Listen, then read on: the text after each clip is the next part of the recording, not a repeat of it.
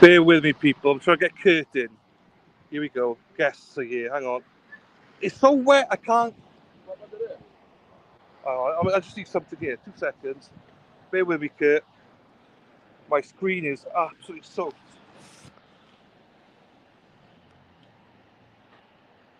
There you go, Kurt.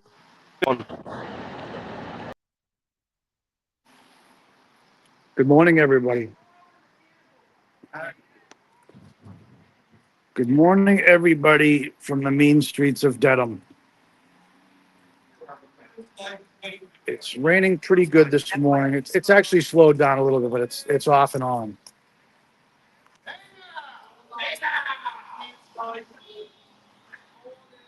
So funny. I'm live, ladies, just so you know.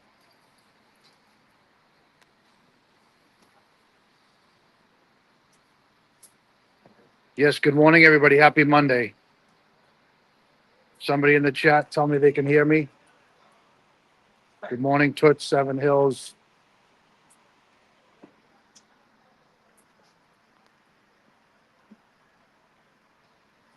I'm going to go with a yes. Jilly Beans, hey, good morning. How are you, sweetheart? Thank you, Forrest Dump. Good morning, everybody. Thank you, Kathy. Hippie chick, Jack Carney. Hey now. Can you hear me now, Jack? Jack, you're supposed to be down here. Justin Rupar, good morning. Happy Monday, everybody. Avinani, good morning. Dina, I can't read this one. Dina War Call. Good morning to you, Dina. Hey now. Tracy V, good morning. Kathy Beans, thank you very much. Yeah, a little rainy this morning, guys and girls. I came over the other side where Court TV usually stands. They've got a stand out here saying they're back at 6 a.m., but it's past 6 a.m. and nobody's here.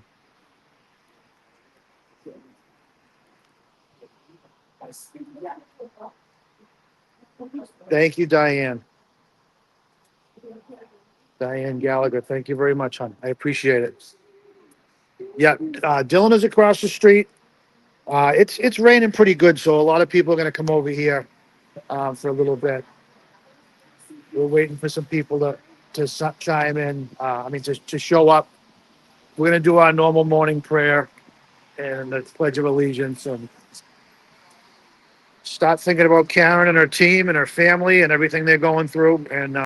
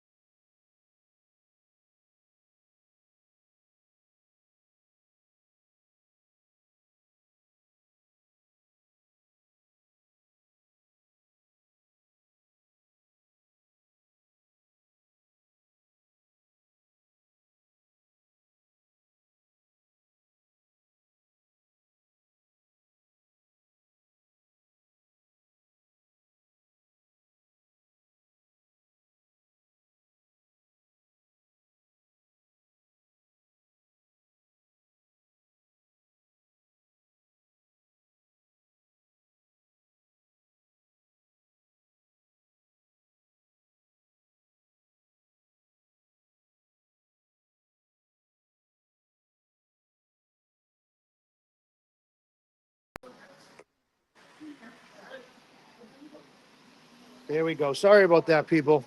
I don't know what happened there. I don't know if I hit a wrong button or if it said something about we lost the stream.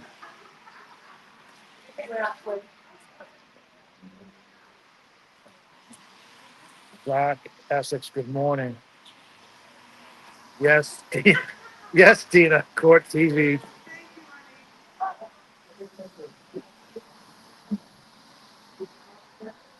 Seven Hills, thank you. C-Star, good morning.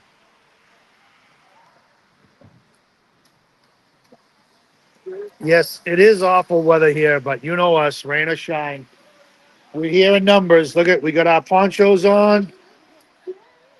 You want to say hello? What do you want to say? Free Karen Reed? Okay, you don't have to if you don't want to. That's fine, honey.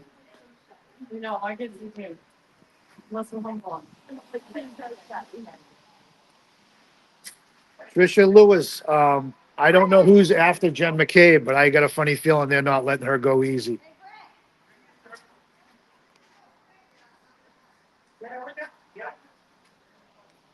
Patricia Staples, good morning from Louisiana. Good morning to you, Patricia.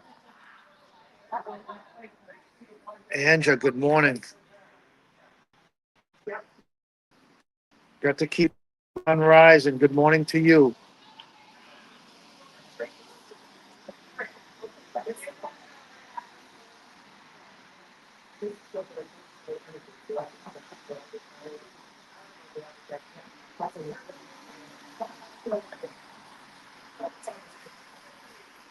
Crazy concert grandma. Good morning to you. I hope you got a chance to go out and see AC/DC last night. I don't know if you're local. Trip G, good morning. Jelly Bean, we got you. Gerald Fitchner. Yes, lovely. Jelly Bean says Court TV sucks balls.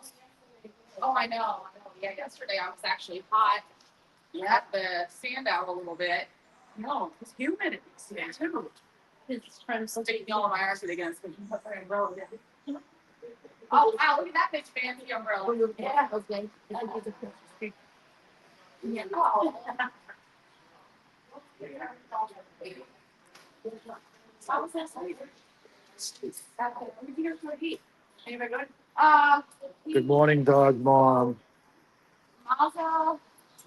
Sally keeps scrolling. Good morning.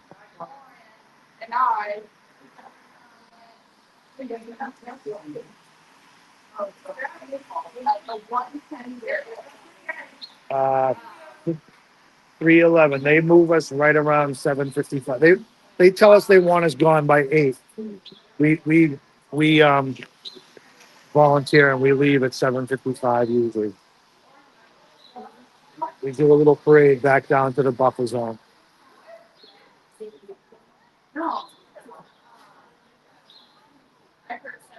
Tima is here, yes. Team Ocasio. Good morning.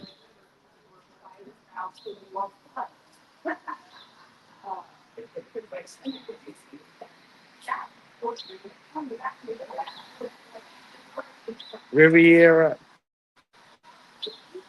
1973. Good morning to you. Good morning. Good morning. I think I got everybody. Nancy C. Heavy at Seven Hills.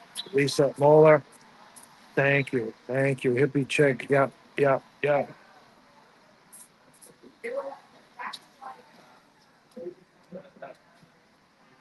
Toots, good morning. I will say hello to Dylan for you when I walk over and see him. I'm trying to keep the camera dry this morning. Good morning, Sherry D. Yes, we are live on Resistant to Silence and the Alternate Corner.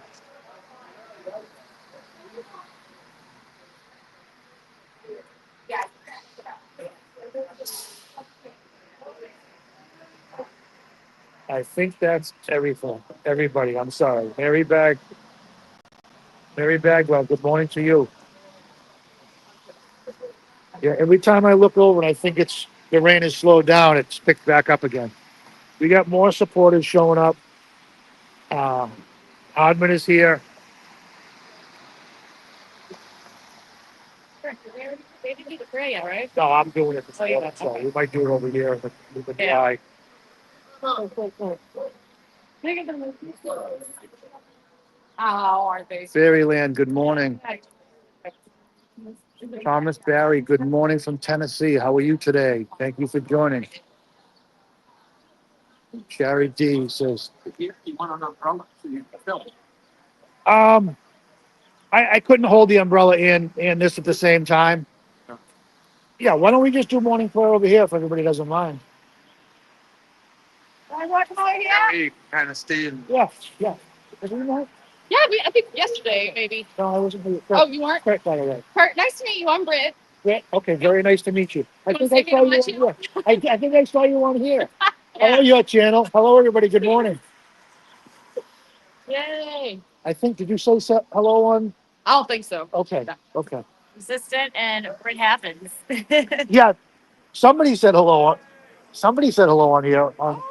Maybe somebody was saying hello to you because they saw you. Maybe. I think I forget what I had you going across the street. We don't want to get wet. I don't want to get my New Jerseys wet. They're all gonna come over here. My hair was straight, all right? Now I look like a wet rat. I was going to say you look a little wet. And I have an umbrella. That's the worst. I have one in my truck too. I'm already wet. It's like the worst part. Yeah, good. Now you're already in. Good morning. Good morning. I like this hoodie. I have this one. Like this one. Thank you. They came up back in the day when they. Is that my buddy? Did you bring a friend? Who's your friend? Is it your sister? Oh, Yeah, you guys look alike. Yeah, you do. Oh, they just like buddy. Wait, so cute. Hey, baby. We don't bite. Yeah, right. all right. We're all coming on this side. What's up, Good man? morning, Peter. Good morning. How you doing, brother? Nice to see you. Nice to be seen. Hey, bud. See ya. How are you? Yeah, I heard that. I thought you were Dylan, you want to turn around and say hello to everybody? Hello, everybody. How's the shop doing? Very good. Very busy. Hey A now. lot of people saying hello to you, Hey obviously. now. There's a little hey nows in the chat. We're keeping it quiet today, but there's been a few hey now. Good stuff. Good stuff.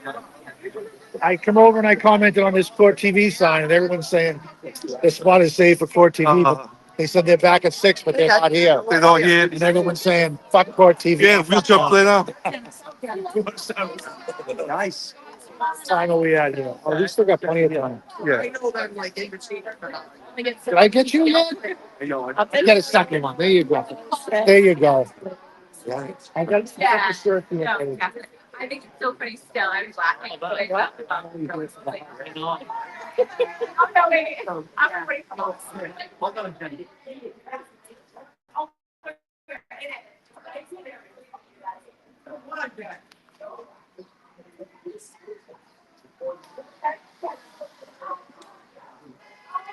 Patricia Vincent, good morning. Good morning to you. Jason King, good morning. Free Karen Reed, yes. Yes, Peter Murphy is in the house.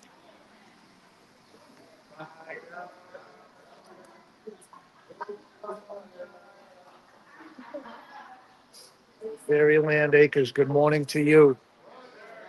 Wayne Prowess, good morning to you from New Zealand. Hey now. I think I'm caught up. If I'm not, I apologize. M says hello to Dylan. Sally says hello to Dylan.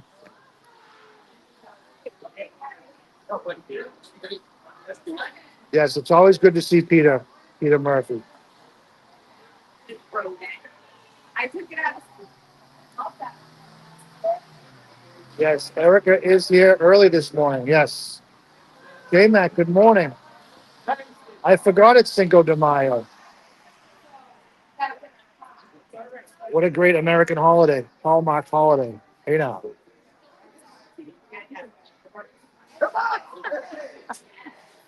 All right, I got to see what I have for battery and see what we have for time. I'm hoping one of my friends will hold the camera because I'm gonna do the morning prayer this morning. I hope everybody doesn't mind. What are you doing, man? Any cleanse?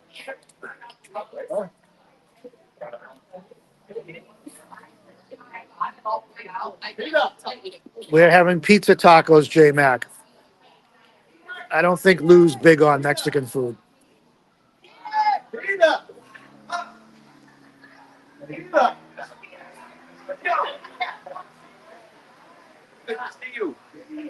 Good morning, Aaron. Yes, Patricia, free Peter Murphy. Yeah, for those of you in the local area, we have dive bars on Monday night. There's four. We have like 5 different locations, but if you're in the Norwood, Dedham, Walpole area, 198 Central Street in Norwood. I'm gonna hand the phone off. I gotta get ready to do morning prayer. And then we'll probably try and get a picture or something soon. Yeah, like. Timma, do you mind? Good morning, sweetheart. Do you mind holding this while I do the prayer? Yeah. Try to keep it out of the rain. Like you don't have enough stuff going on. They coming up or down? Okay. Oh, how's that guy? Still waking up. I'm still waking up. I'm not ready. Sidewalk? Sidewalk. Oh my God, what the fuck? Onion, hey. Okay.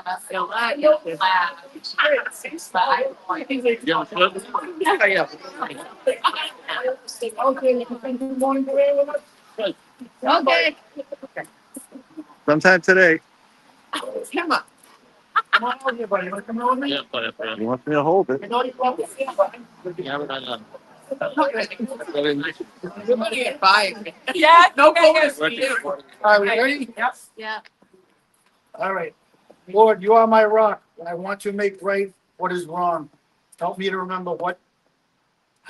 remember you do too. That you call about justice. You care about justice. I apologize. Thank you that you are my rock. That your works are perfect and all your ways are just. I can depend on you when fairness seems a long way off. Teach me to bring my hurt, anger, and resentment to you. I ask you to step in and make wrong right. I trust you will act on my behalf because there is no one holy like you. Then my heart will rejoice because you make me strong. You will give me an answer. You will bring dignity and honor. Amen. Amen. Amen. And do the Pledge of Allegiance. You guys know how to do that? LJ? Yeah, keep sense. Ready? See. Pledge allegiance to the flag of the United States of America and to the republic for which it stands, one nation, under God, indivisible, with liberty and justice for all. Free Karen. Free Karen. All right, yeah. Hey now. Who's going on? Jamie? Okay. You want to try and get a group picture before we do the march? We're gonna do it. Thank you, Tony. Yes.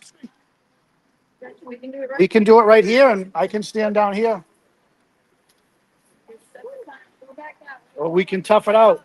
Is that way closer? Yeah. Say that way.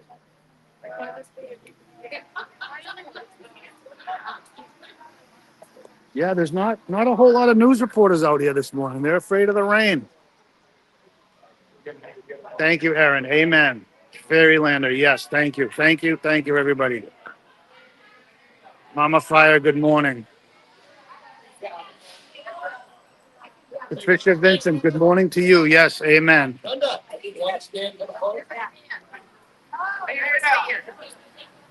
I can,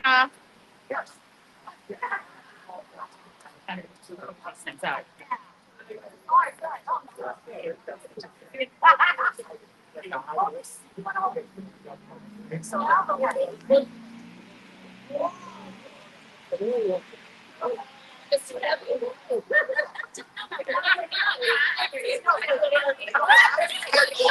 I'm like, here, if you want to do a picture on a timer, you can probably get yourself in. No? Well, yeah, we'll do. Yeah, Oh, okay, perfect. good. Thank you. Okay. Thank you.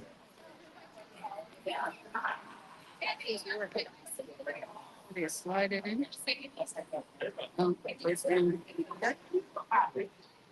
Yeah.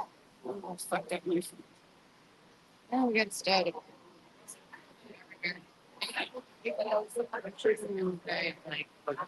There we go.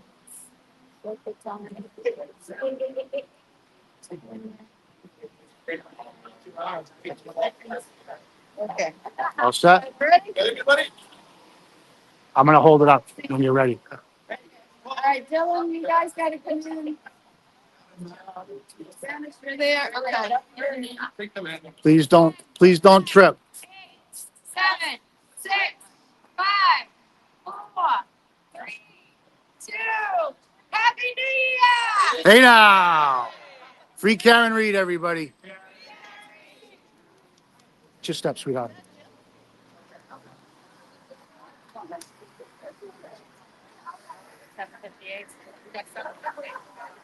We got about 6 minutes. Got about 6 minutes before we got to do the march.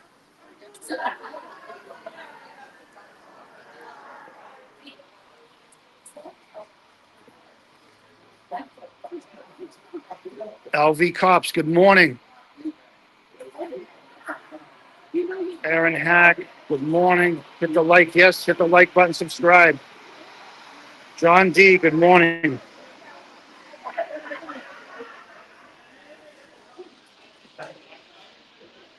Patricia Vincent, thank you for the kind words. Yes, we loved having you. Love having new people that dive bar. Oh, I did it again.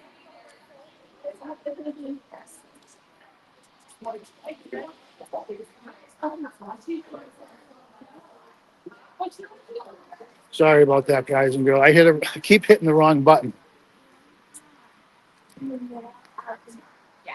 We got about 5 minutes. T minus 5.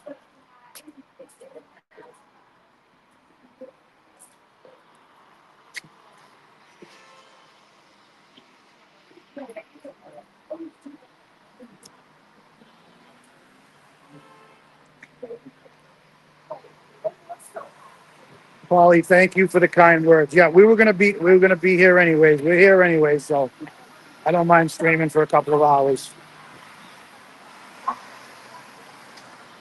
Michelle says it's rainy in New Jersey also.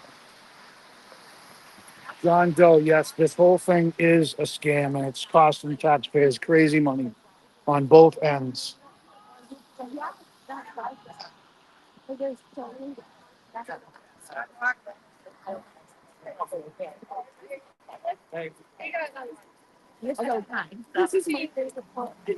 Can I use that? You have an umbrella? Is that yours? Yeah.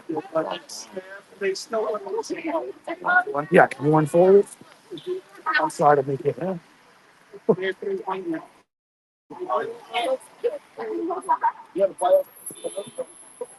Yeah, here, yeah. All right. They're like, nah, they're like, We're gonna try and balance this out. We got an umbrella, we got a Red Bull. Wednesday. I'm from here, though.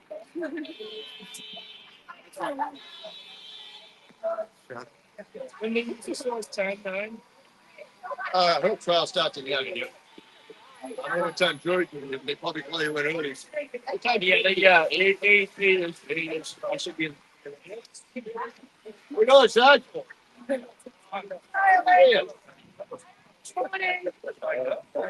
The granny bag, though. Buffer zone stage, yes. Good morning, Druid. Feet that way. You want to feet that way. Okay. Yeah. On the sidewalk.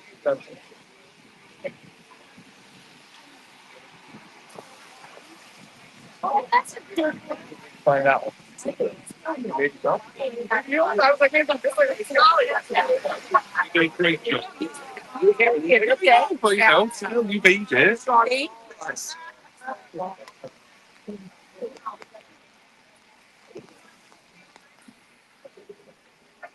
Druid, good morning. Hey now. Roseanne.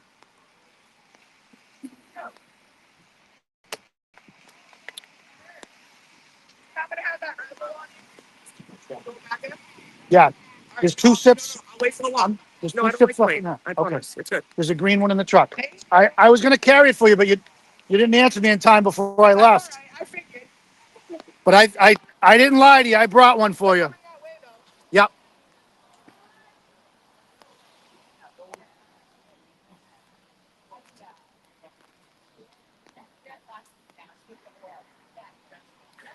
Yeah, I'm gonna walk down a little early and get a spot. Um, somebody was nice enough to lend me an umbrella. I had one in my truck. I was hoping I didn't need to use it because it's awfully hard to hold the umbrella and the camera and my Red Bull and shake hands and give hugs and everything. I did not say good morning to my beautiful wife, Donna. Hope you have a great morning.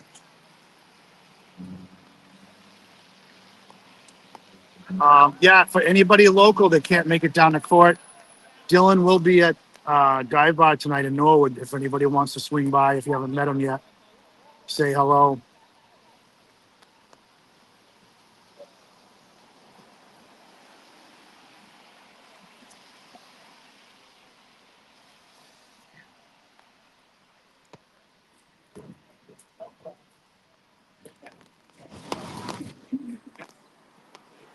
No. What's right there? Sherry D, we usually get there around 5 o'clock. We used to stay a lot later, but now that court's back in session, a lot of us are gone by. Well, a lot of people are gone by 8 o'clock because they, got to get up every morning to get back over to court. But some of us stay till 9 or 10 o'clock. But it all depends on the night.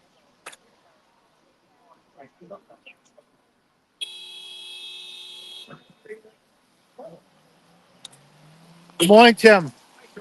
I'm doing good, buddy. How are you today? Very good, thanks. Good. To see you. Glad to hear it. You too, buddy. Yeah, they have. If you can't make Norwood, they have one. They have one in Stoneham tonight also. I believe it's called JJ Grimsley's. I apologize if that's the wrong name, but um, I think that's in Stoneham.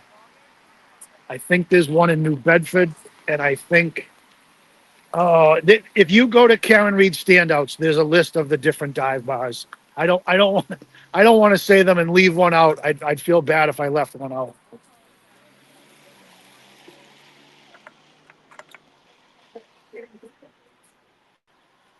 Yeah.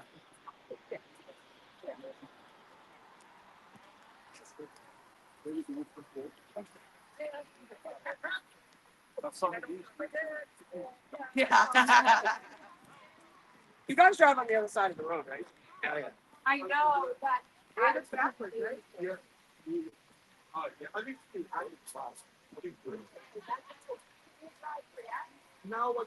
Good morning, LB. At first, yeah.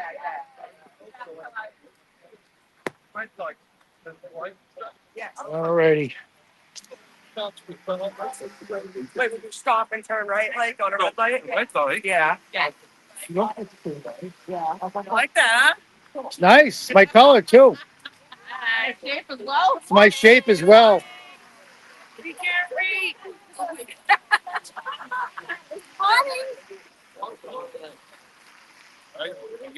Good morning, JFK's girl. Stacy, good morning. Young forever. Uh, Young Forever's asking week 2 or 3. Oh, I can't even remember. I think this is week 2.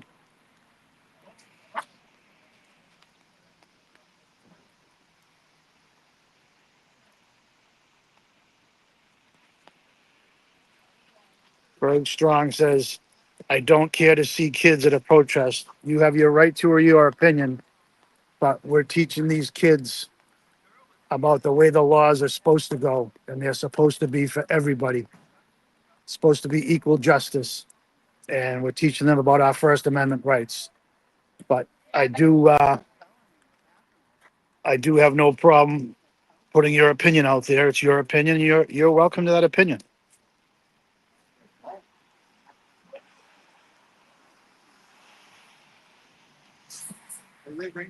Fairylander, thank you. Week 2, day 9.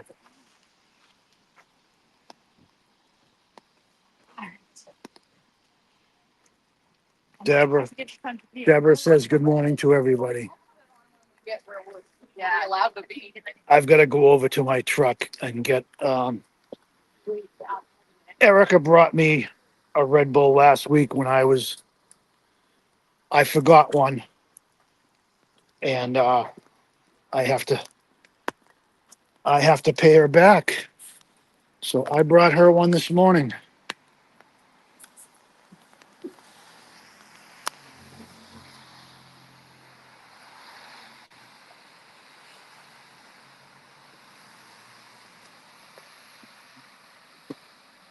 Yes, JMac. Yep, they are learning how to stick up for their rights.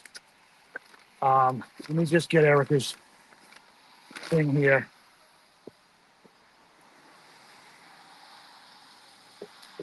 Yes, they're learning to stand up for what's right, and they're learning about their rights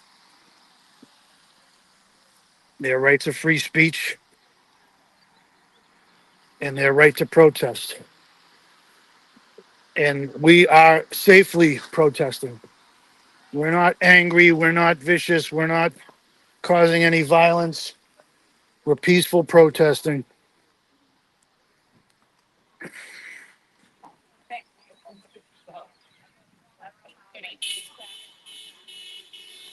There's Jilly.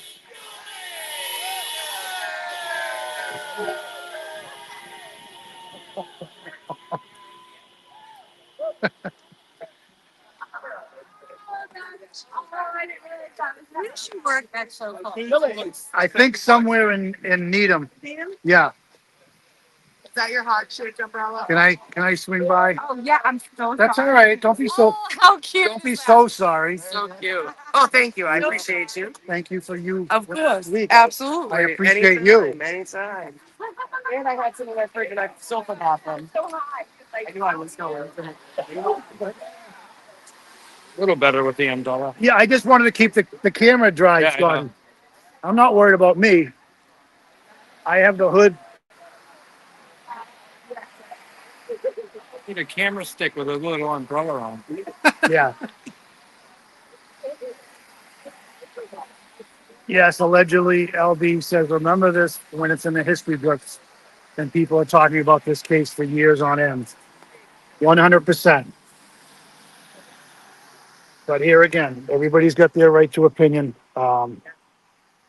I'm not going to fault them for that. Hopefully they'll change their opinion. You know, there's a lot of people that had their opinions about Karen being guilty or innocent, and they've listened to us and they, been made aware, and they've changed sides.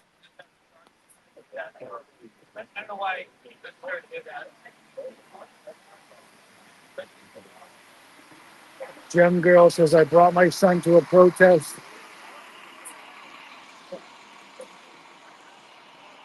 in middle school, and he ended up going to microphone and speaking out. It's a great lesson. They may be surprised. Well, some people find their voice at a protest. Some people, learn to speak out and watch others speak out, and they learn that they have a voice, and they learn to speak out about their rights.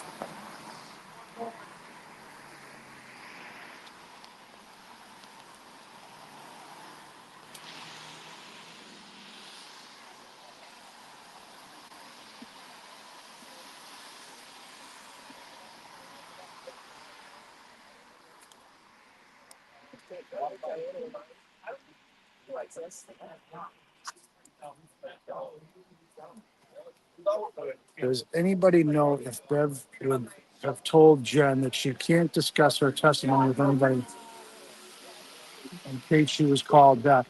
I wasn't aware whether or not she was done or not. I could be wrong. I thought they were. I thought they were still going with her. I only get to watch bits and pieces. I don't. I wish I could watch the whole entire, um, all the testimony and all the question and stuff. But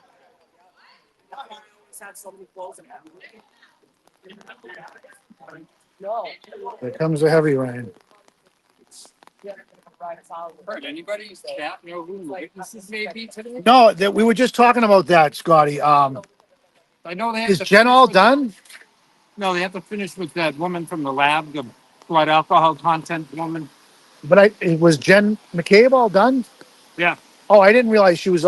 See, I'm so far behind. yeah, because after they were done with McCabe, they brought up the lab expert, and I don't think they're done with her. But I don't know Okay. who's after that one. Okay. Well, you got that right from the mouth of Scotty McGinnis. So if Kinda anybody hard would to, know, determine what Hank Brennan's witness order is, But I don't yeah, know. he doesn't have a list. He has a witness list, but you don't know. He doesn't call them in I that think the order. defense may know who's coming up next. But Yeah. I haven't just over the weekend. I didn't get any word of who the next major witness is. Yeah. They have to finish with this boring lab expert, but who the next big witness is, I don't know. Right. Right. Well, I hope that answers the question. I apologize. I thought that I didn't realize they were all done with Jen. I'm gonna have to get caught up.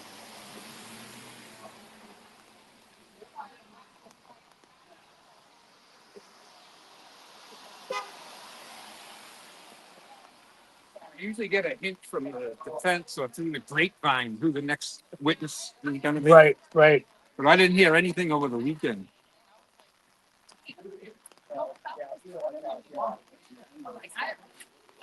Yeah. Young Forever saying, "Bring on Proctor and Higgins."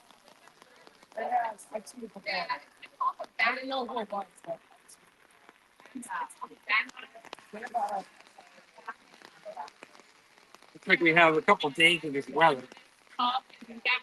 It's just free training right up off the east coast of the United States, right up into New England. I was hoping it was gonna be like it was when I first showed up this morning, just very light sprinkle. But I was checking the radar. You can see different waves coming in. Coming directly from the south to the north into New England, which is unusual. yeah.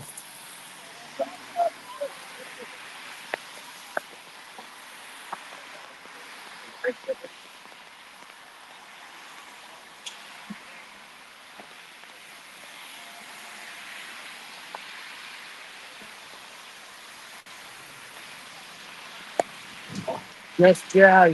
If there's a long list of witnesses, it's supposed to be going on for a while. Um,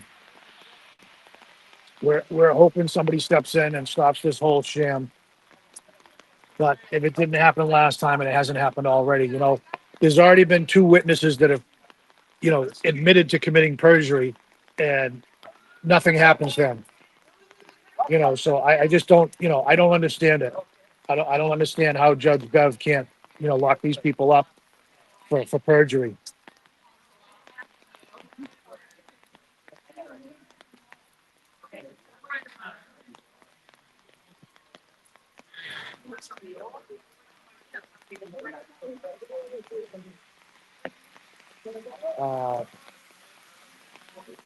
Phi Kim, is that Phi Kim or FJ?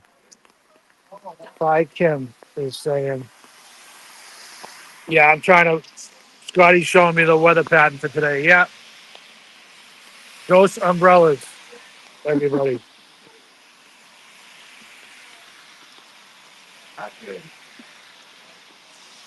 Yes, we are outside the buffer zone now, so everybody can have their signs and their free Karen Reed. Dennis the Godfather, leading the way. Mr. Peter Murphy.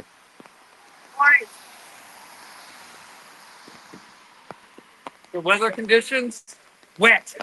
Yes.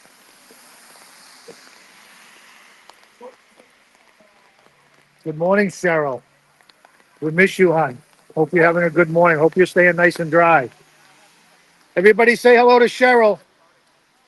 Cheryl, we miss you. Enough is enough. Cheryl, nice and dry down there, Daddy. You're all wet. She's home peeling potatoes, as she says. Oh, what time is lunch? I don't know. Feel better, Ruby. Feel better, Ruby. No, it's not cold rain. I mean, it's, we're in hooded sweatshirts. It's wet rain. It's New England rain. Wet rain, I like. Wet rain. You said it. Ah, too funny.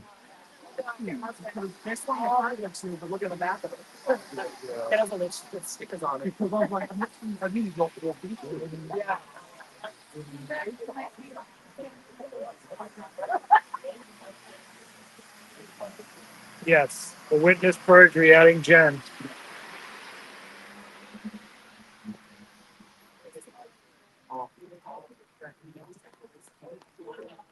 Talk time, thank you. Wet rain is the worst. Yes, you are right. Casey at Bat says we need the rain in Vero Beach, Florida. We'll send some your way. We have plenty here to last us for a couple days. Everything bloomed last week. Everything blossomed and bloomed. A lot of the trees, a lot of the greens came out. Gem Girl, Karen has support from Chicago and Wyoming in the chat. Thank you. Yes, we need support from everywhere. Cheryl, we miss you too, hon. Enough is enough.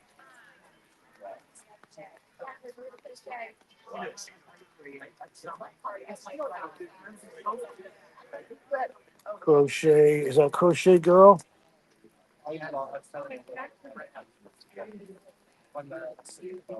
Crochet Crime 30. Good morning. Yes, you're also from Vero Beach. Ain't out of Vero Beach.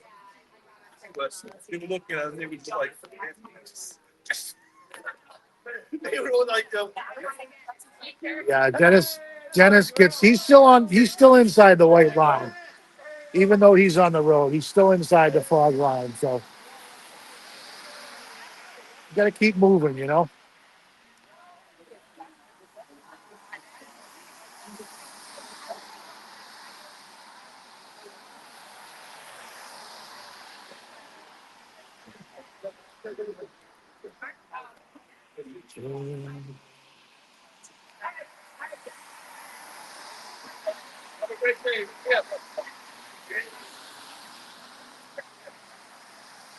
Oh, you got yeah. She told me she was coming by the standout. I couldn't make it yesterday. I'm glad you got it, hon.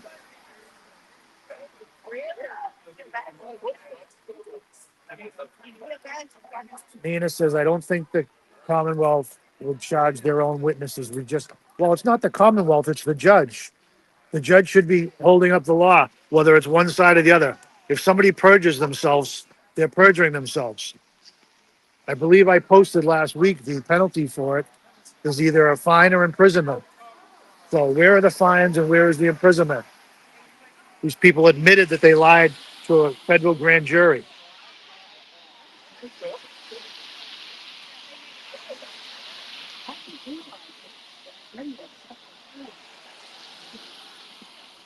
Betty Divine, it's pouring. My street is drying up here in Middleborough. Thank you for the kind words. Yes, menopause. Bev is corrupt. Thank you, Janice. Yes, Marshall Leonard points out that they're not intentionally perjuring themselves. They didn't mean to perjure themselves. Just like they didn't mean to beat up Officer John O'Keefe and leave him to die on the front line.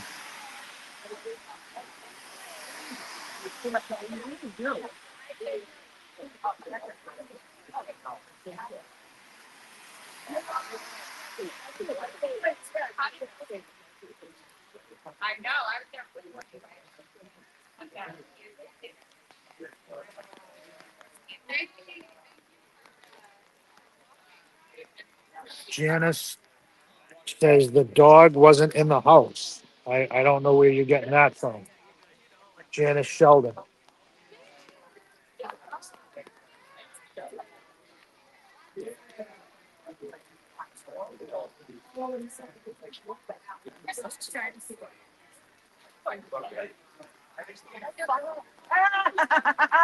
That's my girl. Absolutely.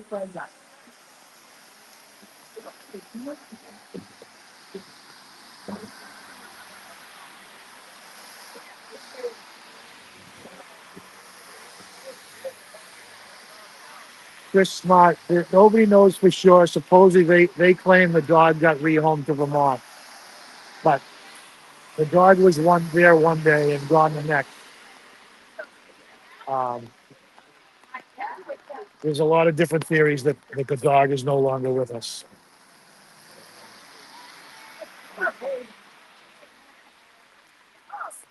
Dennis is always being told to go. He waved. The street old man. There you go, the way I just got back.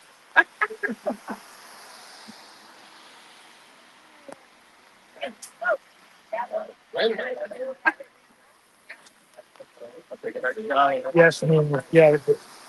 The dog supposedly was taken out by I forget the girl's name that supposedly took the dog out, but anybody that has a dog for 7 years doesn't just all of a sudden one day get rid of the dog.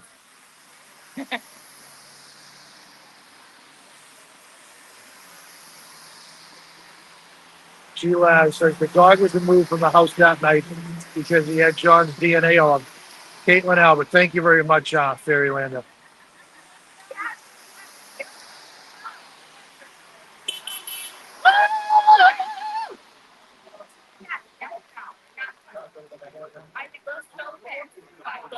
It's getting hard to read the chat, everybody. I apologize. RVA, dog mom. Get like, Lay down, so. I'm getting the full experience.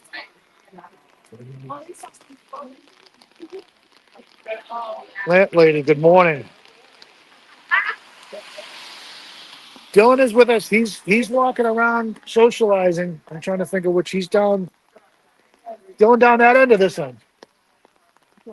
No, is Dylan down there? Oh, okay. I'm just gonna sneak by you. That's all right. Don't be sorry. We only got half of it, but that's fine. Good morning, Dylan. Sorry. People are asking to say hello. Hey now, how are we, people? Dive back tonight. Fairylander. We're going to be there in Norwood tonight from 4 o'clock. I think Dennis myself will be there from 4. From 4? Okay. 4. Yeah. We're going to probably Start leave early. early because they can't have Chronicles on tonight. They Okay. got talk about Lanka. So Eric A and wanker? Wanka Lanka. Wanker Lanker. Wanka Lanka. Oh, I didn't know we renamed him. Oh, I didn't did I? So we spoke. So that's on tonight. I'm not sure what time, but we want to go back and watch that tonight as well. Very So good. Support Hampton Chronicle. So yeah, it's good. Chris did a great job selecting cleaner. Dina's here saying hello. I mean, there's a ton of people saying hello, but Hello, everybody. So if people didn't know, Claire, when we first started, it's like, I can't, I'll do it as a favour. I won't do, I won't do. Then all of a sudden, now we can't get the camera off him. He's like, give me the camera, I'll do it. Not right. And if he hasn't done it, good morning to you, Donna. Beautiful Donna, good morning to you. I'm not sure if he's done it yet. I did send a shout out to my beautiful wife. There you go. But thank you for you doing it. That's fine. I was hoping you hadn't done this. And we are having Ann's world famous baklava tonight. Oh, Wanted to make sure you got to sample it. I want to sample that bad boy. I will have to go. Yeah, there you go. She's coming now. She wants to No, start not everything. Oh, should be good. Yeah, we got all kinds of different styling umbrellas. I didn't realize the one that somebody let me borrow was heart shaped. So I look real manly walking around with a red heart shaped umbrella. But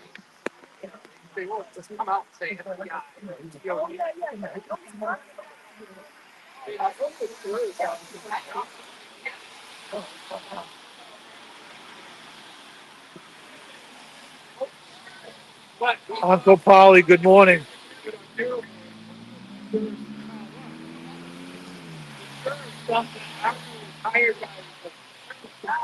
Christina says, morning, it was a fight gone wrong. I do not think they meant to unalive him, but things got out of control. You're absolutely right. But if telling the jury, hey, they were hired by the Department of Justice before they even knew who Stan Reed was, that holds a lot of weight. Dylan is having a blast here. He was a little under the weather when he first got here. He was actually under the weather when he got on the plane, leaving from Dublin. But he said he's 100% today. But now we got some crazy weather coming in. The fact that the FBI, DOJ, with the active is gonna pop up here. Jay and Hall, good morning to you.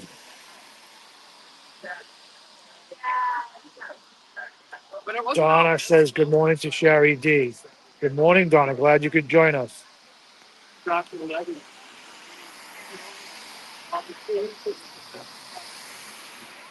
Queen C just had baklava in Sweden.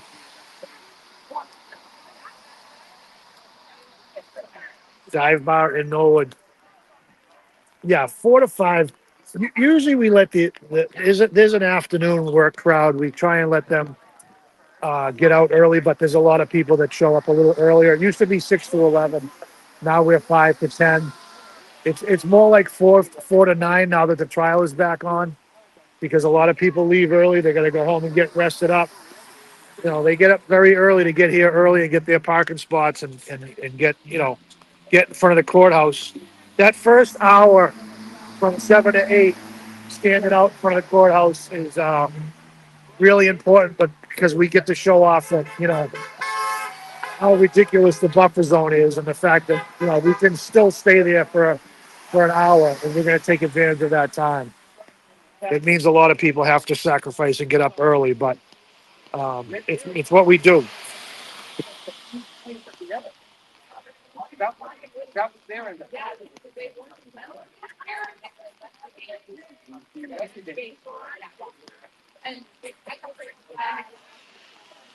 Mark Cunningham says his mother makes a damn good baklava as well.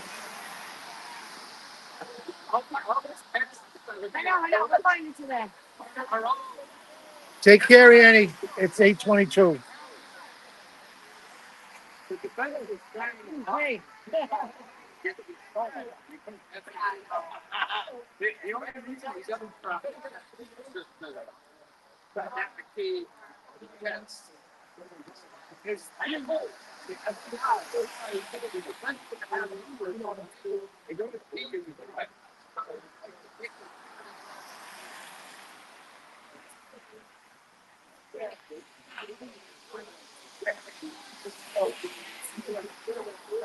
Yes, everybody, if we can remember to go to they're compelled to. Both the alternate corner and resistant to silence.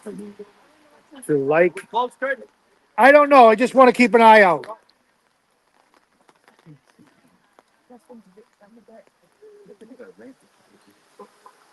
The only area Cicely Lever is asking, are we allowed to set up canopies? There's not enough room on the sidewalk to do it. There is a parking lot down the other end of town where they let us set up canopies. It's close to the highway. It's good for protesting, for showing, you know, showing people that are commuting back and forth to work, but it's nowhere near the courthouse. So Karen wouldn't be able to see us from there. Janice says God's hands are on this. Yes, we are praying. We are praying that God's hands are on this.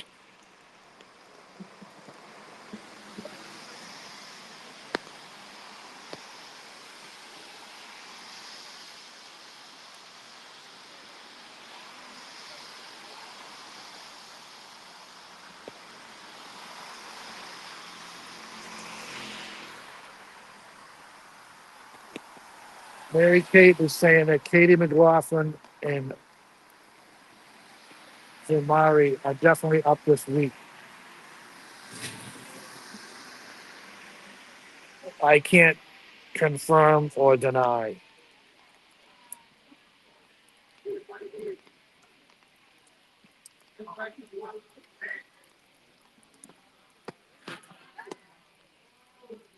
Yeah, Jason King is asking, can we get a view from the front door from the new owners of 34? We've stressed this before. Try not to bother the new owners. They were not made aware of the situation when they bought this house. And I mean, people have a right to drive by and take pictures and stuff, but we ask that you please don't bother the new owners. They've been through enough.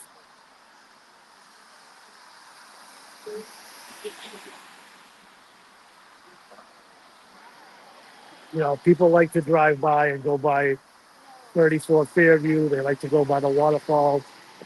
D&E Pizza, they're calling the Canton Prime Tour. But just be respectful.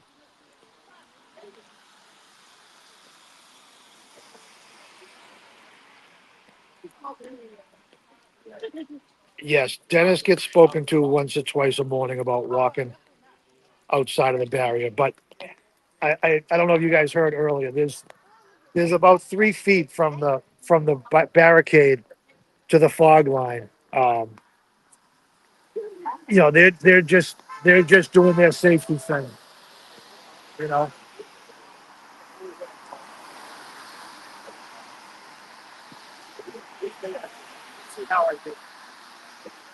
Good morning, Terry. Morning, Kurt. You think? It's like 15 minutes. We never know. Right around there. Usually right around. Yeah. But I come up here.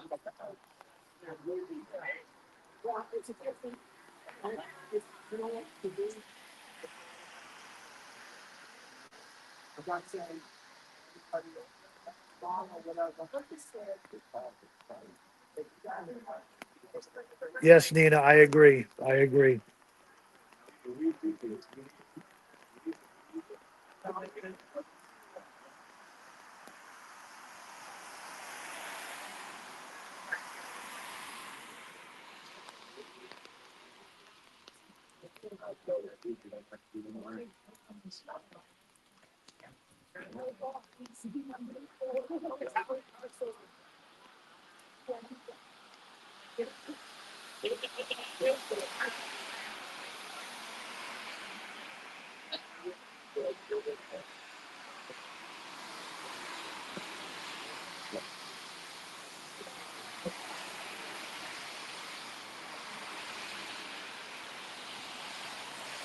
Kathy Dennis. Good morning. Good morning to you.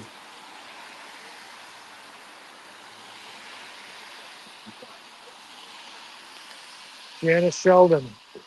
Can I say hi to all the Kiwis in the movement? Good morning to you. I apologize. We're starting to get a little rain on the phone, so every time I touch it to keep up with the chat. I don't recall says good morning to all of you. Thank you. Thank you for joining us. LPX, good morning. Good morning to you. Hey now. I'm going to sneak by you ladies, okay? You want to trade umbrellas? But that is my Huh? I know it is. You just like me holding it better, don't you?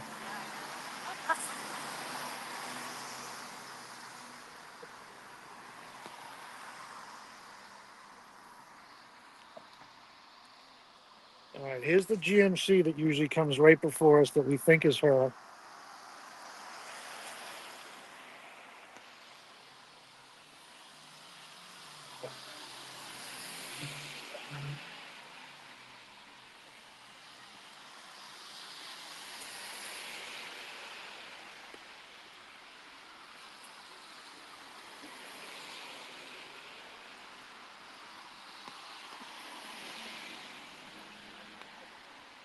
Maura Davidson says, hello, everyone from Scotland. Hello to you. I hope I got that name right, Maura.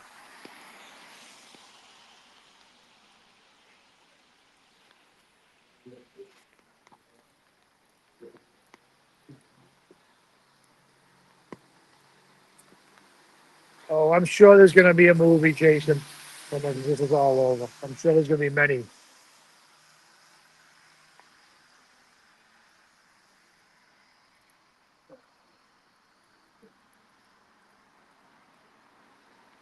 Colleen R. No, Karen is not driven by yet. We expect her, within the next 5 or 10 minutes or so, but we never know. Some mornings she's early. And for you people that are new here, um, I usually give a loud whistle. The only problem is I have an umbrella this morning. I don't know if I'm gonna be able to. I do that whistle thing where I gotta put 2 fingers in my mouth.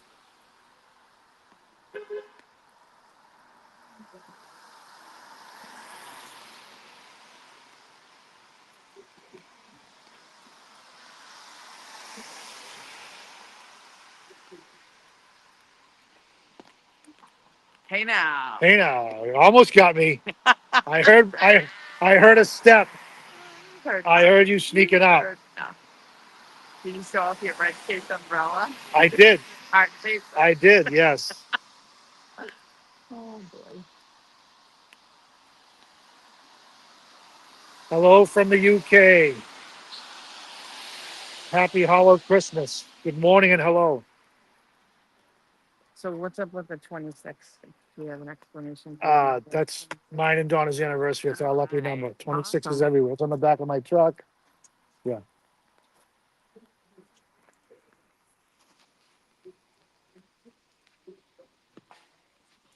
Shay's mom, good morning to you. Good morning to you. Debbie L. watching and supporting from I can't talk. Supporting Karen Reed from California, and she gives a high five with a hey now. Lisa Oach, good morning. Hi, Lisa.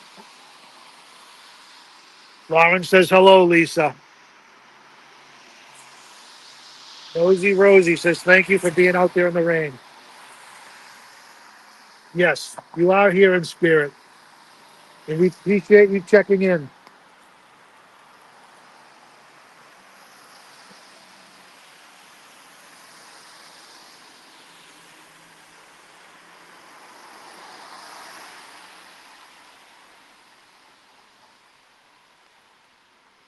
Yeah, we haven't seen Turtle Boy this morning. Scotty's checking in.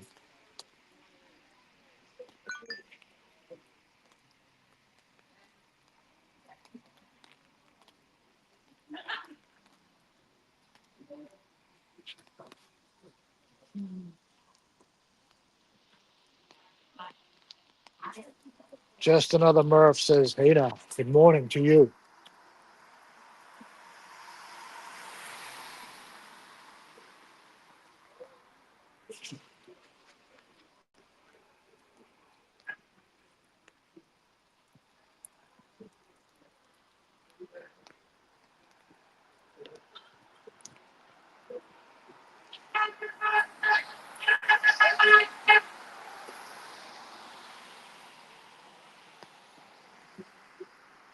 Speaking of,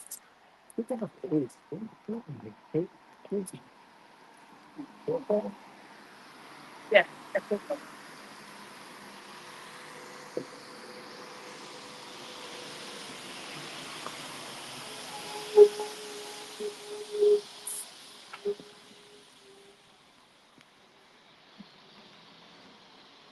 the chat is going, what's that? Hey now, look at you. Hands-free umbrella holding.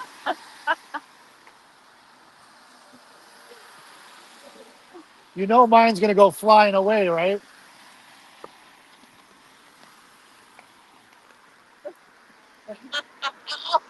I told you.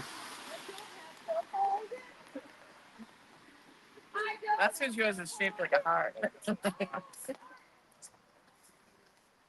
Ashlyn found a new way to have the fence support her umbrella so she doesn't have to hold it.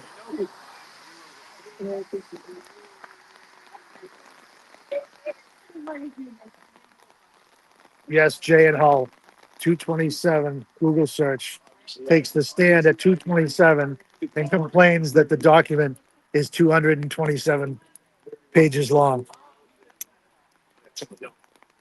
Take your time. Alan Jackson telling her to take her time was classic. It's almost as classic as when Judge Bev told him, enough with the of course, and he replied, of course.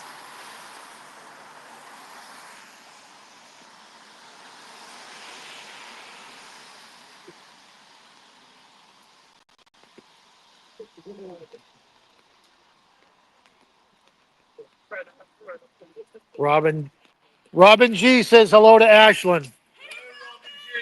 Hey now. Love meeting you, darling. Karen did not pass already, Elise. We are waiting patiently.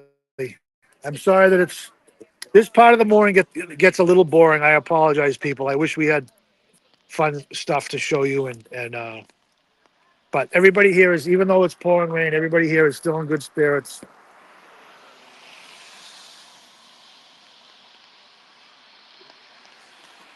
Good morning, Olivia. She says, you guys are always so committed. I appreciate you all. And Karen, Officer John O'Keefe, and Karen's team appreciate you all. Yes, thank you very much. Thank you for the kind words. Just trying to show, show awareness and make people aware of what's going on here.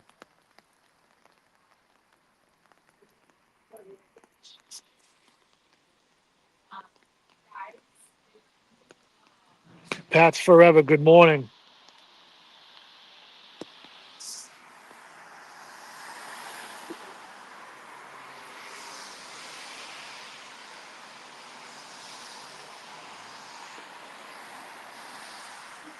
Uh, Maureen says Turtle Boy didn't get a seat this week. Good morning from Venice, Florida.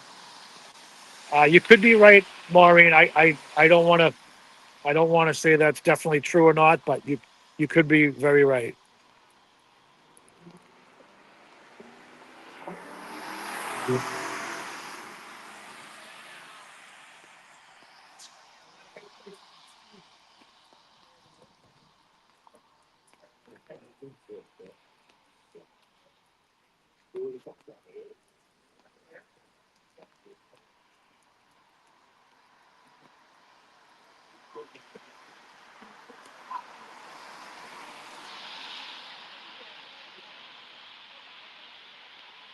Susan McElwain. Good morning from Ayers Beach. Good morning to you, Susan.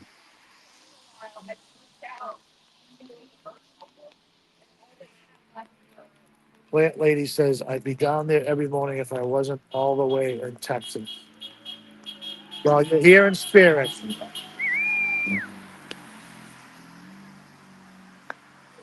Thank you for checking in. Plant lady. That's forever. Grew up in Marshfield years ago. Good morning. Good morning to you.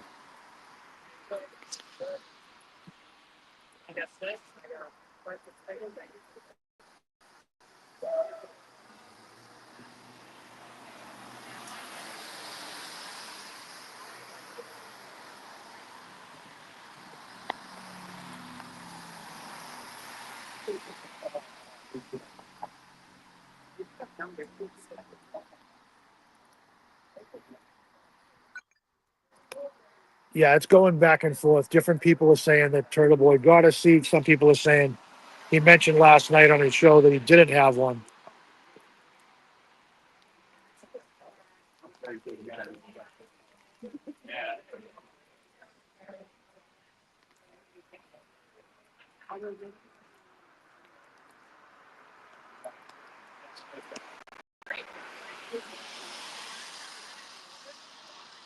Resistance is asking, could you please uh, post the Venmo and the PayPal links for Karen Reed's Defense Fund? If we could have Shari D or somebody do that.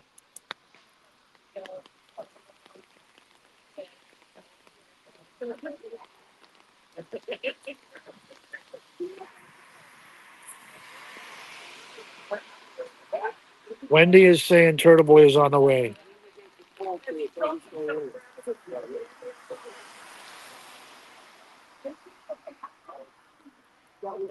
Brother 45, I apologize. Yeah, we're waiting for Karen to drive by if you're new to the channel.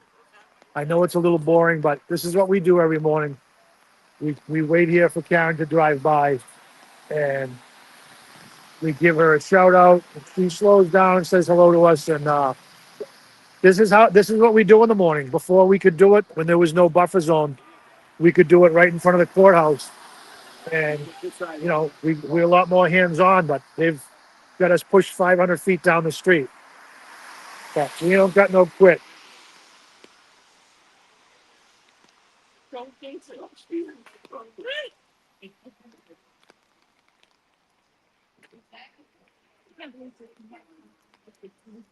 Yeah.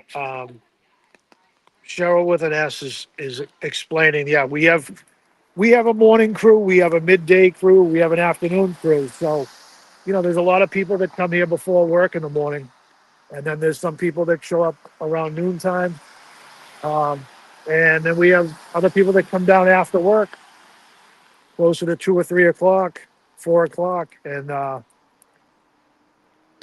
watch everything that goes on when they finish up.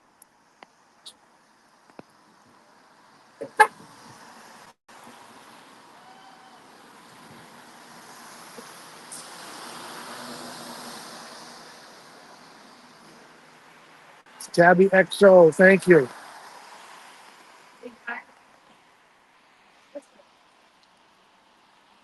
Pat Maddox, good morning.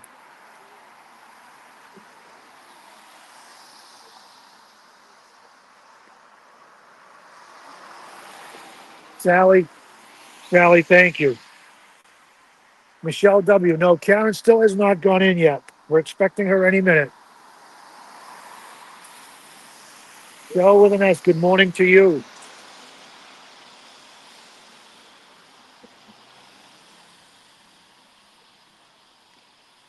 It's me, Josie. Yes, thank you for the kind words. All right, any update on her coming? No. We like I say, we never know exactly. Right. One day last week, somebody got a hint that she was 10 minutes away, but nothing this morning. She come. Yeah, no, she will.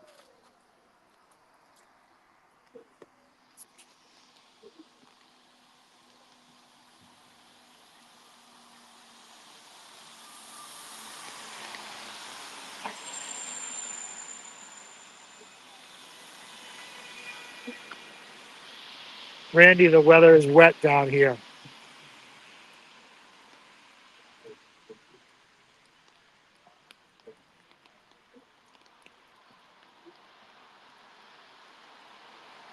How's the weather on your end, Brandy?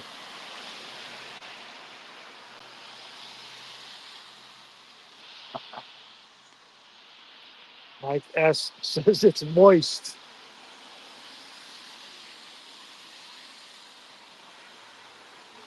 Catherine is watching from Glasgow, Scotland. Good morning to you, Catherine. Chrissy Ellum is in the chat. Chrissy Ellum says, I was in the desert. I'm in the desert. And it was raining yesterday and this morning.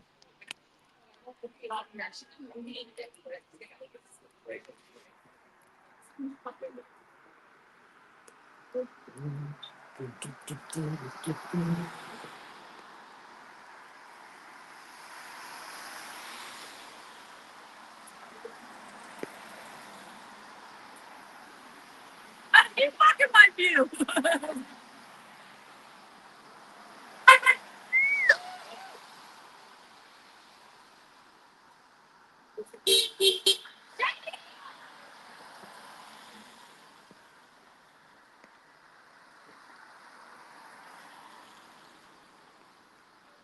Going to be the next light, at least the next light cycle.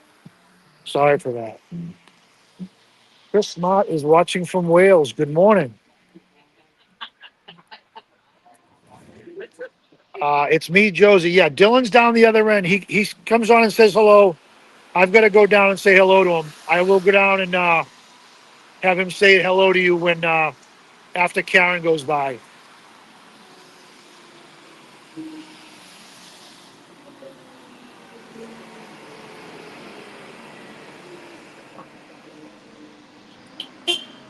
Ashley McNamara, good morning to you. Yes, it is a lovely rainy morning. Here we go, everybody. Here she comes. Down here on the pavement of the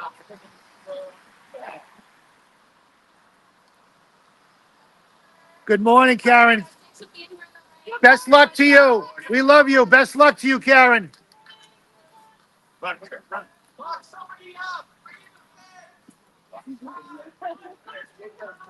We're going to be able to get a second shot at her. Sorry for the bounce. Right behind you, hon. Right behind you, hon. Oh, there you are.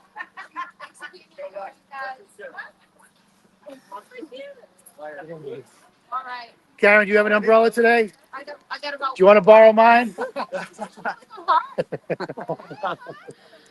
I love your new red. Hey, buddy. There he is. Hello, Alessi. Good morning. AJ, good morning.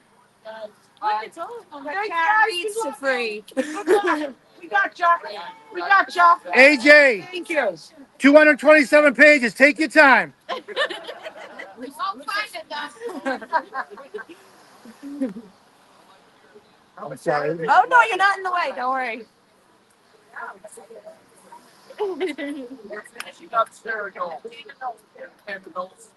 Yeah. What's after that? No, it's just serious.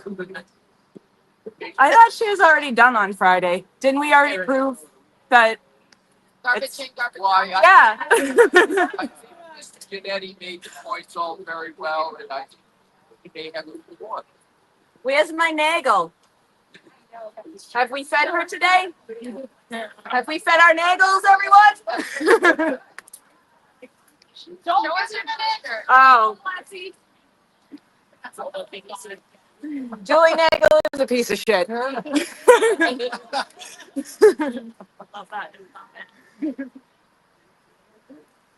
Mom and Dad coming this morning. We haven't seen them.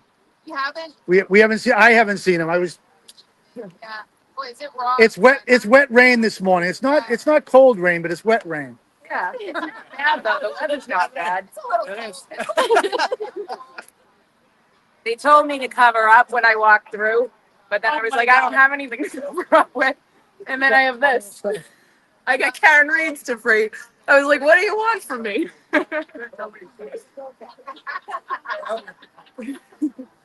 go from here. Some of us go to work. Some of us go down to town to I get go down breakfast. the other end where it's only 200 feet. Like past the court. Oh, So I hang down there. I go back to Laconia, New Hampshire. Alessi, can you give us a hey now? I have to be careful what I say. Okay.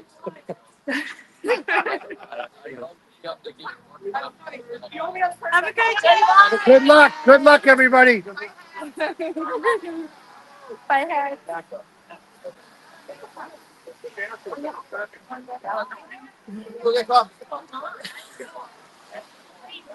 Yeah. Oh, right.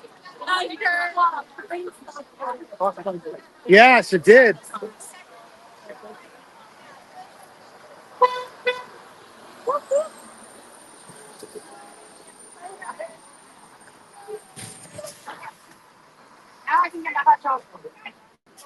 Aaron had, yes, Alessi is, they're all great. They're all great.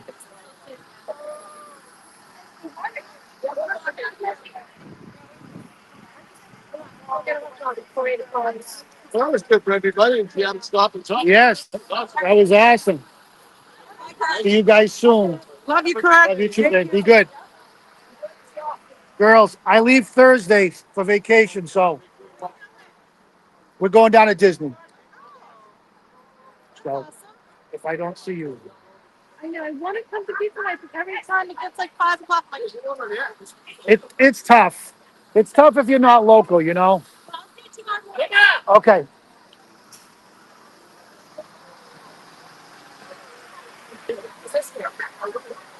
Huh? he was off right like what? I'll ask Dennis. I think Dennis. But I'll be on the stream in a All right. bit. Okay. How long? I don't Rough know. idea? We got to go to the store, so Yeah. less than half an hour. But Okay. Very. I thought if you're done, then Yes. just call. I don't know if Eric is going to take over or whatever, but It's fine. If you got to go, you got to usually go. on till 9 or a little after 9. Yeah, we'll play music if not, so it's all good. Yeah. Mexi Texi in or Yes, Sherry she'll be D? in. She'll Mexi be in, so Okay. don't be worried. She'll be there. All right, good night. See you tonight, brother. Looking forward to it. Baklava. Yes. Baklava? Baklava. Baklava. Jessica says hello. Hello, Jessica. It's sometimes Joe. It's me, Josie says hello. Oh, I'm a hot mama. She's been asking for you. Yeah, Josie's hot mama. All right, got to go sweet and soaked in. Dennis, Dylan's ride is screaming to let's go. Dennis is soaking wet, so he wants to go dry off. That was probably the longest time we had to stop That in was traffic. that was great. Yes, everybody get to say hello. That was perfect. See you guys soon. You know, have a great day. This is your last day? Possibly. Possibly. Have a great Yeah, vacation. thank you very much. Right. Thank you very much. Thank you for that. Need anything before you leave, call. All right, we'll do. Thank you. Stay dry. Thank you, Kurt. Number it so he knows who's All right, have a great day, kid. I gotta go to the 200-foot buffer zone. Post up on the other. Yeah, that one is closer, but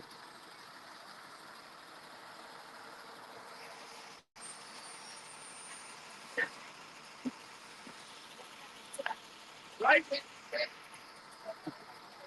Hey now. Peter, you be good, buddy. We'll talk to you soon.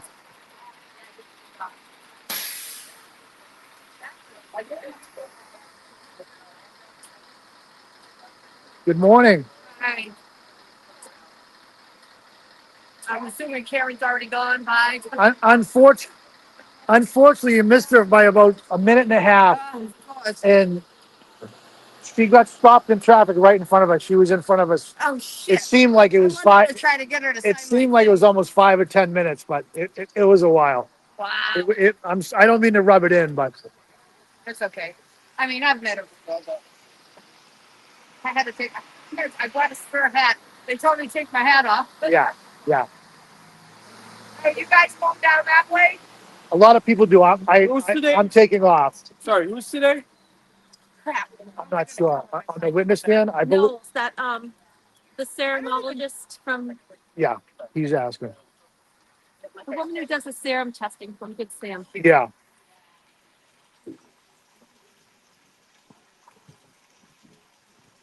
I better try to cover this. I should have brought freaking paper bags in the bags because it's double-sided. When do I believe I have one in my truck if you want to walk over. Do you? Yeah, Where's your truck? right over here. Take a walk. Within the buffer zone? Hey, what did Yeah, we're right over here. Come over. Look at my shirt. I saw it. It's great. Huh? Let's just watch the traffic so we can get you across. Come on, quick, quick.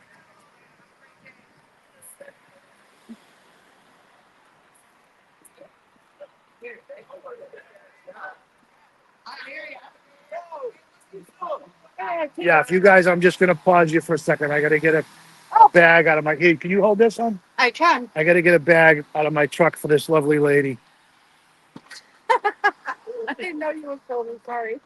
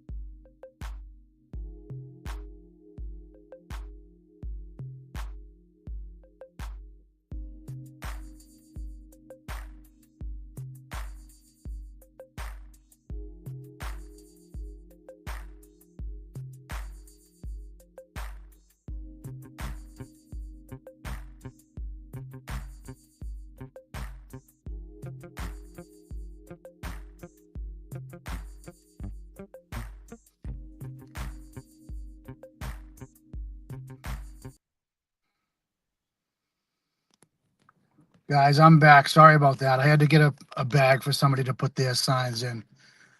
Um, I saw somebody asking about Rita. Rita has taken a little bit of break. She's still supporting us 100%. She's just busy with a lot of stuff in Canton with town issues. And she also has a personal life. You know, she has family that she helps take care of. But I actually ran into her over the weekend. She said to say hello to everybody. She's going to try and get back down, but she is very, very invested in trying to fix Canton. Jay and Hull, I have to disagree with you that, you know, it wasn't Rita that was hurt that didn't get invited. A lot of other people thought that she should have been invited. But listen, there's only so many seats at some of these venues. And unfortunately, they have to draw the line there. That event was more about Karen's family and close friends. They only had about 20 extra seats, but this has been explained a bunch of times. But that's just my 2 cents on it. I don't want to spend a whole lot of time on it.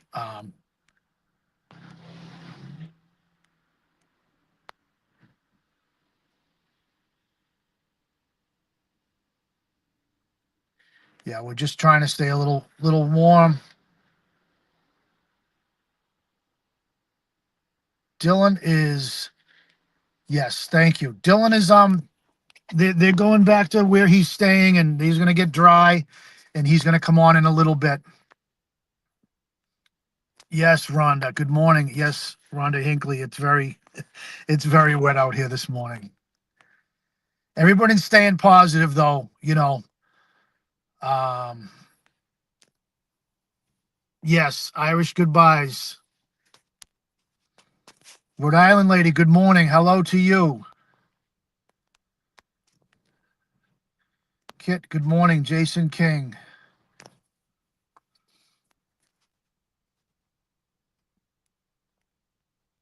Yes, Dylan is going to stream on this channel and watch the trial. Yes, yes.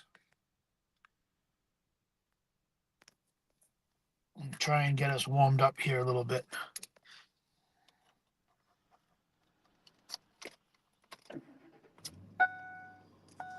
Yeah, Mexi's going to be taking over the chat soon, so you guys will be heading over to see the lovely fan.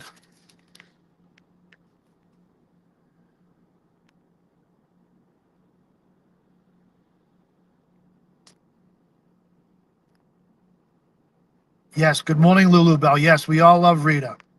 Good morning to you.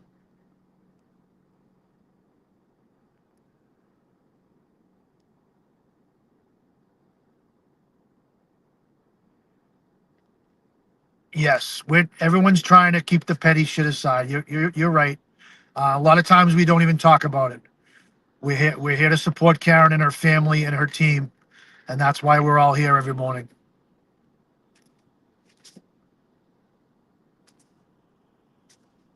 Jimmy Carpenter, he went back to his place to warm up a little bit. He's going to be on very soon.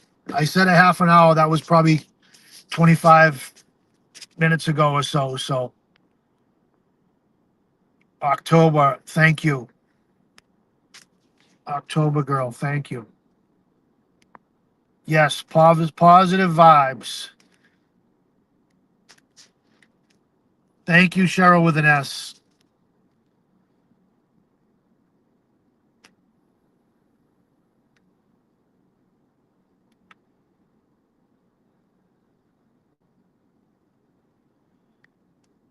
Yes, we got an extra special this morning. It seemed like she was in front of us for 5 minutes. It was awesome. She got to say hello to a lot of people. We got to see Alessi and Alan Jackson. If you missed it, you can back up on the stream.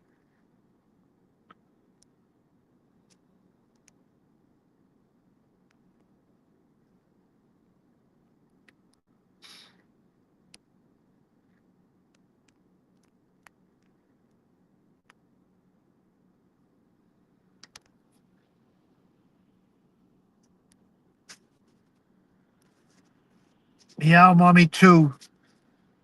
Thank you very much, hon. Uh, Thank you for the kind words. I'm out here anyways. I'm glad to help out.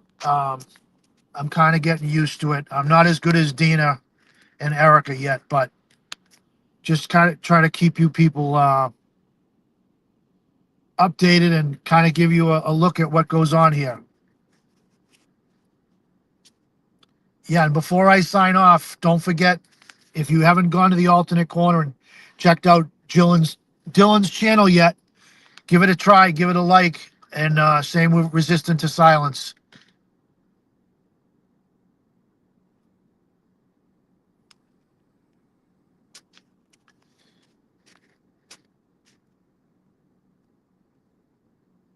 Yes, Karen, you are correct. I can't read that whole thing. I'm sorry.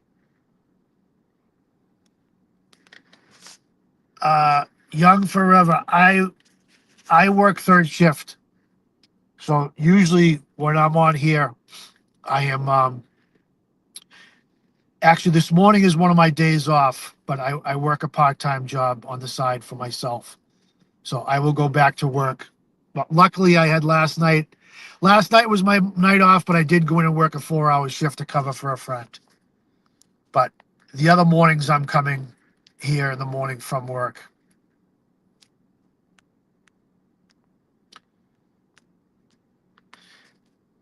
If I missed anybody, I apologize. Thank you all for the kind words.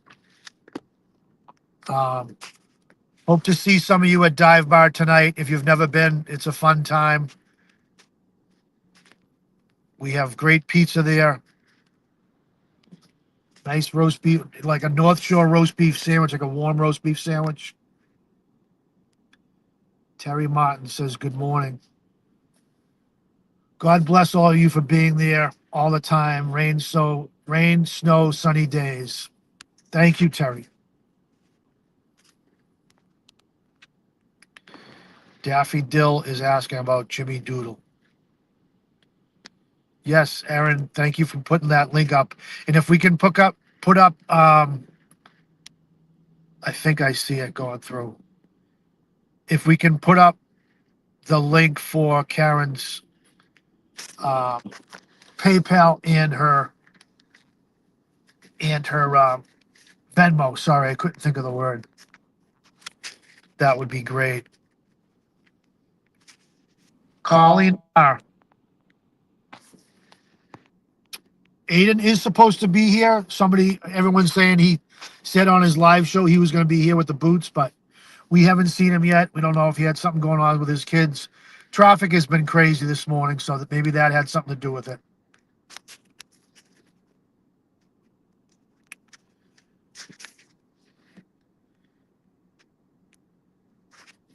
Yeah, if anybody hasn't met Dylan yet, he is going to be at Norwood Dive Bar tonight. So um, it's 198 Central Street in Norwood from 4 to 10. If anybody would like to stop by and meet Dylan. Peter Murphy says, bring in the feds now. You are 100% correct, Peter. We've been waiting for them. Thank you, Robin G.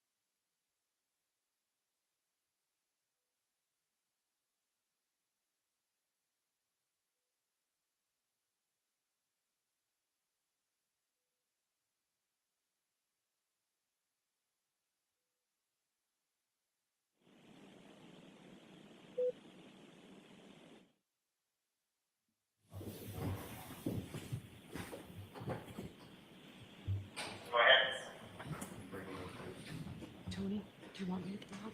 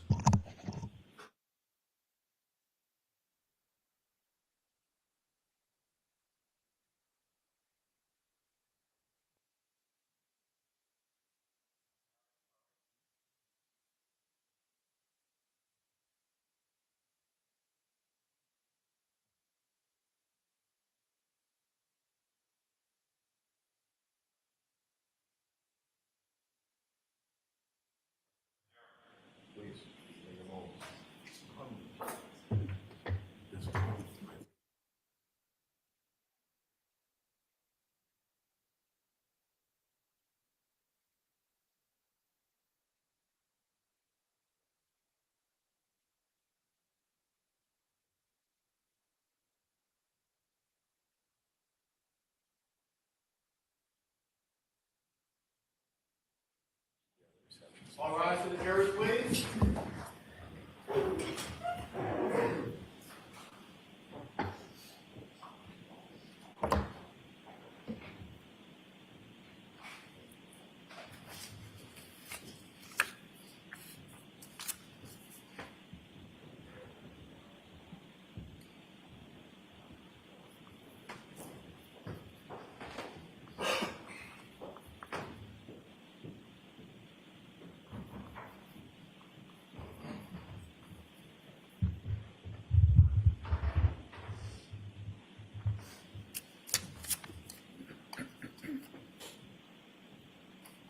Hear ye, hear ye, hear ye. All persons having anything to do before the Honorable Beverly Cannoni, the Justice of the Superior Court, holding in Dedham, within and for the County of Norfolk. Draw near, give your attendance, and you shall be heard. God save the Commonwealth of Massachusetts. This court is in session. Please be seated. All right. Good morning again, Council. Good morning, Ms. Reed. Good morning, juries. I have to ask you those same three questions. Were you all able to follow my instructions and refrain from discussing this case with anyone since we left here on Friday? Yes. Everyone said yes or nodded affirmatively. Were you also able to follow the instruction and refrain from doing any independent research or investigation into this case? Yes. Everyone said yes or nodded affirmatively. Did anyone happen to see, hear, or read anything about this case since we left here on Friday? No. Everyone said no or shook their heads. Thank you very much. All right, Mr. Brennan, your next witness, please. I understood that the defense informed they were still on cross-examination. I'm sorry. I got nervous. Okay. I thought that we were done with that witness. No, I had said to cut me off so that we could end early, but no, I have more. Okay, I didn't know that. I'm glad Mr. Brennan knew that. All right, come back in, Ms. Knowles, please.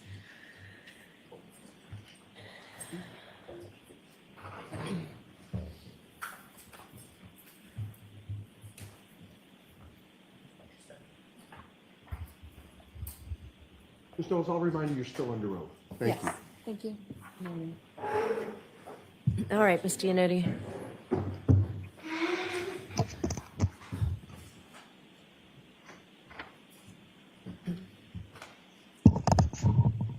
Good morning, Ms. Knowles. Good morning. Ma'am, on Friday, you testified to this jury about the fact that the Mass State Police Crime Lab is accredited as a forensic lab, correct?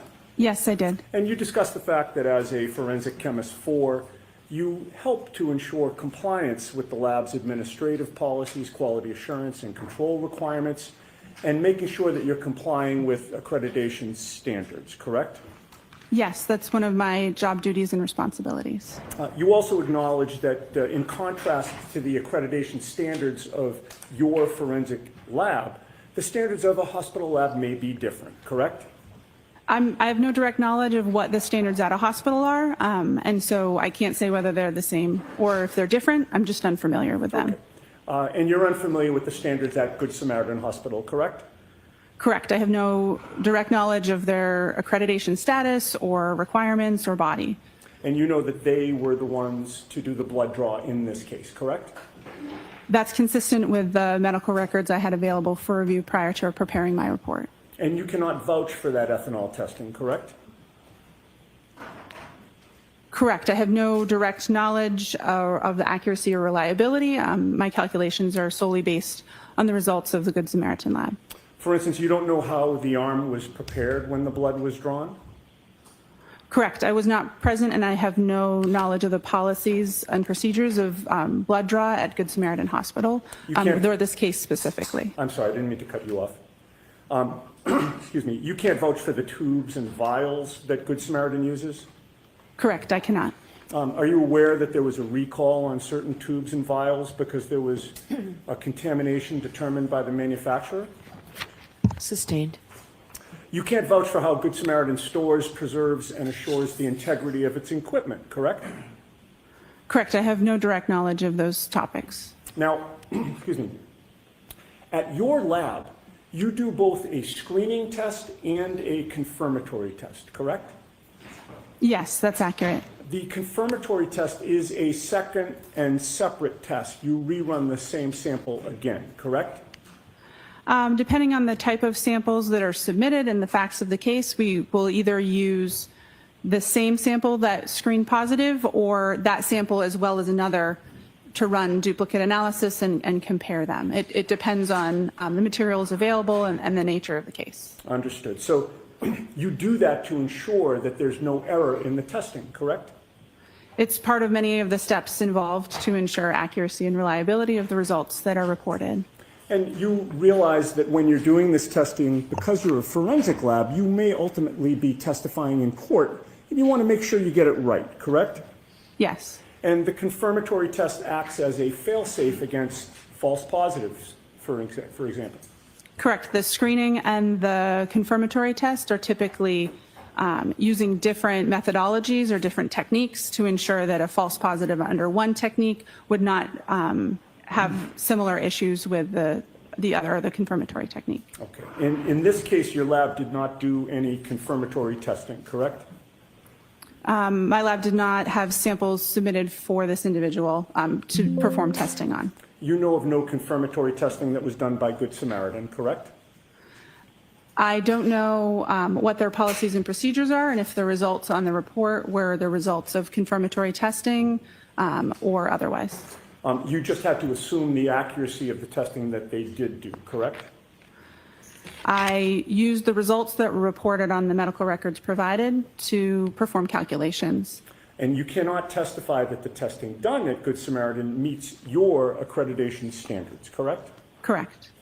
Now, your lab does whole blood testing, does it not?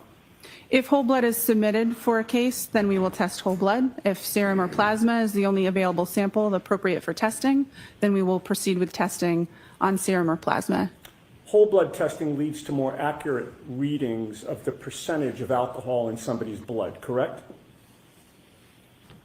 Correct. If you would like to know the percentage of alcohol in someone's blood, the best sample to test would be their blood. And you've learned through your training and experience that many hospitals, including Good Samaritan, use a different method of testing than whole blood testing, correct? Yes. Good Samaritan uses serum or plasma testing as opposed to whole blood testing. I'm not familiar with their specific technique or methodology. I haven't undergone training for their methods, but it is my understanding that the type of sample used for their method is serum or plasma. Now, whole blood includes plasma, but it also includes white blood cells, platelets, and red blood cells, correct? Correct. Typically, we describe serum or plasma as the liquid portion of blood, and the other cellular components that you described typically are removed or separated before testing. Plasma has a higher water content than red blood cells, white blood cells, or platelets, right? Yes, it is. Alcohol is highly soluble in water, is it not? Yes. So alcohol has a better affinity with water. Is that fair to say? Yes. That means that alcohol prefers to distribute into the more watery components of blood, correct? Yes, that's accurate. And that also means that alcohol is found in higher concentrations in serum and plasma testing than in whole blood testing, correct? That's correct. That difference in water content is the basis of the serum conversion that I described on Friday. Okay. So a lab like Good Samaritans, that in this case did serum or plasma testing, will therefore provide results of blood alcohol concentration that are higher than what the true blood alcohol concentrations are, correct? The serum alcohol or plasma alcohol concentrations that they report on their medical records would be higher than the corresponding blood alcohol concentration. That's correct. So to translate the Good Samaritan results into a more accurate reading of blood alcohol content, you need to convert the serum and plasma results to what those results would be in whole blood testing, correct? I'll allow it. Can you answer it as stated? Yes. The accuracy of the value isn't changed by the reading. It's a different value. It's a serum or plasma alcohol concentration versus an estimated blood alcohol concentration. So if it is helpful or relevant to know what the whole blood analysis would have been if the testing had been performed on whole blood, then that conversion, starting with the serum alcohol or plasma alcohol concentration, is helpful to do.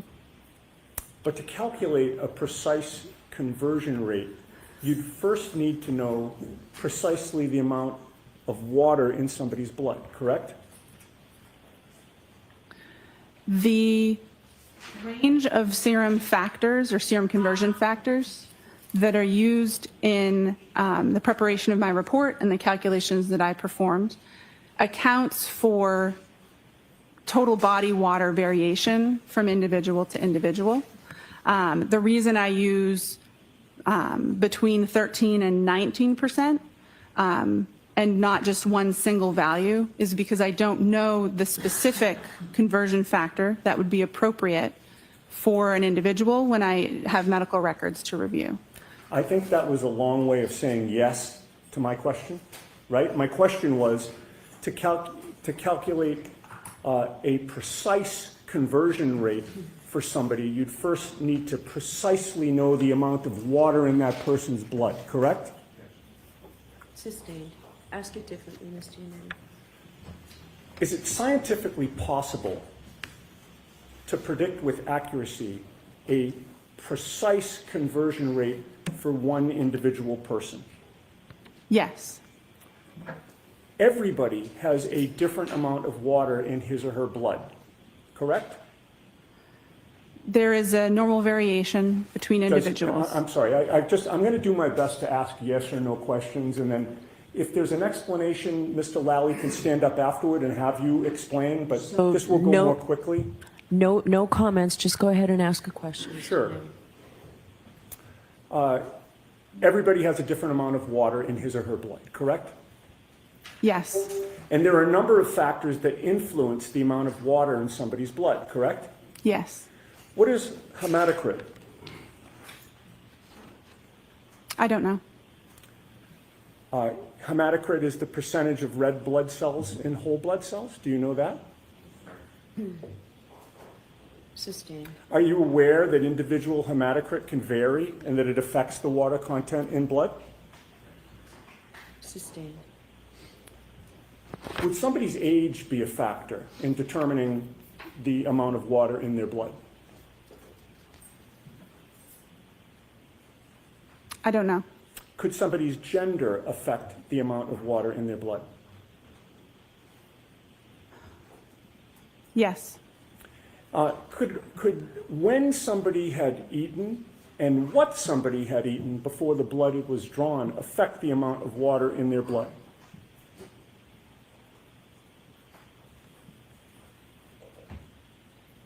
it's possible, but I'm not aware of those factors being considered when performing total body water calculations.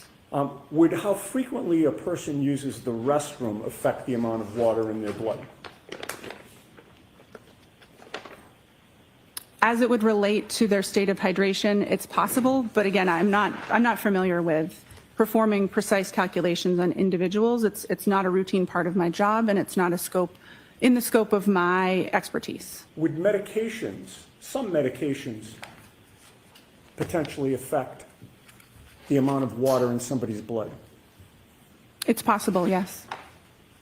And conversion factors vary significantly between individuals, but they can also vary within the same individual over time, can they not? I believe so, yes. And all of the factors that we've discussed that you've adopted can impact the conversion factor that is used, correct? Yes, And there is no one universally agreed upon conversion factor, correct? correct. There is a range that is agreed upon, but not a singular conversion factor. Right, and the range that you used was 1.13 to 1.19, correct? Yes, You recognize, however, that with all the factors affecting the amount of water in somebody's blood from person to person, and even within one person over time, some people can fall outside the range that you used, correct? yes, And you recognize that some studies have shown a conversion rate from serum to whole blood can be higher than 1.19, correct? yes, Are you aware of a study by Rainey, R-A-I-N-E-Y, reporting conversion rates as high as 1.59? yes, And if the conversion rate is higher, that would mean that the actual blood alcohol concentration would be lower, correct? yes, So if you're using a range of conversion factors that does not capture what the conversion factor should be for the individual that you're testing, you can't have confidence in the result, correct? correct. The range that is utilized is looking at studies of large groups of people to try to capture as accurately as possible most individuals in the population, but it would not cover 100% of scenarios with all the factors that you've described. Okay, and you'd agree that your conversion of serum to whole blood here is imprecise, correct? The conversion was performed within the policies and procedures of the laboratory and the best practice recommendations for my field. But it is imprecise.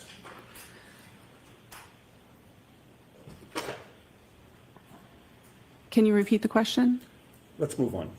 The conversion from serum to whole blood did not end the calculations that you needed to do in order to testify here today, correct? Correct. The conversion from serum to whole blood only translated what Ms. Reed's blood alcohol supposedly would have been, or was, I'm sorry, at the hospital at 9:08 a.m. on January 29th of 2022, correct? Yes. You were asked to try to find out what her blood alcohol level would have been 7 or 8 hours earlier, closer to midnight or sometime between midnight and 1 a.m., correct? The time utilized for my calculations was 12:45 a.m. So you started with the results that you obtained from your serum to whole blood conversion, right? Yes. Which was an imprecise calculation? Which was intending to cover the majority of population. But was it and imprecise? It followed the policies and procedures of my laboratory. What was the precise number then? Was there a precise number or was it imprecise? The range, I'm not talking about a range. I know that you'd like to say that. Was there a precise number, ma'am? the results of my report was not a single number. It is a range of numbers. Let's move on, Mr. Yanez. Yes. Once you get that range, you have to do an extrapolation on top of that to figure out what the blood alcohol concentration would have been at 12:45, 7 or 8 hours earlier, correct? Yes. But in order, in order to do that extrapolation, you need to make assumptions about things that you do not know, correct? Yes. In terms of processing alcohol, there is an absorption phase, a plateau, and an elimination phase, correct? Yes, that's accurate and consistent with my understanding. And during the absorption phase, blood alcohol concentration can be rising, correct? Yes. And to determine whether somebody is in the absorption phase or the elimination phase, you need to know when their last drink was, correct?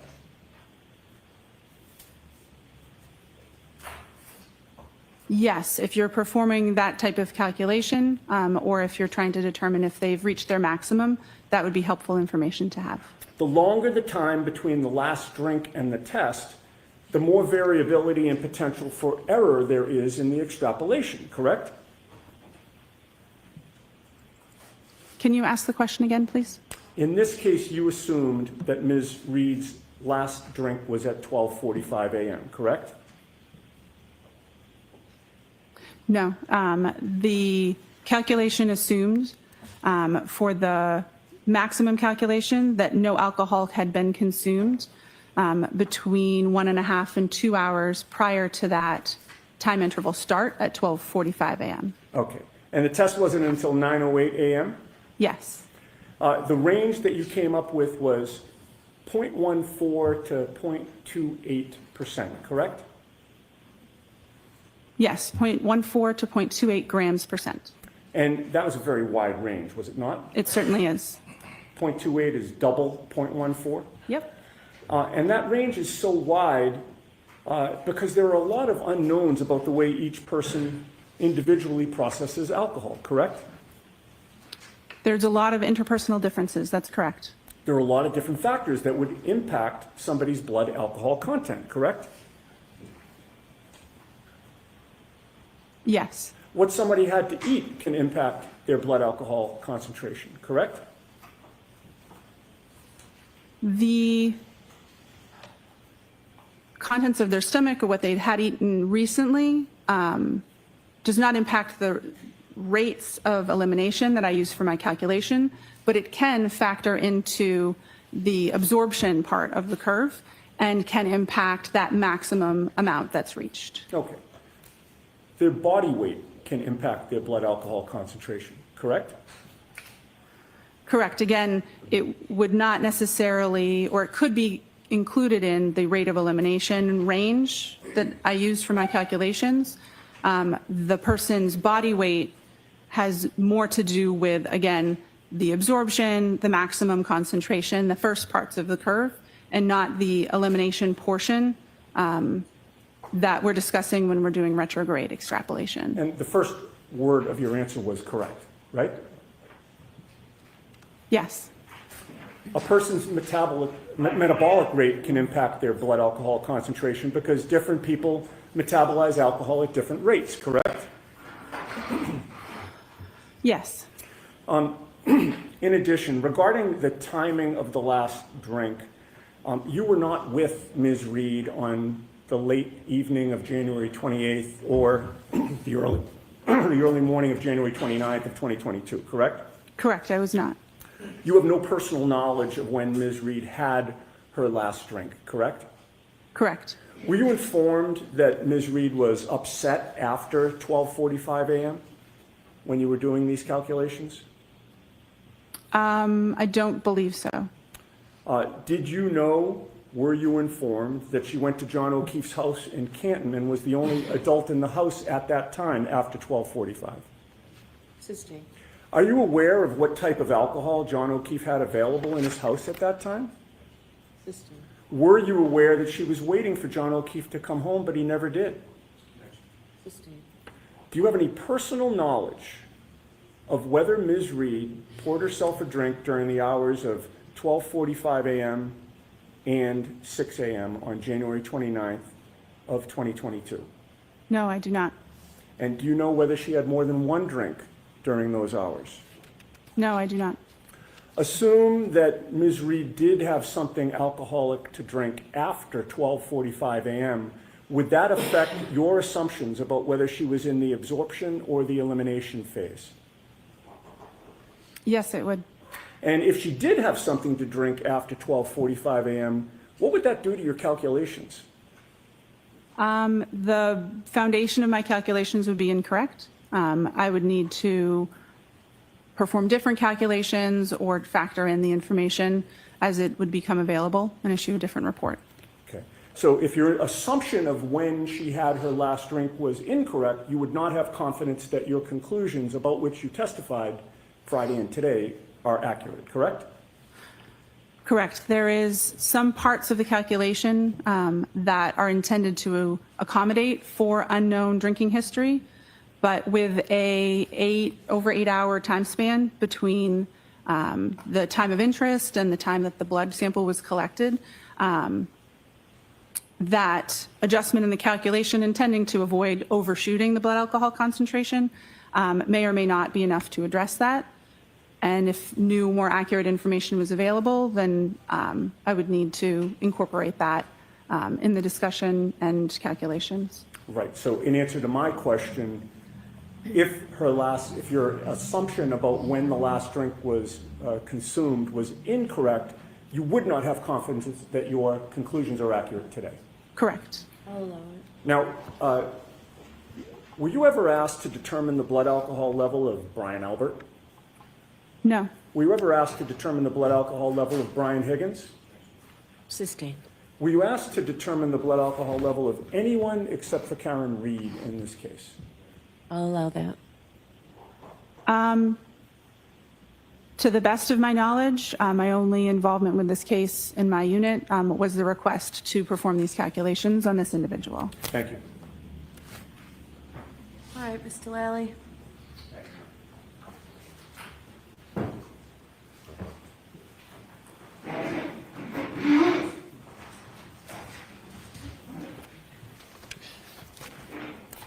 Morning, Ms. Knowles. Good morning.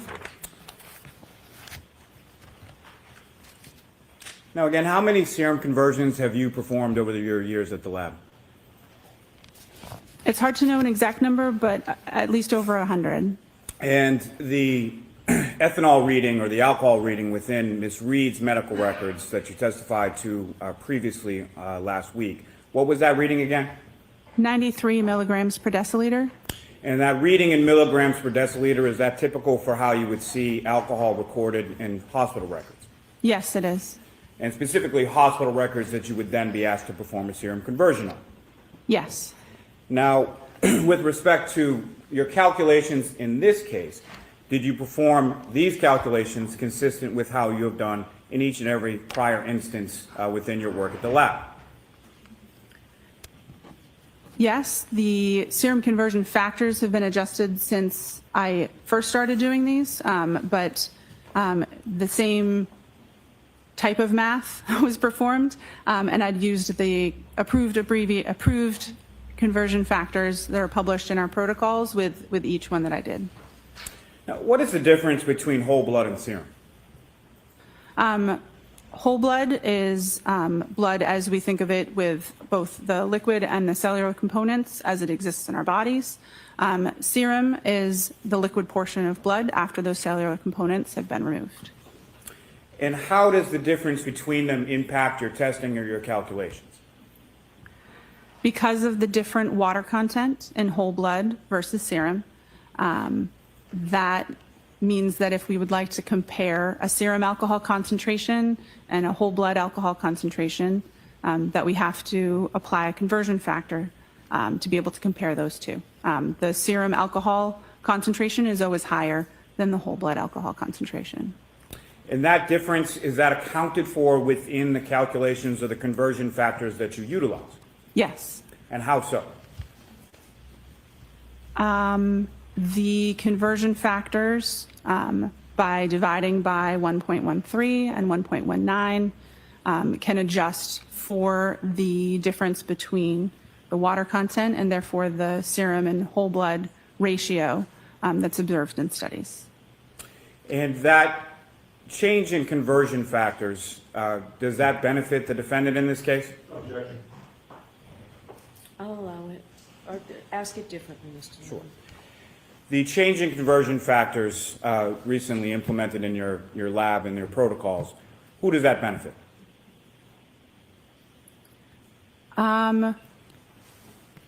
The question of benefit depends on the context. Speaking to the math, dividing by a larger number means the resulting number would be smaller. So the whole blood alcohol concentration numbers would be smaller when using the current between 13 and 19% factors, as opposed to the previously used between 12 and 18% factors. Now, these conversion factors, where again do they come from? The conversion factors come from published studies involving individuals that consumed alcohol, had samples collected from them, and their whole blood and their serum alcohol concentrations were compared. Those conversion factors are present in the protocols in use in the laboratory where I work, and they're also consistent with best practice recommendations or consensus body documents in the field that I work. Now, you were asked on cross-examination about a number of different factors. Are those factors incorporated within the conversion factors in the published scientific literature supporting those conversion factors? By basing it on studies with a large number of people, that's the intention, is to capture the interpersonal differences and different factors within that range that's used. Now, if you know, how much in the elimination phase, as far as bladders are concerned, how much loss of alcohol is concerned in the elimination phase with reference to bladder loss?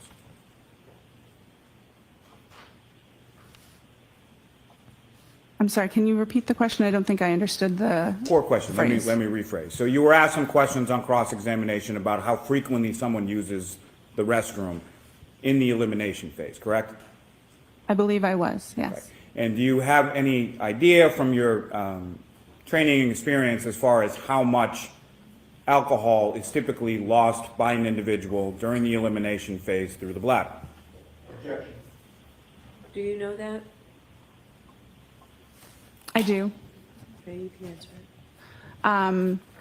Less than 5%. The vast majority of alcohol is eliminated from the body by an enzyme that breaks it down from alcohol into carbon dioxide and water. I can't remember exactly how much is generally eliminated, but I believe it's less than 5% of the total blood alcohol concentration. Now, you were asked about whether or not the defendant had a drink after 12:45 a.m. Do you have any evidence that the defendant did in fact have any alcohol to drink after 12:45 a.m.? Objection. Sustained. If there was a drink at approximately 1 a.m., what kind of impact would that have on your calculations? It would depend on how much had been consumed. If any alcohol had been consumed, then it would adjust the calculations depending on that information. And what I'm asking, Ms. Knowles, is if there is a slight differential in the time of incident or last drink, how much impact would that have on the range that you're able to calculate?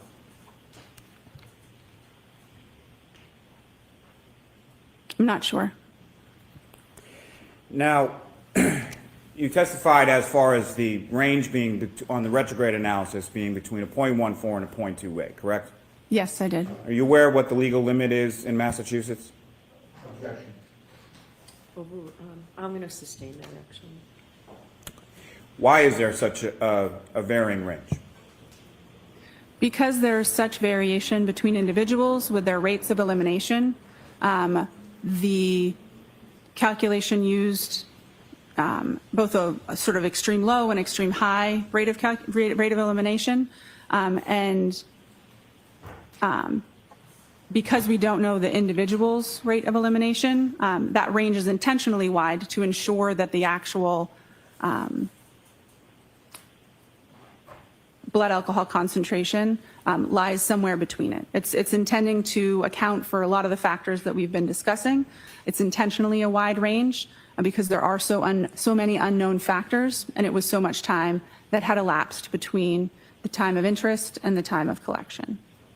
And based on your calculations, as far as the 93 milligrams per deciliter, what does that convert to as far as the blood alcohol concentration for the defendant at 9:08 a.m. on January 29th? 93 milligrams per deciliter in serum alcohol concentration would convert to between 0.078 and 0.082 grams per cent. And from your calculations in your retrograde analysis, what was the range that you were able to calculate for the defendant's blood alcohol concentration at 12:45 a.m. on January 29th? Between 0.14 and 0.28 grams per cent. And 0.14, 0.28, and every number in between is higher than 0.08. Is that correct? Yes, it is. Nothing further. No further questions. All right, Ms. Knowles, you're all set. Thank you very much. All right, Commonwealth's next witness, please, or... Commonwealth calls Ryan Nagel.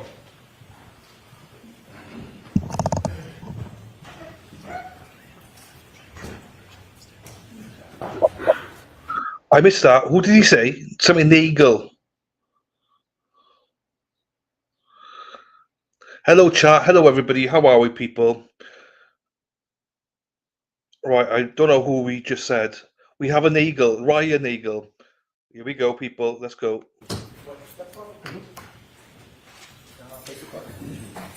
You raise your right hand. Do you solemnly swear the evidence given to the court and jury in the case down here and the truth, the whole truth, and nothing but the truth, so help you God? Yes. Thank you for this thing. Good morning. May I proceed? Yes. Good morning, sir. Good morning. Could you please introduce yourself to the jury? My name is Ryan Nagel. How old are you? I'm 32 years old. What area of the city or the state do you live in? I live in Canton, Massachusetts. How long have you lived in Canton for? 32 years, my whole life. You still live in Canton? Yes, I do. Do you work in the area? I work in the city. What do you do generally? I do HVAC. Do you have any sisters? I do. I have one. What's her name? Juliana. Is she older or younger than you? She is younger. I want you to take us back to January 29th, 2022. That evening on the 28th, leading into the 29th, do you remember where you were? Yes, I do. Where were you? I was in a vehicle. Okay. Before you were in the vehicle, were you out earlier that night on the 28th? Yes, sir. I was at C.F. McCarthy's. What's C.F. McCarthy's? It is a local restaurant / pub in the Who- center of Canton. Who were you at C.F. McCarthy's with? My sister at the time, and then my friend Ricky and my ex-girlfriend Heather. What were you doing at C.F. McCarthy's? Just enjoying a night, having a few drinks. When you said have a few drinks, did you have a few drinks? I did, yes. Do you remember how many drinks you had? Not off the top of my head. Do you remember whether the drinks you had, the alcoholic drinks that you had, it affected your ability at all? Were you impaired in any way? I wouldn't say impaired, but I only drank beer. Okay. Do you feel like you had any type of effect from the alcohol? I may have. Were you driving? No, I was not, sir. Do you remember the times that you were at McCarthy? Probably 8, 9 o'clock. What time did you leave? Probably right before midnight. When you left McCarthy's right before midnight, did you have a plan that you were going to do something? No, I did not. Tell us, after you leave McCarthy's, where do you go? I was going to go home, but my sister Julie texted me to be picked up. When you were going to go home, tell us, when you leave McCarthy's, what kind of vehicle were you in? I was in my friend Ricky's Ford pickup truck. Who was driving? Ricky. Was anybody else with you too? My ex-girlfriend Heather. Heather. You know Heather's last name? Maxon. Was she in the front or the back of the truck? She was in the back seat.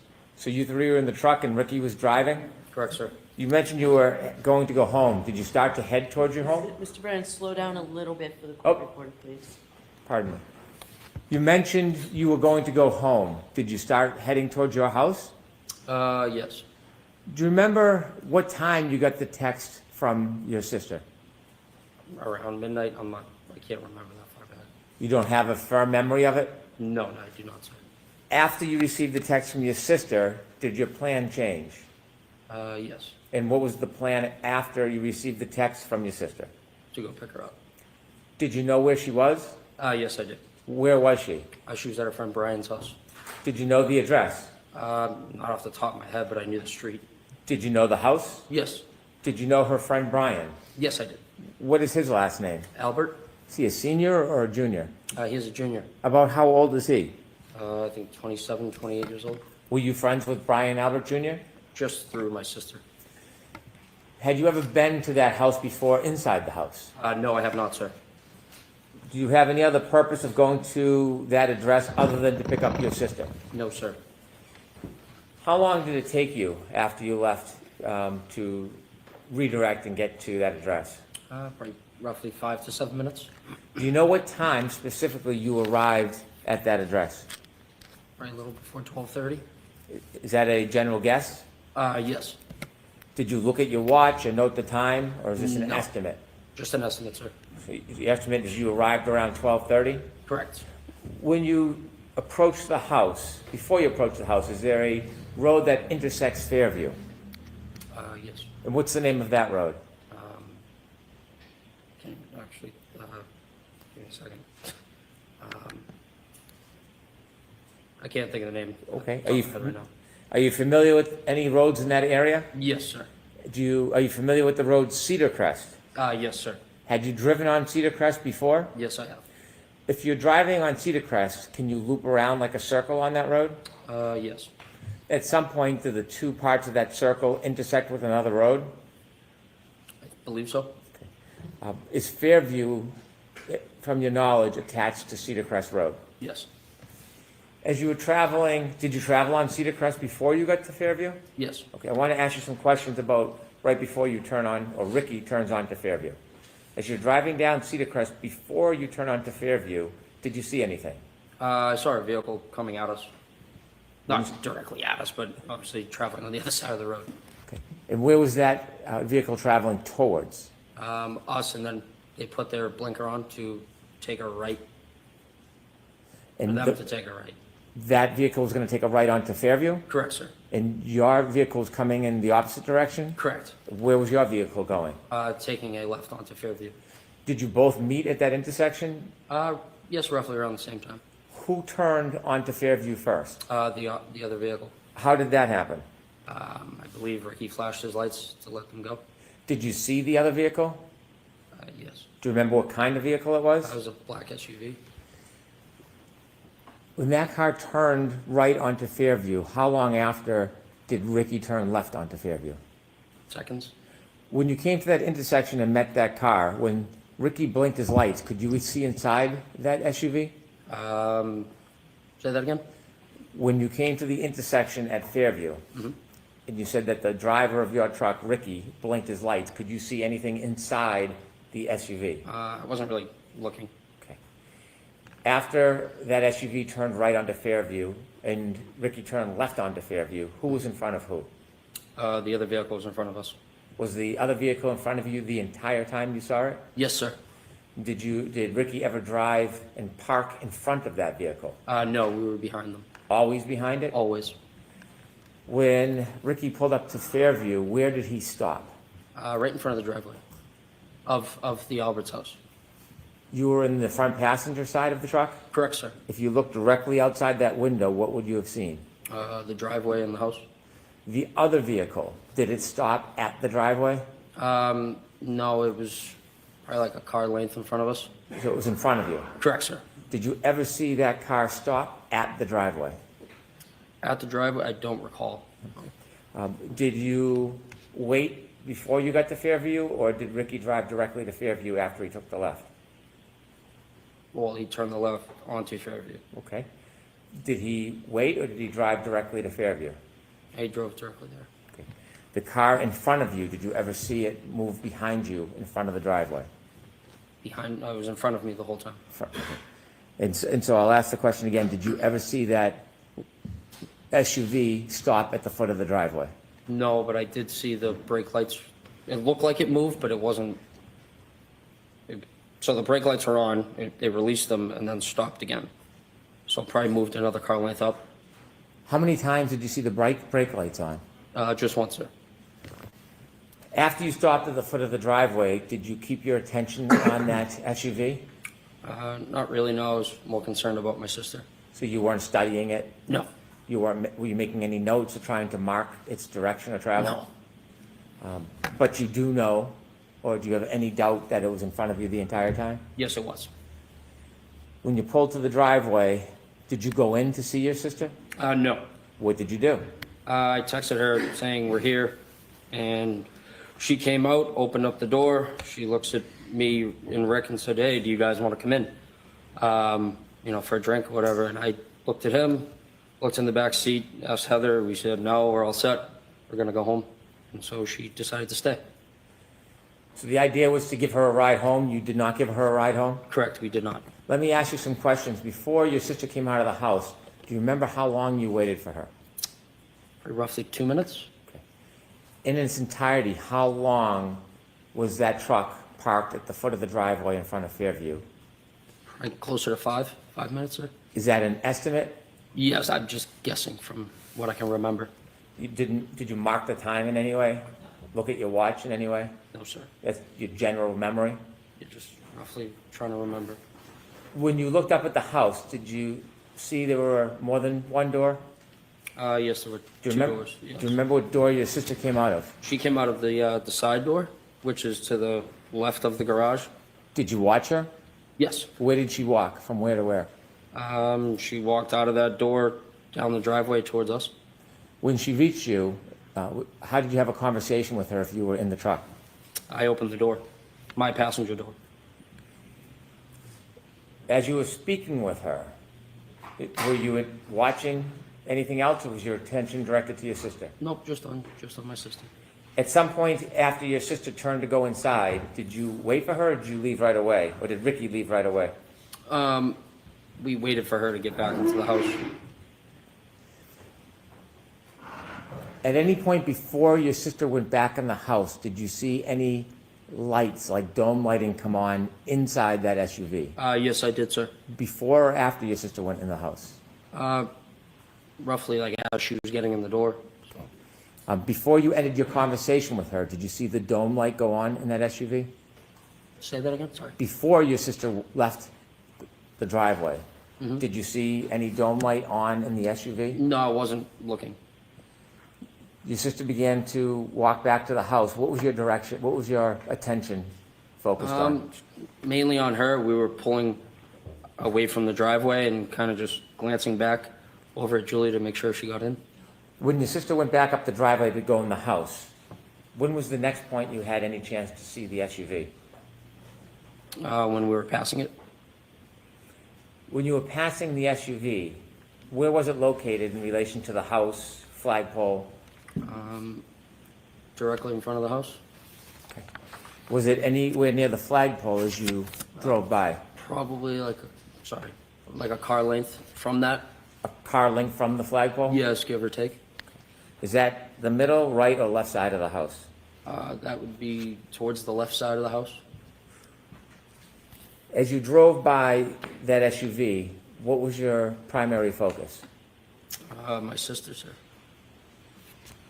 Like watching her get in.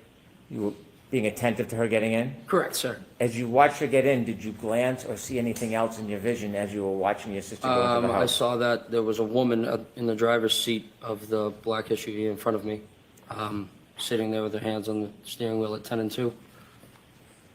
Did you get a good enough look that you would remember who that person was, or was it too brief to identify It was the person? too brief, sir. You saw the person in the SUV with their hands on the wheel. How did you see them inside the car? Their dome light was on. Do you know how a dome light comes on in a vehicle? Yes, sir. Either you press it yourself or if there's a door open. When you had the glance or the glimpse of the woman in that SUV holding the wheel, you said 10 and 2? Correct, sir. Could you describe for us what that means? Just like a clock, just the hands on the clock, like 10 and 2.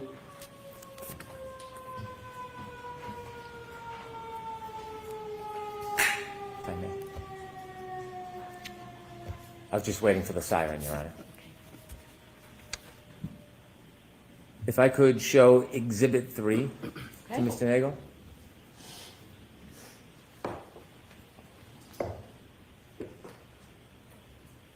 Sir, do you recognize that address? Yes, sir. And what is that address? That is 34 Fairview Road. Do you recognize the flagpole? Yes, I do, sir. Thank you. When you drove by and you said you saw a woman sitting in the front and the dome light was on, did you see anybody else in the car? No, sir. Were you looking for anybody? No, sir. Could there have been somebody else in the vehicle at that time? It could have been, yes. Could there have been someone standing outside the door? Yes, it could have been. When you saw the person, were you studying the person? No. How long of a time did you have to take a glimpse of that person? 5-10 seconds, maybe. Okay. Now, I want to ask you some questions about the entire time you were parked at the foot of the driveway until the point that you left Fairview. From when you first stopped at the driveway at Fairview until the point that you left and were no longer in front of that property, did you ever see any person get out of that SUV that was in front of you? No, I did not, sir. Did you ever see anybody, any man, ever cross the front yard towards that home? No, I did not, sir. Did you ever see any man ever enter or stand in that front door? No, I did not, sir. Did you ever see anybody walk across the front yard to the side door? I'll allow it. No, I did not, sir. Did you ever see anybody enter that side door other than your sister? No, I did not, sir. As you were parked at the driveway the entire time, that generally 5-minute time, did you ever see anybody get out of the SUV and walk down the street towards the driveway? I'll allow it. No, I did not, sir. Did you ever see anybody walk past your truck and up the driveway? No, I did not, sir. Did you ever see any person other than your sister outside of those vehicles the entire time that you were at Fairview? I'll allow it. No, I did not, sir. I have no further questions. Thank you.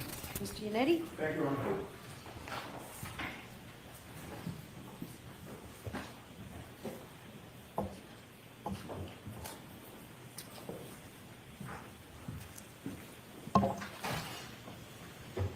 Good morning, sir. Good morning.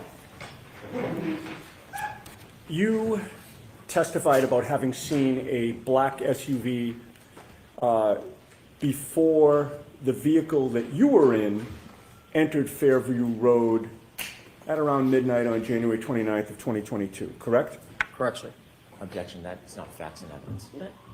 That's okay. The witness's answer is what matters. Is that right? Yes. Okay. You first saw that black SUV when it was coming toward your vehicle when you were on Cedar Crest, correct? I'm sorry. Let me repeat that because of the siren. You first saw that black SUV when it was coming toward the vehicle that you were in on Cedar Crest, correct? Correct, sir. Your friend Ricky D'Antano was driving at that time? D'Antano, sorry. D'Antano? Yes. He was driving at the Okay. time? Correct, sir. Mr. Unity, thank you. Yes.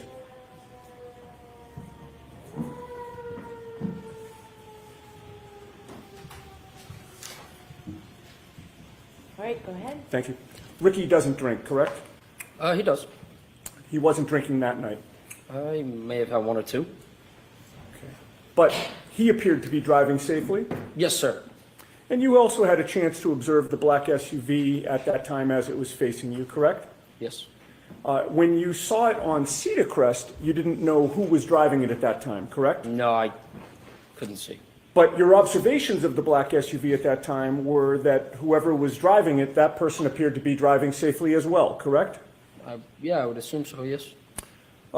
One of the first things you noticed about the black SUV was that it was in front of you on Cedar Crest, and both Ricky's F-150 and the black SUV were basically converging on Fairview at about the same time? Yes, sir. The black SUV appeared to be going at a safe speed? Yes. It appeared to be properly staying within its lane? Yes, I would say, yeah. And when it was time for Ricky to take a left onto Fairview, he actually put on his left blinker, or not left blinker, but both his blinker, flashed his lights to signal that it was okay for the black SUV to cut in front of it, correct? Yes, sir. And he actually did have his left blinker on at that time, correct? Prior Yes, to sir. doing that? And the black SUV had its right directional on, correct? Yes, sir. And when both cars have their directionals on, indicating they're going down the same street, the black SUV did not suddenly cut in front of Ricky's vehicle until the flashing of the lights, correct? Correct, sir. Both cars appeared to be operating safely, correct? Correct, sir. And once the lights were flashed, there was nothing about the operation of that black SUV that told you that the driver appeared to be confused about what the flashing meant, correct? Correct, sir. The black SUV didn't hesitate at that time. It just proceeded onto Fairview in front of you, correct? Correct, sir. And it did so in a safe manner. Correct, sir. And the black SUV, in that sense, got ahead of Ricky's vehicle, correct? Correct, sir. And once you got to the Albert home, you noticed that the black SUV was parked outside the Albert home, correct? Correct, sir. And at that time, the snow had not yet started sticking to the pavement, correct? Correct, sir. You could see the pavement in both the driveway and the street. Correct, sir. You could also see the grass on the lawn. Yeah, for the most part, yes. The snow was only just starting to accumulate on the grass, correct? Correct, sir. And with that little snow on the ground, you saw no tire marks behind the SUV, correct? No, sir. In fact, you saw no tire marks in the street at all. Correct, sir. May I have the map displayed, please? Is it in evidence already, Mr. Unity? May we approach? Okay.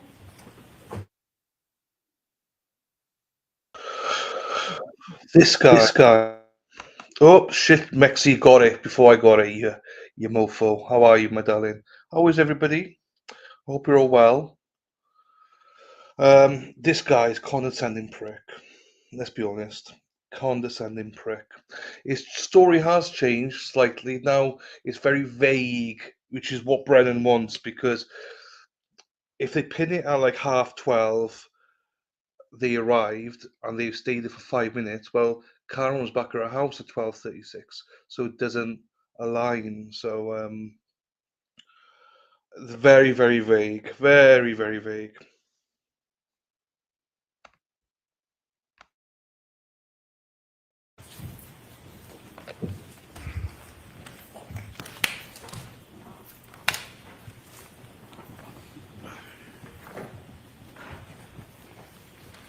Okay. Can you Mr. enlarge that, please? Yeah, actually, yeah. You know what? If we could enlarge it, so you don't have to show Chapman, just show Cedar Crest and Fairview, and maybe pull it in a little bit to the right now, the other way. See if that works. Okay, that's much better. I don't know how your eyes are, sir, but are you able to read the street names on? To be honest, no, I can't see that far. Okay, if I suggested to you that the top street horizontal going down from right to left was Cedar Crest, and that the street where the red arrow is Fairview Road, would that orient you? Yes, sir. And would it be fair to say that before, you actually were coming down Cedar Crest Road as you look at this map from right to left, correct? Correct, sir. And in that sense, you were traveling west on Cedar Crest, correct? Yes. You turned south onto Fairview, correct? Correct, sir.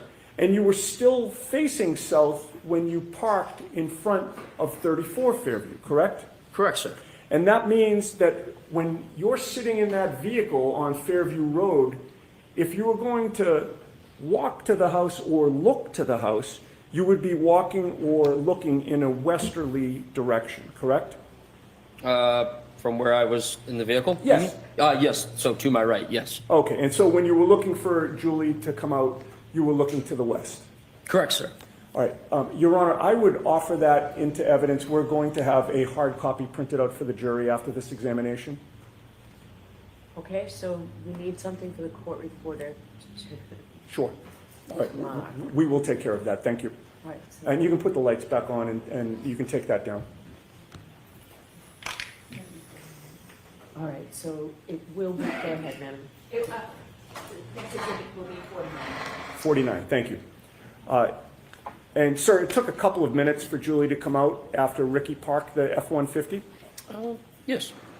When she did come out, you opened the door and you had a conversation with her while she stood between the door and the passenger compartment of the F-150? Repeat that, please. Sorry. Sure. When she did come out, she approached the F-150, correct? Correct, sir. And you were in the passenger's compartment, right? Correct, sir. You opened up the passenger's door, correct? Correct, sir. And she sort of, you stayed in the vehicle, right? Correct, I never left. And she came sort of into like the crook of the door and the passenger's compartment? Yes, sir. All right. You had a chance, how close did she get to you? I could have walked on her nose if I wanted to. Okay. And you had a chance to observe her and size her up, correct? Correct, sir.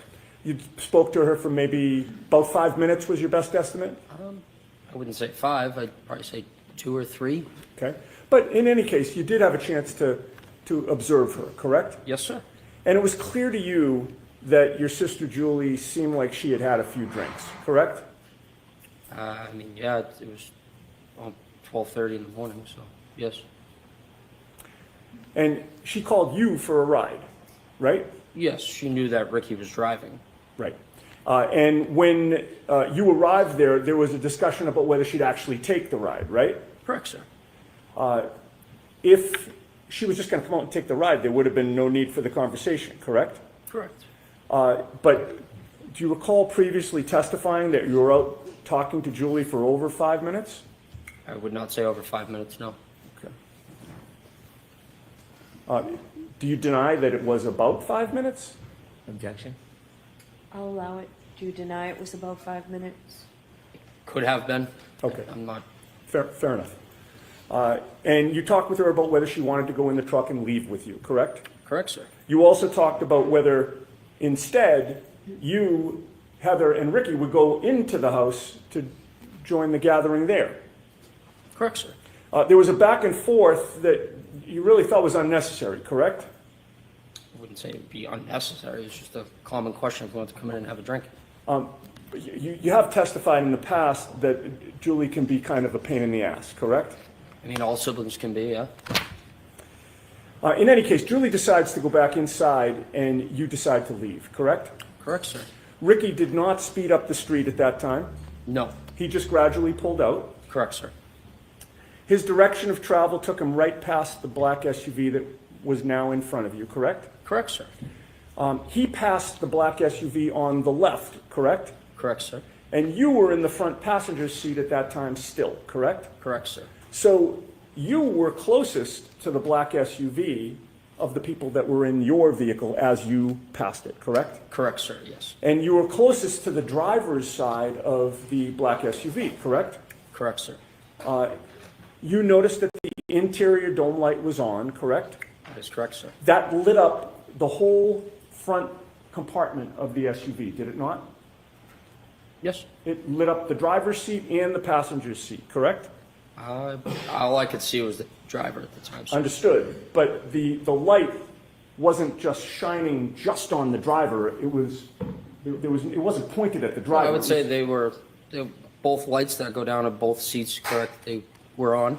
Yes. Okay. Yes. So you could see both seats in the front driver's I compartment. couldn't correct? see past the woman.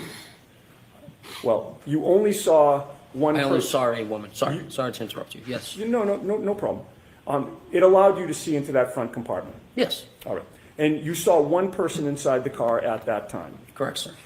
It was a woman with long hair in the driver's seat, correct? Correct, sir. And she looked like she was alone. Yes. You didn't see anybody else in the SUV. No, I did not, sir. You certainly didn't see a 6'1" man in the SUV in the passenger seat, correct? Correct, sir. In fact, you saw that the passenger seat was empty. Correct.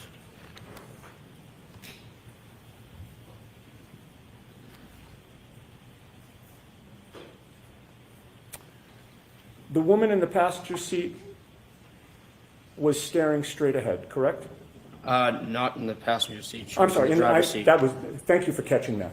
The woman in the driver's seat was staring straight ahead. That is correct, sir. You didn't see her lips moving as if she were talking, correct? I wasn't looking for that. But Just you happened to didn't- see a woman figure with her hands like this. Okay. Facing straight. Correct, sir. You had no music on in Ricky's truck at that time, correct? No, sir. Ricky had turned the music down when Julie came out so that you could actually speak to her, correct? That is correct, sir. And when you got close to that SUV while you were passing it, you didn't hear any arguing there, correct? Correct. You didn't hear any yelling, correct? No, I did not. You didn't hear any screaming? No, I did not. You heard no noises within that SUV at all? No, I did not, sir.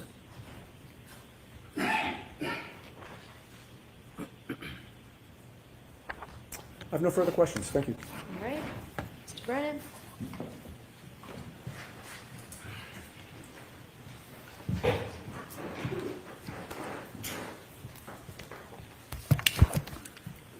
Sir, you mentioned you were at that address around 12:30, That is correct, sir.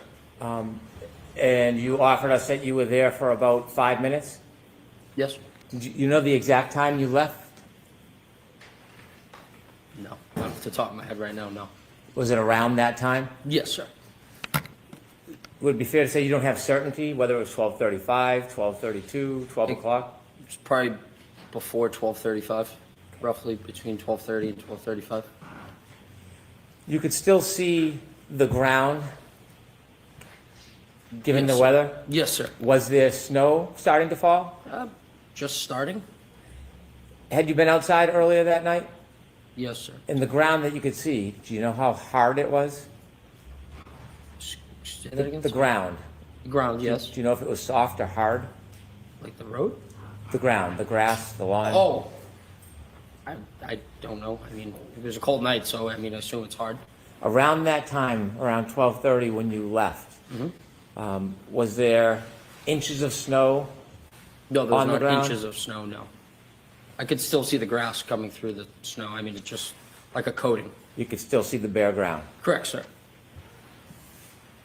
When you saw that SUV in front of you for the time that you were there, that 5 minutes, did you ever, and you said that you saw brake lights at times, did you ever see at that point missing parts of its taillights?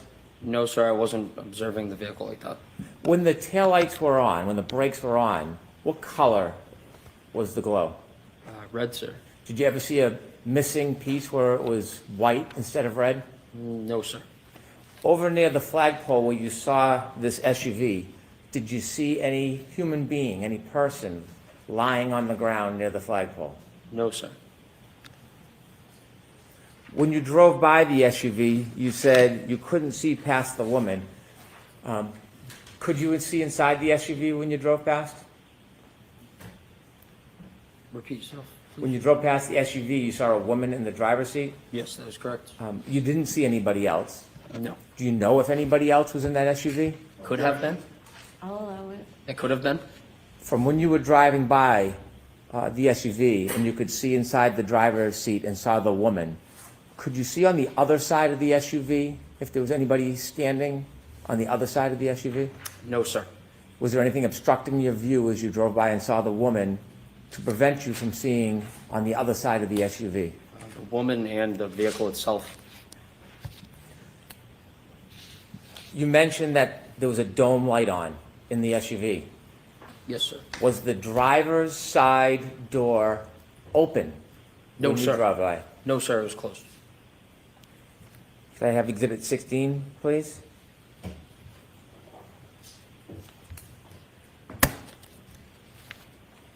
Did you ever see this man at any point No, sir. I've never walking, seen- Oh, sorry. walking across the yard, going to a door, or entering the house the entire time you were there? Objection. Sustain. No, sir, I've never seen That that. means you don't. Oh, I'm sorry. Sorry about that. That's okay. Sorry. Could you take that down, please? And after you left, you never went back that night, did you? No, sir. Thank you. Just briefly, on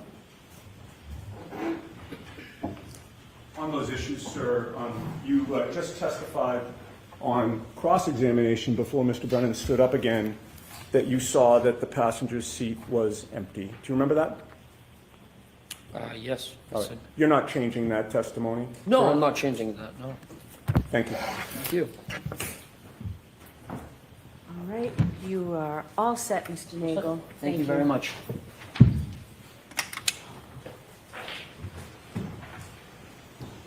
Your next witness, Mr. Brennan. Thank you, Your Honor. Commonwealth calls Heather Mason. It's Maxon, not Mason. It's Maxon. His story changed from direct to cross to recross to redirect, but we got there in the end.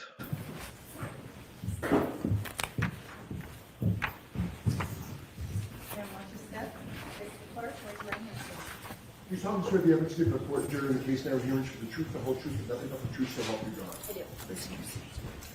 I do.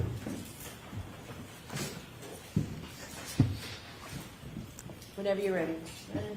Thank you, Your Honor.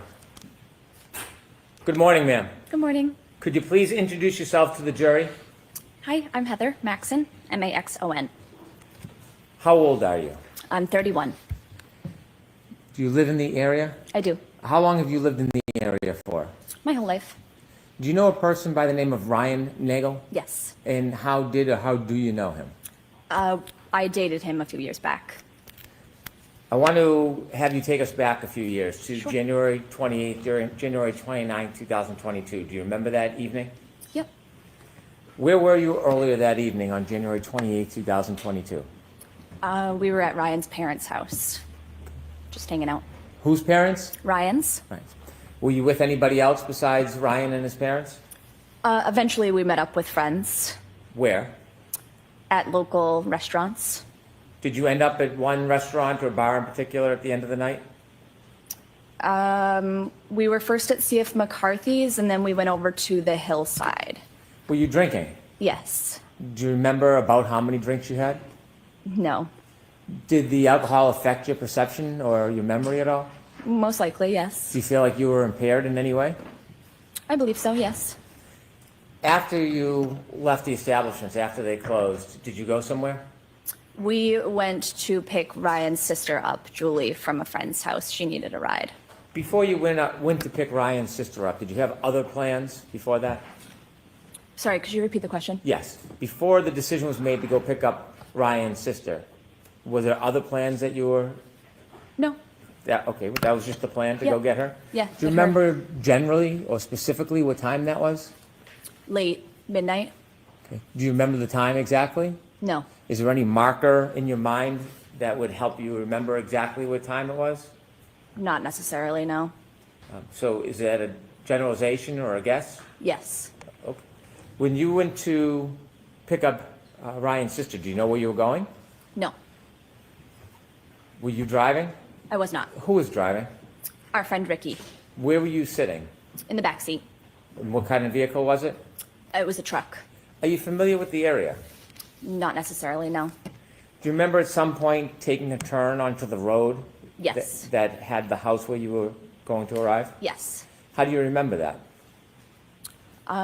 Just a visual bystander, and I'm aware of my surroundings, I'd say. Did anything happen that made you remember the turn before you got onto that road?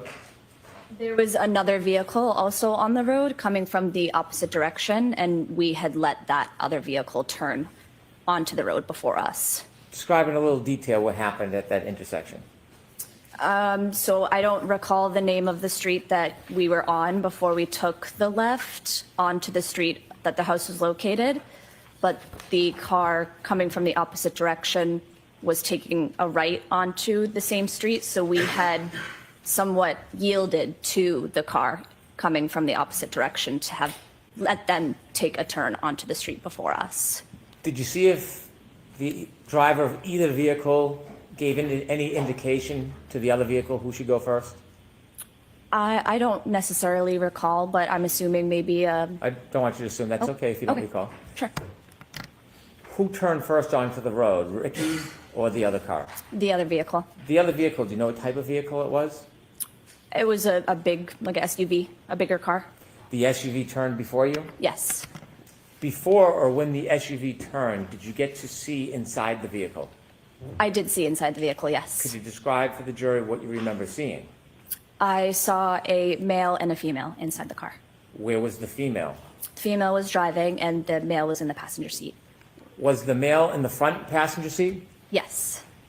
Were you able to recognize either the female driving or the male in the front passenger seat? Recognize? Yes.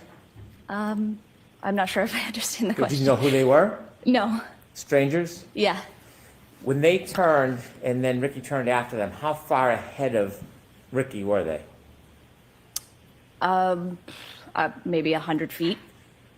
Could you see them the entire time? No. When you drove to Fairview, how long did it take after the turn? A couple minutes. It took a couple minutes to get from Cedar Crest to Fairview? Oh, That's maybe. okay. Yeah, I'm not sure. Okay. When you arrived at Fairview, where did Ricky stop? Outside the house on the street. Do you remember where on the street in relation to the driveway? No. The other vehicle, the SUV, was it in front of you or behind you when you stopped? It was in front of us. When it was in front of you, did you notice anything about the vehicle? No. Did you notice anything about its lights? No. Did you see whether the interior light, the dome light, was on or off? I did as we were leaving. Before you left, No. did you ever see that dome light come on? No. Did you notice anything about the brake lights? No. Did you notice anything about the vehicle's tail lights, whether they were intact or broken? Nope. When you arrived at that address, do you know the street address? I do not. Okay. When you arrived at that address, what happened next?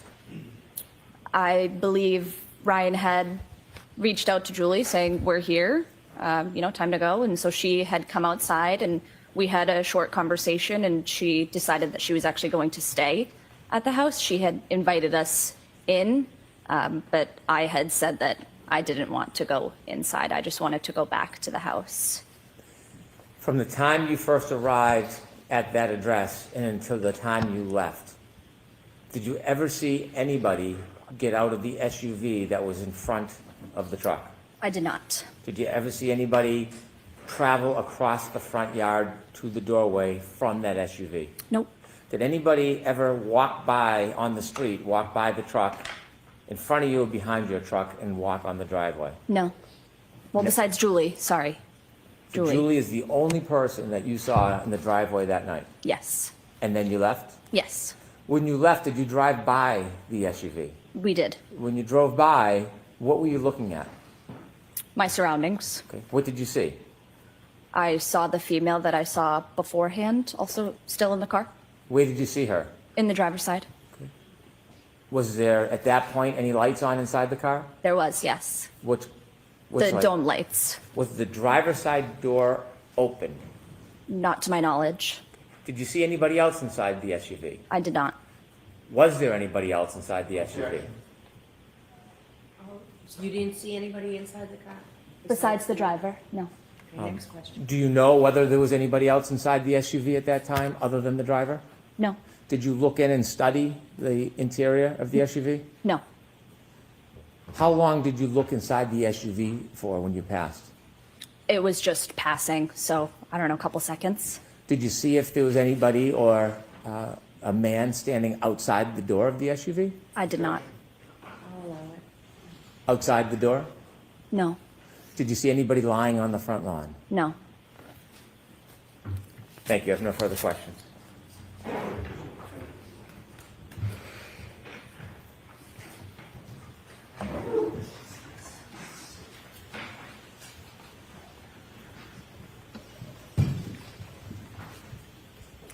Good morning, ma'am.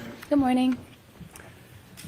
Before Ricky turned onto Fairview Road, you saw the SUV in front of Ricky's truck, facing it, taking a right-hand turn in front of you, correct? Correct. And at that point, you had an unobstructed, good look at the driver and the front passenger, correct? Correct. And you could see that there was a female driving and a male in the front passenger seat at that time. At that time, yes.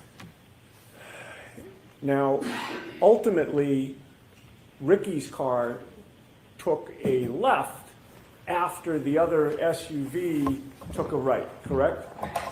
And eventually, when you reached the house where Julie was, you saw that that SUV was in front of that house, parked now further down ahead of you, correct?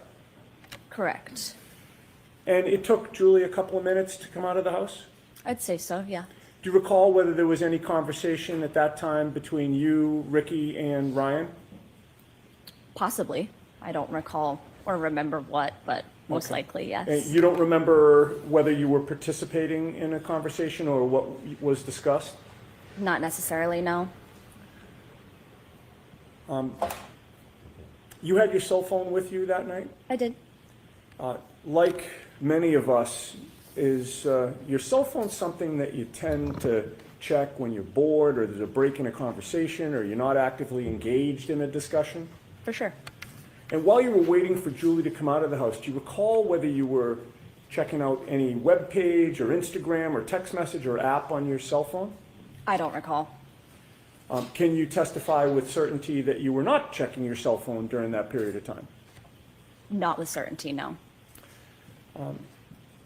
And so you can't say for sure how long, if you did check your cell phone, you would have been looking at it while waiting for Julie, correct? Correct.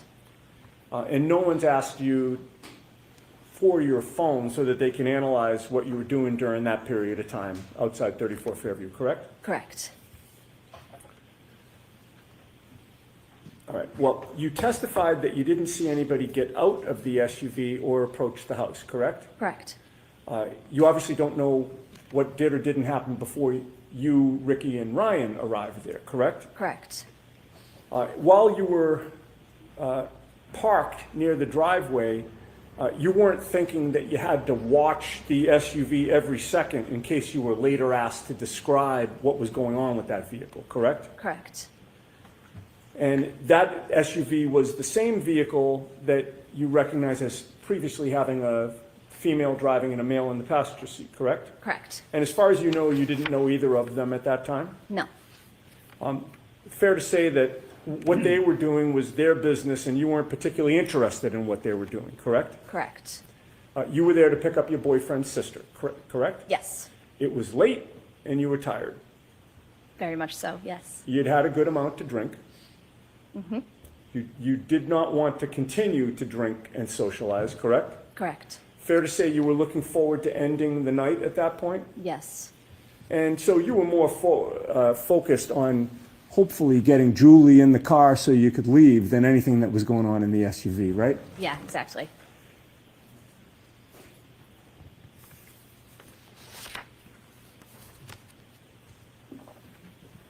Then Julie came out, and it wasn't as simple as her just jumping in the vehicle and leaving, correct? Correct. There had to be a discussion Right. right?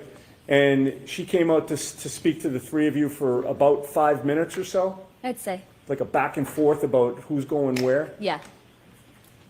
And when Ricky was pulling away, you looked over to the SUV and you saw that the interior light was lighting up the front compartment, correct? Correct. And it was then that you looked over and you saw a female in the driver's seat, correct? Yes.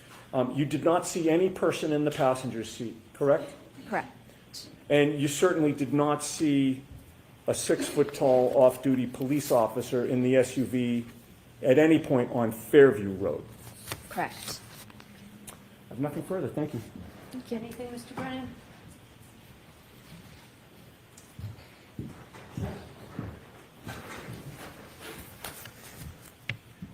When Ricky was speaking to Julie and you were in the back cabin of the truck, what direction were you facing? I don't recall. Were you paying attention to the conversation with Julie? I was probably in and out of the conversation, yes. Were you facing the direction of the house in the SUV, or were you facing the opposite direction? I don't think I was facing the opposite. When you were in the cabin of the car and Ricky was having a conversation with Julie, did you ever see anybody other than Julie come in or out of the house? No. I'll allow it. No further questions. Thank you. Okay.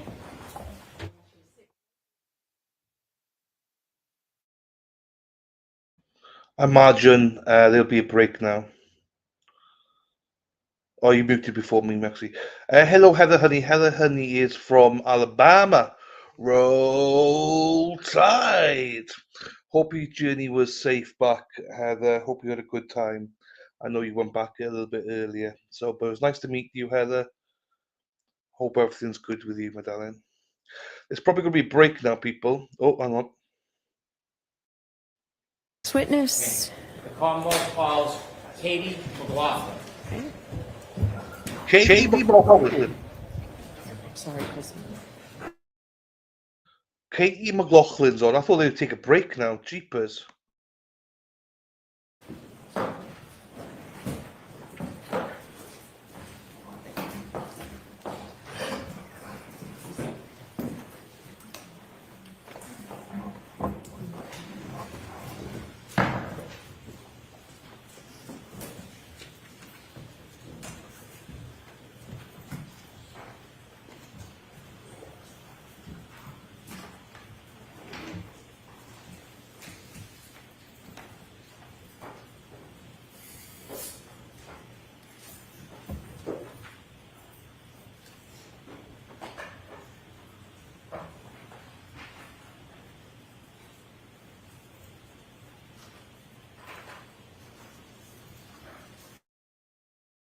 Morning, Druid. Morning, Cousin Gary.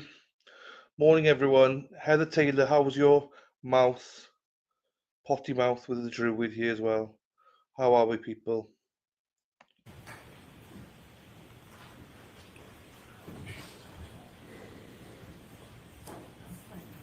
Why don't we take our morning recess, James?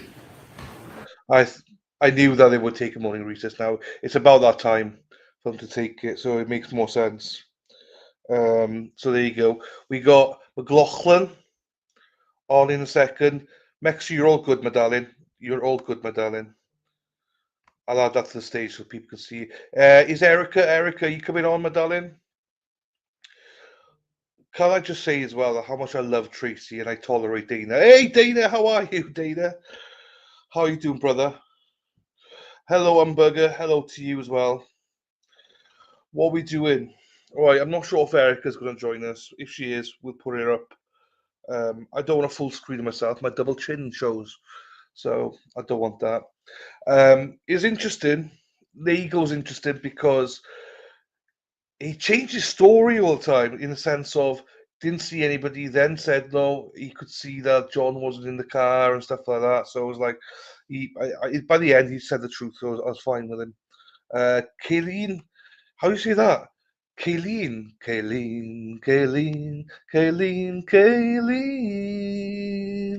How are we doing? Is that how you say Kayleen? How are we doing, my darling? What's happening? Coco's in the house. Right, the Sweeney's. Hey, Sweeney, Dennis, I'm on the electrolytes. Oh shit! Here we go. 0 glacier freeze. This is Dennis Sweeney's drink. So I've got electrolytes going down my gob. I got it right. Happy days. There you go, Killian. How are you doing, my darling? Do you know what? I've given up Tudley Pip to know what jurors are thinking. Do you know what I mean? I never know what jury think. So they couldn't find Katie McLaughlin and had to call morning. Well, they were going to call it anyway because they go for lunch about 12:30 normally, don't they? Something like that. So I knew they were going to call it, Michelle. I knew Bev would be like, give me a gin. Hello, Chooch. Chooch, Chooch, Chooch. How are you, fella? How's Chooch? Browno. Another CG, how are you? DUPC over. Yeah, she's still off, I believe. Or she's still off work, I believe. So lunch at 1. Well, so I'm not sure because they're saying they might change because are they're going to finish now at 3:30 or something. So I think they're going to try and get lunch before 1. But they could change it again. Who fucking knows with this woman? You should get liquid IV. What's that, Coco? Is that not like this? Ignore this twit. He's from North Wales. I'm from South Wales, buddy. I'm in the south. Where's Dana? I didn't see what Dana said. I didn't see it.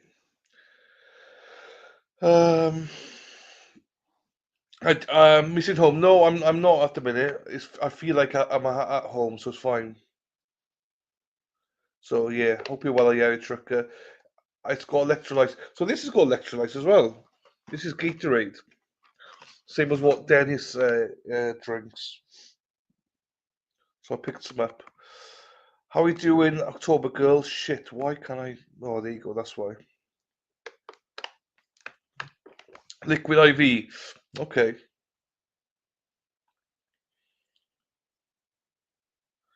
Oh, was that CVS, wasn't it? I think it was that CVS. I think this is the same thing, I believe, isn't it? Hey, Mighty Meat, I told Buster Brandy about your pervert. I was like, whenever you're on Boston Brandy, Mighty Meat doesn't care. You just like put yourself on there. He loves Boston Brandy. Yeah, we were at CVS. There wasn't anything. That was the only thing I could get was a Gatorade. Brenda was with me. She'll attest to it. It comes in a bottle like, oh, there you go. Well, we went to the aisle and I saw that. But anyway, I'm feeling good. It's all good. It's all good, people. How are we anyway? I've missed everybody. I hope everyone's doing well. What are the fans going like that? I'm not sure if Erica Walsh is joining us. If she is, we'll put her on screen. But if not,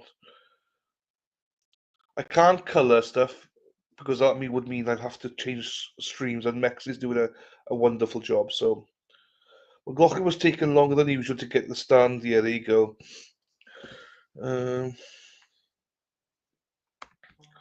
Ultima electrolytes. Okay.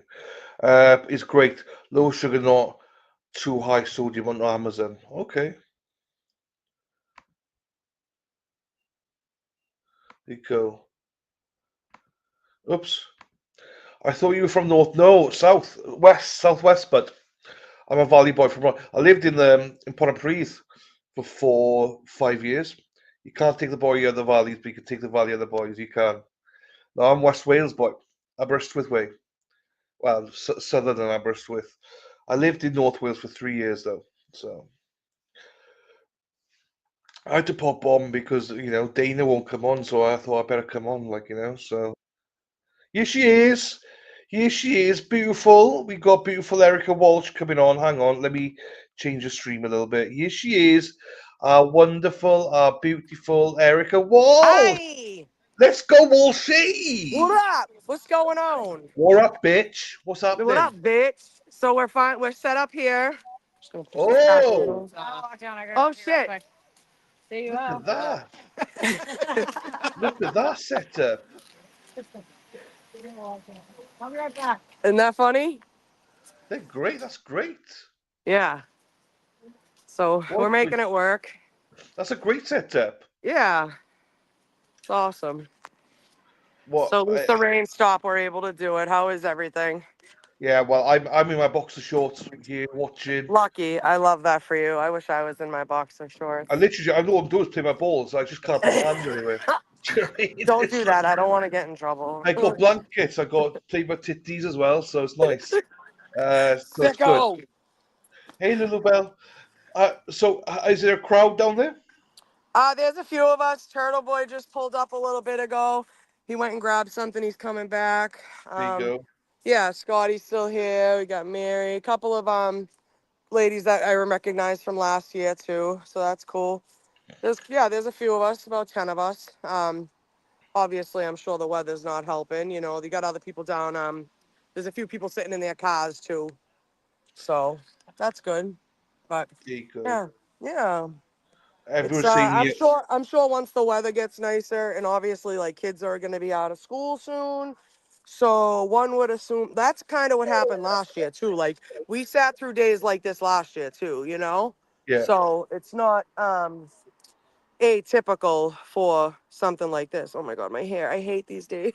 People are asking if your daughter had a great graduation. Oh, yeah, so her prom was Friday night. Her graduation is May 22nd. Her last day of school is she's like 9 days out. It's so crazy. It's wild actually. I can't believe she's off to college too, which is even crazier for me. But Has she chosen the college yet? yeah, Quinnipiac in Connecticut. Nice. Yeah, really good school. She wants to do psychology. I'd like her to do law. They have a good law program. But we'll see. We'll see what you know what I mean? She might go and hate it. She might go and love it. She might go and want to transfer out after 2 years. I don't know. You know what I mean? She got into pretty sure she got into like all of her top choices. She wanted to go to this place in Florida, but I think Connecticut's just far enough away where it's not too far, you know? That's where Dana's daughter goes. Oh, sweet. Awesome. That's cool. We'll have to introduce them. So is she like has she got a mouth, or My kid? Yeah. Oh yeah, absolutely. Good. Perfect. She's definitely more reserved than me.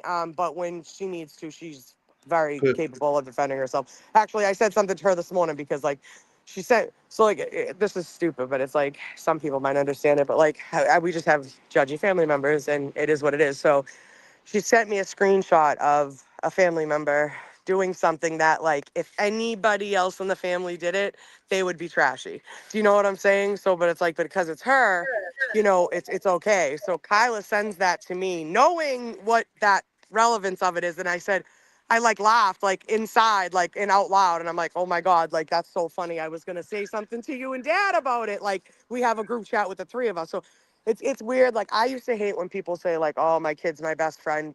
It's different when there's like an age. You know what I mean? When your kid grows up, it's definitely different. Obviously, mine just happens to be closer in age to me than some other people. But so she sends me that, and I literally texted her back, and I said, "See, this is what I said. You never cease to amaze me."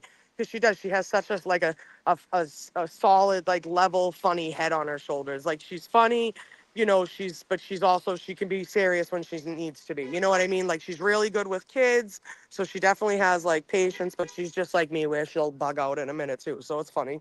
I was But gonna say she sounds just like you. yeah, she really is. She's a good kid. I love her. Yeah. She's better than me though. That's the best part. So she's better than I could ever be. That's all that matters. Don't put That's yourself all that down. You're matters. wonderful.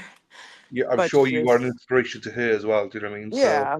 No, it's cool. You know, I love the fact that I was able to, you know, be around, obviously, like, you know, be around more as she was growing up too. You know, I was able to do the kind of like mother's hours and be able to pick her up and drive her to school and stuff like that. Now she's independent. Even after prom, they went down to the Cape for 2 nights. So I was like, I knew everybody she was with, and I knew where she was, and I know where she is at all times. So it's like one of those things where you just have to trust them and trust that you raised them right and that they'll go out and do good things, you know? Yeah. And Deb says because she's got great parents. Oh, thank you. I appreciate you. No, I love Anthony. I said to He you this loves you morning. guys. Yeah. It's like he stands next to Erica. He's so proud. He's like, you messed with my bitch, and I got you back, bitch. He's one of those like so solid. It's unbelievable. I love him. I don't Yeah, know him well. I've only met him once, but I love him because I love he's that. got your back 100%. Oh yeah, definitely. And you It can hasn't tell been he's so easy. We've been proud. together since we were kids, you know. So it's Yeah. like we both had to grow up, and we both had very. We're both only children in a sense. Like I was raised by my dad, and I'm my dad's only child. But like my mom has other kids, you know what I'm saying? And I didn't really get to know some of them till I was an adult, which sucks. But whatever. Like so we were both raised like only children, but we were kind of raised very differently. Like he had both his mom and dad. I came from like kind of a just different background. I had my mom. I mean, I had my dad, my aunts, my grandmother, stuff like that, you know? Yeah. So it's just funny, but we've grown through it, which is good. And now we're, it's wild that we're going to be empty nesters before the age of 40, but It's good though. I know. Eh, I'll find something to do with my oh, I'm time. sure you won't be quiet for long. Something else will be going on. Yeah, Hey, yeah. are you I know what you're doing tomorrow, but have you announced what you're doing tomorrow? No, I haven't. I don't want to say anything unless you want to say something. So Erica sounds like a regular mom. I'm a regular mom. I'm not a cool mom. No, I'm just kidding. I guess I don't know. Is it something worth announcing? I think it's fantastic, worth announcing, but I don't want to. You know, Yeah. it's up to you. Mm, yeah, We it's could fine. we How many we people are here? It's about 160 odd. All right. No, it's fine. Yeah. So I will be going into the courtroom tomorrow morning. Let's Um, go! If to anyone sit. deserves it, Erica, you 100% No, deserve to be in the court. yeah, there's a lot of us. They're great. I'm honored. That's what I said. You know what I mean? Like, if that's something they want to, me to do, absolutely. You know what I mean? So I was honored, when they asked. So I'm gonna do it. I'm nervous, obviously, but I'm just gonna make sure I, behave and keep my facial expressions to my brain and not and not to everybody else. Yeah, But I know. I I mean, I know. think I've had enough like not necessarily practice, but like, I've had enough You'd be great. you know, like watching people. Sorry, I walked by the TV and I'm on there. I didn't realize they were watching us down there. But you like so Karen reaches out to you a lot. Like whenever Karen comes out, Erica, we want Yeah, food. she's so Erica is the go-to person down there, you know. she's So great. She's so great. She's very gracious. She's very humble. She's just a normal person and I feel terrible for what she's going through. And I said somebody had commented on like one of those stupid Facebook pages and like about how they knew her years ago and she was, always so great. And I had said like obviously I never in my lifetime expected to meet her um or even know who she was. And even up until last year, like when we were outside of the buffer zone last summer, like I it didn't matter if I had contact with Karen. Karen didn't need to know who I yeah, was just to be there. Do you know what I'm saying? yeah, And I think that gets lost on a lot of people. Like I saw a lot of comments this past weekend, like, oh, well, if we go down there, we can't even see her or we can't even, and it's like, see, that's your problem right there. So we got to reevaluate like why we're here and what we're doing here and what we're standing for and why we're standing for it. We can't just be doing it because we think we're going to get on camera and be on the Channel 10 News tonight. I don't, whatever it may be. However, whether it's for business, pleasure, whatever it might be, we just need to focus on why we're here, and that's to get justice for John. And obviously, that will never happen if we don't get justice for Karen first. So it's the only difference. And I think that gets lost on some people. But I feel like, we're kind of, like I said earlier, it's a light crowd today with the rain. I mean, the morning crew was huge as usual, which is great. awesome. That's always a good turn up. Everybody's solid, and loyal, and they stay committed no matter what. Somebody had said to me this morning, she's like, my husband looked at me like when I was leaving in the dock, like it's still raining, like, you're fucking crazy. And I'm like, please, I'm like, you don't think that I looked out the window and was like, I could go back to bed for 2 hours and get up and enjoy my day. You know what I mean? But Yeah, again, I said it, I didn't realize I was like interviewing with Inside Edition the other day. I thought I was just talking to some lady out here, but I ended up getting posted and I had said something like, she's so gracious that she is grateful. Like we rearrange our lives and our schedules to be here for her and to support her, and again, but now it's come down to some people also on the side have been affected personally, or things have happened down here that we've witnessed between the state troopers and us, or the state troopers and other people. And so now I think it's become a more personal issue for people, not just about Karen Reed and John O'Keefe, you know what I'm saying? Which is okay too, you know? But we just need to continue to keep like spirits up. And like there, I don't know what happened. Like it's funny because someone had come up to me today and said like, oh, like you didn't hear what happened this weekend and whatever. I wasn't there. I had family shit this weekend. That's another thing. People need to reevaluate their lives. You know, this is great. You know, and yes, we need support here, but not at the cost of your home life, or not at the cost of, you know, you losing out. um, and, you know, you don't need, you know, to lose out at home just to be here, you know, like that's not what this is about. And so I just saw Dennis's comment. Absolutely, Dennis. Absolutely. Great people. Yeah, you know, and we all have shit going on. Everybody goes through things, but I don't know what happened this weekend, but people were talking like there was stuff online, and you know, I stand for all of us and the people that are down here 100%. And you know, rain, shine, sleet, hail, we're here. You know, 7 in the morning on. Whether it's one of us or whether it's 100 of us, Yeah, you know, or 200. The other day there was a shit ton of us down here.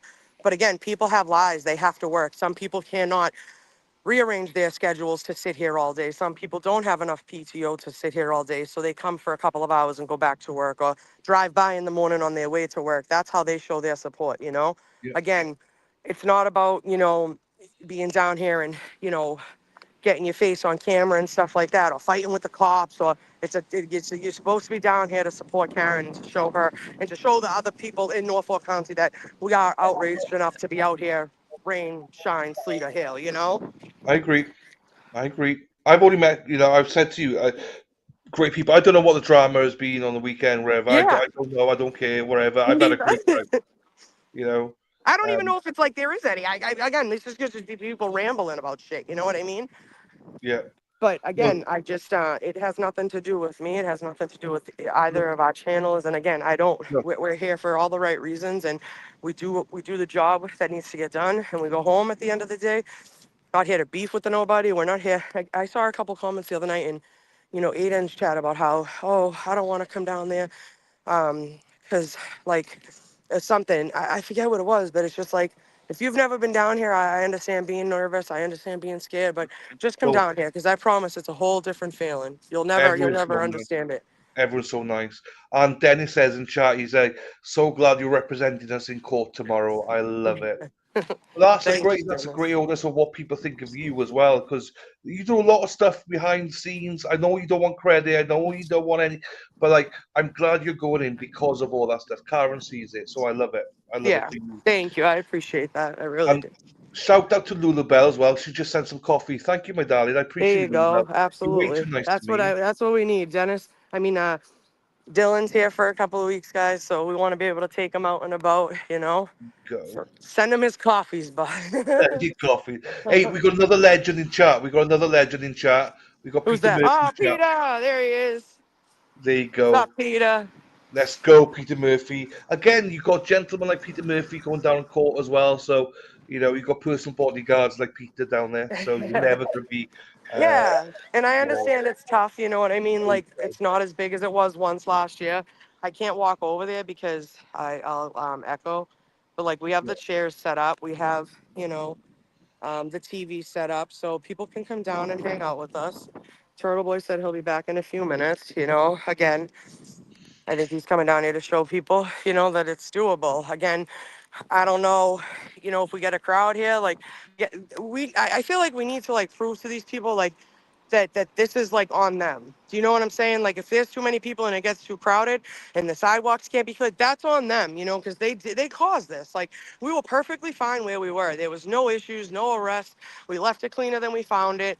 Always took care of it. Offered to buy new grass, even though we didn't step foot on the fucking grass. You know, it's like, it's so crazy to me that like, you know, people are just so like nasty, and I don't even like this whole thing with the whole the rope around the grass. Like, I know. You know, like nobody was doing anything to your grass, you know, and you could have maybe, you know, I don't know. It's just crazy to me. But I just want to say, because Heather Yes. Honey came all the way from Alabama, and she goes, yes, everybody should go to the courthouse. Everyone's kind and caring. She came Yes. all the way from Alabama. Do Yeah, you know what I mean? Heather, she was awesome. Yeah, I met her briefly the other night. It was awesome to see her out and about with us too. I like that she got that experience too. Because it's one thing to come hang down with us at court, but it's another thing to like see us all out of our like Yeah, in a more comfortable element, if that makes sense. You know yeah, what I I mean? totally agree. I totally agree with you. So I like that she was able to experience that too before she went home.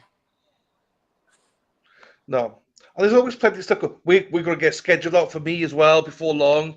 Yes, I Um, have to type it some stuff up, and then we also need to do like that other stuff and plan days. I'm hoping that huh? Yeah, hype it. Yes. So, also, can I just say something real quick? So, if you come down to the buffer zone, our lovely Lisa Tobin made this, and it's for oh, Karen. So you come down here, sign it, you know, whatever, put a little thing in it, tape it, date it, you know, and we'll give it to her at the end or when it's full. There's pens in the bag, and there you I'm gonna go. leave it. It was in my truck. I try to put it out when I'm here, but I'm gonna leave it out. I'm gonna leave it in Scotty's truck. That because he's always here, you know what I Yeah, mean? And if Roy's not, always there one in the of us is morning. here. Yeah, exactly. Oh shit! I see Turtle Boy on the front steps of the courthouse. So there you go. Yeah, Lulu, but Heather Honey, so nice to meet you. Yeah, it was great, and Yeah. that's what I could attest to it. Heather could attest to it. It's a great place to go. Great people. Yes. Yes. So Lisa Reed's coming as well, and Hippie Chick, they're coming in a couple of weeks as well, which is good. Hey, Genty. My Lisa is awesome. So yeah, court should be back. I'm not sure where they are. They should be back. They weren't God planning on only going on break, knows. but they just keeps changing the times and everything. And I don't have a clue what's going on Yes. anymore. It's supposed to finish at 3:30 or something. Oh, I have no idea. What do you mean for you? You're saying?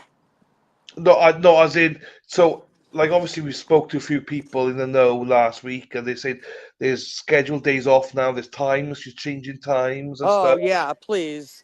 It's just like it's all over the shop. Yeah, absurd. Erica, Lisa says have Aiden sign it since he's not in the court this week as well. So Have Aiden sign it since he's not. Yeah, I will definitely. He's here, so I'll let him Aiden, know. Oh, there he is, right there. Yeah, I'll let him know. there you go. It is. I'm gonna put a call in there. Hold on. All right, go ahead. Hurry up. Yep.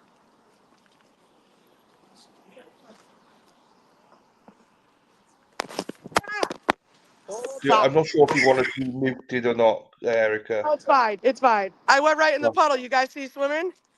We saw something drop black, so That's all right. I was doing two things at once. That's my fault. That's that's my fine. problem there. Oh yeah, pull right up here. Mm, Oh, Teresa Martins, thank you so much for the PayPal as well.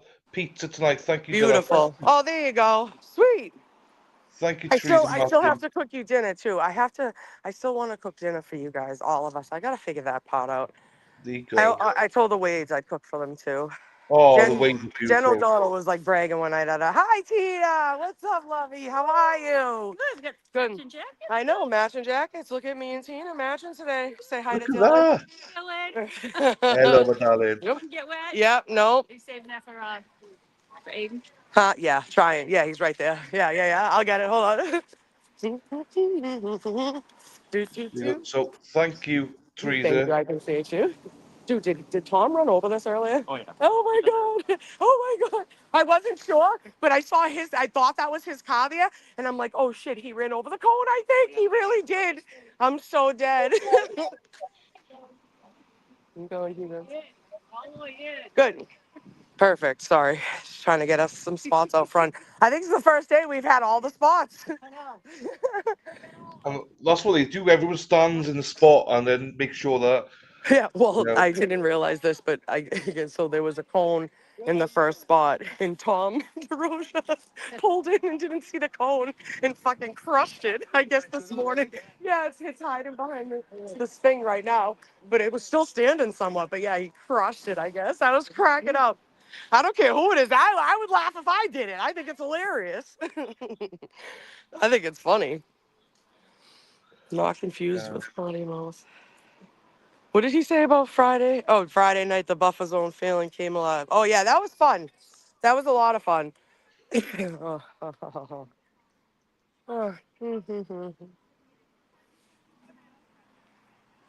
there'll be more. There's Norwood Pizza tonight, New Bedford tomorrow night. There's loads of dive bar events coming up as well. So if you're down Oh, here, you yeah, can join in. there's a few of them. So Natural Night and all sorts of stuff, just all around Massachusetts. So I know. I think that's great. And that's another thing, like dive bar. Dive bar came together as a way for people who knew each other this Sarah morning Levin. or whatever, to come together to blow off some steam, to vent. Again, you meet people and you learn about people in a different setting. So I could see it being nerve-wracking to show up or being hesitant to show up. But I'm telling you, do it. You won't regret it. Other than that, dive bar again was meant to blow off steam, and that's it. Whatever comes out of it is great. Donations, this, that, the other thing. But it shouldn't be anything stressful. It shouldn't be. People shouldn't be not be able to pay their rent because they went to dive bar night, essentially. So again, Erica, I yep, we're love you. back in. I love you. I'll talk to you in a bit. See you in a bit. Ta, darling. Let's go, Mexi. Hit it.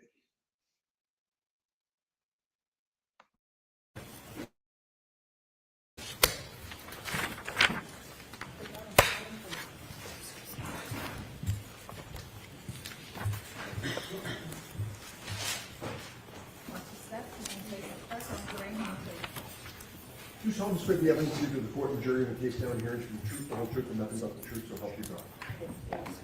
I'm sorry. Good morning.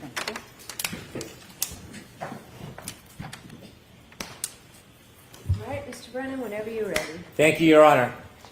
Good afternoon, ma'am. Good afternoon. Could you please introduce yourself to the jury? My name is Sarah Levinson.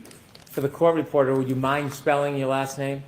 So it's Sarah with an H and then Levinson. Ms. Levinson, do you mind if I ask how old you are? I'm 26. I'll be 27 next month. Do you work? Yes, What do you do? I'm a nurse. How long have you been a nurse for? About 4 years. Before you became a nurse, did you go to school? Yes. Tell us a little bit about your educational background, please. I got my bachelor's at Regis College. Do you know a person by the name of Ryan Nagel? Yes. How do you know him? He's one of my good friend Julie's older brothers. You mentioned Julie. What's Julie's name? Juliana Nagel. Are you friends with Julie Nagel? Yes. To this day? Yes. Were you with Miss Nagel back on January 28, 2022? Yes. I want you to take us back to that day, the earlier evening hours of January 28, 2022, maybe around 5 or 6 p.m. Did you have a plan that day? Yes, we as in myself and Julie, were going to Brian Albert Jr.'s house to celebrate his birthday, which was the next day. Who was Brian Albert Jr. to you at that time? One of my good friends. How long had you known Brian Albert Jr. for? At that point, probably 8 or 9 years, I would say. Did you attend school with him? Yes, high school. Is that when you met Brian Albert Jr. in high school? Yes. Who was going to Brian Albert Jr.'s house with you? Just myself and Julie. Did you have a general plan for that evening other than to visit your friend and celebrate his birthday? It was kind of up in the air if we were going to stay there or go somewhere, but we were definitely going and celebrating with him. Do you know the address where Brian Albert Jr. lived? Yes. Could you share that with us? 34 Fairview Road, I believe. Road. Had you been to 34 Fairview Road before? Yes. Did you know Brian Albert Jr.'s family? Yes. Had you met them in the past? Yes. How often had you met with them before? Well, I was friends with him for, like I said, about 8 years. So I knew his older sister, Caitlin, pretty well. We went to high school together, but the younger siblings, I don't believe we overlapped in school. And then his mother, I had met, I mean, a good amount of times. And then his father, too, I would say. How many times would you estimate you had been over 34 Fairview prior to the night of January 28, 2022? Over the years, maybe like 20. I don't know. Do you remember what time you arrived at 34 Fairview Road on that evening? It was between 7 and 8 o'clock at night. Who did you go with? Myself and Julie Nagel. Could you tell us how both you and Julie Nagel got from where you were living, your home, to 34 Fairview? Yes, Julie's dad drove us. When you first get to 34 Fairview Road, before you walk in the front door, what's the weather like outside? It was cold, but it wasn't raining or snowing or anything. No snow on the ground? No. When you walked in the door, did you go in the side door or the front door? The side door. Okay, take us through walking into the house. What do you see? So we walked through the side door, and then it's their like family room, they call it, with like the TV and everything. And then at the back of the family room is like a sliding glass door out into their porch. And then if you turn left, it's like the kitchen / dining room. And then there's a back door. There's like a small bathroom over like near the back door.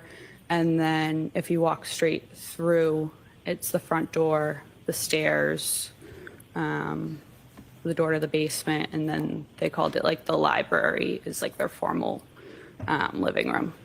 If you walked in the front door, would the stairs leading to the next floor upstairs be right in front of you? Yes. If you were going to go downstairs, would you walk around that staircase to the back side of it? I don't believe the back, but the side. Okay.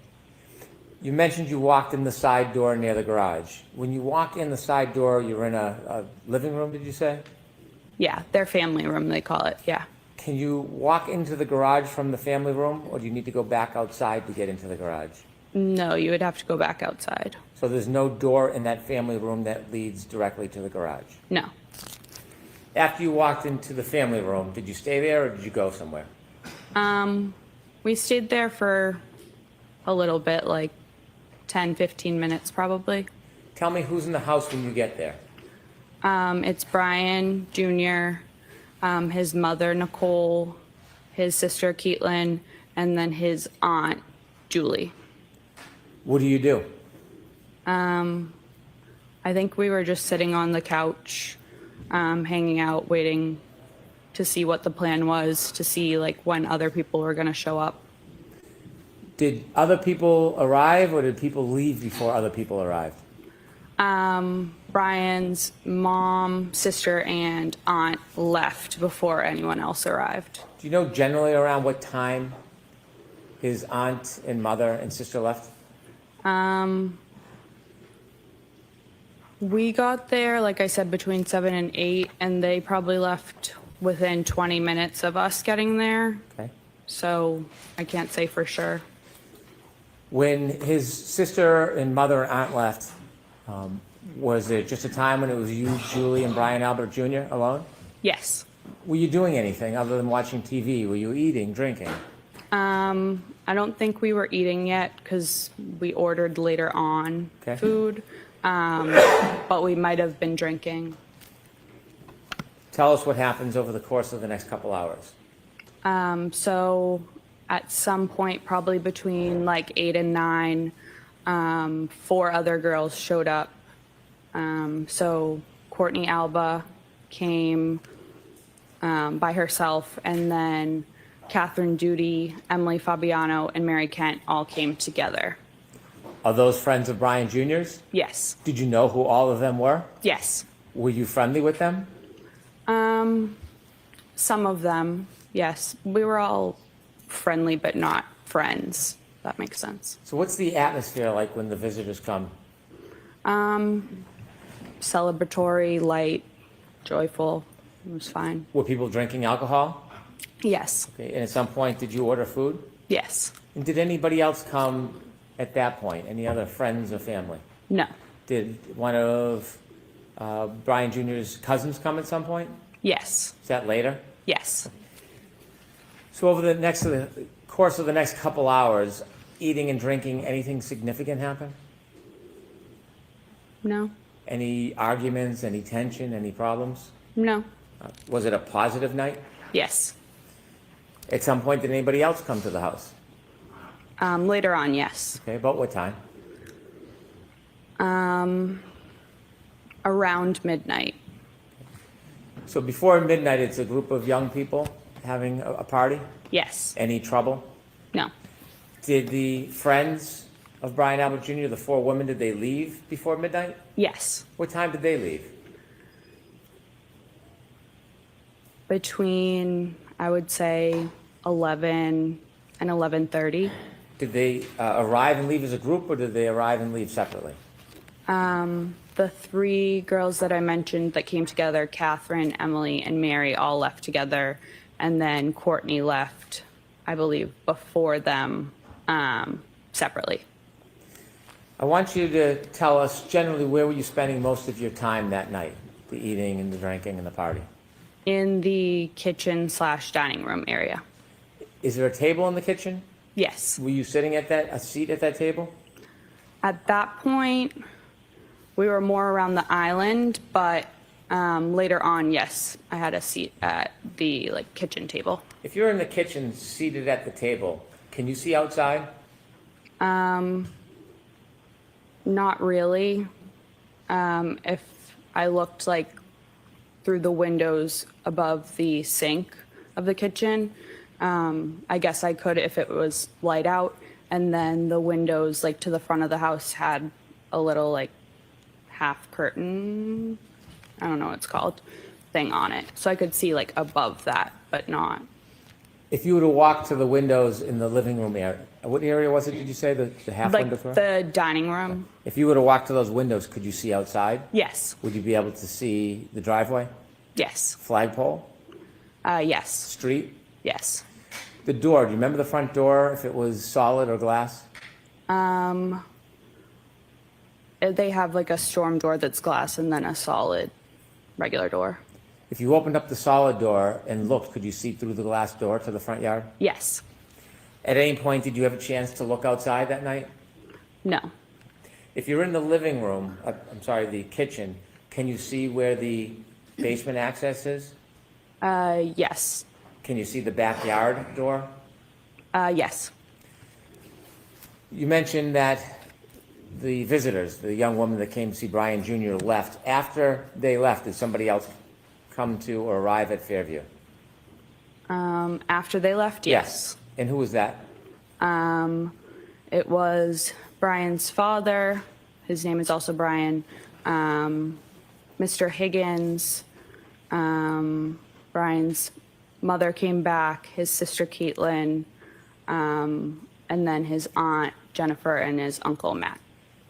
If I can just step back just a little time before the adult group showed up. Yes. Did any other of Brian Jr.'s cousins come to Fairview? Yes. And who was that?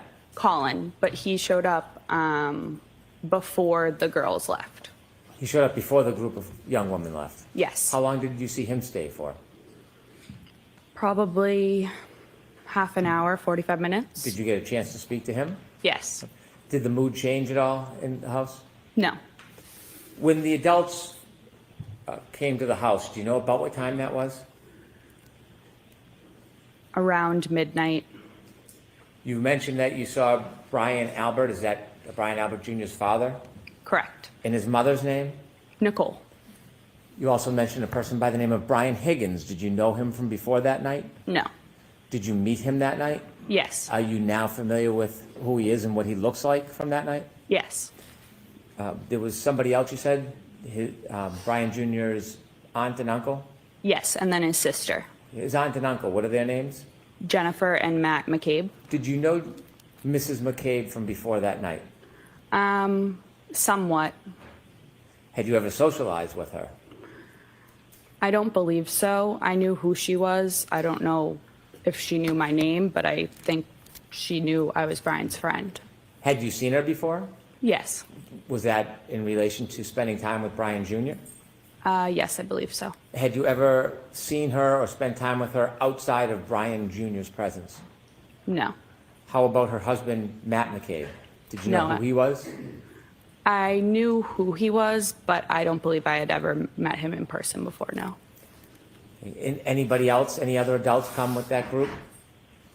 No. Do you remember who came into Fairview first as far as the adult group? Yes. Who? Mr. Albert, Brian's dad, and Mr. Higgins. And who came next? Next, I think they all kind of walked in together, Caitlin, Nicole, Jennifer, and Matt. Other than you, Julie, and Brian Albert Jr., had the young group left at that point? Yes. After that group arrived, what happens? Tell us what's happening inside the house. So it then was Brian Jr.'s actual birthday. So again, we were celebrating. Caitlin, his sister, was playing music on one of the speakers. And we were all pretty much sitting or standing around the kitchen table, talking, socializing. Do you remember what was being played for music? Like 70s, 80s type of music. I don't want to overstate it, but. Were you drinking? I don't believe I was anymore at that point, no. Did you feel impaired at all? No. As the night grew on, was there any problems in the house? No. Any argument? No. Any fighting? No. Anything exciting or controversy in any way? No. Did you have a plan that you were going to leave with Julie? Yes. What was the plan? She said that her oldest brother, Ryan, would pick us up and drive us home when he was done wherever he was. Did you see at any point before you ultimately left Fairview, did you see your sister leave the house? Did you see Julie Nagel leave the house? Yes. Did you actually see her go and leave? Yes. About how long did she leave for? 5 minutes or less. Did you see her come back? Yes. After she went out of the house and came back in, did the plan change about a ride home with her brother? Yes. What was the new plan? So a little bit before she went out to talk to Ryan, we were talking, myself, her, and then Jen, were talking about how we were leaving and Julie's older brother was going to come pick us up. And we were the only ones that weren't like related to the Alberts there. So like Brian's friends left. So Jen was like, oh, like, don't leave just yet, because like we were celebrating Brian's birthday. If you want, myself and Matt can drive you home a little bit later. So we agreed to that. And then Jen said, feel free to invite Ryan inside because he was already on his way. So Julie went out to tell Ryan, like, hey, we're not coming with you. But you weren't outside for the conversation, so you just heard this secondhand from Julie. Yeah. So from what you saw, Julie went in and out? Yes. For about 5 minutes? Yes. Okay. Why did you decide to stay? Did you want to stay? Yeah, I didn't mind. Did the night continue after Julie came back in and spoke to her brother? Yes. Was the mood any different than it had been the entire night? No. Anything extraordinary or remarkable happen inside that house?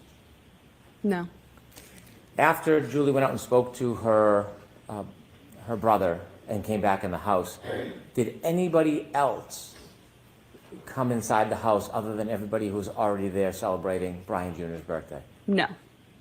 Did you ever see another man or woman you didn't know come into that house? No. At some point, there was a decision that you would leave, I suppose? Yes. What time do you think you left generally? Between 1:30 and 2 in the morning. Do you have a specific time? Did you look at your watch? Did you know a certain time you left? No, I believe it was closer to 1:30 because I believe I was home by 2, but I can't say for sure. When you left, tell us what the weather was like when you went outside. Was it the same as when you came in? No, it was snowing. What was the conditions like? Had they changed, the wind or temperature? Yes. Yeah, it was colder. How much snow was on the ground at that point when you left? Like, I don't know, a dusting, or I could still see like some little pieces of grass like sticking out of it. But it was pretty much like the walkway and everything was white. Did you leave by the front door or the side door? The front. You remember that? Yes. Was there any type of hazard or difficulty with you walking? Julie and I walked out together down like the front stoop stairs. And I remember we were arm in arm. I was wearing shoes that didn't really have traction, so I was looking at my feet, so I didn't slip. And other than that, no real hazard, I wouldn't say. Whose car or vehicle did you walk to? Jennifer and Matt's. Did you get in? Yes. Which seat did you get in? The back seat behind the passenger. And where did Julie Nagel sit? The back seat behind the driver. Did the McCabe's get into the car? Yes. Who was driving? Matt. And then Jen was in the passenger seat. Front passenger? Yes. As you were leaving, was there any conversation or joking going on? Yes. So Matt actually forgot his jacket inside, so he went back in. And then I believe myself and or Julie turned around just kind of looking, and we saw a lone loaf of bread in the third row. So one of us said something to Jen about the loaf of bread, which she had gotten because of the storm. And I believe Jen was turned around looking at us and said something along the lines of, "Does anyone want a peanut butter and jelly?" Joking around. Do you remember that moment, having the conversation about the bread? Yes. It stands out? Yes. As you drove out of Fairview, you were in, the McCabe vehicle was in the driveway? Yes. Did it back out or go out forward? No, backed out. When it backed out and began to drive away, what side of the vehicle was closest to Fairview? You mean the house? Yes. Was Okay. it I'm sorry. Was the It's okay. passenger side of the McCabe vehicle closest to 34 Fairview, the house, or was it the driver's side? The passenger. When you drove, did you drive towards the flagpole? Yes. And during those moments when you were, or Mr. McCabe was driving towards the flagpole, was that the time you were having conversations about the bread, or was that a different time? That was a different time. What was happening as you were driving past that area, or in front of the house?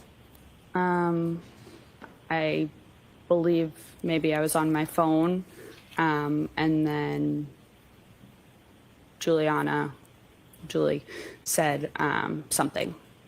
Did you ever look out the window near the front yard, near the flagpole area? Not like at the front yard, but a little ways up the street, yes. Next to 34 Fairview, up the street, is 32 Fairview?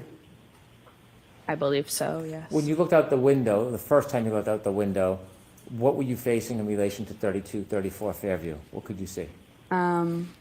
There's like a little bit of woods in between the two houses, so it was the trees. Did you notice anything that stood out? No. Ultimately, did you get home that night? Yes. Thank you. I have no further questions.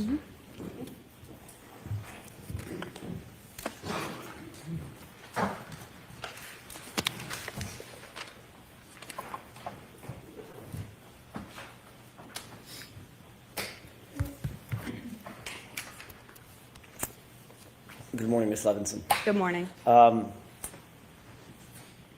You've been longtime friends, as you've described, with Brian Albert Jr., going all the way back to high school. Yes. And that high school friendship has percolated into a friendship into adulthood. Yes. You obviously know the entire much of the entire immediate family, Brian Albert Sr., his wife Nicole Albert, correct? Yes. You know his uncle Chris Albert. Yes. You're familiar with his wife, Julie Albert. Yes. Obviously, Brian Albert and his cousins. By the way, which cousins are they? Last names. Do I know? Right. There's the Alberts, and then there's the Galvins, the Reardons, and the McCabe's. Okay. You indicated that you've been to the Albert home probably at 34 Fairview. That's the home I'm talking about. Yes. Probably you estimated at least 20 times, correct? Over the years, yes. Over the years. And you've known Brian Albert for, well, since high school. I mean, in the last 8, 10, 12 years, you've been to the house to and from. Yes. You've never met, or you had never met, going into January 29th, 2022. You had never met their dog, had you? Their dog? Their dog. I'm not completely sure. Didn't you testify about a year ago in another proceeding that although you had been to the Albert home many times, you had never actually met the dog? If that's what it says I said, then yes. Is that because the dog was not really good with strangers? Objection. Sustained. Do you know why you hadn't met Chloe? By the way, did you know the dog's name was Chloe? Yes. Okay. Do you know why you hadn't met Chloe in all those trips to 34 Fairview? No. Just wasn't out and about among the folks that were in the house when you were there? Yes.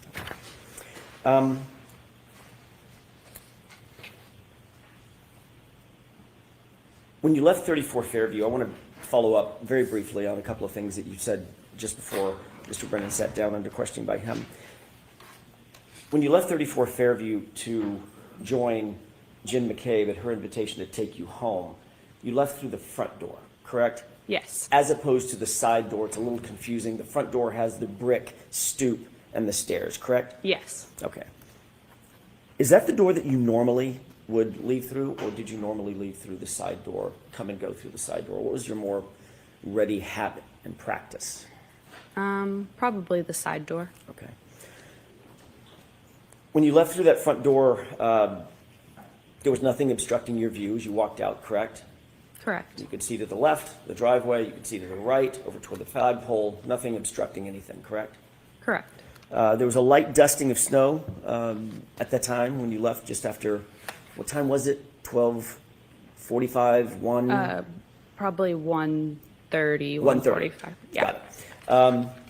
So you leave at 1:30, there's still just a light dusting of snow on the ground? Yes. The yard is flat? Yes. You could see all the way out to the flagpole?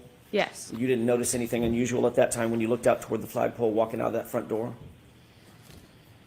I didn't notice anything. I wasn't looking out at the flagpole, but yes. You were looking in that direction. When you walk out of the door, obviously you're standing, walking out of the door toward the front yard, correct?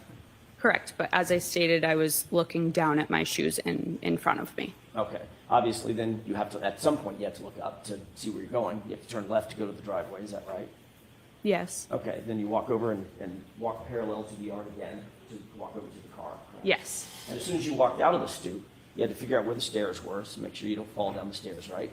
Yes. But you're still looking up, like normal, correct? At some point. Most likely. My question is, you didn't see anything unusual in the yard, did you? No.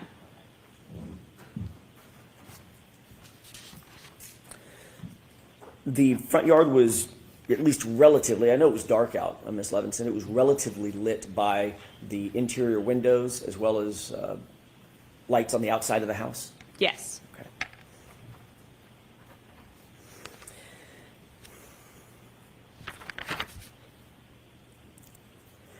You indicated that you did, in fact, get the ride home with Jen McCabe and Matt McCabe. Who brought up giving you a ride home? Was it Jen? Yes. Okay. And she also mentioned it, did she mention it in your presence to Julie as well? About the ride home? About the ride home? Yes, in my presence. Okay. You said that Matt McCabe was driving, but before he got in the car, he realized he had forgotten his jacket and went back in, correct? Yes, I don't know if he had gotten in the car and then got out, or he just opened the door, but yes. He was at the car at least. Yes. So he had exited, by definition, he had to have exited, pardon me, the house through the front door as you did to go out to the car the first time? Yes. And then he got to the car, then realized he forgot his jacket, walked back toward the front door, went back in the main door? Correct, yes. And you saw that? Yes. Then once he retrieved or fetched his jacket, he then walked back out that same front door, down the stoop, looking out over the lawn, and then over to the car, correct? I didn't see him walk back out, but I mean, probably. I don't want to say yes for sure because I wasn't watching him at that point. Understood. No reason to believe that he would have used a different door. Correct, yeah. Okay.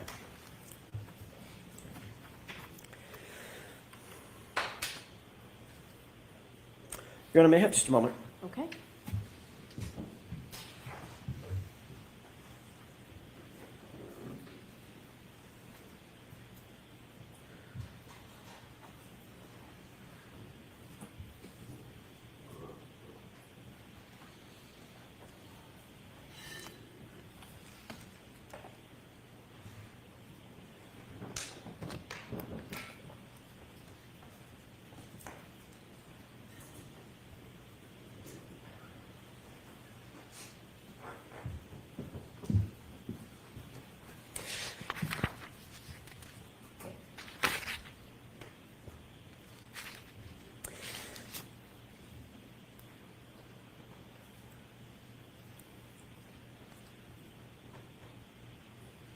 You were contacted ultimately by law enforcement to provide an interview, correct? Yes. That was not until October of 2022, is that right? Yes. A couple of quick questions about that.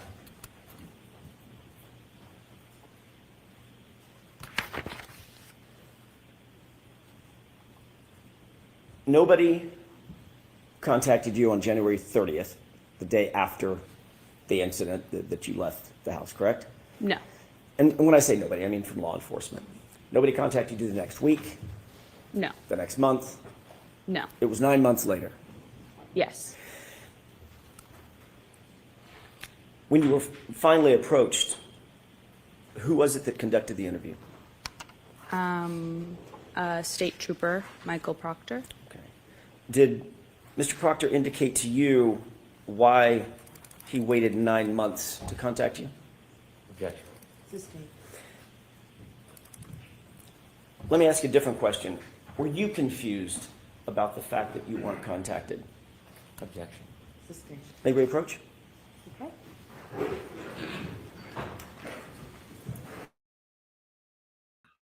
These are simple questions. They shouldn't even be objected. Were you confused? Yes or no? Were you confused why, in a murder case, you were not contacted for 9 months? It's a simple yes or no. Why has it been sustained? It's asking her, not asking about anybody else. Yeah, someone was murdered on the lawn. Of course I was bloody confused why no one contacted me for 9 months.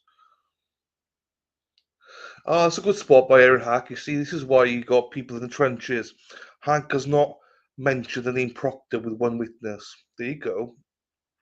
They're just being arseholes. They wanted the defense wanted sidebar because literally Brendan and Bev will not allow Sarah Levis to answer the simple question of, were you surprised that you weren't interviewed by Proctor for 9 months?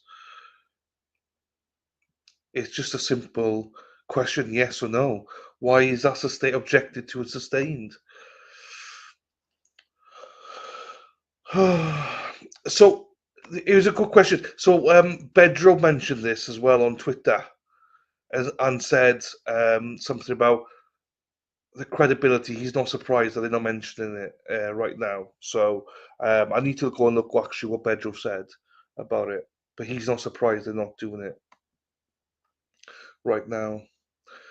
Hello to team. Hello to LJ as well. Hope you enjoy this morning. He has something to prove. She's lying. That is why he's pushing. Yeah, 100%. And but rightly so, it's not even a bad question.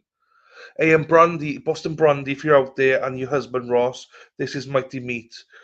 This is the pervert I told you about. He loves Brandy. So shout out to Mighty Meat, he loves Brandy. We all love Brandy, but Mighty Meat loves Brandy. Dave, 70 years old. Yeah, I'll try and find what Bedro said about it. I'll try and find it. But he said something.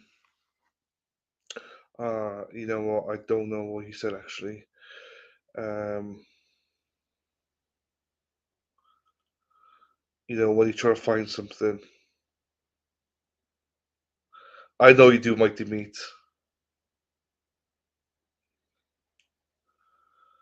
If I can find it, hang on. Mark Bedro.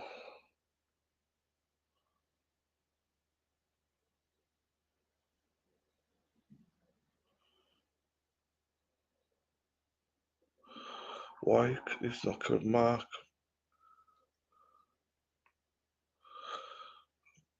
Bed.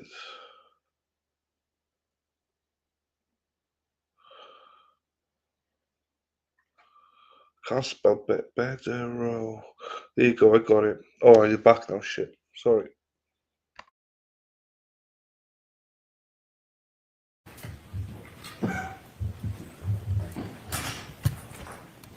May I, Your Honor? Yes. Thank you. When you were finally interviewed,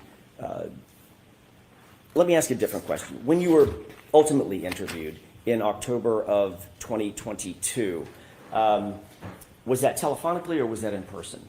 In person. Were you alone or was there anybody else with you? I was alone. You mean like besides the troopers? Besides the troopers? Yeah, I was alone. And had you prepared for that interview with any person or persons before that interview? No. Had you spoken to anybody, Julie or anybody else, about the potential for being interviewed? I believe Julie called me to tell me. If I may, don't tell me what was said. Okay. Did you speak with Julie before the interview? Yes or no? Yes. Okay. And one more question. Without telling me any of the words that were used, was the subject matter the interview? In other words, I'm not asking if you talked to Julie about going and getting the dry cleaning picked up or something like that. Did you talk about the subject of the interview with Julie before you were interviewed? Somewhat. Okay. That's all I have. Thank you. Anything, Mr. Brennan? Briefly, Your Honor. Can I have Exhibit 3, please?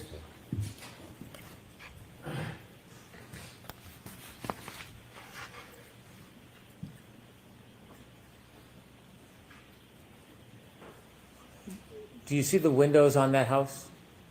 Yes. Do you recognize that house as 34 Fairview? Yes. You were asked whether there was light coming out of the house illuminating. Do you remember that? When I was asked that? Yes. Yes. Was the lights inside the house, from your memory, illuminating the ground near the flagpole and that fire hydrant?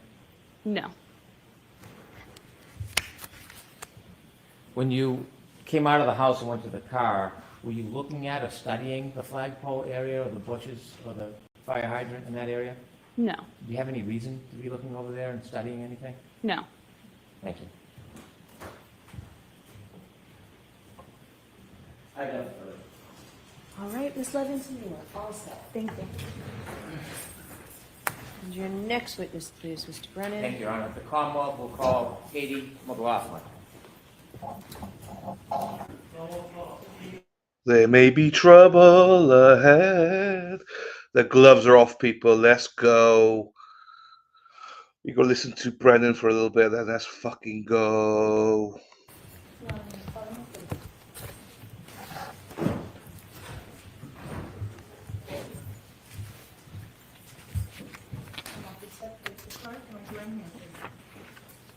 You solemnly swear the evidence you give the court and jury in the case now and here and true, the truth, the whole truth, and nothing but the truth, so help you God. Good morning. Oh, I'm sorry. Good morning. Whenever you're ready, Mr. Brennan. Thank you. Ma'am, could you please introduce yourself to the jury? My name is Katie McLaughlin. I'm 29 years old. I work for the town of Canton as a firefighter paramedic. Did you study to become a paramedic firefighter? Yes. Why did you become interested in becoming a paramedic firefighter? Objection. I enjoy helping people. I have some family members who work in the healthcare field, and I just always thought it was interesting, and I wanted to do something meaningful with my life. Did you have to have any special training or education to become a firefighter and paramedic? Yes, you do about 2 years of schooling. It's divided in between a didactic portion and then a clinical portion in the hospital and ambulance. So it takes about 2 years to finish. You completed that? Yes. Did you become a firefighter at the same time you became a paramedic, or were those separate educations? They're separate. I became a paramedic first before I became a firefighter. Did you work as a paramedic before you became a firefighter actively in the field? Yes, for a few years. Do you remember about when you first started working as a paramedic? 2016 or 17. And when did you first become a firefighter? 2017. Do you remember when you first began working for the Canton Fire Department? I believe it was May of 2017. Are you still employed by the Canton Fire Department? Yes. In your paramedic training, did you learn how to provide care for people who are in need? Yes. Had you, before 2022, responded to different events or people's homes or public locations to help people? Yes. About how many calls? Could you estimate how many different calls you had been on as a paramedic or firefighter leading into the beginning of 2022?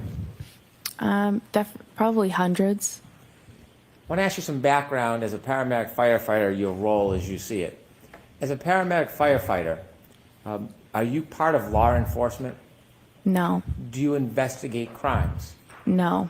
Do you write police reports? No. When you're going to a scene and using your skills to help somebody, are you interested in whether or not somebody was involved or responsible for an event? No. What is your focus when you go to a scene to help somebody? What's your priority? To help the patient, to save someone's life. Do you have a chance, or do you try to assess the patient, speak to them if they can speak to you? If we can, yep. Are there times when the person can't speak? Yes. If a person can't speak to you, is there a role that you take to try to get information to help assist the person?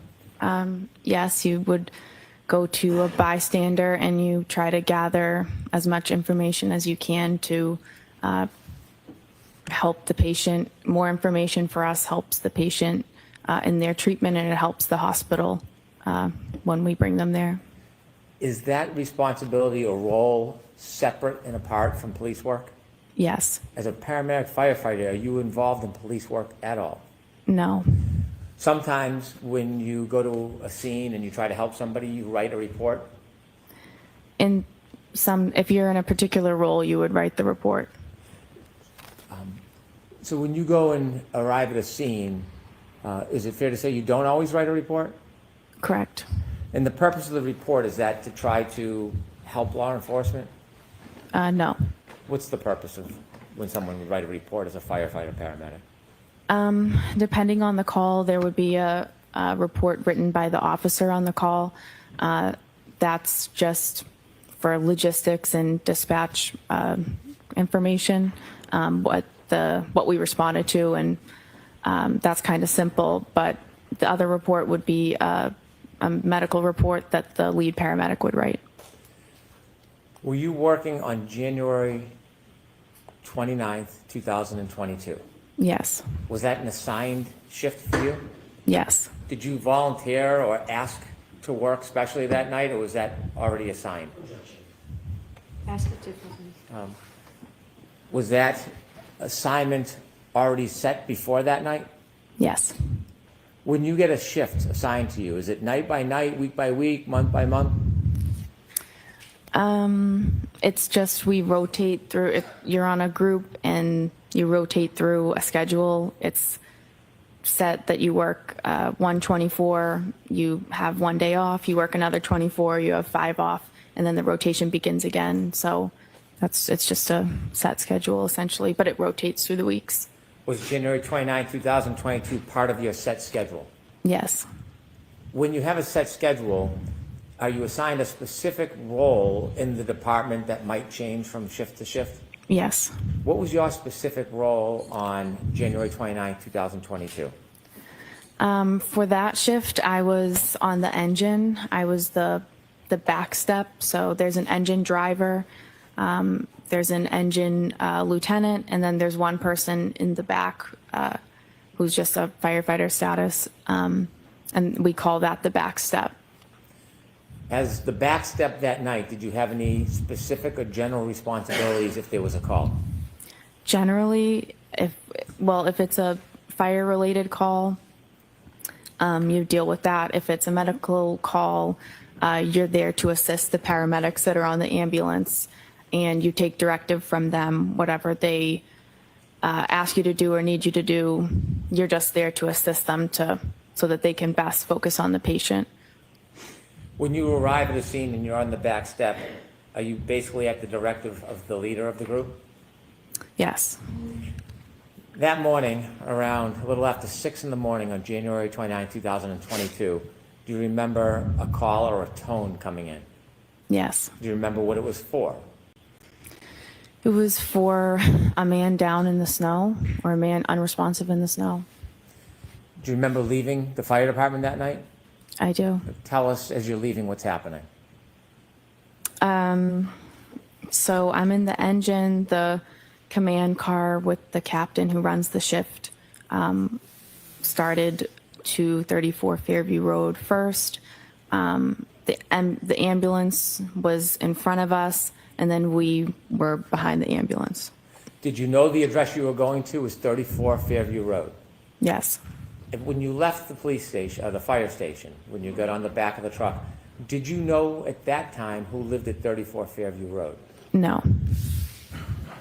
Tell us a little bit about the conditions outside as you rode to 34 Fairview Road.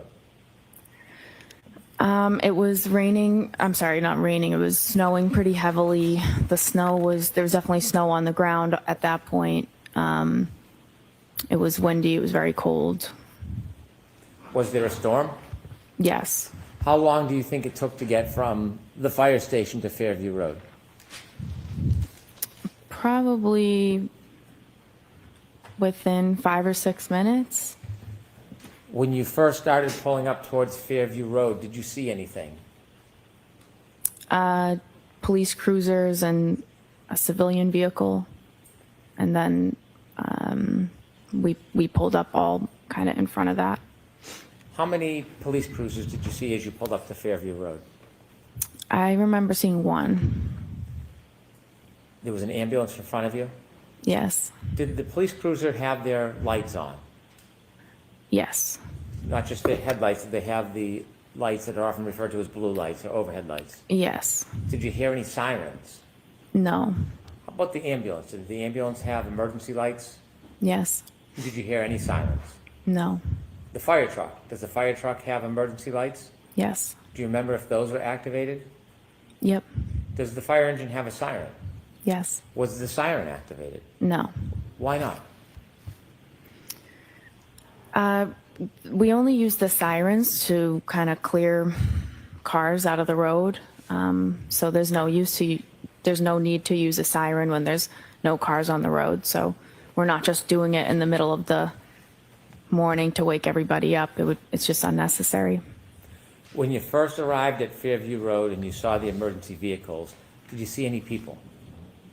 Yes. While you were still in the fire truck or after you got out of the fire truck?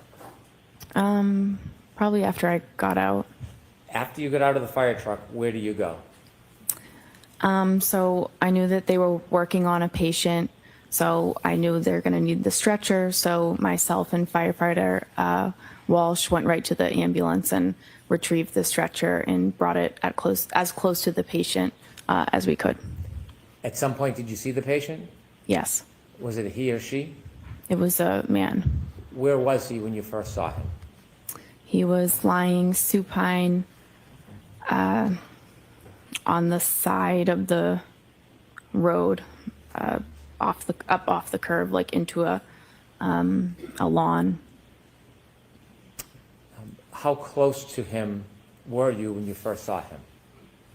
Well, I only made it to the curb where I brought the stretcher. He was maybe from here to that table, maybe. When you stood on the curb and you saw that man lying, was his feet closest to you, his head, or his side? His head would be closer to me. Did you lift the man from the ground? No. Did some of your colleagues? Yes. After you brought the stretcher or the bed to the side of the road, did you remain there on the side of the road? They lifted him on the backboard, they put him on the stretcher, and then they pretty much immediately started moving to bring him in the back of the ambulance. Around the area where you first saw this man lying supine on the ground, was there anything other than ground? Were there any objects in that I'm area? sorry? Was there any objects near him? I remember seeing a fire hydrant. And that's all I can really remember. When you mentioned that he was lying about as close to that table as you, would 8 to 10 feet be a fair estimate? I don't know that I could say. Okay. At some point, did you receive further directions from anybody on the team asking you to do something? Yes. Firefighter Flamati I was at the head of the stretcher with Firefighter Flamati, and he asked me to try to gather more information and kind of see what happened and what's going on. Did you have someone that you wanted to gather information from? Yes. There was a woman who seemed to be really concerned and involved with the patient's status, and so I just kind of assumed that this would be the person that I could try to get more information from. Did you take a guess? Yeah, The person that you try to get more information from, do you see that person in the courtroom today? I do. Could you point that person out and describe an article of clothing they suit. wear? Black suit. And do you see where that person's sitting in between? I do. Her attorneys. Did you approach that person? I did. Now, you mentioned you're not a police officer or a criminal investigator. What type of information are you hoping to get generally in these circumstances? Some basic demographic info. You can answer a lot of questions by just asking a few very simple ones. So obviously you're trying to get his name and his date of birth. And then you ask questions if the patient has a medical history, if the patient takes daily medications, if the patient has any allergies. And that's all things that can help to sort of maybe explain why this person is in the position that he's in. For example, if someone says, reported that he had a heart condition or a seizure disorder or he was a diabetic, that would help us sort of, that's relevant information for us for his treatment and to pass on to the hospital. Did you have a chance to speak with the person that you had pointed out? I did. When you spoke to that person, did you get a chance to ask any of those questions you would typically ask? I did. When you spoke to the person, what did they tell you? She gave me his name, his date of birth.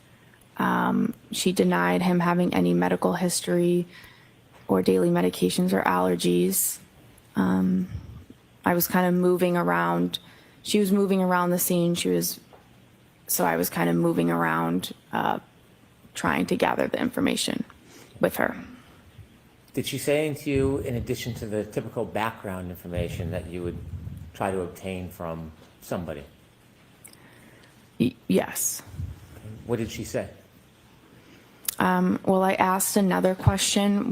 Once we had come to a stop, I asked if there had been any significant trauma that happened that preceded this. And she answered with a series of statements that she repeated. I hit him. I hit him. There was a woman next to us who told her to calm down, stop talking, calm down, you're hysterical. So she repeated, I hit him. And a police officer asked her, said, you what? And she repeated it again, I hit him. And the officer then signaled for his sergeant to come down to the scene or down to where he was. When she first told you that she had hit him, you said there was another woman next to her. Did you know who that woman was? Not at the time. Do you now know who that woman was? I do. And who was that? Miss Jen McCabe. Did you know Miss McCabe at that time? No. Do you know her personally now? No. Are you friendly or friends with her in any way? No. You mentioned that when the defendant said, I hit him, Miss McCabe was trying to intervene? Yes, it appeared that way. What did it appear she was trying to do? Trying to get her to calm down, to stop talking. It appeared that she was... Sustained. Disregard that comment. Did Miss McCabe interject verbally? Yes. After Miss McCabe interjected and the defendant made those statements about hitting him, did you persist in getting more information, asking to clarify what she meant by I hit him? No, I did not. Why not? A few reasons. I felt at that point, given the situation and how disturbing, and it was a very emotional situation, the woman was very upset. I didn't feel comfortable pushing and asking for more. I just didn't think that it was the right time for that. And it was also really not my place at that point. And I feel like that was something that the police that's more their role. Asking follow-up questions about what she meant by I hit him, would that have helped your diagnosis and treatment of the man in any way? It could have. But you made the decision to stop asking her questions? I did. Did you ask her any more questions after she said I hit him? I decided not to.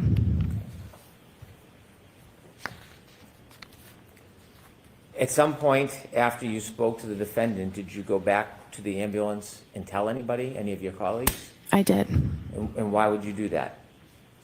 That's the whole point of me trying to get more information, is that I get the information and I bring it back to the people who are treating the patient. So. Did you go back to the ambulance and repeat that information to your colleagues? I did. Did you have any other further role at the scene as far as helping the man or doing anything else? No, other than I drove the ambulance to the hospital. With the gentleman in the ambulance? Yes. Did you learn who that person was? Yes. Did you know at the time who it was? No. When you got to 34 Fairview, did you recognize the home when you got there? No. Did you later learn who lived at that home? Yes. Did you know somebody who had lived at that home? Yes. Did you know that person lived there prior to that night? I learned that she lived there. Okay. And that person that you knew lived there, what is their name? Caitlin Albert. How did you know Caitlin Albert? We went to high school together. We're in the same grade. We have mutual friends, and growing up, we had different friend groups, but those groups would often get together in bigger groups and hang out.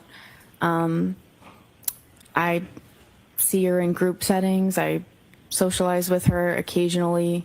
I don't have a personal relationship with her. I wouldn't consider her to be a friend of mine, but I do see her occasionally because of social events. I don't have a one-on-one. I don't have a close personal relationship with her.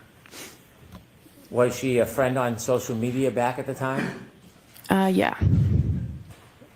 Since this event, have you been on any outings or trips with friends of hers or in a group setting where she was present? I don't remember ever seeing her since then. Had you ever talked to her about your role that night? Never. Did the fact that somebody you knew lived in that house, did it have anything to do with your treatment and care that morning? Not at all. When you saw the man in the back of the ambulance, did you make note whether he was missing any clothing items? He was missing a shoe. A sneaker. I'd like, with the court's permission, to play Exhibit 4, part of it. Okay. Ms. Gilman, if you can start at 6:13:45.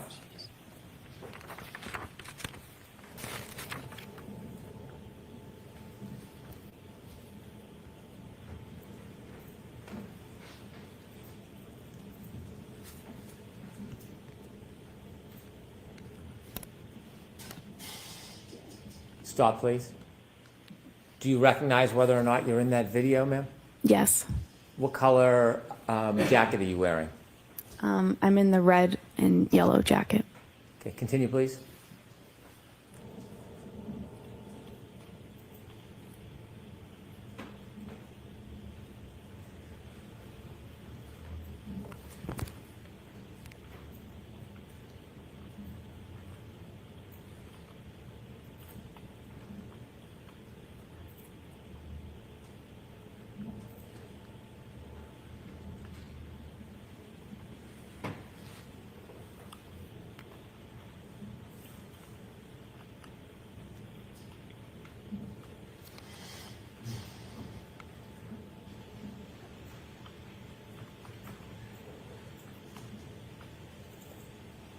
Stop, please. There are two yellow jackets, one on the left, one in the middle of the screen. Do you know which one is you? I'm now in the middle of the screen. Okay, continue, please.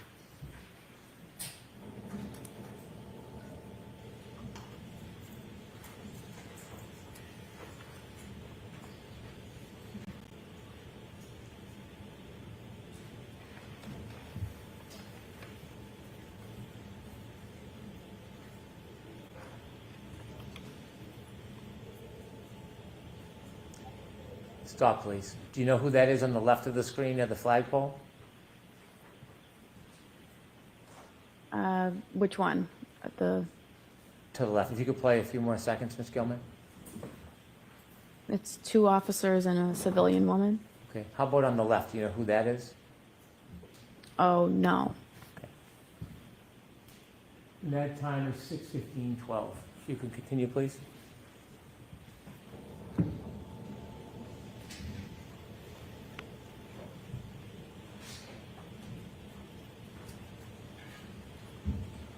Stop, please. Is that you, ma'am, in the yellow? Yes. Okay, continue, please.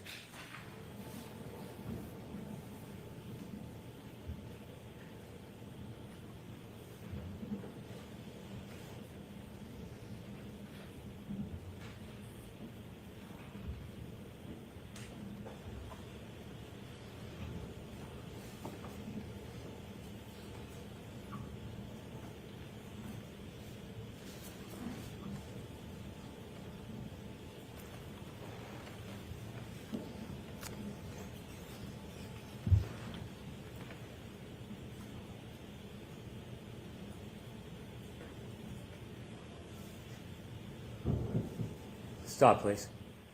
Do you see yourself on that screen? Yes. What color jacket? The red and yellow. And who's to your left?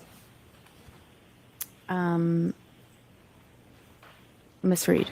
And across from you, with the blue or black jacket with the hood. Do you know who that is at this time? Miss McCabe. And you didn't know her at the time? No. Do you see the officer that's turned away from you? Yes. Do you know who he's speaking to? No. Do you know the exact moment that the defendant told you, I hit him, I hit him, I hit him? I think it was just prior to that. Okay, continue.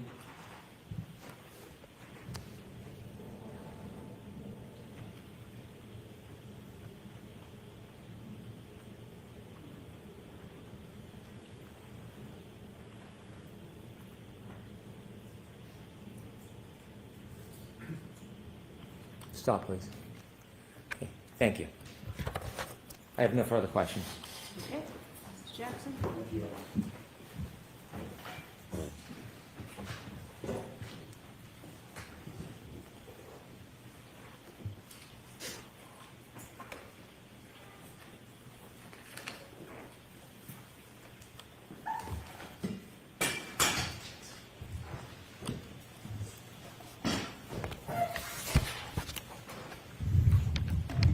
Good morning, Ms. McLaughlin.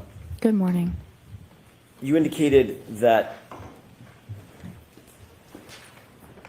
one of the things that is paramount to the life-saving effort or the medical assistance that you and your colleagues provide is to determine what the cause is of the injury, correct?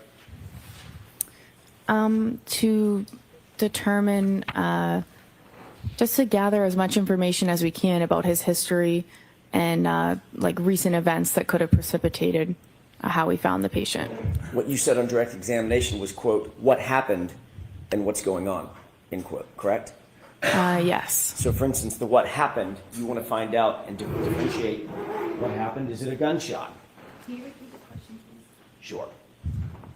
When you're asking what happened, you're trying to determine what happened. For instance, one of the things you're trying to do is differentiate between a gunshot and a knife wound, correct? Yes. Or poison, or ingestion of a poisonous substance, or a heart attack. Yeah, in this particular, this scenario, it's...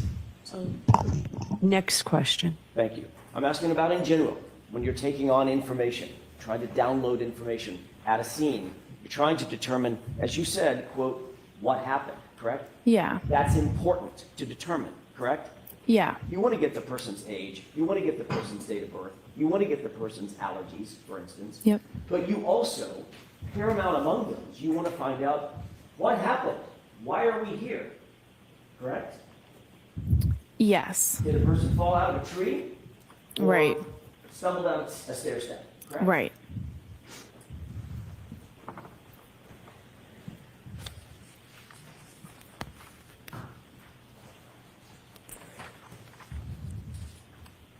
In doing so, it's important to relay that information to others as well.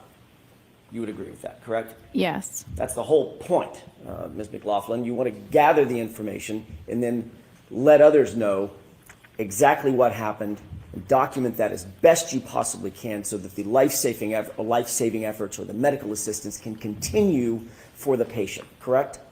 Yeah, you have to share the information that you got with the people who are providing care. And one of the ways you do that is by writing it down, correct? No. Can I ask you, who did you speak with before your testimony today, in anticipation of your testimony today? I met with the DA's office a few times. Who at the DA's office?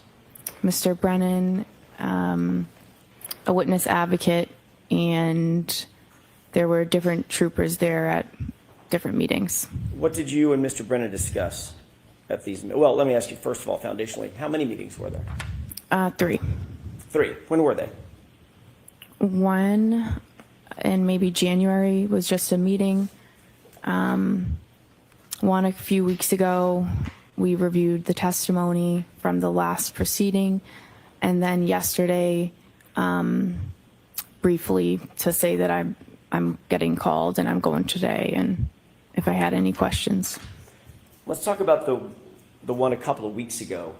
Where was that meeting held? At the DA's office. And you said you reviewed testimony with whom? I watched the testimony from the first trial.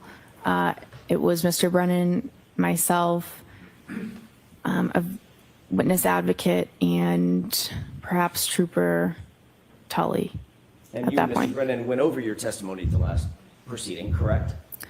We just watched it. Okay. Yeah. There obviously were questions about that testimony once you finished watching it, I'm guessing, correct? I guess so. Discussed certain aspects of the testimony, is that right? Yeah. Mr. Brennan told you that, for instance, he was going to bring out on direct examination, in his examination, your relationship with Caitlin Albert, correct? He said, I will ask you about the relationship. And that was in anticipation of me asking about that relationship, correct? Objection. Sustained. Did Mr. Brennan tell you that he wanted to make sure that he brought out that information so that it wasn't brought out on cross-examination by me? Objection. Sustained. What did Mr. Brennan say about the reason he wanted to bring out the relationship with Caitlin Albert on the examination? There was no reason that he gave. But he did tell you that he wanted to make sure that y'all covered that on direct examination during his examination, correct? Objection. Sustained. Did he say something like that? No.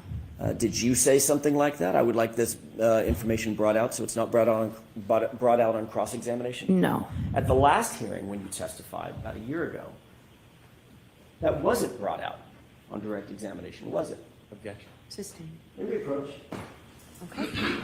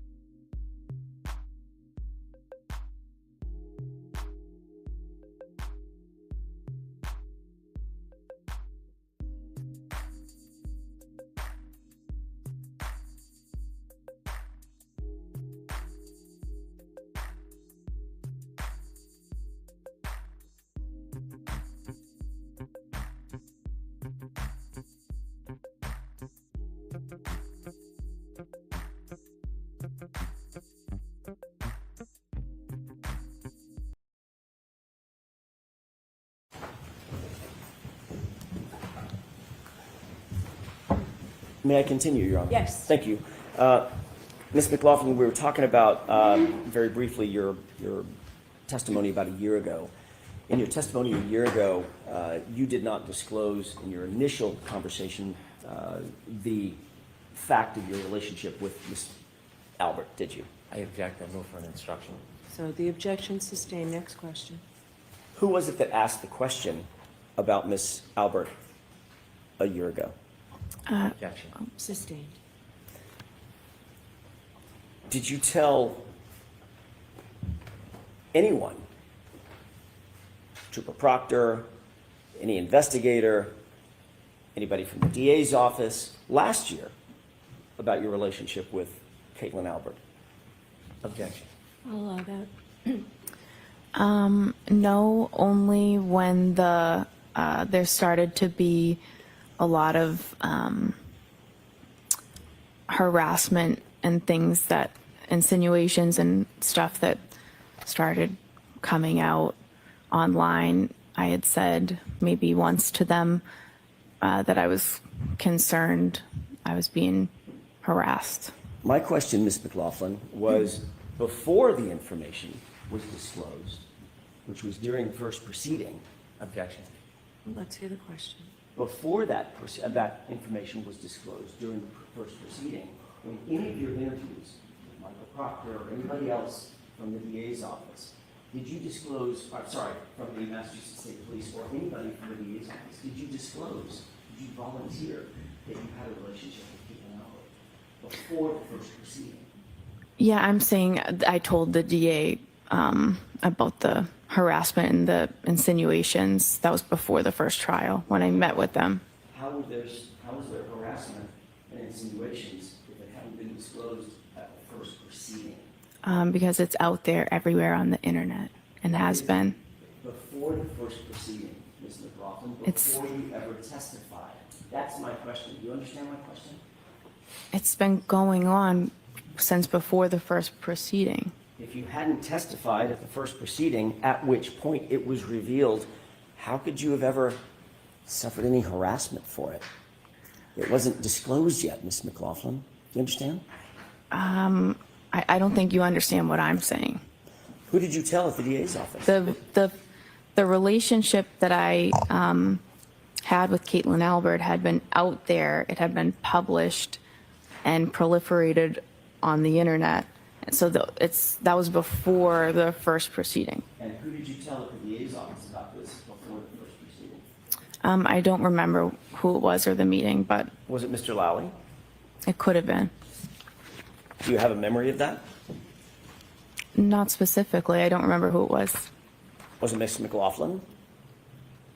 Like I said, I don't remember specifically. Miss Laura McLaughlin, no relationship. Like I said, not specifically.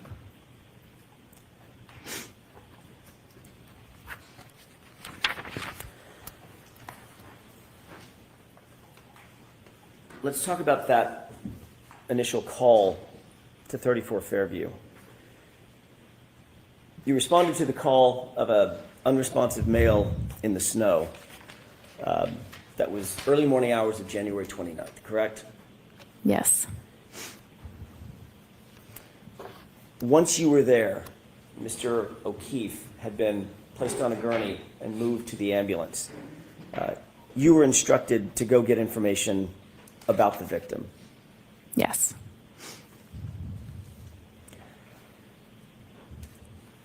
You've described in a video the basic scene where you claim that this statement was made by my client, correct? Yes. That was a situation in which you're standing there, Ms. Reed is standing there, Ms. McCabe is standing across from you, and there's...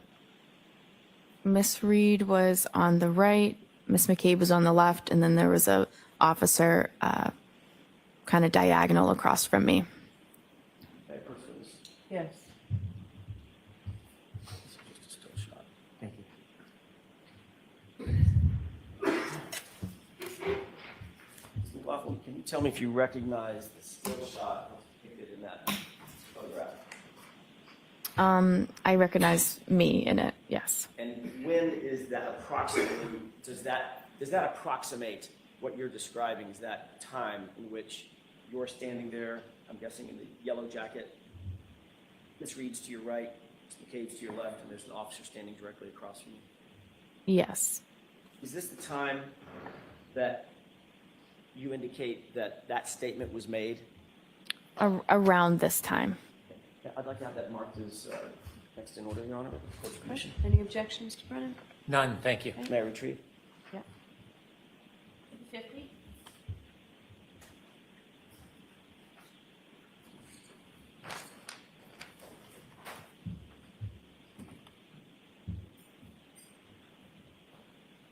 Do you remember the name of the officer that was standing directly across from you when you indicate that this statement was made? I didn't know, but I am aware now. But, and by the way, that officer's name is what? Officer Sarif.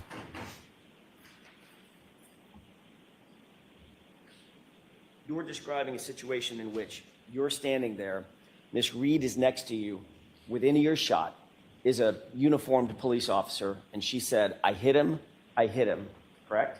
Correct. Then he said, what? Is that right? So it's, I hit him. Miss McCabe interjected, and then she said, I hit him. And then the officer said, you what? And then she said, I hit him. And he said, go get Goody down here. Okay, so is that 3 times or 4 times that you indicate she said I hit him? 4 times.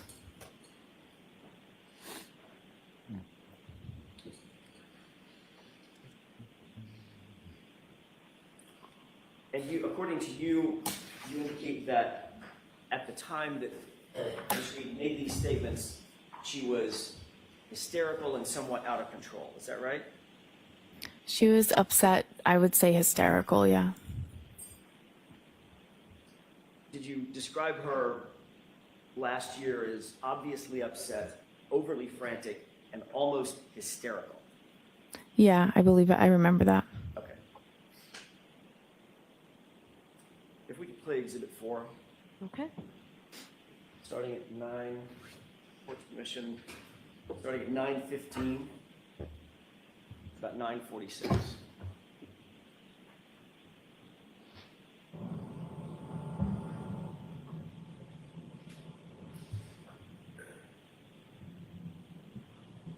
Can you stop it? Did you see the 2 people enter from screen right? Yes. Who is that? That would be myself and Miss Reed. Okay, this is the first point at which you and Miss Reed begin to converge with the other 2 individuals, Miss McCabe and the officer, correct? I had started trying to gather the information prior to this, and then she was moving around, so I had kind of was following her, asking the questions, and then we eventually came, here to this point and came to a stop. So your answer is yes. This is the point at which you converged with Miss McCabe and the officer. Yes. Okay, thank you. Let's go ahead and play it.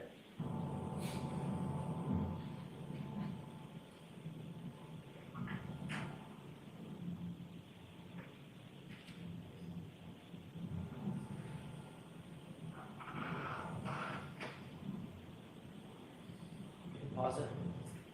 You see yourself sort of in the foreground in the bright jacket, Yep. and Miss Reed's just on the other side of you, correct? Yes. Standing there. Yes. Okay. Go ahead.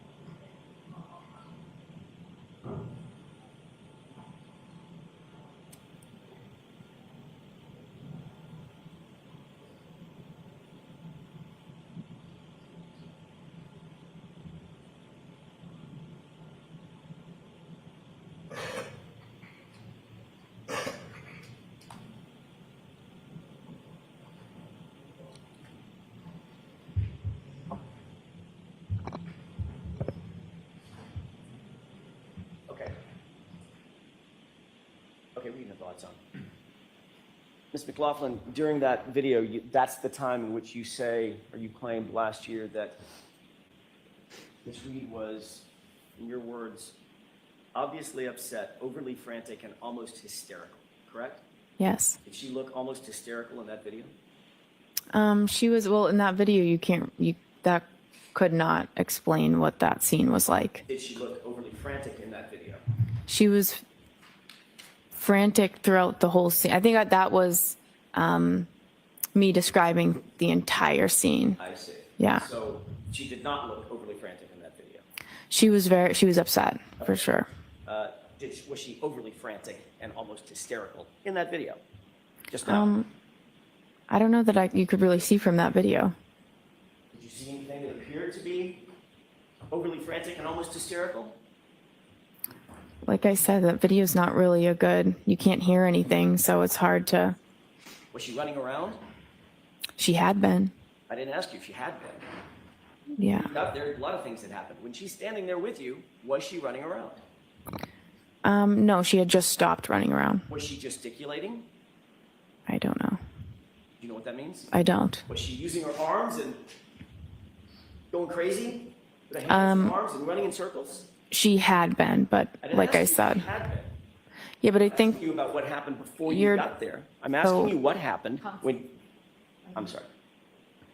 Question and answer, please. Thank you. I'm not asking you what happened before we got to that video.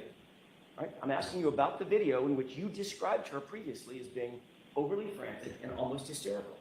Did she look like she was just gesticulating and moving her arms and spinning in circles? not in that video. Okay, thank you.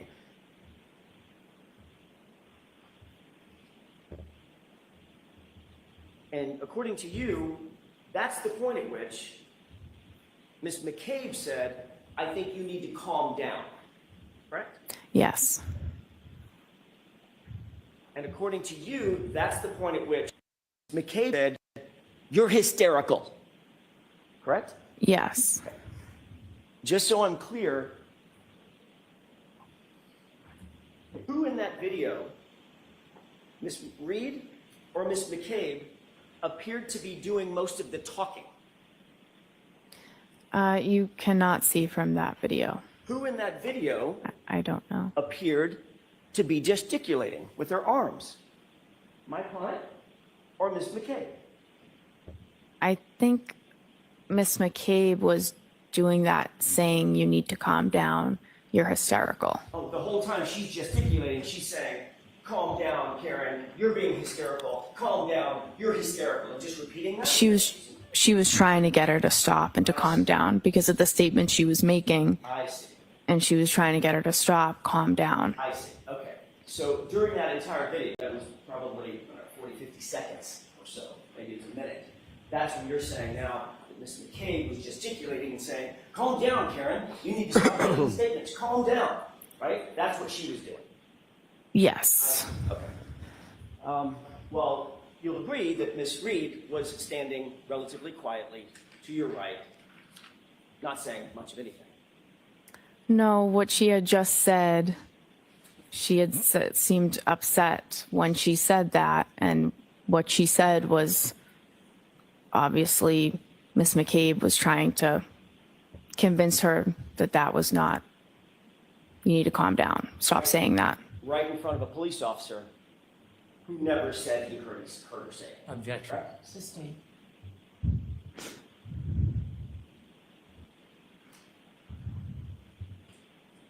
You were standing 18 inches, 2 feet from Officer Seraph, correct? I don't know exactly. Well, give me an idea. I mean, 2 feet, 3 feet, whatever. He was standing near me. And he was standing even closer to my client, wasn't he? Yes.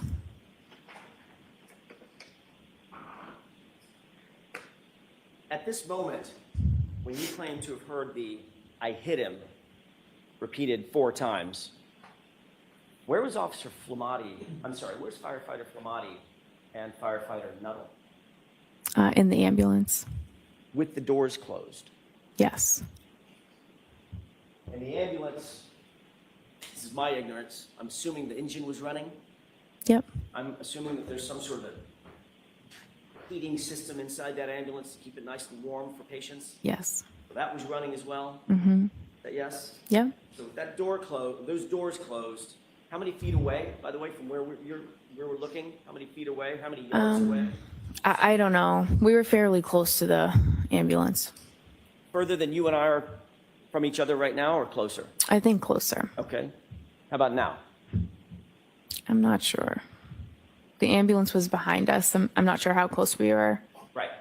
At least a few yards. Sure. Okay. And those doors are pretty thick, secure metal doors that lock.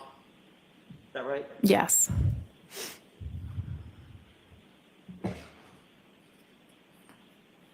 Obviously, when you saw them, I mean, I know you don't know what was happening inside the ambulance, but when you saw them, Firefighter Nuttall and Firefighter Flamati were engaged in life-saving measures with Mr. O'Keefe one doing the bag, one doing chest compressions as they entered into the ambulance, which you did see, correct? Yes. When those doors closed, would you presume, from your experience, that those life-saving measures and their focus was on John O'Keefe, that continued? Yes. You testified that you went back to the ambulance at some point and you told firefighter Flamati and firefighter Nuttall what you claim to have heard. You told this jury, correct?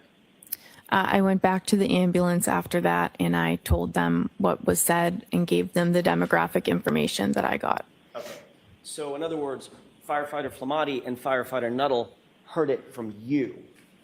You didn't say it to somebody else and they reported it to those two. They heard it directly from you, correct? I went back and I said, I gave the demographics and I said, she's saying I hit him. Right. So in other words, they heard that from you. I gave them. Objection. Is that yes or no? Objection. She answered the question. Next question.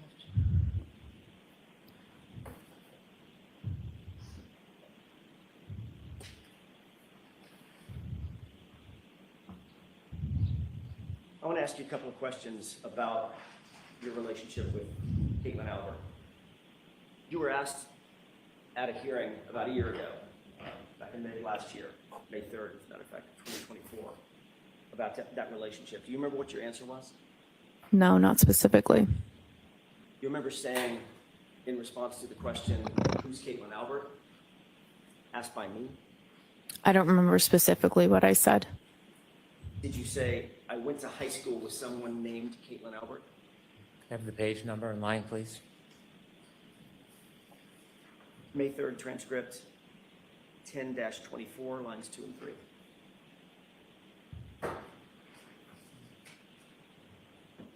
Did you say, I went to high school with someone named Caitlin Albert? I believe so. Refresh your recollection, take a look at your transcript. Sure.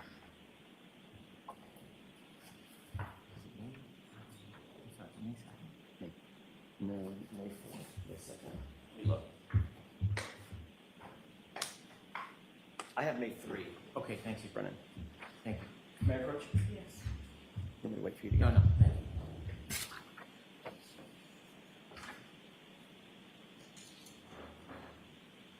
You see that?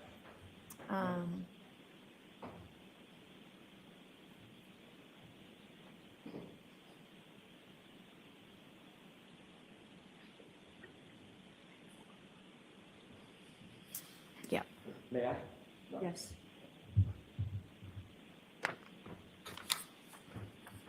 Did that refresh your recollection as to what your answer was to the question, who's Caitlin Albert? Yes. Did you say, quote, I went to high school with somebody named Caitlin Albert? Yes.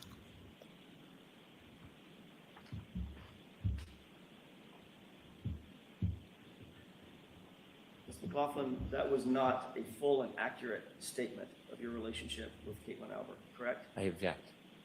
Was that accurate? I mean, that's a fact. That's. Okay, next question. All right, I'd like to be seen. All right. Mr. Jackson, why don't you do Your Honor, I'd like to be seen. Brennan's pissed. Bunch of liars, Dennis Sweeney. Yes, absolutely. Bunch of mofos. Absolutely. Every single one of them lied so far except John's friend who was sincere. It always crying. He brought it all up. So, Rutro. There may be trouble ahead. Bev's got his back. Bev's got Brennan's back. We all know that. Do you know what I mean? Oops, they're all fucking liars. They are. It is, and they know they're untouchable. He called for a sidebar. I want to be heard. I want to be heard. I'm a crying baby. My name's Brendan. I'm a crying baby. I want to be heard.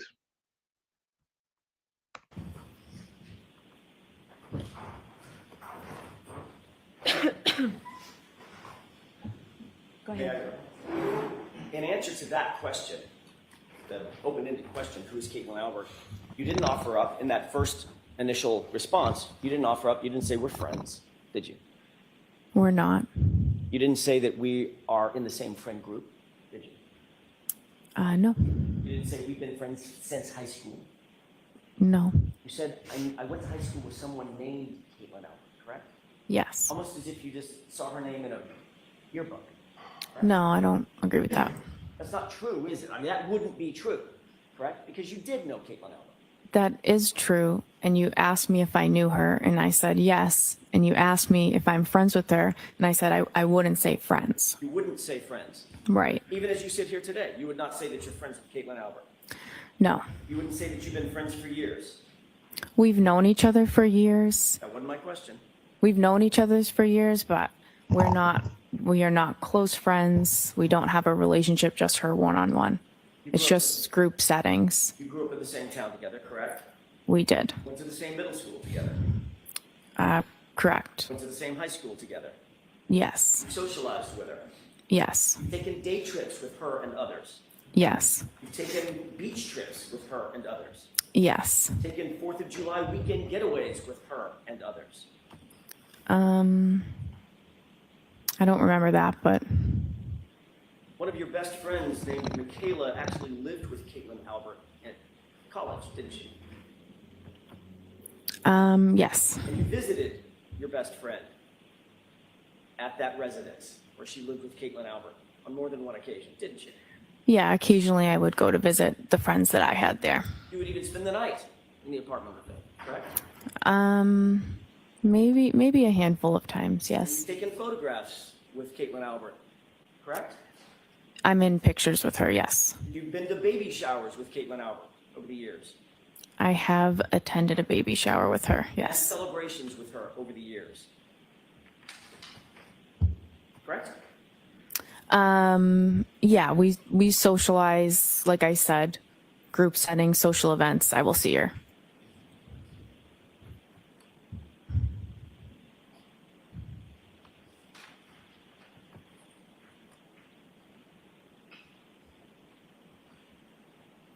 Your Honor, may I approach? All right, briefly.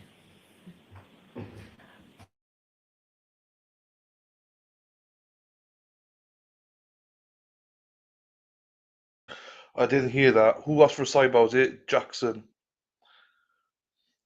She's playing semantics. I just hope the jury see it. I mean, we said last year the jury would see it, and they didn't see it. So I hope this time they do bloody see it. Impeached next witness.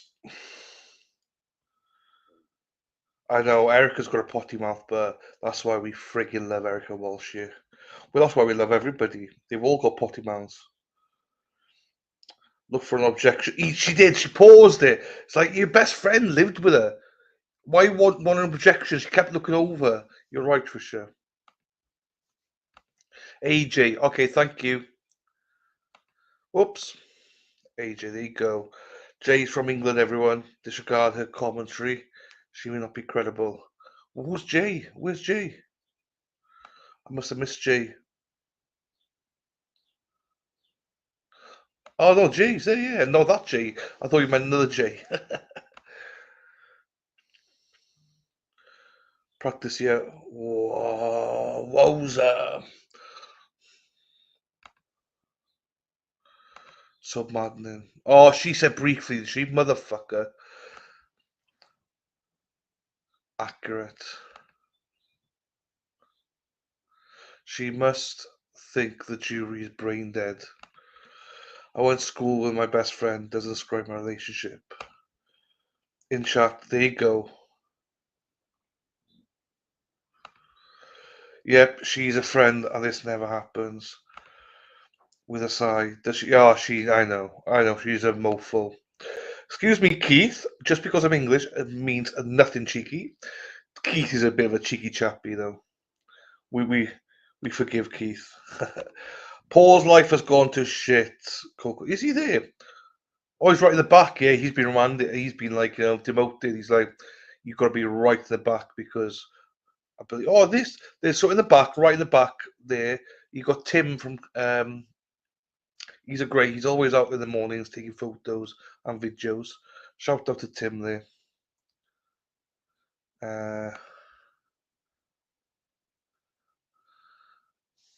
By the D today. Cheeky, cheeky. What's up with Great Britain? Nothing wrong with Great Britain. I think Keith's flirted. This is the way Keith flirts people. So, hi Sally, how are you, my darling? Everyone forgives Keith. Keith from the office. Forgive him. No, he's not in there this week. He's not in there. I think we left the buffer zone about, I think, 10 to 9, and I believe Erica said that he had arrived afterwards. So he's down there somewhere, I think. I think he's alternate. If you're an alternate, if there's space, you get to go in about after 11 o'clock. This is a long sidebar. Briefly, well, it's not brief. Fucking Heather Taylor, the male version of Heather Taylor, the druid. He needs a dunce hat. Canton Cable, there you go. Tim, he's the bald guy in the middle. He's a great guy. Really, really nice guy. I asked Elena who he was and couldn't answer. You see, Dana's fault again. Dana's useless. Come on, people. You know that by now. I'm joking. He's not that useless. He's not that useless. He dresses up like a nice pumpkin. Do you know what I mean? He's got nice titties as a pumpkin.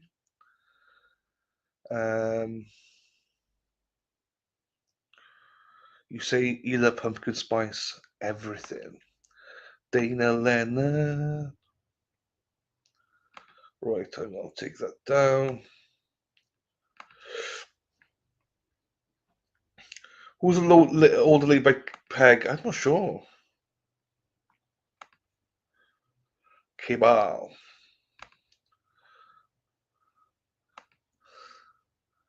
Exactly, Jay. Seats even like all the Academy Awards for sure. Whether they text each other every day or whatever, they are friends. She stayed at her home. Yes, I agree with you, Jay. What's the weather like in the UK, Sally, Jay, everybody? What's it like? It's shit here today. It's supposed to be rain all week as well. The poor kids living with Peg and Paul. They have all kinds of pics of them hanging out. J Loads. J Loads. His stem was a little crooked though. Weather shitty. I know, Boston Brandy. Hey, did you see your number one fans in here, Boston Brandy? Do you see Mighty Meaty's in here? He's on the floor right now, seeing you in chat. He's obsessed, but not in a bad way. I will vouch for Mighty Meat. He's a good guy. Just he's a wrong one. Sing and dance for us. Hang on, we might have a song here because how's everyone done here? Hang on, I might not dance like your daughters want me to. Let's have a look here. Here you go. Press the like, press the like, press the like, please. Press the like and subscribe. It would mean the world to me if you liked and subscribe. Like and subscribe, everyone. Let's fucking go. Most days, Erin. Most days. Not today, though. I have not yet today. Been texting them today, but I haven't spoken to them today. But most days I am. Here he is. Hey, Boston Brandy. My name's Mighty Meat. Ross, her husband's with her. Mighty Meat. You got no shame, Mighty Meat.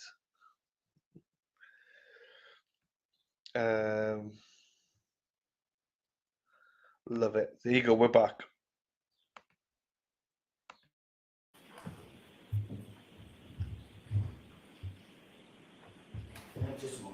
Yes.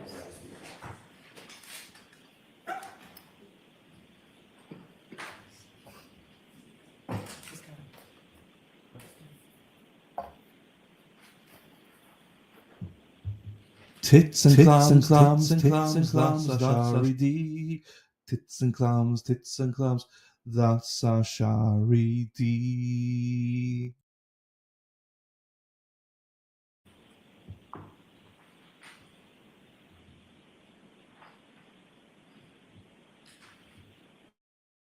Erin Hattree drives a bus, yellow bus, yellow bus.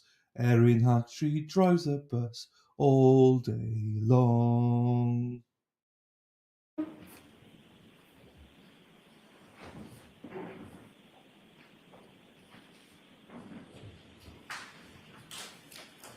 Your Honor.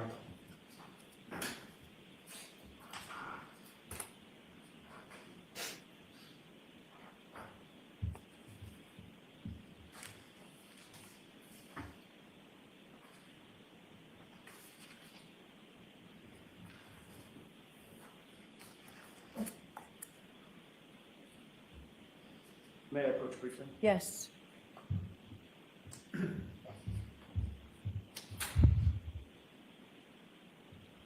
May I stay by the witness stand just so I can take the photographs back? Can you describe, first of all, take a quick glance through that series of pages and tell me if you recognize what's depicted in those pages?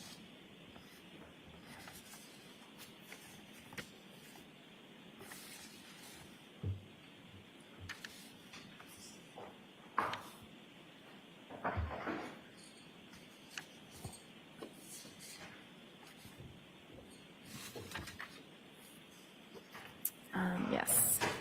How do you recognize, generally, how do you recognize those documents? What are they? Objection. The objection is sustained. Are those photographs? Objection. Yes. Oh. The photographs. Next question. Who's depicted in the first photograph? Myself. Objection. Sustained. Do you see, does every one of those photographs include you? Objection. Sustained. Does every one of those photographs include Caitlin Albert? Objection. I'd like a curative instruction. Sustained. The reality is, Ms. McLaughlin, your relationship with Caitlin Albert goes back not just weeks or months or years, it goes back a decade or more. Matter of fact, more than a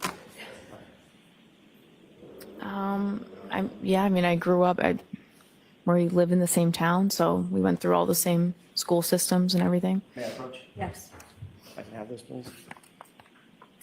The reality is you did more with Caitlin Albert than simply go to the same school system. Is that right? Yes. One of these photographs has you on vacation Objection. with Caitlin Albert drinking, correct? Sustained. You've been photographed. You've been photographed with Miss Albert on many occasions at many celebrations with your girlfriends, correct? Like a sidebar, please. I'm going to allow that. Is that right? Been photographed on occasions. On occasions, yes. That wasn't my question, Your Honor. Go ahead, ask My it. question was, you've been photographed on many occasions and many celebrations with Caitlin Albert and your girlfriends, that group of girls that we just looked at. Yeah.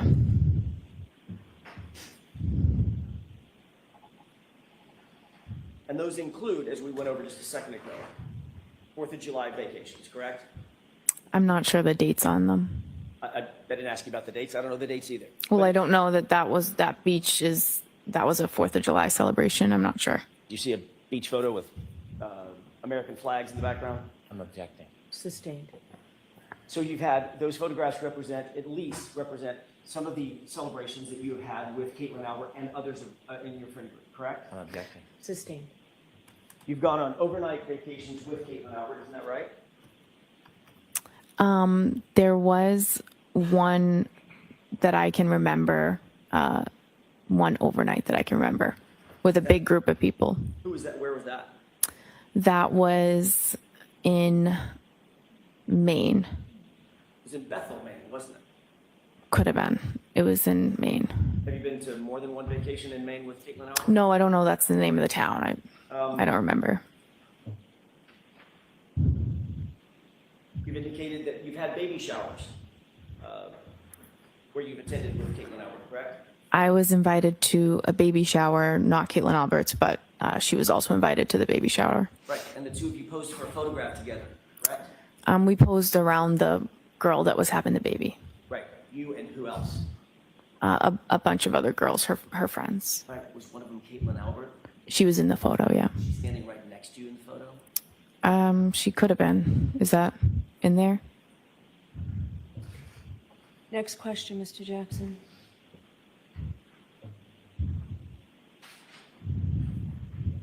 May I approach? No. Next question. You just looked at a photograph of you. I just glanced through them. Objecting to this Sorry. whole line. The objection is sustained. The reality is, Ms. McLaughlin, your relationship with Caitlin Albert is far more than simply somebody that you went to high school with. Isn't that true? I described what it is. Do you stand by your testimony that Caitlin Albert is, quote, somebody I went to high school, I'm sorry, I went to high school with somebody by that name? I said that, and I described the relationship numerous times throughout that testimony to clarify it. And you clarified it under questioning by me, correct? Yes, and Mr. Lally, he asked follow-ups. And in fact, you were shown some of these photographs last year too. Objection. Sustained. The reason you clarified it is because you were confronted with photos of yourself last year, correct? Can you repeat the question? Sure. The reason you clarified it, as you just testified, your relationship, is because you were confronted with photographs of you and Caitlin Albert last year, correct? I just answered the questions that you had. Right, and you were shown photographs last year. I was, yes. There's also another member of the Albert family that you've spoken to about this case, isn't that right? No. January 30th, 2022, you were contacted by a member of the Canton Police Department to set up an interview, weren't you? No, I was not. You remember being contacted by anybody to set up an interview with Michael Proctor? The state police called me, and I met with two state troopers. I don't know which one of the troopers called me to set up the interview. Isn't it true that it was actually a Canton police officer who coordinated that interview with you? I have no knowledge of that at all. Isn't it true that the Canton police officer who set up the interview with Massachusetts State Police and coordinated that interview was a detective named Kevin? Do you remember that? I have no knowledge of that. Isn't it true that Brian Albert has a brother named Kevin Albert on Canton Police Department? I know that now. Isn't that who coordinated your interview with Michael Proctor? I've never spoken to Kevin Albert, ever. You can't remember who it was that set up the meeting. How can you say with such specificity? Because it was the state police called me. The state police called me. It was a state trooper. Can you wait till I'm finished with my Hold on question? 1 second. Oh, please. sorry. If you can't remember who it was that called you specifically, how can you say with such specificity that you've never spoken to Kevin Albert? Because I have only ever talked about this case with a state police trooper. So there were two of them there when I went for the interview. I don't remember which one called me, but I've never been contacted by anyone in the Canton Police about an interview or about the case. So I know it's not. I just don't know which state trooper it was that called me. Did you talk to Mr. Brennan about this issue when y'all met? No, I did not. This issue never came up? No, About Kevin Albert or the Massachusetts State Police or your first interview? no. You remember testifying about this last year? I remember you asking me about who coordinated the interview. And now as you sit here, you're saying it was absolutely 100% Massachusetts State Police that coordinated that interview. It was I only ever spoke to the state police about that interview. I wasn't contacted by anyone else to go in for that interview. Are you saying that you now have a specific memory of how that interview was set up and that it was Massachusetts State Police? My only memory is. Do you have a memory or do you Answer the question, please. I don't really get the question. Can you answer my question? I don't understand the question. Ask it again. Sure. Are you saying as you sit here now that you have a memory of how that interview was set up and it was by a Massachusetts State Police officer? I always had a memory that it was a state police officer. Okay. I don't know which one. That's why I said I don't know. Isn't it true that last year you were asked that very similar question? This is at 10-56, lines 10 through 15. Question, do you recall being contacted by a completely different officer to say, hey, Trooper Proctor wants to talk to you. Come on to Canton PD. He wants to have an interview. Answer, I don't remember exactly how the interview was set up. Remember that? Right. So as you sit here, you now have a specific memory that that interview was set up by Massachusetts officers. That's the only memory I have of it. And when I said, I don't know, you said somebody other than Proctor, and I didn't know if you were referring to the other state trooper that was there, because I didn't remember specifically who called me to come in for the interview. But I've never spoken to anybody in the Canton Police about that interview or the setup. In fact, Kevin Albert is Brian Albert's brother.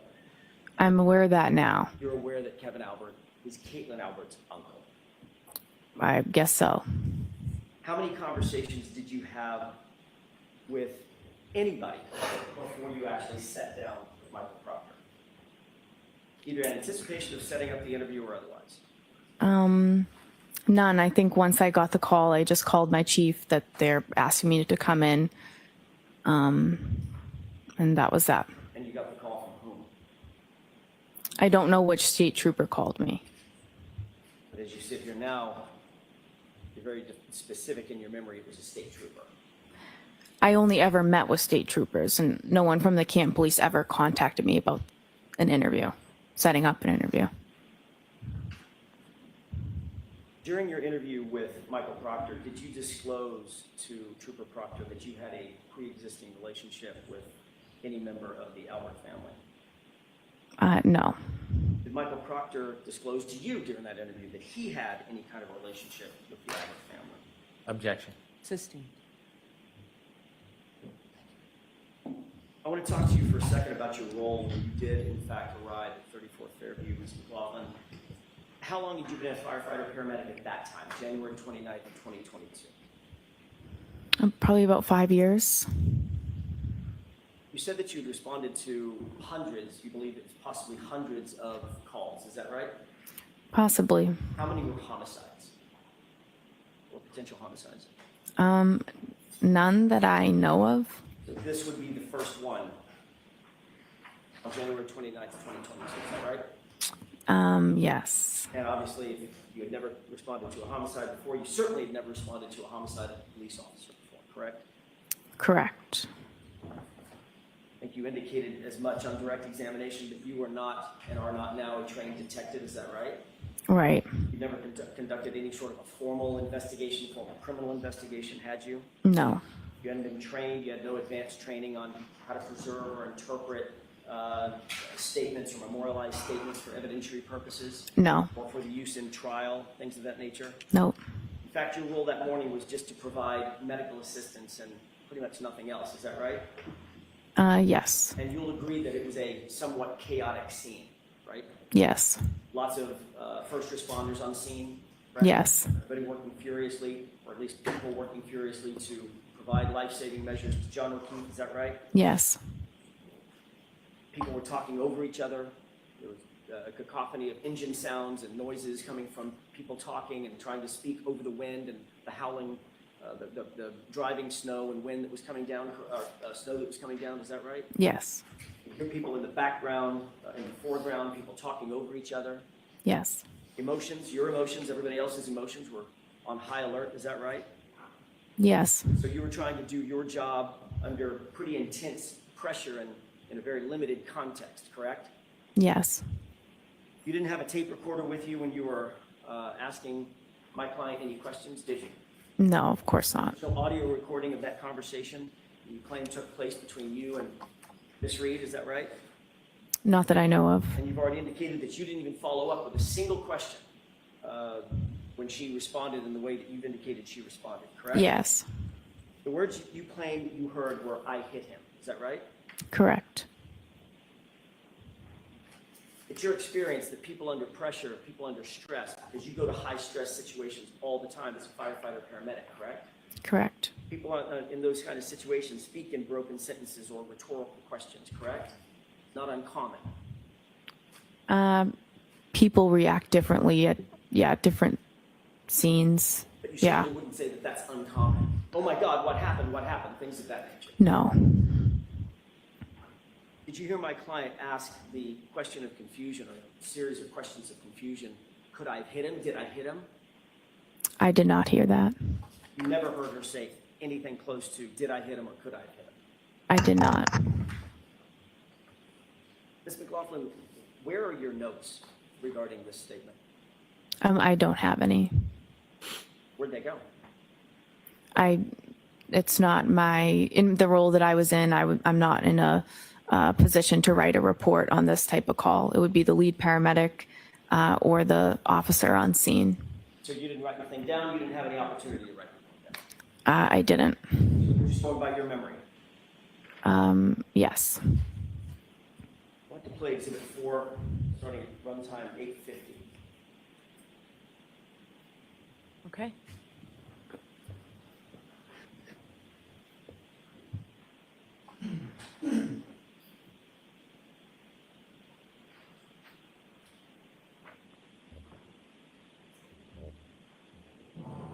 Pause it. Just to orient us, can you tell me where you are in that video? I might be in the middle there, although I didn't get a good look. With the yellow and the red? Yes. Okay. I'd like you to pay special attention, Mr. McLaughlin, to your right and your left hands as this video plays. Could we go ahead and play it?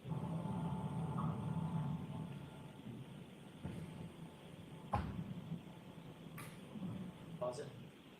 What are you looking down at? Oh, I see what you're saying. Yeah, I would write like stuff on my glove. That's something I'll do as I'm getting the information. Was that your question about notes? So you were taking notes? That's just me jotting down the demographics. Let's keep playing.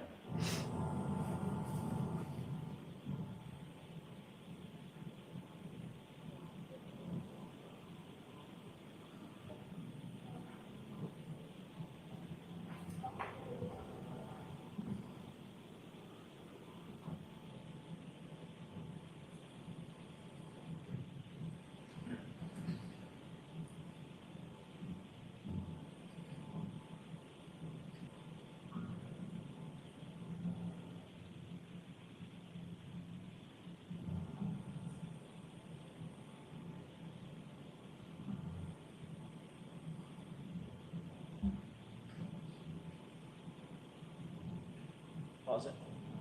Is this still the part of the interaction where my client is overly frantic and almost hysterical? That's the point where your client started to make the statements. Was she overly frantic and almost hysterical? She was distraught. Okay. Overly frantic and almost hysterical. We're using different words. I'm asking you about your words.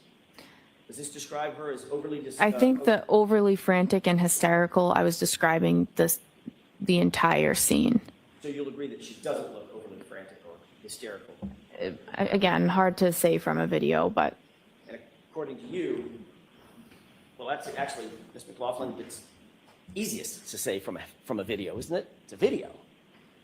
The best yeah, I evidence, mean, isn't she's it? kind of, she's not totally in view, and I mean, she wasn't standing there calmly, I guess. Right, she looks hysterical to you. She was upset. She was very upset. Hysterical?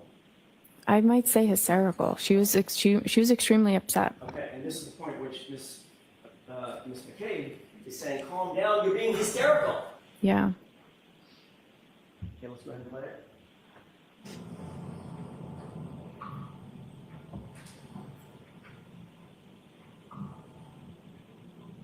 Pause it. So you indicated that this is the point at which, and we can leave the lights down for a second. I'm going to play it again. This is the point at which you said my client had just said, I hit him, basically confessing to having hit John O'Keefe, correct? Those are the statements she'd made. And Officer Seraph is standing right there, right? Yes. You see any reaction from him right there? I know he turned and told somebody to go get the sergeant. I don't know if that already played. I'm sorry? Do you see any reaction from him?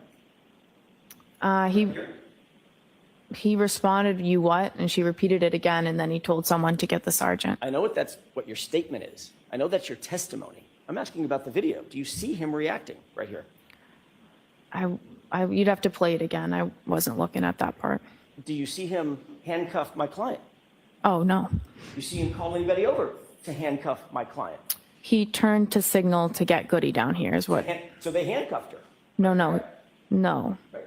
They didn't handcuff her? No. Even though she just confessed in front of a police officer, according to you. That's what she said. I hit him. It's my fault. I did it. That's a confession, correct? She said, I hit him, I hit him, I hit him, I hit him. And Officer Seraph just stands there and my client walks away, correct? You'd have to talk to Officer Sarif about that. Oh, we have. You should. Mr. McLaughlin, Objection. Okay, so let's move on. Mr. Jackson, I'm not rushing you, but how much longer do you think you'll be? not long. Okay, so, I can wrap it in a couple of minutes. okay. Toward the end of this video. Your Honor. Are you playing it again, or should we put the lights on? If we can play it again. Okay. Continue.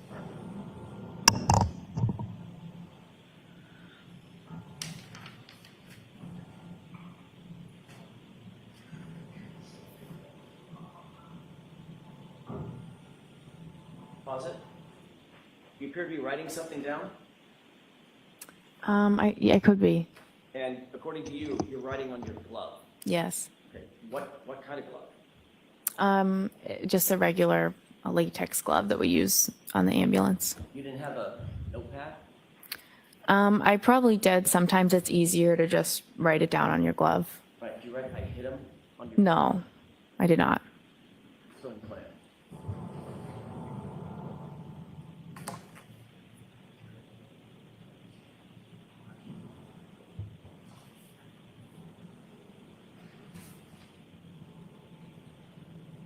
Still appear to be writing something down, looking down at your glove? I might be looking at it.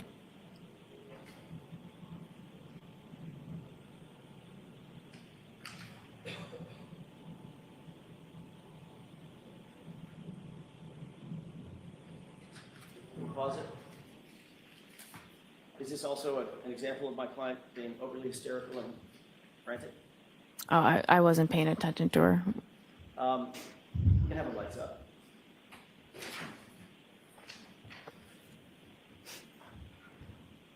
Whatever it was that you were talking to Miss Reed about, it was important enough that you had a pin out.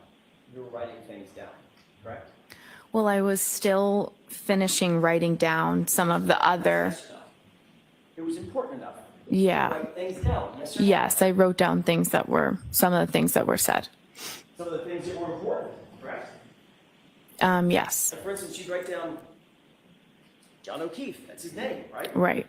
You might write down a circle with a slash through it, allergies, no allergies, right? Right. You might write down 46 for his age. Right. You might write down how he was injured, hit by a car, correct? I did not know that was. Well, I didn't know what those statements meant. You might write down 3 little syllables that was just told to you. I hit him, especially if it had been repeated 4 times as you climbed, correct? Yeah, I had that in my head, and I was going to go tell them that. And you had a pen right in your right hand writing things, correct? Yeah. You never wrote that down, did you? I wasn't going to write that statement down on the glove. I remembered that, and I went back to the ambulance and told them.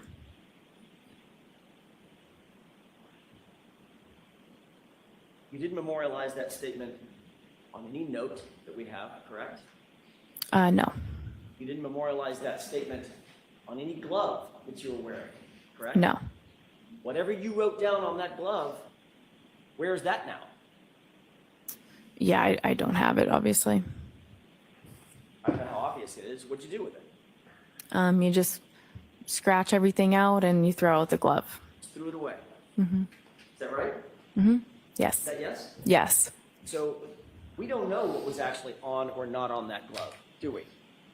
I didn't write those words down on that glove. As we stand here, we don't know what was or wasn't on that glove. Name, date of birth, no meds, no history, no allergies. And then I wasn't writing that statement down on the glove.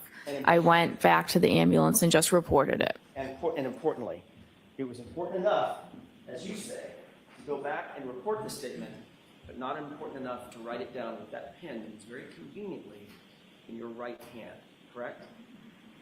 It's not about importance. I was relaying that information to the ambulance verbally. I didn't need to write it down. And you, in fact, didn't write it down, did you? No, I didn't make a report about it. And you're also aware that not a single police officer out at the scene wrote that down either, Objection. Sustained.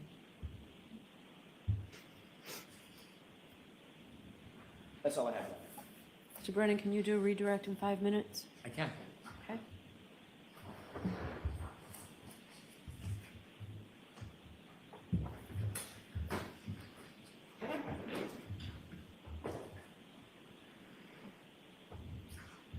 Ma'am, when Mr. Jackson would show you part of your testimony from a prior proceeding, was he leaving something out when he was showing you that, asking you questions? Sustained. When he asked you about whether you knew Caitlin Albert, and you said you went to high school with her, did you immediately then answer questions describing that relationship? Correct. Watch the form. Were you asked immediately other questions about the relationship? I explained the relationship over and over again throughout the testimony. In fact, you described the relationship over 20 times, didn't you? I'm sure it was that many. You didn't simply just say, somebody named Kate, I went to high school with somebody named Caitlin Albert. You didn't leave it at that, did you? No, I didn't. Do you remember saying, I would say more acquaintances, not close friends? Right. Do you remember immediately saying after that, I would say we had mutual friends, we might see each other occasionally because of mutual friends, but we don't have a one-on-one friendship or hang out regularly? Right. Objection, Your Honor. I'm going to allow it. You remember many more statements after that initial answer where you described the relationship. Yes. Similarly, you were asked about a meeting with the state troopers, Yes. and the attorney asked you a question about your memory or suggesting that Mr. Albert set up the meeting. Do you remember those questions? Yes. You were asked questions just like that before at the last hearing, weren't you? Yes. Remember being asked about who set up the meeting and you saying that you didn't recall? Yes. And then you remember being asked about whether a completely different officer set up the meeting, and you said, I don't remember exactly how it was set up? Yes. Followed by, so that was my next question. You may have told me this. Do you have any recollection who set that interview up, and you said you didn't? Right. And you were specifically asked, does the name Kevin Albert sound familiar? Objection. Do you remember saying no? The objection sustained. Do you remember when you were asked at the last hearing, does the name Kevin Albert sound familiar? Do you remember what you told Attorney Jackson? I told him no. And then you were then asked, do you know Kevin Albert? Do you remember your response? I said no.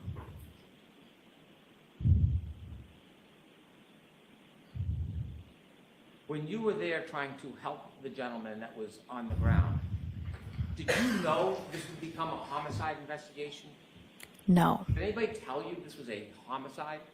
No. In fact, when you spoke, or the defendant spoke to you, you were simply trying to get background information to help Mr. O'Keefe. When she told you, I hit him, did she say that she hit him with something? No. Did you know whether it was with a fist or a foot No. or a Lexus? No.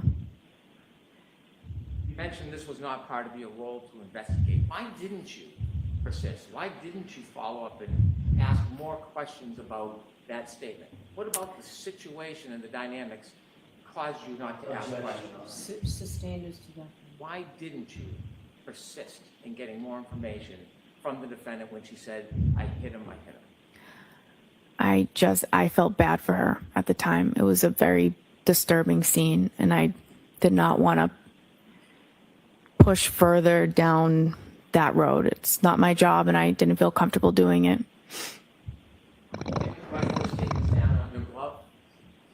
No.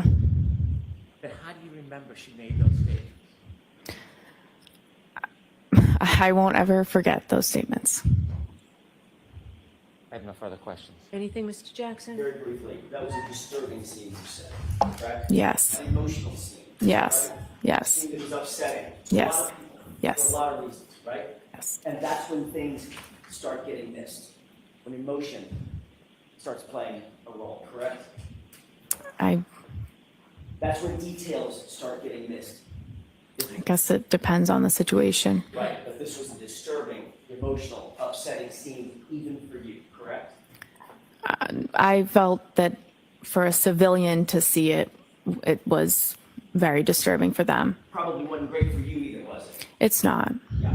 And your testimony is you never heard my client say, could I have hit him? Did I hit him? Correct? You never heard that. I didn't hear those questions. No. What you heard was, I hit him. Is that right? I heard him. I hit him repeatedly. And changing gears for a quick second. I'm almost finished, Your Honor. You did ultimately start talking about your relationship in more detail with Caitlin Allen under my questioning, didn't you, after that first date? Is that right? Yes. That's when I started showing you photographs, correct? Objection. Was that when you were seen showing photographs? I don't know. I've described it so many times. I don't remember. But you knew I had information that I was going to ask you about. Objection. No. Objection. Finally, with regard to Kevin Albert, did Trooper Proctor tell you during that interview that he had texted with with Officer Kevin Albert about setting up your interview? Did he tell you that? I have no knowledge of that. Did Trooper Proctor tell you that the reason we're here, the reason we set this up is because Kevin Albert texted me that he had already coordinated with you? Never. No. Thank you. That's all I have. All right, Ms. McLaughlin, you are all set. Jurors, I appreciate you going a little later until lunch to just finish a witness. So why don't we do that? We'll give you 45 minutes, come back at 5 minutes past. All rise for the please. There we are. I'm not sure if Erica's going to jump on or not. Let me do a little bit of a thing roll here. Hang on. Let me change that. Whilst I do that, let's play a song, shall we? Ole, ole, ole, ole, ole, ole, ole, ole, Erin hack, hack, hack, ole, Erin hack, hack, hack, ole, let's go, Erin hack, hack, hack, ole, Erin hack, hack, hack, ole. And we're rejoined by the beautiful, the wonderful, one of my favourite people in the whole world. I love her. Her name's Walshy. Here she goes. Yay! You got moved on. You muted. Sorry, hey. How are we doing, motherfucker? You doing Good, well? I'm sitting in my car because I was fucking freezing. I know. Hey, can you turn it? Oh, yeah, hold on. That's fine. I can see more of your boobs, lad. So it's Oh, fine. shut up. But here's the thing, right? When I do this, I feel like there's some... Oh, wait, it's working now. Son of a bitch. All right, hold on. Let me put my hair up real quick because That's fine. That's fine. You do what you need to do. I'm going to put my hood on, and then I'm going to try to run down to the buffer zone. That's all good. There's no rush. We've got 45 minutes and all that. It's all good. No, I think Karen's coming out to her car. Oh, okay. Okay. So we might see a little bit of Karen. A little bit of Karen on the right. A little bit of Nettie. He'll be all right. What's that song? There's a song in that tune. Oh, shut. My name's in it. You know that. Is it? Yeah, a little bit Erica. Oh, hey, Mambo number 5, Louis Ortega or something like that's that. the one, Mambo number 5. Yeah. Ah, yeah. Something like that. I know. I love Why it. is it so cold? Mambo number 5. Yes. So, yeah, she's such a lying motherfucker, that woman. Dude, she's so fucking smug too. I hate it. Lisa. I hate it. I She's know. smug. She has a bad attitude. And honestly, I hope the jurors see right through it, and I think they will. I heard it's a young jury. I don't know how. Louis Vega. There we go. Yeah, I hope so. Yeah. Well, we said this last time, so I'm not holding any hope. Do you know what I mean? But can you see my nipple? My nipple's poking out. Jeepers Oh, creepers. you got hot nipples? Thank you. Is it because you're cold? No, because I've just seen you. Just went hard. Oh, wait, hold on. I think that's the jury. I don't want to get No, let's not go to the jury. I don't want to get accused of No. We all need a little Erica in my life. There you go. What a song. I actually didn't know that your name was You in guys it. are funny. God. What are we doing? Oh, you start yawning. I start yawning. I started yawning there. I was like, oof. Are you going to dive bar tonight? I don't know yet. Oh, here comes Hanky. Yo, is he gonna walk by? Hey. Yo, Hank's coming. Hey, Brandy, Hank's on the way. Hey, I just saw Garino. Oh, did you? Good. He up next, you think? I don't know, but he was walking up. Arino was walking up. Oh, here comes Hank. He's gonna walk right by me. You wanna see him? Stand Yeah, here. just don't shout to him now. I'm not gonna say shit. Fuck him. Oh, Yeah. I know. I know, you can't. Who's that coming out of the parking lot, Joe? Hmm? Oops, sorry, Heather. Tell him sorry. I didn't see it. I didn't know. Where? Next to Hanky? No, I don't know. No? It's the people across the street. I'm with Joe in the Hey, buffer Joe. zone.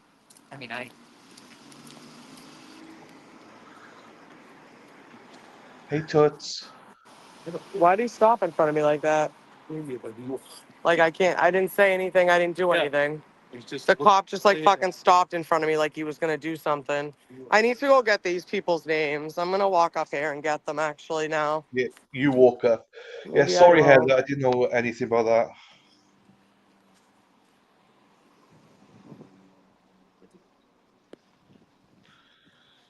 I'll be back, Joe.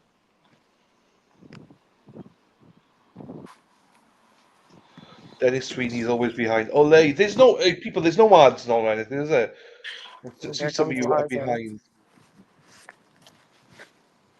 No, they're all coming out.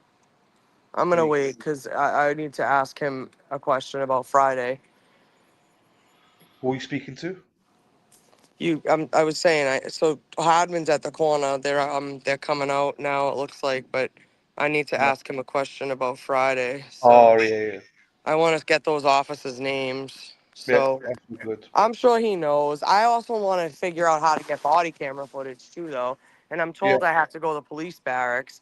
I think it's funny. Hodman has it feels like he's almost like avoided us all day. It's almost like he knows what happened. Fucking assholes. There's a lot more police there today than usual. About the average amount. Yeah, But I'd when we say. drove Yeah. by, there were tons when we Yeah, drove by. sometimes they like bulk up. It's weird. I don't know what they're expecting, but They may have dispersed by the time, but when we drove by with Dennis and Brenda, there was a ton of them on bikes and everywhere. But they may have then dispersed, but wow, there was a lot more than usual that I've seen anyway, so. yeah. Crazy. Silly. I'm It's awful. freezing. I can't believe how cold it is here. It was cold this morning. Like, I was soaked through today.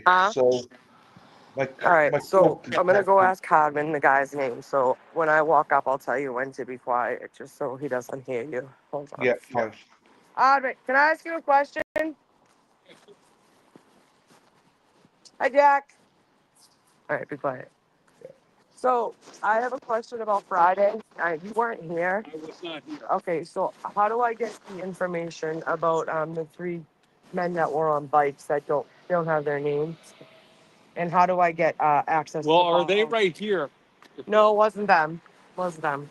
Wasn't that them. Lieutenant Rose is here. I wasn't here, so I can't. I know. Right, correct. So how do what I? What are you looking to inquire? Well, first of all, they detained me. I shouldn't have been detained. I have the same hoodie on that I've been wearing since the first day of trial. You've seen me in it. Right. It doesn't matter. It has words on it. Right. Regardless, they detained me. They wouldn't let me move.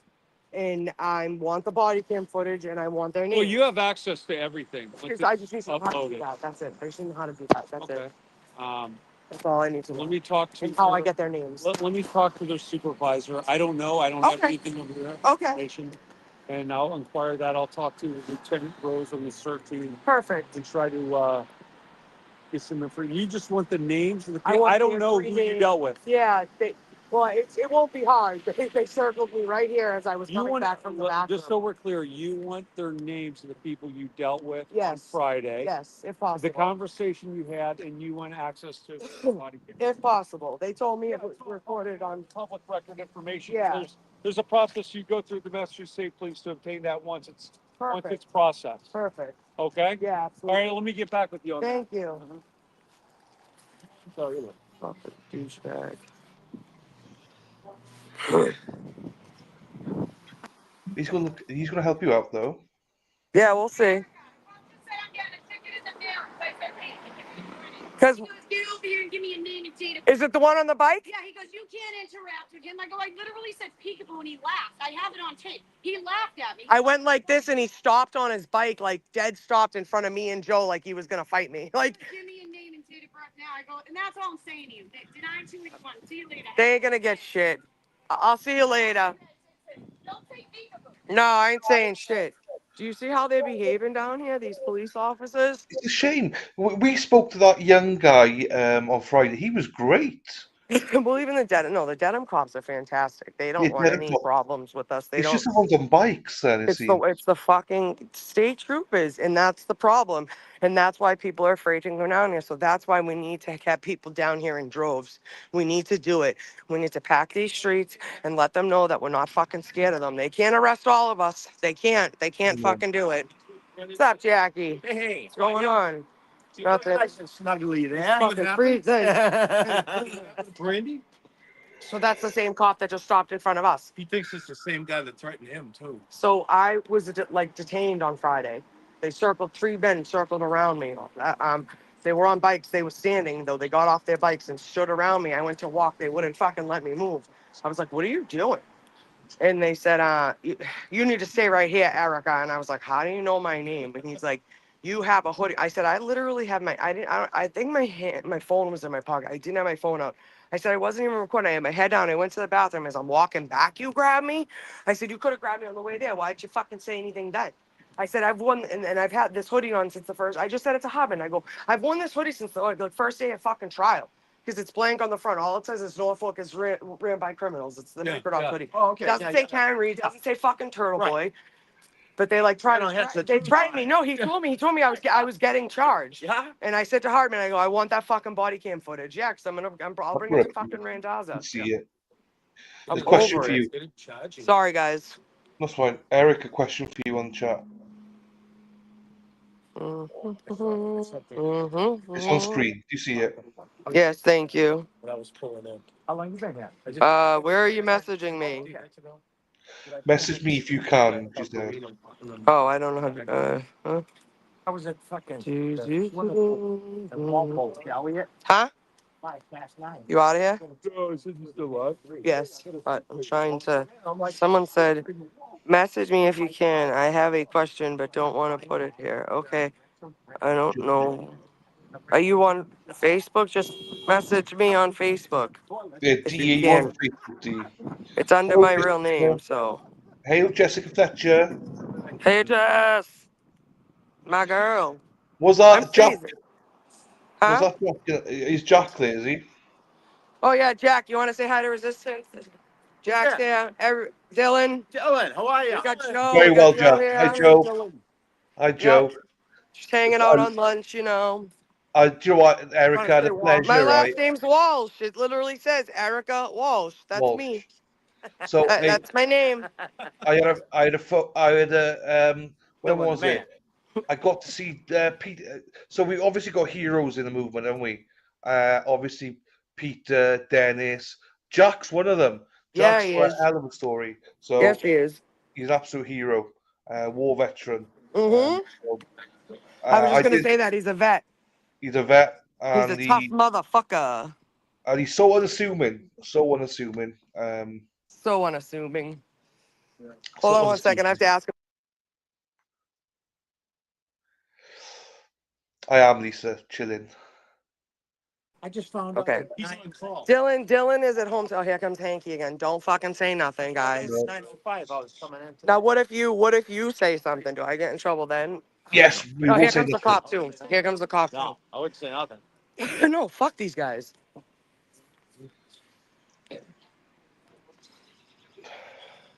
Hold on. What's that bird? Hello, Mary. A bird. It's a bird. It's a plane. I'll tell you what it is. Oh, you can identify it on Google. I mean, on your phones now. Yeah. Yeah, in the picture app. It's funny. I gave this to Fucking punk. one of the ladies. Yeah. Well, he doesn't like you. I don't know why. I've never even had a conversation with him. I don't know what his fucking problem is with me. Me. It was. I don't know if it's me or Jack. It's probably the both of us, to be honest with you. Probably. I'm mad you guys caught me smoking. Sorry. That's all good, Dory. Um. Yeah. There's the dead cone. Oh wait, I want to show you the dead cone from earlier. I was cracking the fuck up. It got ran over. So funny. The denim cop was laughing. It was funny. Yeah, the denim cops have been great. Oh yeah, they're fantastic. They love Yeah. us. They got no beef. No, they've been great, fantastic. They were Mhm. very helpful. And even the guy was like, when they said a turtle boy, you can't wear it, he's like, oh, I'm not sure. Let me look at the rules and stuff. You're trying to Yeah. help out. Do you know what I mean? Oh yeah, yeah. At least they're trying to help or figure it out. Be proactive. But then he was like, fuck Frosty, it. I think it is. I think it is. I really do. But Hotman said he's going to try to get me in the names of the three guys. But I'm annoyed because it's funny. I called for the first time I've never in my life. I called 911, like driving home. And I just like not 911. I called like I Googled the number. Does that make sense? Like I Yeah. Googled the number and I called like the non 911 line essentially. And I was like, hey, how do I get the name of three officers but also report an incident, but like also like request body cam footage. And he's like, oh, she's like, I'll transfer you. Where did it happen? I said Dedham. And she's like, okay, that's the Framingham branch. I'll transfer you there. I said, okay. She transferred me. I got some guy. Hi, this is Officer Murad. And I was like, what's that? He's like, Officer Murad. I was like, okay. And then I said the same thing. He's like, okay. He goes, let me transfer you. He goes, actually, can you call me back? I said, I got transferred to you. He goes, oh, well, I don't know how that happened. I was like, you know what? I gotta go. And I hung up. I was so annoyed. But do you know whose fault it is? What? Dana's, always. There he is. Just remember, people, it's always Dana's fault. We love Dana. Oh, Dana. Dana don't even get a break today. That's how much we love him. Yeah, I know. Look at that. He loves the attention. He Heaven, loves no, it. 911 was aggressive as fuck. It's so fucking annoying. Even These are the just men that you're supposed to call when you're in danger. Imagine that. Imagine that. I would not want to call any of these pricks. No. Ooh, I'm in the buffer zone. What are they gonna do? But I Drew, it says, so Dai is a mod with Turtleboy as well, same as Erica. And he says, marry me, Erica Walsh, or at least give us a flash of the girls. I'm already married. Sorry, only one man gets to see them. Yeah. And so's I will. Dai. I'm gonna go through that video of me walking in the buffer zone in my sports bra, and I will see if I can edit it where I'm comfortable enough to release it because I was so fucking mad. I really was. I know. I know. I was so mad. Oh yeah, you were there. Yeah, I know how bad you were. I know. People are telling me I should get it over to Randazza, see what happens, and the body cam footage. Yeah. We'll see. But what are you gonna do? I think I'm gonna. Yeah, exactly. That's exactly what they do. Is Hemocostu. They give you the runaround. It's so annoying. I know. D Hop. I actually have the owner's number. He's cool as shit. I think I might wait for them to come back from lunch, and then I might head Yeah. home, beat the That's fine. traffic. I'll stay on with you till they come back from lunch, and then we'll go to the trial then. And then Sure. I know there's no one here. Everyone's kind of headed out. that's fine. We can chat with you. Everyone loves you anyway, so it's fine. Let me see. Coco, we got a good crotch. Love it. Would you say you got a crotch shot? So Coco says we got a good crotch and ass shot when you were talking to Hardman. Oh yeah, good. Did I? Oh yeah, I put my phone. Ha ha! That's kind of funny actually. Yeah, that is hilarious. Oh, if you didn't get the ass shot, believe me, fucking. 5 past. What time of the? Yeah, that's what Bev said. Which what? So we've got 25 minutes. Would you say, Dylan? We've got 25 minutes until it's court. Yeah, not bad, not bad. Lisa says we might see you in court. Might see you tomorrow. There you go. Lisa said I'm. Oh, good, Lisa. I'll be out here in the morning, and then I'm going into court. Yeah, you are. Yeah, Yep. baby. Let's go. That's another thing. I gotta go home and figure out what I'm wearing. You'll be fine. You'll be fine. Don't overthink Yeah. it. Don't overthink it. No, I won't. I have a couple of like cute little outfits I can put together. So. Mini skirt, I just short wish top, it would be crop nice top. though. Crop top, mini skirt. Happy days. Yeah, right. For the boys. For the boys. Do it for the boys. Do it for the lads. Wait, we gotta book karaoke too. I have to type up your schedule, what we have. And Yeah. that's why hi. And that's why I'm leaving a little early too, so I can go call that guy back and I'll figure all that stuff out. Yeah, So the all riders good. who've been around for years will remember the Drew co-host. Oh hell yeah, obviously. And that stupid asshole Brett. Frosty, I have black leggings. Oh yeah, I have black slacks, and my Anthony's grandmother just passed away recently, so we went shopping for that. So I have like black slacks for that too. I just thought it was gonna be nice out, so I was kind of excited because I have these really cute sandals I wanted to wear, but whatever. Are you going again? It's not one and done. You might get it again. Yeah, yeah. Oh yeah, yeah. Because she had When it's asked me. nicer. Yeah, we'll see. We'll see. Again, like I told her, I would be honored. She'd asked me. She like texted me this weekend and was like, you want to come in the Tuesday, right?" And I was like, "Hey, if you want me there, I'm there, sister. You let me know. You know what I mean?" Yeah. I'm honored to sit behind her and let people know that I'm there for her. That's what it all comes down to for me, anyways. And she knows. She knows that you're there for her. So. Yep. Which is Oh my great. God, Druid, wanker. Oh, yeah. Dennis, he had to go pick up his new bifocals. I know, Robin. What the hell? I have cute boots though too. TB just left. I want to say it's probably about that time to go get his little go get the little turtles. Jacob, hello, Jacob. Yeah, I think he went to go get the baby turtles. Coop. There you go. There you go. There's always one of them. Yeah. He was bad. Who's I that? want those fucking cops names. Well, it's all take. Hardman said he'd get them, so he should get them. Otherwise, we'll send Dennis and Timmer on Right. to get it. What'd you have for lunch? Anything good? Do you know what I had? It was your meal. It was turkey, cheese, sandwich. There you go. Yummy yum. I still got some. Oh, do you know what? I went to CVS today, right? Stuck it in there, as you do. Like we like to do, stick it in. Worked. Pin worked. See? The thing, the tapping did not work, but the fucking sticking up the butthole. Well, that's good though, because that's good though too though. Especially CVS because at stores like that you can do cash back. Oh, okay. Do you know what I'm saying? So at least if it works, say you can get a couple of dollars back if you need it, and you don't have to really pay a fee. Yeah. I know, Coco. I was thinking about that. Do you sit on? I know Jack's got a little ass. I don't know how Jack does it. I mean, I might be. I have a little bit more cushion, so maybe I might be a little bit more comfortable. Somebody's saying, how do you sit on those benches all day? Well, there's cushions. Yeah, but I don't like the cushion. Oh, I'm probably gonna need the cushion. There you go. Nice to meet you, Jay Coop. Hopefully. Huh?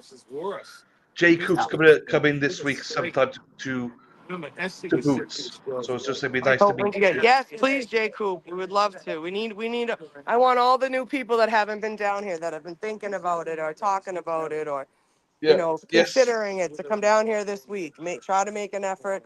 Well, you just have to park it. You park in the back of if there's no street parking, by the time you get here, you park in the registry of deeds. Just make sure there's nothing exposed on your car, FKR stickers. You can cover them pretty easily. And then you walk up to the front and you walk to either end of the buffer zone. You'll see somebody. If you're here early in the morning, everyone will be out front of court. After 8 o'clock, you're either at the end of the church or you're here in front of the district court. So like I said, you'll see somebody. Just make sure you, just try to come down here, even if it's only once. And I promise you, a lot of people, they always say that they were nervous coming down, but right after they came, it was like the best feeling. Yeah, Deb's coming. She's loving Drew, it. that's huge coming from you. I appreciate that. Thank you very much. My first time, a little nervous, but I feel like leaving the car over. Yeah, happy days. Jay Coop, once you do it, you'll be addicted, I promise. You'll be addicted, yeah. Can you see my lip as well? Huh? My lip is. Can you see it? Look at her. What do you got? The breeze coming? You still got the air conditioning on, you freak? I switched it off, but it's rock hard. It's like a guitar. Bing, bing. That thing could cut glass. Shit. Bing, bing, bing, bing. Fucking string on it. Fucking guitar. I'm behind still, but Katie's saying the video evidence isn't good. Wow. So the video footage we actually do have now, we ought to believe it's not that good. Yeah, no shit, Katie. I honestly, that's my thing. Like somebody had told me that supposedly it's like a young jury. I'm hoping they can see through her like deception and lies and bullshit. You know what I'm Yeah. saying? Because I think I don't know. I feel like she did fucking horrible up there. And you can recall a witness, right? Yeah, Yeah, I thought so. because what they've done, defense, is every witness, and then, but sometimes some judges get funny with it, and are like, "Why did you recall them?" Well, you have Yeah. to sometimes have a reason to do that, Right. Um, Yeah. Yeah. sometimes they will say no unless you've got a valid reason. Absolutely. Absolutely. It's crazy. So crazy. Hope they see through all the bull. Well, juries are unpredictable, people. We That's don't the know. problem. We That's don't and know. like I said earlier, somebody was saying that to me over the weekend. Like, it's crazy, like what they expect you to, like they do a jury of your peers. They call anybody, right? So they can call somebody that like might not, like, I don't know, that like might be a little bit slower than you or whatever, like different, you know what I mean? Like levels of education and work and stuff like that. It's just crazy to me that you have like, Joe Schmo from fucking, wherever judging your fate. You know what I mean? Yeah, my pleasure, Ticasio. Jay Coop, Uh, I think that's what he said, but I'm not 100% sure. no idea. Yeah, I think so though. I will definitely be back. I'll be back out here. It's Thursday and Friday for sure. Wednesday I'm gonna work, and then obviously tomorrow I'll be there. I'll be here, but I'll be here in the morning to make sure I'll open up the day with you guys as usual. Yeah, it's great though, isn't it? It's nice to have a prayer, pledge of allegiance, everything. Yeah, yeah. I think it. You know what it is like again, we've like formed some. What did he say? Never works for me, Erica. What does that mean? I don't know. Oh, um. But yeah, no, I think it starts off the day right, and I think, hi, what are you staring at? That's very okay. What? Drive by and say it though. And your New Jersey license plate, you weirdo. Anywho, um, yeah. So again, I think it opens up the day in a great way. And honestly, like a lot of people have said, we've formed some, form of community and like unity in this whole thing. So it's I nice, you agree. know. I agree with you. Yeah, yeah. It's tough, people. Again, like you can't expect people to stay here all day. People have lives and jobs they have to attend to. Yeah. If you can make it out here 20 minutes, that's great. If you can make it out here 10 minutes, that's great. Like if you can't, that's fine. We have support online, which is fantastic. That's amazing, Yeah. but I like when they support you guys, resistant. I like when they do that, That Yeah. people buy us coffee and lunch and stuff like that's huge, It's so huge. Helpful. Yeah, 100%. Yeah, of And course. you don't realize till Absolutely. you're down. Like yesterday, No, we I were couldn't there. believe it how generous people have been. It's unreal. Yeah, it is great. But I was on stand up for Legacy in Canton yesterday. I was fucked by the end of it. Yeah? I about an hour into the Canton when I was like, oh, I gotta sit down. Yeah, I got please. It's a long day, dude. yeah. Especially standing out. Yeah, I've done that. I've gone from like Dedham, like being right there when it first started to like going right to the, to the police department. You stand for like 4 or 5 hours. It's insane. It's and you see Brenda Sweeney doesn't even sit down. I Brenda does know. it all She's day. always on the go. Yeah, she's always on the go. Dennis was sat down. Dennis was sat down, lazy. Yeah, lazy Me and ass. Dana Yeah. were sat down as well. So Mm, Too Dennis Sweeney, I funny. think Dennis Sweeney see my tits and he's like fucking gross. I got beat yesterday. Yeah, you get him by him. Yeah, I just saw a tweet that Diddy is wearing dark glasses in the courtroom. No shit. That's bullshit. Yeah, you can wear shades at your own jury selection. Or is he going to? Oh, he's going to court. Oh, didn't realize that. Your move. Sorry, yeah, my move. Sorry, had to tell you. You're right, my Going move. back in? Couple hours. Couple hours. No. I think I'm gonna head out after. Yeah. I'm You coming bringing, now? bringing sexy Yeah, back. I'll be here. Or Sunday. Yeah, May 6th, baby. No, today's Cinco de Mayo. Yep, there it is. Where's Pink? Another great American holiday. 5525. Marga, you No. know what my birthday is February 22nd, and that's National Margarita Day. Is it? Yep. Oh, is it? Mhm. You gonna be here tomorrow morning? I'm gonna try. Yeah, I get my wife to, hurry up and go to work. Hey, Joe, watch out. Anne Marie's going to be in you, Joe. Bye, darling. All right. Make sure you protect that bum. Nice bum. Where you from?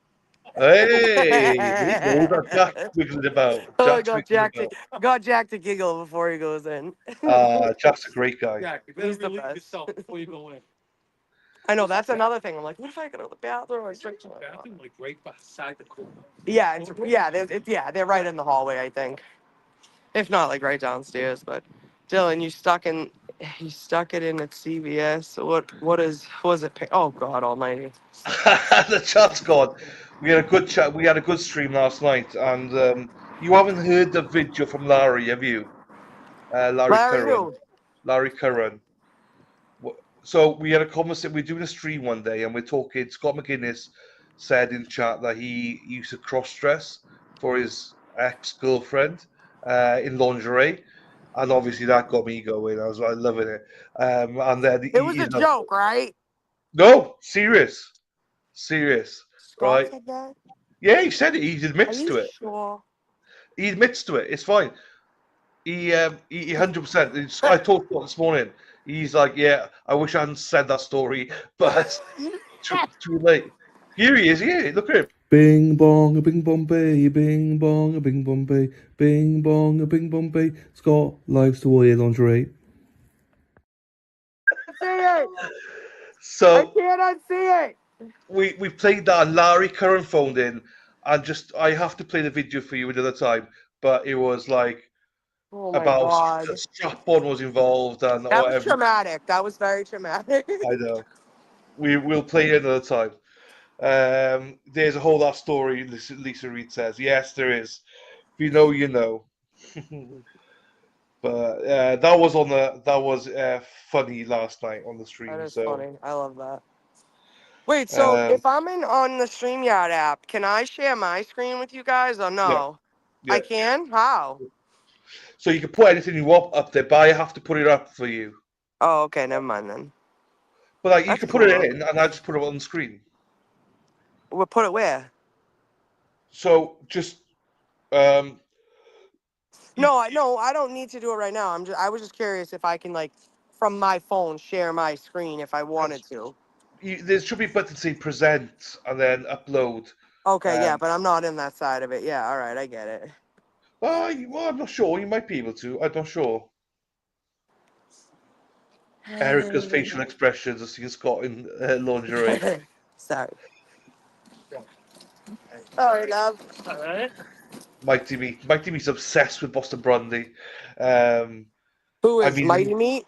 He's from Detroit. He's fine. He's a cool dude. He's married. 8 Mile? Is he from 8 Mile? He's from 8 Mile. He's a big Detroit guy, but he's I not like one of the my favorite part of that movie is the raps at the end. I know all of them. There you go. There you go. So you can That's why I sing want to that. do karaoke. We got to go to karaoke. I got to plan that. Yeah, karaoke. Oh, Terry Martin says don't take your phone. I think you can take your phone to court. You just can't. You have to have it on silent. Yeah, I'll just put it on silent. Yeah. Everybody has my well, my friends have some of my people have my location. They'll know where I am. Yeah. We did find it in the end last night, Heather. We did find it in the end. There you go. Dana says I have karaoke in my house, and Oh yeah, Dana. Yes, you said that. Yes, we can do that. because if it Okay, goes well, wrong, we'll do that. We'll do that. Yeah. Okay. if it goes wrong, then we can, just blame Dana. blame Dana. Thank you, Dana. Yes. Love it. So on the weekend, right, Erica, right? Dana sent me a video, right, showing the garden and stuff. All you see is Tracy working her ass off, Like, you know, just literally working. And And Dana Dana's just, just standing there with a cup of coffee like this. yeah, he's just like, oh, look at all the Great work. job, You know.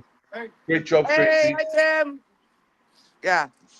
You Yep. know, that poor woman, she deserves a medal, you know, so.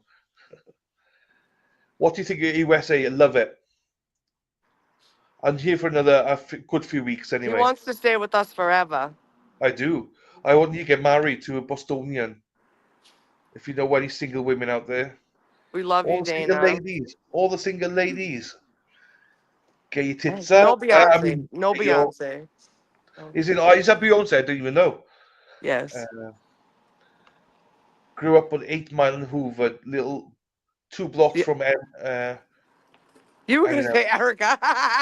Well, I was just like, I mean, I lost. I was just like, what? 2 blocks from Erica girl. Eminem. 8 Mile. No, like that movie's so good. The end of it though. Dana, can you sing in the Speedos? Him and Dennis are going to get some backsack and crack waxing. So just so you all know, so they will be Dylan, getting that. I said that we should do that as a fundraiser. We'll do a calendar. Yeah, definite. A definite. I think, yeah, it'd be funny. You can be April. Dennis will be May. Dennis has a horse, though, so, you know, I don't want to be next to him, like, you know. Hey, Justin. The battle is the best, right, Robin? Yeah. Would you say, Thanks Hank? for What? taking it easy. Dana said, thanks for taking it easy with me today. Yes. Yes. We love Dana. We do, Jacob. I know. I'm in Erica's hands, so I'm in a good pair of hands. So. Tank top screaming, Lotto, Oh, I don't fit you.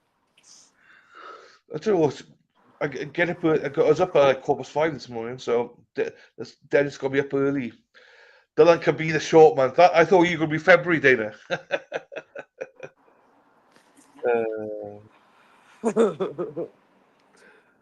Oh, we like it. Deb would buy it. There you go, Deb. The boys. Bacon? Boys are Probably just the diner. Hold on one second. I'll be right back. Lisa Reed. You were a bit of a girl in the back of the day, and still am. Probably Lisa Reed. I can only imagine what Lisa Reed was like when she was younger. There you The go. boys. Yes, yes, Rhodey. Exactly. That's exactly what I'm saying. Oh, Di comes back. yeah. Oh, that sounds nice. Whipping up chicken, jacket spuds and salad. That's nice. Da, na, na, na, na, na, na, na, na. Do, do, do, do, do, do, do, do, do. Are they not back yet? Karen's not back yet, no? No, I don't see them. Do you see them leave then? Do I see them leaving? As in, did you see them leave for lunch? I did in their truck. Yes, yes, Oh, absolutely. is Jack in court then? Yes, he And went back. he didn't go to lunch with them. No, he didn't. He came out a little afterwards. Okay. He probably just doesn't want to, you know, interfere. Oh shit! I dropped my glasses. Hang on, let me back. You dropped your glasses. Yeah, I dropped my glasses up, and I couldn't reach it, so I'm back. Huh? Oh, I'm back. Um, Lisa Reed, not a great area, but that's what I mean. Lisa Reed's a hell of a girl.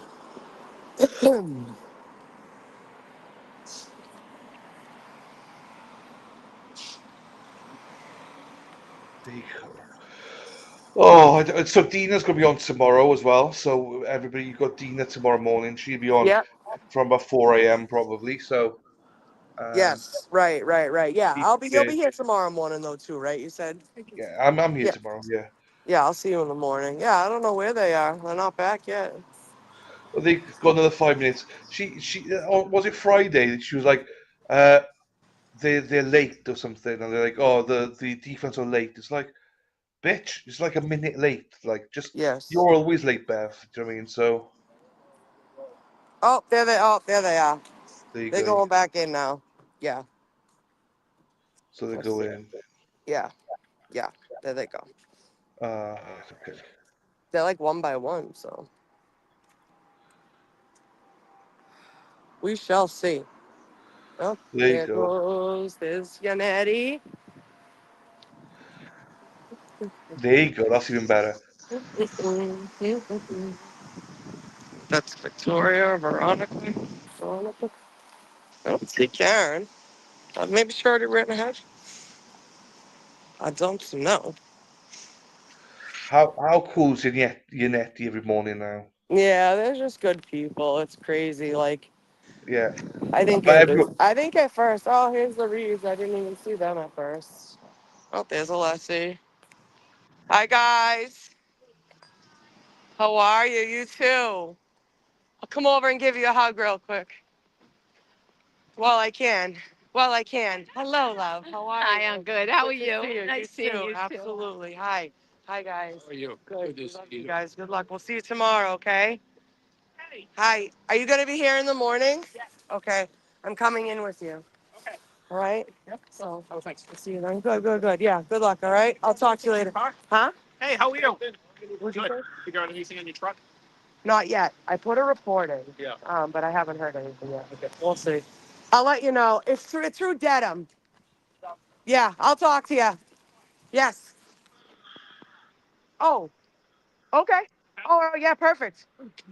Oh, well, there you go. I didn't know that. hey Betty, Hello. Sorry, I'm back. you're back. So we don't know what you were doing there, but it sounded interesting. Did you not hear it? Sorry, I was just saying hi. I showed Yeah, you guys the reeds. They're all going up yeah. No, we the saw ramp. we saw the pavement and you saying hugging people. So Oh, sorry about that, guys. My bad. don't be sorry. It's all I'll good. have to put a body cam thing on. You will. All right. Um. Well, we're going back into court. I think Yeah. I'm gonna head home and get situated and get dinner Yeah. started and stuff like that. Yeah. I And love you then all. I can stay on with you guys while I get going. I'll put the court up. So oh no, Yes. Make sure it's up. Yes, exactly. Hi, hang on. Colleen.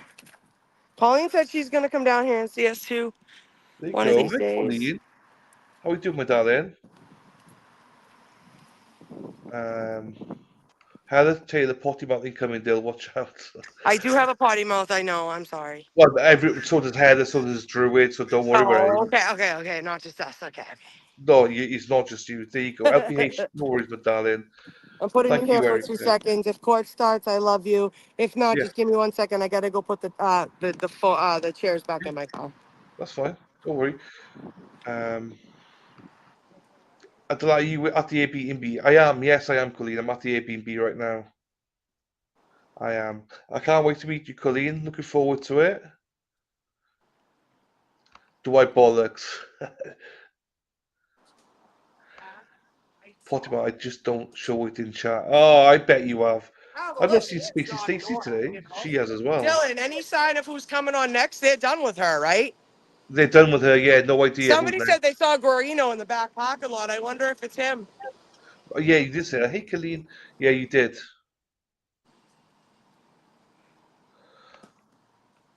I stepped away. Did everyone hear the judge denied the motion to have Aiden's bail revoked?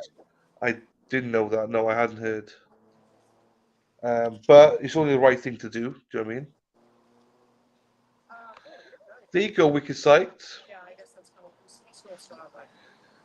23rd is a Friday. Yeah, should be fine. Oh, we're there every morning. We just leave about 9 o'clock. That's all. We're there from about 6:30, 7 o'clock to about 9. So yeah, it'd be great to see Wicked Psyched. Welcome back from lunch, everyone. There you go, denied. Thank you, Colleen. As it should be, you know. Tully can suck it.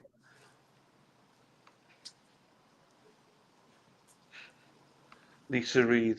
I need to Another put this in potty, a better bag, like another a potty mouth for you, Lisa Reed. She acts all innocent, but I bet she's got a potty wash mouth as that well. blanket too. Effing and blinding.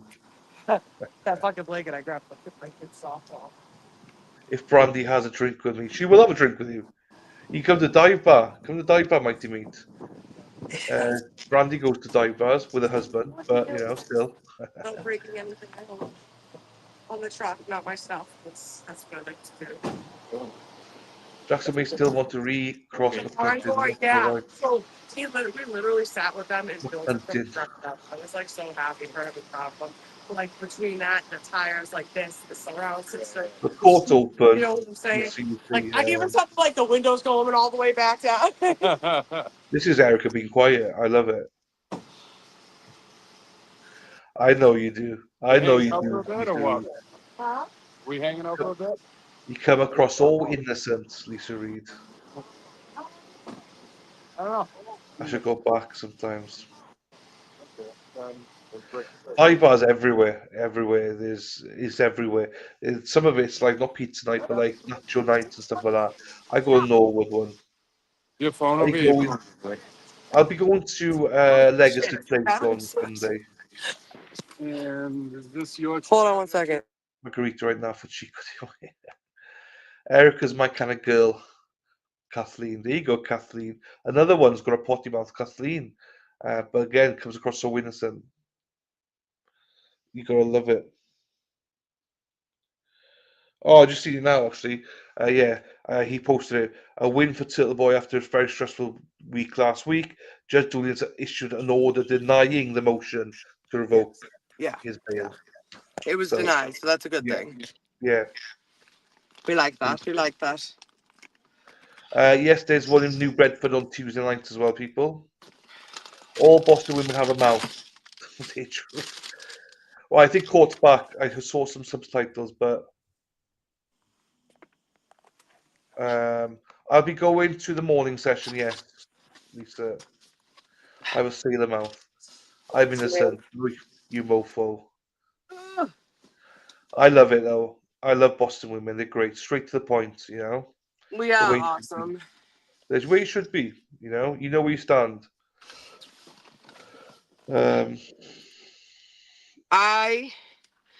If you don't mind, will stay on with you. Yeah, that's fine. I'm going to do this. And do this. Well, I'll put us both in the corner. That's fine. Nobody puts baby in the corner. No one puts baby in the corner. No way. This is things I don't vibe You know, with I it. don't think I've ever seen that movie, like the whole thing. No, I don't think I have, actually. Oh, shit. If I have, I don't remember it.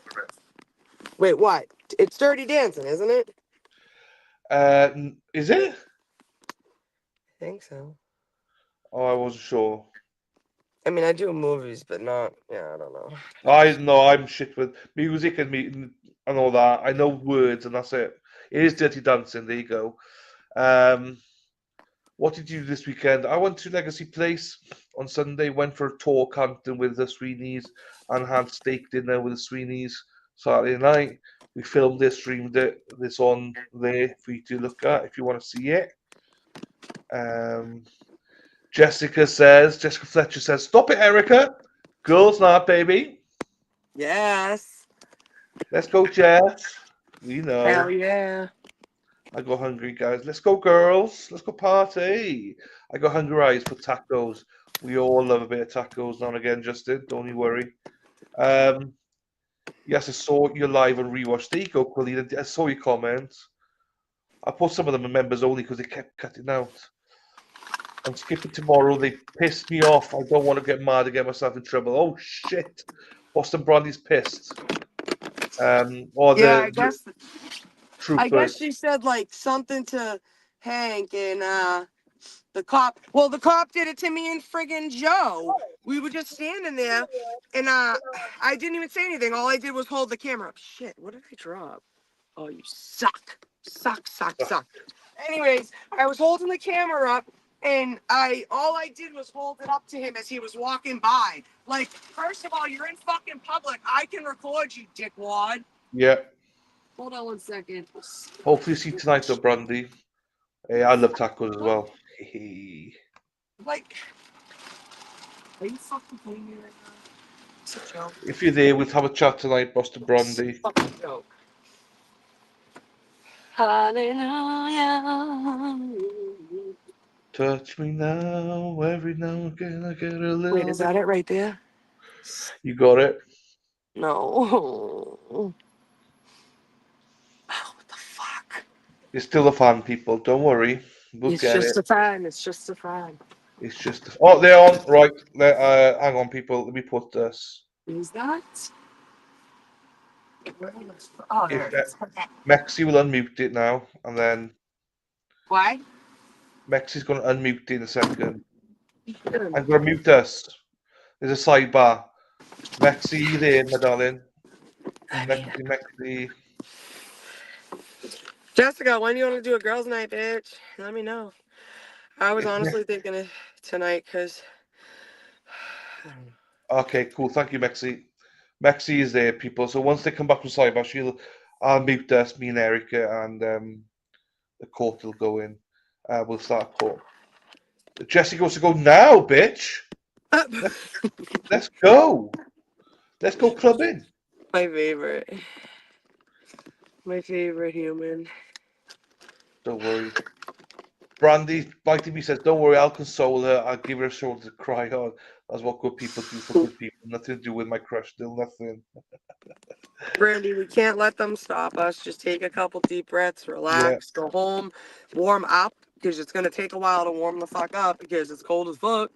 But just do that, and honestly, listen, I was fucking livid when we left. How mad was I when we left here Friday? I was scared shitless. I was fucking livid. So I again, kept I'm quiet. not telling you what to do. I'm not telling you how to process things. I'm not telling you how to heal. But again, just remember, we don't want to give them the fucking satisfaction of not showing up, you know? So just remember that and just take a few minutes for yourself and, you know, go get your girls and do what you got to do and deal with it. You know, again, it sucks. But like, it's just, I will say having Dylan, you know, having you know, you have Ross and the girls, so it's good. Like you have a little bit of a little, like a, what's it called? It's distraction, you know? So that's good, but you just need to eat and probably warm up and we'll be good. But I don't want to give them the fucking satisfaction of you not coming tomorrow, you She know? wants chocolate chip cookies now. Well, you're There you coming go. tonight, Brandy. So come on, come I over. actually have a really good chocolate chip cookie recipe. It's not what you think it is, but I wish it was. There you go. I need to try a high noon tonight. Brandy had a high noon last But also, Monday. I will say, Brandy, I also will say, you take the day if you need it too. Don't ever fucking question that. You take the day if you need it. Do not. Like I said earlier, I'm like, oh, I so badly wanted to look out the window and be like, oh, I could stay in bed for another 2 hours, you know? But Yeah. if you know, if you need it, take the day, you know?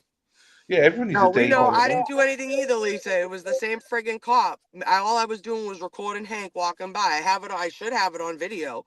And he like stopped his bike like kind of in front of me, like, and I was like, "What are you gonna do? Like, get out of here! I will literally kick that bike over. Stop it, fucking Um, assholes! So annoying." so a big sidebar. I don't know why we got. It's funny though to see Paul right in the back. Like he got a bollock in, so Yeah, he's right in the no back shit. now. He's such a piece of shit. Cheryl Ness says, I just fell back to sleep and woke up at 12:30. I guess I need it. I got to take my daughter to the dentist. So, she needs a root canal. Oh, poor thing. Hope she's okay. Yeah, good luck. That Good luck on that sucks. one. Yeah. And not the good sucking, just the bad sucking, that is. Um, didn't get a police escort by the wankers. There's. What? Oh, shit. Hang on. Where's it gone? Oh, that's fine. It's at the sink. Yeah, so Mighty Meat used to be a police officer, so he used to be a prick as well. While Oh still is yeah, where? in Detroit, Michigan. Oh He was like, Jesus. yeah, fuck these corrupt assholes. Just keep chugging along. It pisses them off more if you show up tomorrow with a smile. Mighty Meat only wants you to turn up, Randy, because he wants to see your face. I swear that's what they're trying to do, though. It Like is. It is. intimidate us to not come, you know? Yeah, it is. Aiden's not there, Terry. No, I think he was earlier on, but not there now. I Yeah, wasn't I think he had to recording go. it. I think he had to go pick up the little turtles. There you Yeah, go. but Brandy, he was recording. He was recording, and you can request that. His chest Right. was recording. So the jury been sent back out for 10 minutes. Shut the fuck up. No, it'll be sent out. So hopefully they'll come back in and explain why now. I hope. One would hope, but This is So like the disadvantages people don't understand of not having fucking Aiden in the courtroom. yeah, it is. Because at least he would be live tweeting, letting us know, you know.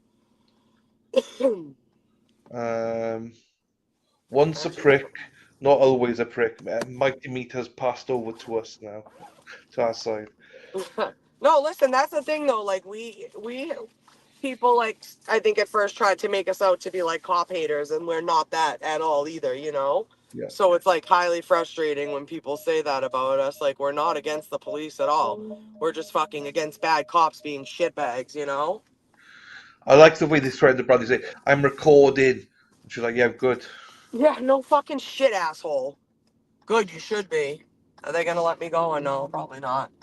Thanks. Have a great day, bitch. Fucking assholes. Go. Come on, dude. You fucking. Now you fucking pull out. Now you fucking idiot. Sorry, guys. We're all set here. My bad. Whoop, whoop. So they're still in sidebar. They are. So the jury Crazy. are gone, but they're still in sidebar. So Interesting. I wonder what's going on. yeah, that's the thing. We don't know. Do you know what I mean? I hate it. I know. It's so frustrating. That's just why I don't like sidebars. It's like doing public court. Don't do sidebars. You should all know. I You don't. shouldn't do That's public. what I mean. Like, how is it public if like every 10 seconds you can run to a sidebar? I know. It makes no sense, you know. I understand the sidebar quickly now and again when the jury's there. Fine. I've got no issues with a quick sidebar that you just need to clarify something. But for this now, the jury's not there, so there's no need for a sidebar. You know? Right. Jeffrey Fletcher says, Erica, oh my God, the language. You are feisty today. I'm all done. I said I'm all done swearing. I'm good. Oh, you fuck. Let's go, girl. You use that potty mouth of yours. It's fine. We love it. I'm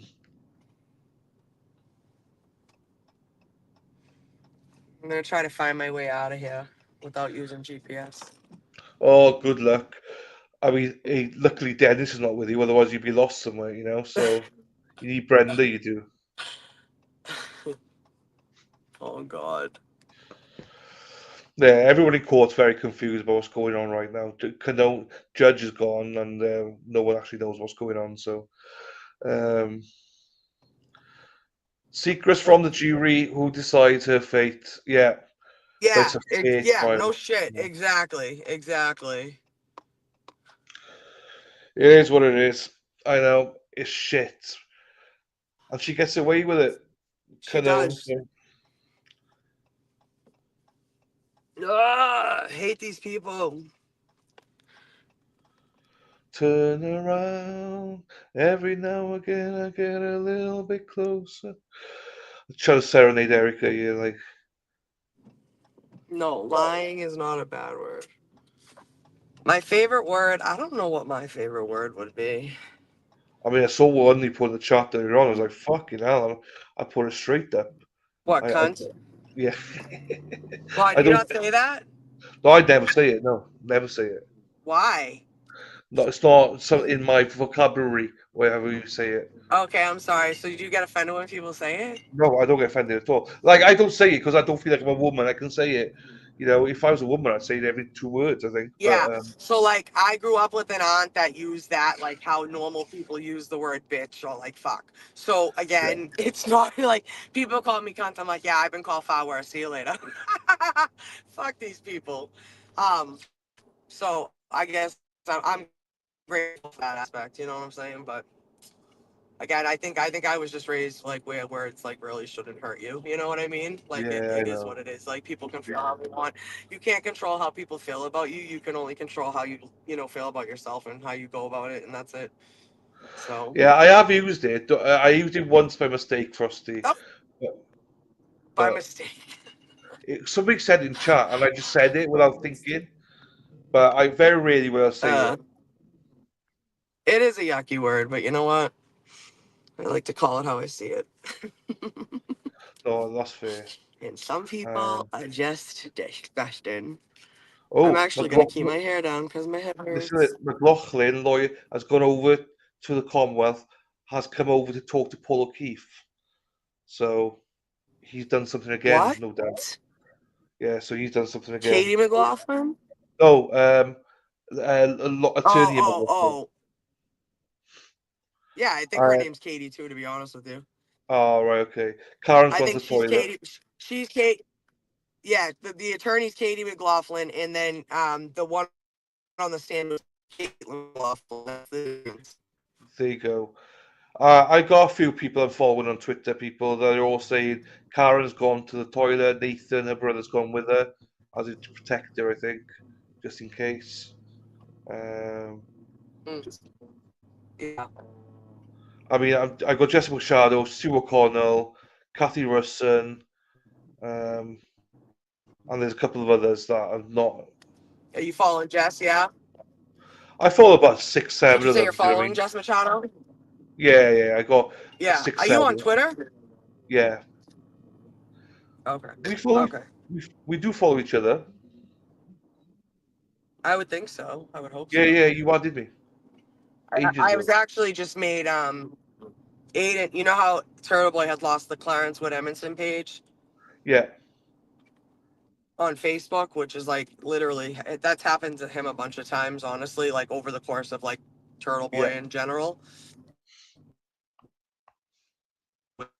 If you turn around to like get age up to 20,000 people, and then they'll fucking delete it on him, you know.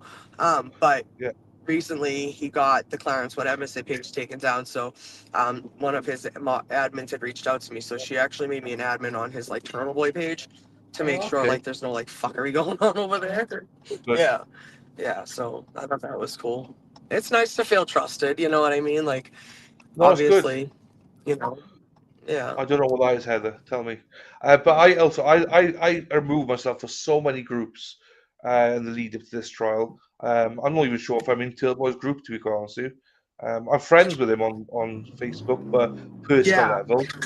But there were so many groups, so much drama going on. I just removed myself. Yeah, no, this is just like a turtle, like it's just Turtle Boy page. Yeah, like, I shit, actually like, think I'm in there. I think Laura added me yeah, into they it. just share like the articles and stuff, like up to date stuff. But it's good that thankfully, it's still up there, and you know what I mean, and didn't get taken down with the other one, at least, you know. Yeah. There's so many groups, and here we go. We're back. Right, I'll mute this. All right. Lexi.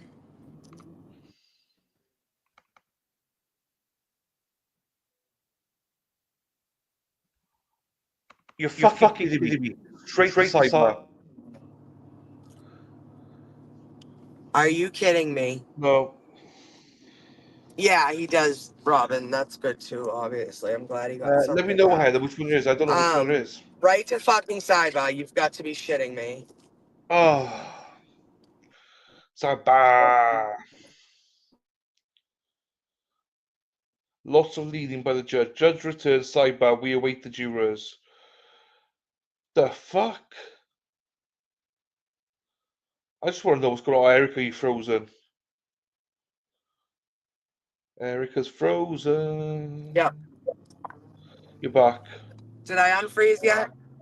Yeah, you're back. Can you hear me? Yes. All right, good. Good. Guess who's back? I'm now getting on 95 North. 95 North. How far is it from your house to Norfolk? Or a normal I have to traffic day?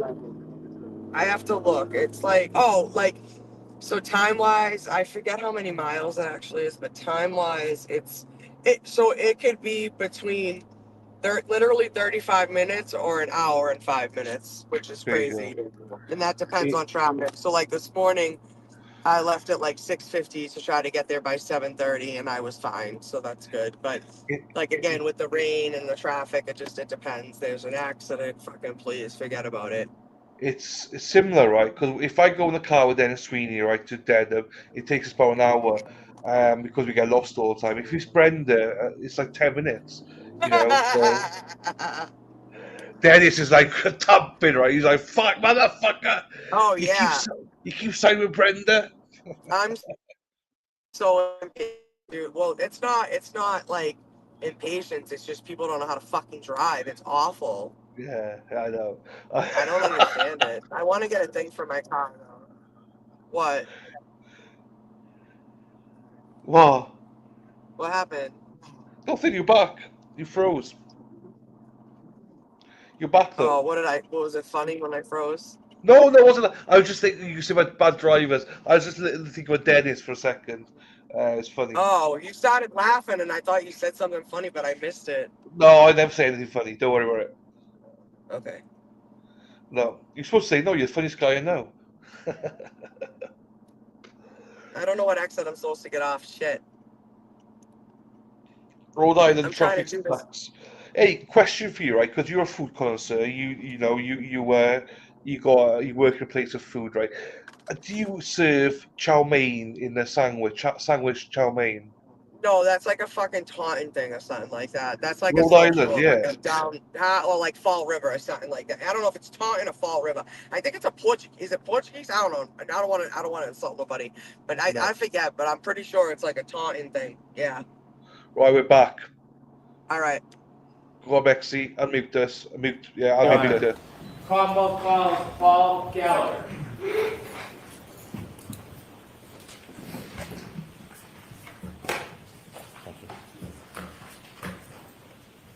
Follow me, please.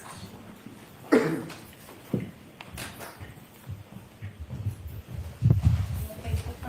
hand, please. You solemnly swear the evidence given in court and jury in the case now here is the truth, the whole truth, and nothing but the truth, so help you God. I do. Thank you. Good afternoon. Your Honor.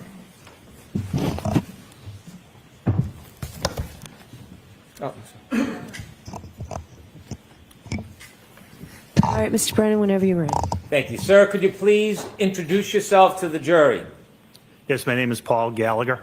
For the court reporter, would you mind spelling your last name? Gallagher. Mr. Gallagher, do you presently work? As a police officer, I'm retired. When did you retire? August 31st, 2024. When you retired, what department were you working for? Canton Police Department.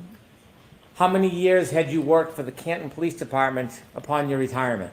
I was credited with 32 years, 8 months of service. Did you have a particular rank when you retired? Yes, I was a lieutenant.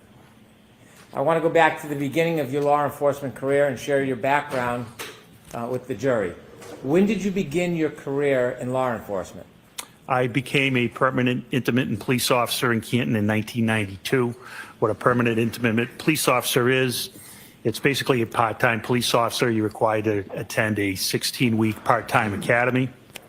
Your duties include regular patrol duties that a regular police officer would do, but you're only utilized during special events, short staffing, and you're allowed to work paid traffic details. Did that status change at some point? It did in 1994. 1994, were you a patrolman? Yes, and that required me to attend a full-time 18-week police academy. In addition to the police academy, did you continue your training over the years? Yes, I did. Can you share with the jury some of the training that you would attend over the years? Oh, sure. So I did constitutional law. I did interview and interrogation, terrorism, international terrorism, domestic violence, buccal swabbing, and DEA basic narcotics course. And last duties were I did background checks, so I attended background training, and I did internal affairs. Before I talk a little bit more about your experience over the years and your progress through the Canton Police Department, I'd like you to share with us generally and briefly the structure of the Canton Police Department. The Canton Police Department, how big is it? How many officers are typically employed by Canton at the same time? We would like to have 45, but unfortunately, we're short-staffed at this time. At the Canton Police Department, is there different ranks? There is. And what are they? They are patrol, sergeant, detective sergeant, lieutenant, deputy chief, and chief. Given the size of Canton, is it a small department or a typically large department for that size? I would say it's a medium-sized department. Is Canton, do you receive traffic from other areas nearby? We do. Is Boston part of the crossroad through Canton at times? It is. Route 138 runs from Boston, and it goes all the way down to the South Shore through Brockton, Taunton, etc. Other cities or towns nearby that bring traffic through Canton as far as law enforcement is concerned? They do, and other states. 95 runs through Canton as well and brings up traffic from Rhode Island. For a relatively small town, is Canton a busy police department given all the crossroads and intersections?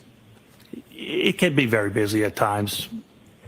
You mentioned in Canton that there are different ranks. You started as a patrol officer. Yes. Did that change at some point? It did. When? July of 2001, I became a detective. Did you have any particular or special training to become a detective? I started attending how to dust for fingerprints. My focus was narcotics. I had several narcotics classes.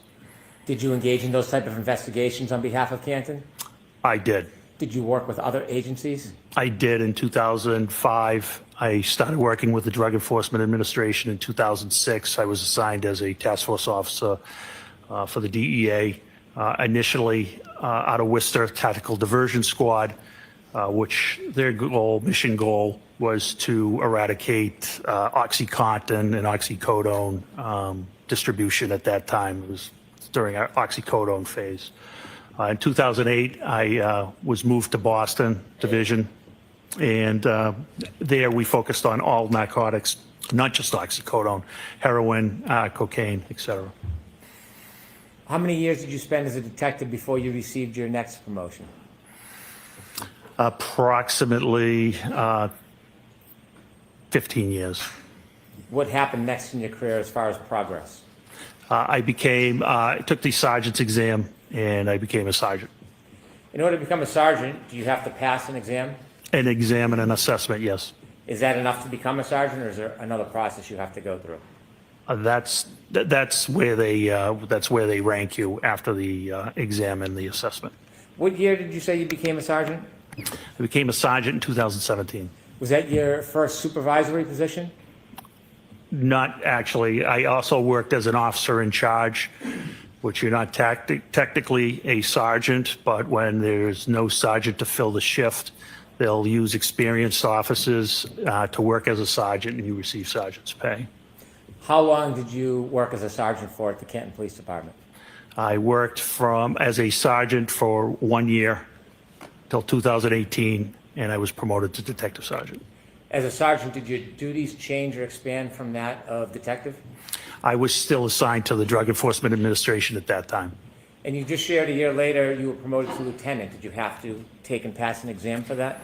That was detective sergeant, and I did not have to pass a test for that. Did your duties and responsibilities expand when you became lieutenant? Yes, I was brought out of the DEA to work in Canton specifically. Were there other lieutenants on the Canton Police Department when you worked as a lieutenant? I became a lieutenant in 2021. At the time, there was 3 other lieutenants. Were there any other officers above lieutenant at that point? There was a deputy chief and a chief. In 2022, January, were you a lieutenant? I was. Your duties and responsibilities, do they include actually going to scenes, or was it purely supervisory?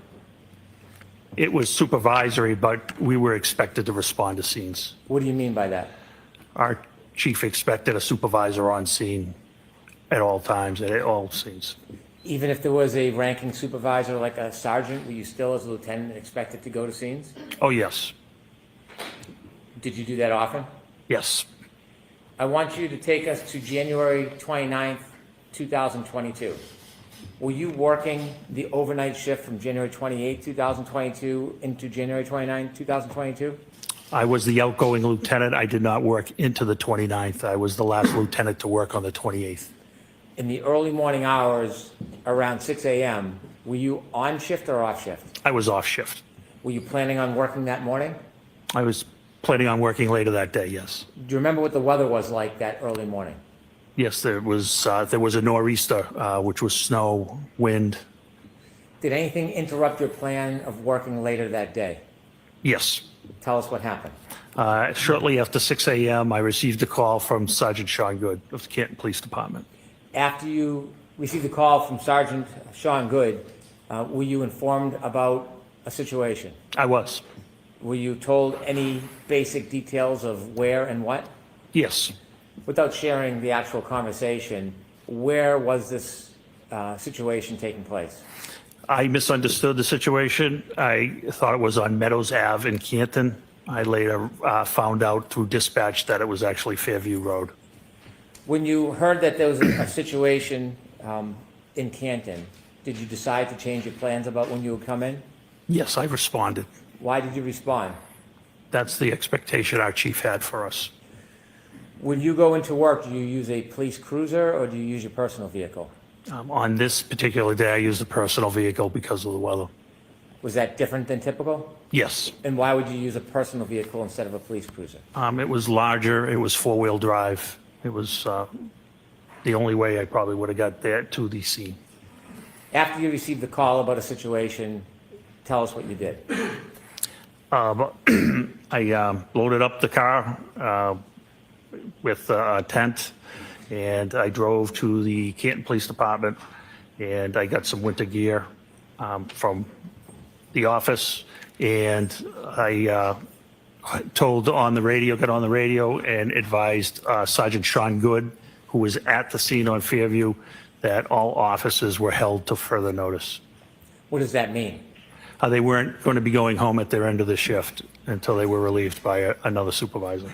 Why did you take a tent with you? Because of the snow, the way the call was described to me was a person possibly not breathing. And if it was an unattended death, I wanted to be able to cover the person. Why? Respect. That tent was a tent from your home, a personal tent? It was. It was an 8x8 pop-up tent. You went to the Canton Police Department first before you went to the scene? I did. Why did you go to the Canton Police Department first? I had some winter gear there, including a reflective jacket that I thought would be helpful, given it was dark out. Visibility was very bad. When you got to the Canton Police Department, did you learn anything from any of your colleagues while at the police department? The only one colleague at the police department at that time was Officer Kelly Dever. Okay. After you got your gear at the Canton Police Department, did you head towards Fairview? I did. Other than the general description that you had heard, did you know anything about what was going on there? Just that a gentleman was found unconscious in the snow, possibly not breathing. You mentioned the term unintended death. What does that mean?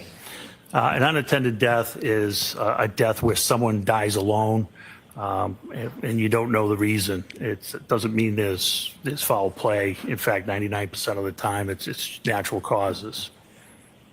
Is there a process for the Canton Police Department when they learn of any death, unintended or not? Is there a process you need to follow? Yes, there is. And what is that process? That's to call the Norfolk County DA's office, their CPAC unit, Crime Prevention and Control.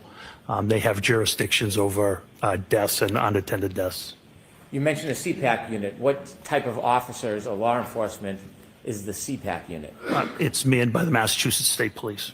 Are you required by statute to contact CPAC or the Massachusetts State Police, even if it's an unintended death? Yes. Did you follow that process? Sergeant Lank followed that process. Is that one of the officers who worked under you? Yes, that is correct. Did you know if Sergeant Lank was at the scene when you were leaving Canton, or did you learn at some point when you got there whether Sergeant Lank was at Fairview? When I got there, I saw the black Toyota Tundra, which is operated by our detectives there, and then I saw him. When the Canton Police Department first contacted the Massachusetts State Police or the CPAC unit about the information, do you have an understanding whether or not the Massachusetts State Police were going to respond or not? They were not responding. So when you got to Fairview Road, were there any other law enforcement officers other than Canton police officers? No, there was not. When you appeared at Fairview Road or arrived, were you the superior officer on the scene? I was the highest ranking officer. As you're pulling up to Fairview that morning, what's the first thing you see when you get there? As I pull up, I see the last of the fire apparatus pulling away. I get out of the vehicle. The first one I encountered was Sergeant Sean Good, who was the shift supervisor. Did you see any other of your officers there? I did. I saw Lieutenant Lank further down, and further down I saw two other cruisers, which ended up being Officer Mulaney and Officer Sarif. Did any of the cruisers or vehicles have lights on? They did. Did you hear any sirens? No, there wouldn't be any sirens. Why wouldn't there be? Sirens are used to move traffic.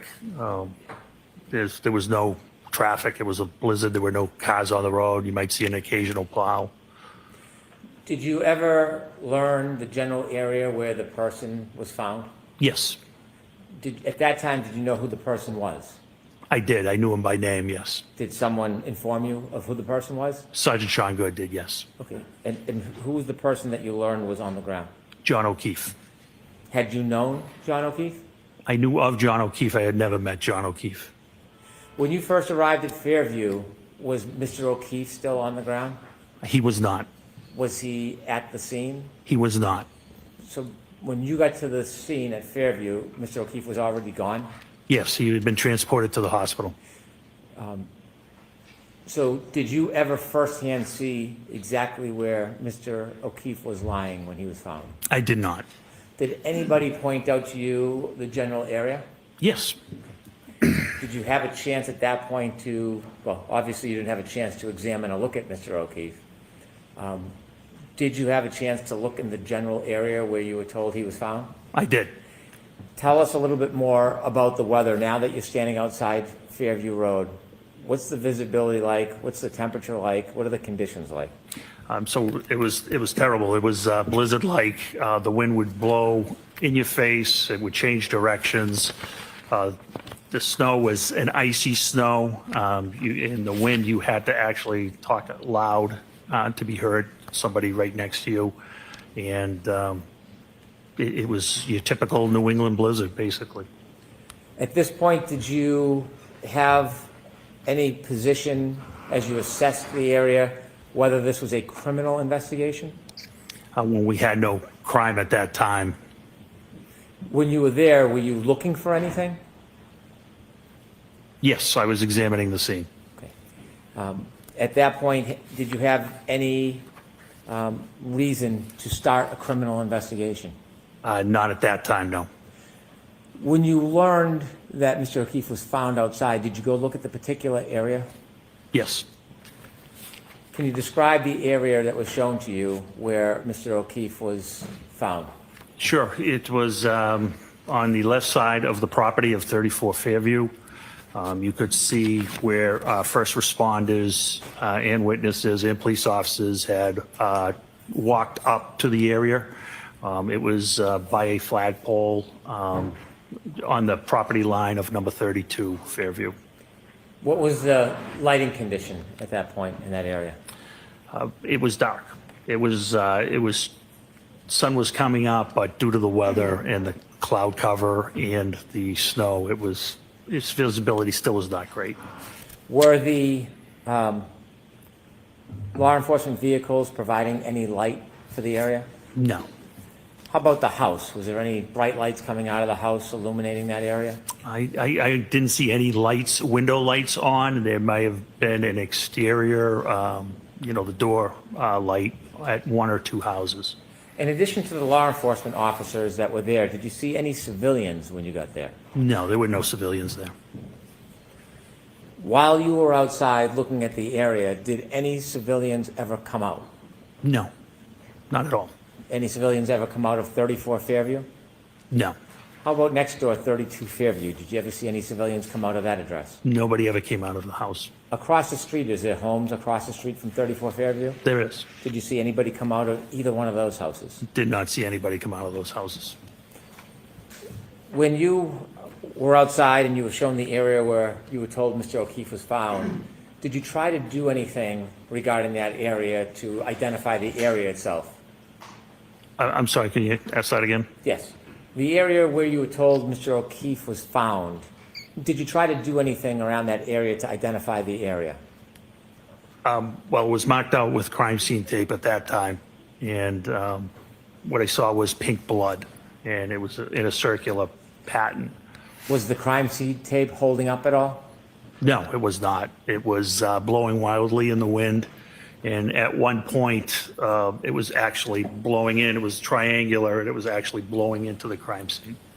Was the tape helping at all? No, it was not. Was there any use putting a tent up at that point? No, there wasn't, not due to the high winds. Did you learn whether any of the officers had, at any point before you got there, gone into Fairview Road? Yes. Who did you learn went into Fairview Road? Both Sergeant Good and Detective Sergeant Lake went into Fairview Road. Did you know how long they were inside for? I'll allow it. Did you know that? I did not. At that point, did you go and speak to anybody in any of the nearby homes? I did not.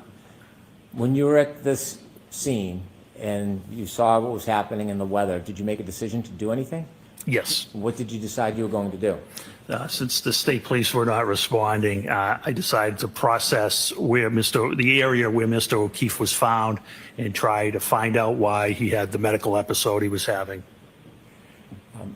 If you understood this to be a medical episode, and at that point you didn't have any information it was a crime scene, why were you taking the time and effort to process the scene under these conditions?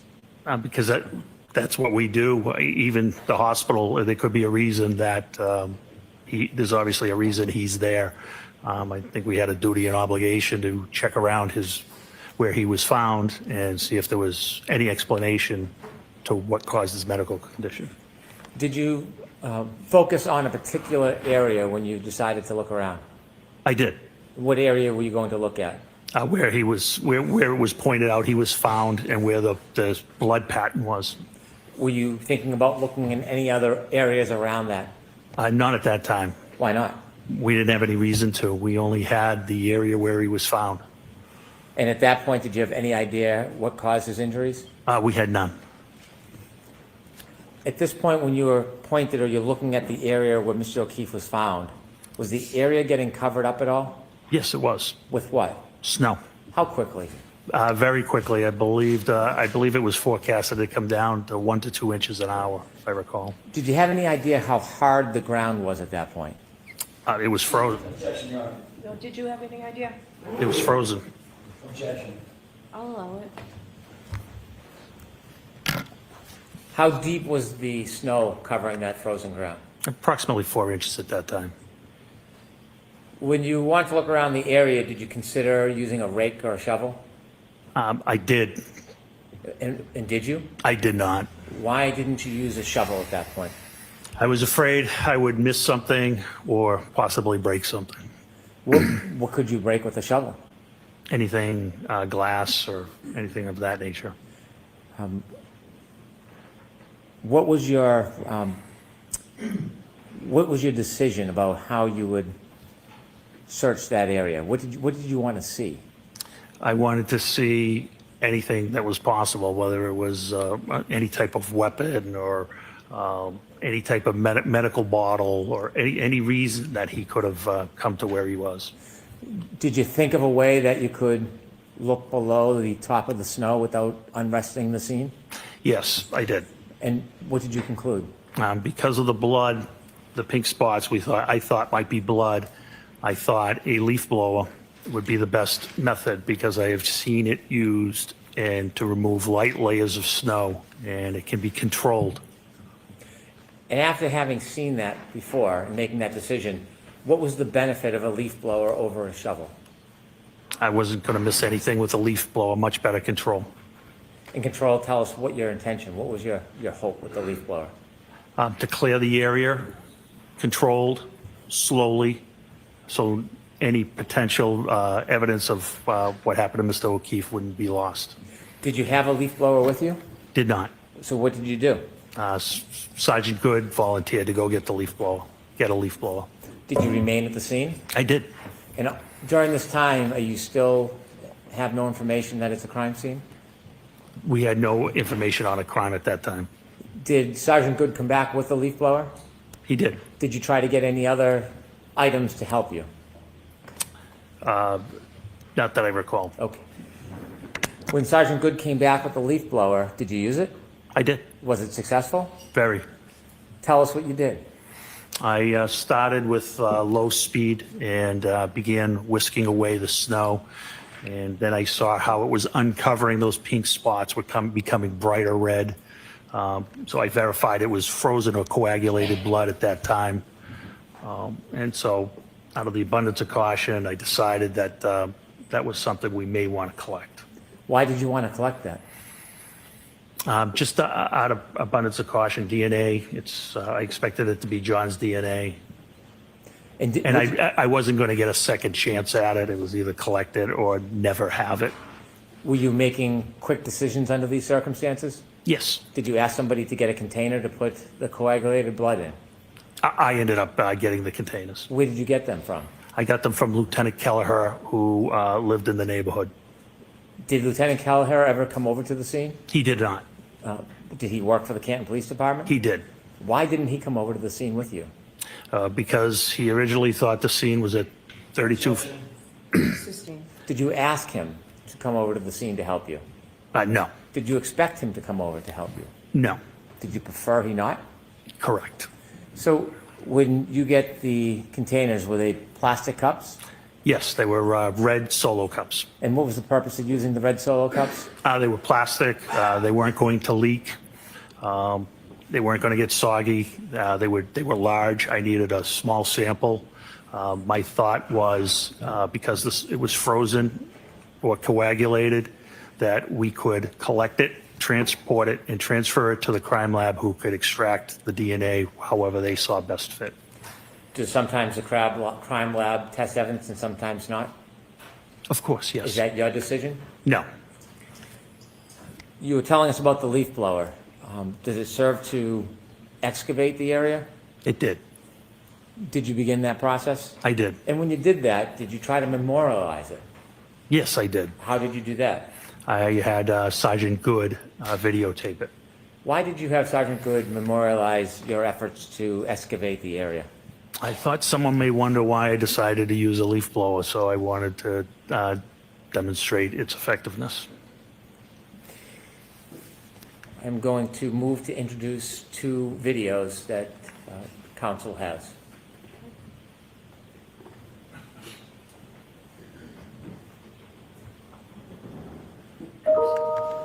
So there's no objection to these videos, right? No objection. Exhibit 51. Thank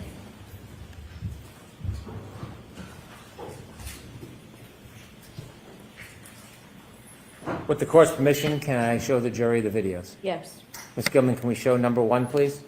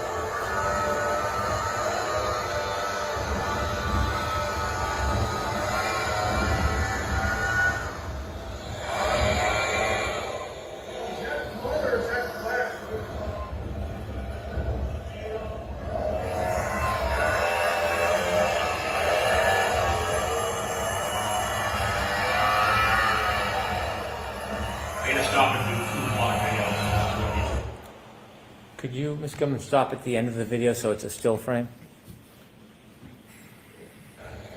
That's good right there. Sir, who's the person holding the leaf blower? That is me. Did the leaf blower work as you had hoped? It was great. You see other footprints around that area. Correct. Do you know how those footprints got there? Some of them were from first responders. Some of them were for witnesses. The ones up top by the flagpole were for when the officers put out the crime scene tape. Did officers try to wrap the crime scene tape around the flagpole? They did wrap it around the flagpole, yes. I see. And from that vantage point, could you see the side and front yard? Yes. Did the side yard have any footprints or evidence that anything was dragged through the side yard? No, not at all. How about the front yard? Did the front yard have any evidence that anybody had walked across it or dragged anything across it? It had one set of prints from Sergeant Lang. Other than Sergeant Lang's footprints across the front yard, was there any other impediment? No, not that I saw. I'm going to ask if we could see the second video, please, Ms. Gilman.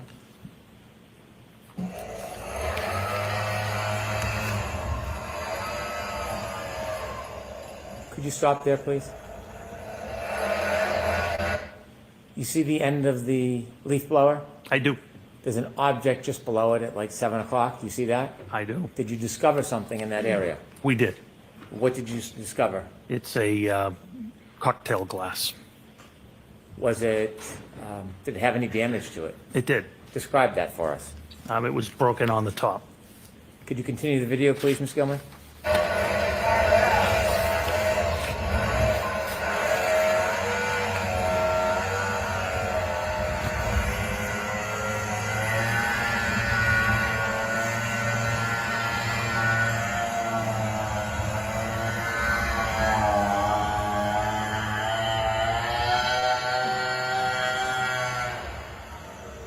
Stop, please. There's some red spots. Is that what you identified as coagulated blood? That is.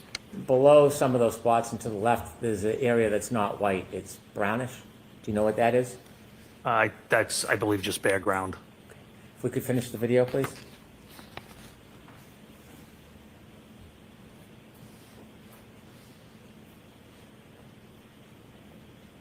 Okay.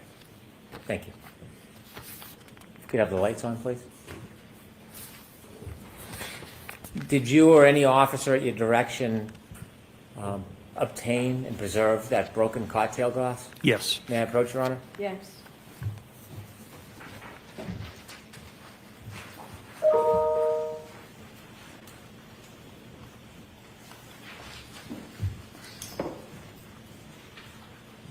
So I'm showing you two photographs. The first photograph, do you recognize what's in that photograph? I do. What is it? It's a after we exposed the broken, I exposed the broken glass. Is the broken glass depicted in that photograph? Yeah, it is. Is that similar or substantially the same way it appeared to you that morning? It's exactly how it appeared. Yes. Do you know if that photograph was taken as a still image of the video or not? I do not. Okay. Second photograph, can you take a look at that? That's a close-up of the cocktail glass. Of the same photo? It is. Yes. I'd move these two photographs into evidence, please. Okay, do you want it to be 52 and 52A? Please, Your Honor. It's 52 and 52A. Lieutenant, what was done with that cocktail glass? It was bagged and seized as evidence. Was it brought anywhere that morning? It was brought back to Canton Police Headquarters. What happens when it gets back to Canton Police Headquarters? It gets logged into evidence and it's assigned an evidence number. The officer types in a description of the item. In this case, it was a broken cocktail glass or broken glass. And once he hits the space bar, it automatically generates a property number for it. And I believe in this case, it was 22-18-PR, which means 22 is the year, 2022. 18 is how many pieces of evidence that the department as a whole had collected that year so far.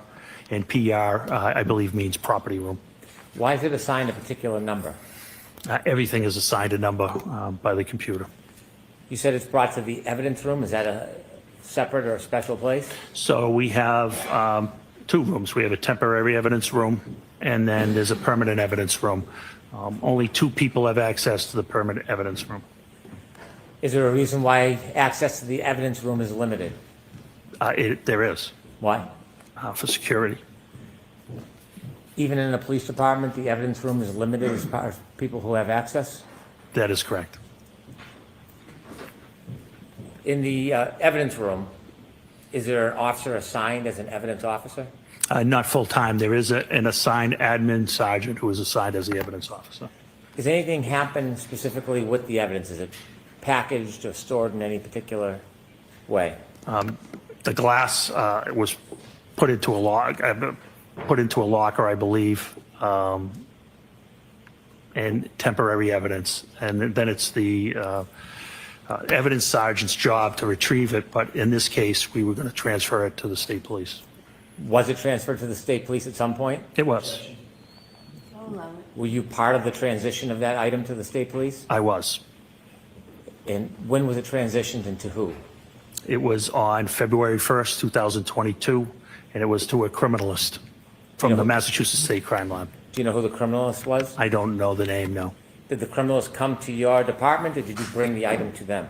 They came to our department. In addition to the glass, there was plastic cups with coagulated blood? That's correct. What did you do with those cups? Those were placed in temporary evidence and placed in a refrigerated unit. To carry them from Fairview to the police department, did you hold the actual cups, or did you put them in something? Nope, they were stacked in a bag. Objection order. What type of bag? It was a craft paper bag. In this particular case, we utilized the Stop and Shop bag. Is that any different than a bag from the police department? This made of the same paper, craft paper, the same size and dimension, other than Stop and Shop and evidence and probably price. They're basically the same bag. Why did you use one of those rather than a bag that said evidence on it? I don't know where that bag came from. I was in a personal car. Sergeant Lank was in a Tundra. If that bag is upside down, you wouldn't know it didn't say evidence on it. So I'm not sure where that bag came from. And the plastic cups, do you know what happened to those? Yes, they were turned over to the criminalist as well. Where did you store them before they were turned over to the criminalist? Temporary evidence in a refrigerator. Temporary evidence in a refrigerator. Is the refrigerator part of the temporary evidence area? It is, yes. Did you bring that piece of evidence, the broken glass, with you today? Yes. With the court's permission, I'd like to approach the witness.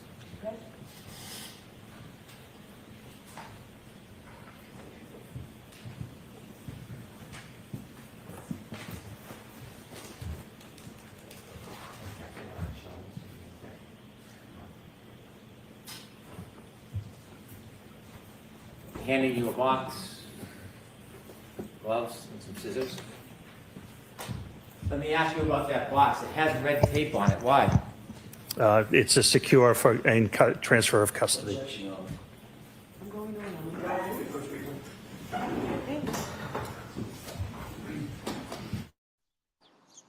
This motherfucker is doing my head in. I don't understand. He brought the cup with him. Why wasn't the cup in fucking state evidence? Why does he have custody of the cup? What is it? It's all this. I'm telling you. That doesn't make fucking sense. Yeah, why is it tape back up? Like, it's just none of this makes sense. Why would he say to him, "Did you bring the cup with you today?" He's a fucking retired detective. Why would he bring the cup? Why would he have access to evidence? This makes no fucking sense. And this Judge Cano's letting everything in for the Commonwealth. Well, I think it's just so funny. The I'll allow it. But Yeah. every time Jackson fucking says a word, it's sustained. It's like so disgusting. Like it's incredible that she thinks she can get away with it. To me, honestly, I know, I agree. But the problem is, I think that's the fucking fascinating part. nothing's going to happen to her. Nothing. Not for a while, anyway. You know. No, Yeah. not because Morrissey's still in post. So. What'd you say? Not whilst Morrissey is still in place. You know. Right. Exactly. To be protected. You know. Well, that's what it's like. It's like, come on now, will ya? I know. It pisses me off. This is what pisses me off. Yeah, it really is just fucking frustrating as a whole. And again, listening the way she like every time he says something and she like fucking dogs Alan, you know? Yeah, 100%. Insane to me. Hold on, I'm gonna put my bag on and grab you. That's fine. Hey, you know when you speak to them tomorrow, see where they think they are in the trial. Are they ahead of schedule, or are they, you know? She's not listening to me. She's gone. Fine. I'm interested to hear where we are in this trial from the defense's perspective. See if we're ahead of schedule or not.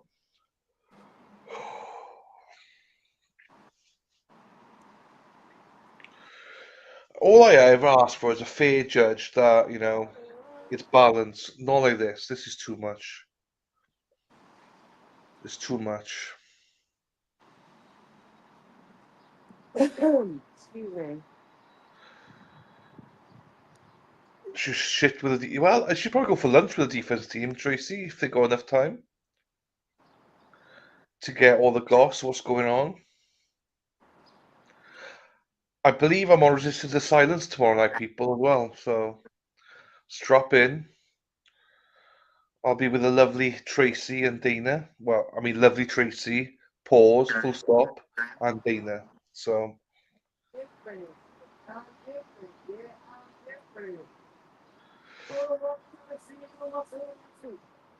you can hear her singing.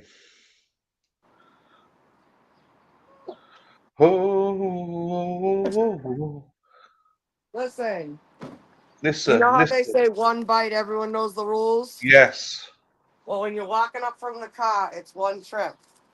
Yeah, you know that. My pants fell down and we still did it one trip, you know, so Yeah, they did. you know it, girl. Hey, can you hear me now? Can I hear you? Yes, why? Oh, they're coming back. Fuck. Okay, don't worry.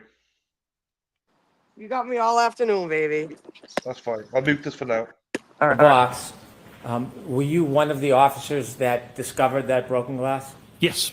Did you personally bring the glass from Fairview to Canton? No. Do you know who did? Yes. Who? Detective Sergeant Lang. Sergeant Lang? Yes. When you went back to the station, you said that the evidence was then put into an evidence locker. Did you place it in the evidence locker? I don't recall. And then inevitably, it was transitioned to somebody from the forensic unit? That's correct. Were you personally there when it was taken from the evidence locker and given to the person from the forensic unit? Yes, that was me. Did you have a responsibility and role in that process, or were you a passive observer? I had an active role. I was the chain of custody. I was turning it over to the criminalist to the state police lab. After that glass was given to the criminalist, did you ever have possession of it again? Never. Did you ever package it or touch it again in any way? No, never. Did you ever process it in any way? No. Did you put it in that box and tape it up yourself? No. Okay, I'm going to now ask you to open the box, please.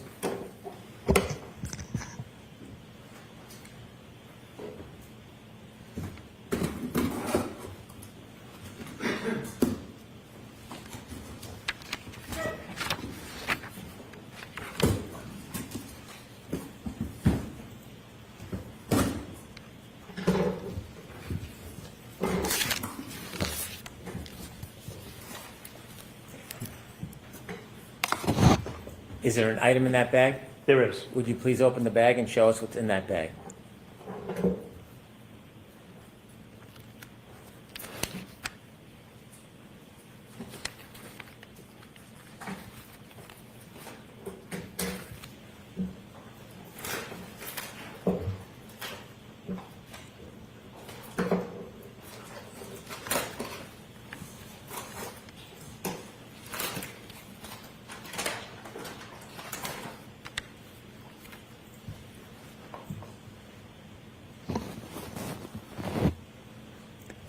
Thank you. If you could put it back in the bag and the bag back in the box, please.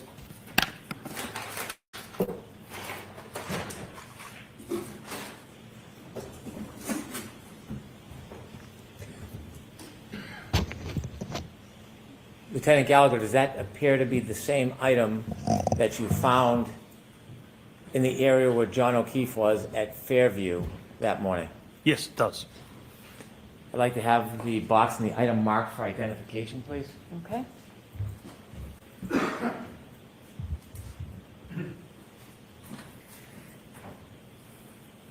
the queue for ID. Thank you.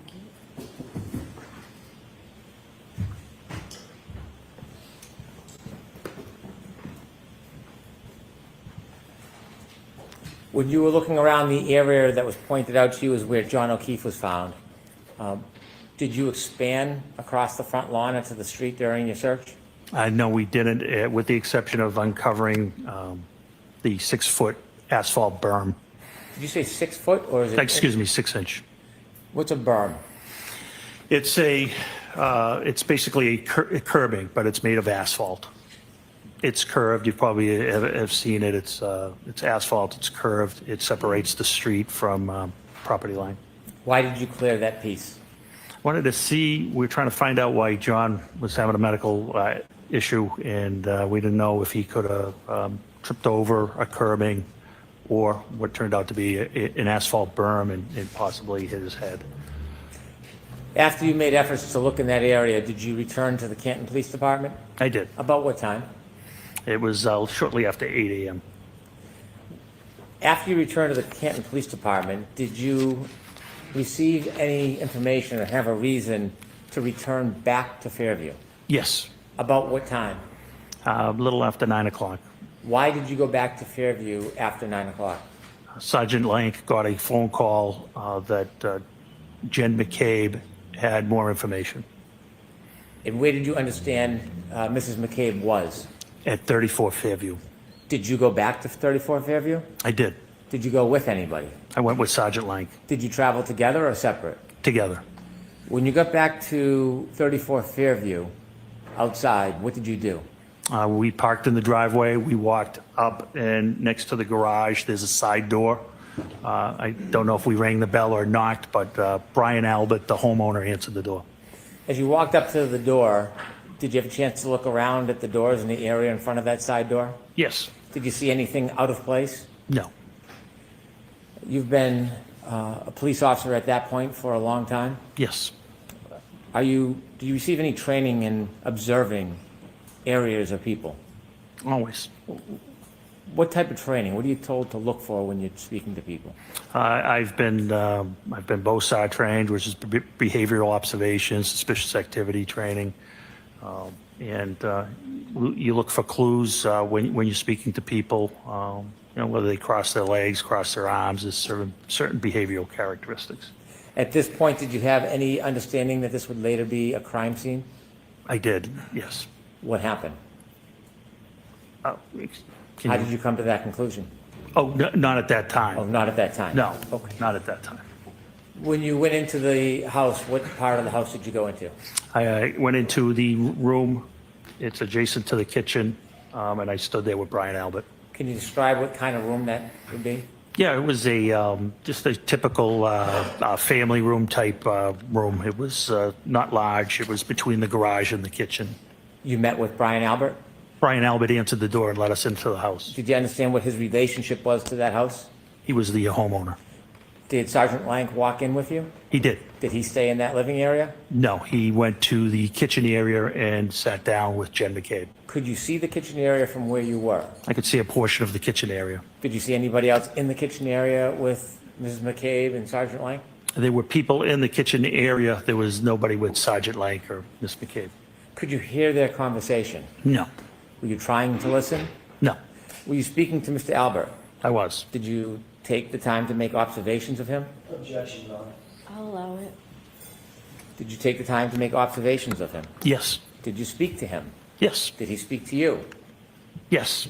Was there anything about his mannerisms or affect that caused you any concern? No, it was just a social conversation. There was nothing of concern at all. Was there anything about it that caused you to hone in or be concerned? No. I'll allow that. No. Did you get a chance to look around that living area at the Sure. items? I didn't look around, just with my eyes. Did you get to see that area? I did. Did you see anything broken or looked out of place? No. Nothing. Anything that caused you any type of concern? Nothing. When you looked towards the kitchen, did you see anything that looked different or suspicious in any way? Nothing. Was the interaction, did it cause you any alarm or concerns? No. After Sergeant Lank had an opportunity to speak to Mrs. McCabe and you spoke to Brian Albert, what did you do next? We left. Where did you go? We went back to the police department and were informed that the state police were going to respond to the hospital and that we didn't need to respond to the hospital. When you heard that the state police was then going to get involved in the investigation, what does Canton do when the state police takes over an investigation? Well, it was based off of a conversation I had with my chief in the detective sergeant's office. Was there a decision about Canton's involvement in the ongoing investigation? There was. What was that decision? That we should recuse ourselves from any further investigative interviews. And why was that?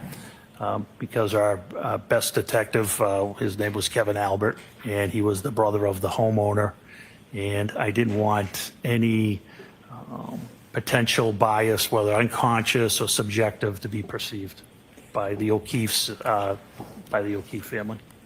So when the state police got involved and you had the conversation with the chief, was that the end of your efforts towards this? It was the end of our efforts until, I helped facilitate during the search warrant on February 1st. And so at some point, was the defendant's Lexus brought to the Canton Police Department? It was. Was it put in a particular area at the Canton Police Department? It was. What area? The Sally Port. What's a Sally Port? Sally Port is where, when we have an arrest, we bring our prisoners in. It's basically a extra large garage. It has 4 doors. They're numbered 1, 2, 3, and 4. We typically go in door 4 and pull towards door 3. Door 4 is lowered, and then prisoners are walked into the booking area, which is also secure. The exterior doors to the Sally Port can only be opened by the dispatch council. When crime scene services came to look at the car, was that the same day, the 29th, or later time? No, it was February 1st. Did the Lexus remain in the Sallyport area from the 29th until February 1st? Yes. When representatives from the crime lab from the Massachusetts State Police came on February 1st, who provided them access to the Lexus? I was one of the people there that was there. I don't know if I provided them direct access, but I certainly would have. And I assisted them if they needed things. That's when the chain of custody, the exchange of custody for the blood samples and the glass occurred as well. And during their processing of the Lexus, were you there for parts of it? I was in and out, yes, but I did not partake. Thank you very much.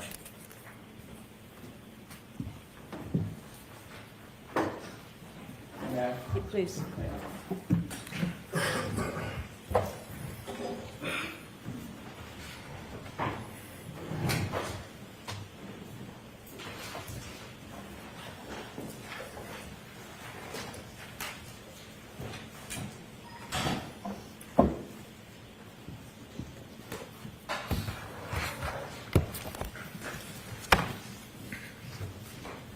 Mr. Jackson, is this video up there yours, or is it the Commonwealth? It's not mine. Oh, is it? All right. May I, Your Honor? Yes. Mr. Gallagher, you have already established that you were at the scene on January 29th, early morning, January 29th, 2022. We've seen the video of the leaf blower, correct? That is correct. So you were integral to at least an initial search of the scene, which recovered the drinking glass that you've shown us, as well as some of the blood byproduct that you've talked about. That's correct, yes. Okay. You were the ranking person on scene. You've already described that. Yes, that is correct. There were also several other officers from Canton PD who were there with you. Yes, there was 4 other officers, yes. Can you just name those other officers? Yeah, Detective Sergeant Lank, Lank, Detective Sergeant Good, Goode, Officer Mullaney, Mullaney, and Officer Saraf, Saraf. Okay. When you initially, let me back up and ask a different question. Given the fact that you were the ranking officer, the way that it works in a police department is everybody sort of reports up the chain of command, correct? That is correct. Yes. So they would have all reported up to you in some particular. That's correct. And then, of course, you report to I think you're the deputy chief, and then the deputy chief reports on up to the chief, correct? That is correct.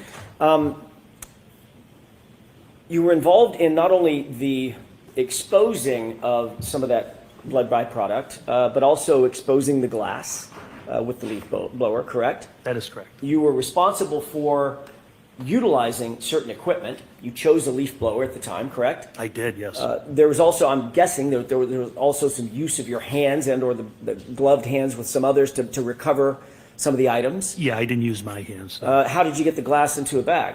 That was Detective Sergeant Lang. Somebody had to pick it up, right? Correct. That's what I mean. The use of hands to manipulate some of the evidence, correct? Yeah, I apologize. I didn't understand that question. That's okay. I thought you were speaking about me. Probably my fault, not yours. Nope, that's okay. There was also some plastic cups that we've talked about. We'll talk more about those in a second. Those were utilized as well, correct? They were, yes. And you were responsible for the use of those as well? Yes, it was So, my decision, yes. In terms of the search of the scene, the recovery of evidence, the recovery of biological material, the use of tools to recover those biological materials, all of that rested at least ultimately at the scene on your shoulders, correct? Yes, it did. Isn't it true that you weren't interviewed in this case with regard to anything having to do with this case until April 3rd, 2024, correct? Yes, we can call it an interview. It's when I met with the prosecutor, yes. And that was about 2.5 years, nearly 2.5 years after this incident, correct? Yes, that's correct. Michael Proctor, you know that name? I do. Who's Michael Proctor? He was one of the troopers assigned to investigate the case. As a matter of fact, he was the lead investigator for the case, correct? I don't know if he was lead or trooper mechanic. I don't know. As you sit here, you don't know that Michael Proctor was the lead case agent for... I know he was one of them, yes. Okay. Do you know that he was the lead investigator assigned to the case? I don't. I had nothing to do with the DA's office. Right. I know you didn't have... I don't know how they assign their cases, counsel. I don't know what you want me to say. I can't say what I don't know. Mr. Gallagher, I'm not asking you to. I'm just asking if... I did not know he was lead. I knew he was one of the leads. Okay. I believe they do it in a tandem, but I'm not sure. Okay. He may have had a partner, correct? That is correct, yes. But it's not unusual to have a lead case agent, the person who's responsible for most of the search warrant writing and the memorialization of documentation of evidence collection and the movement of evidence and booking into evidence, things like that. That is correct, but I don't know anything about who wrote their affidavits or who logged their evidence in. I wouldn't know that. You're also familiar with Yuri Buchanan, correct? I know who he is. You're also familiar with Lieutenant Tully? I know, yes. They're all Massachusetts State Police officers, correct? Yes, they all are. Did Michael Proctor interview you before April of 2024? He did not. Did Yuri Buchanan interview you before April of 2024? No, he did not. Did Lieutenant Tully interview you before April of 2024? No, he did not. Did anybody else from the Canton Police Department, your deputy chief or the chief, interview you formally about your conduct and responsibilities before April of 2024? I don't understand that question. Did anybody at Canton PD, separating out Massachusetts State Police, did you sit down at Canton PD and provide an interview with anybody at Canton PD about your conduct at the scene? What do you mean by conduct? Going to the scene, collecting evidence, securing evidence, transporting evidence, booking evidence, those kinds of things. Your conduct at the scene, sir. Yeah, I briefed my superiors, yes. Okay, other than briefing, was there a formal report written? No. Or a formal interview conducted of you? No, absolutely not. Okay.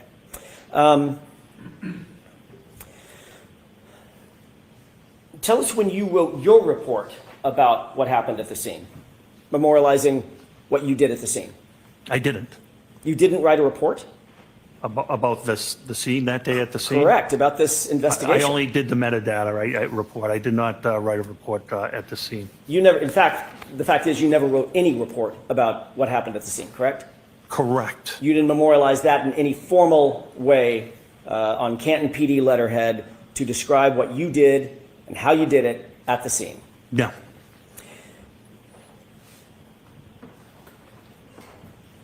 Normally when you report to a scene as a first responder, you would be expected to write a report about that, whatever that conduct is. I'm not the supervisor, no.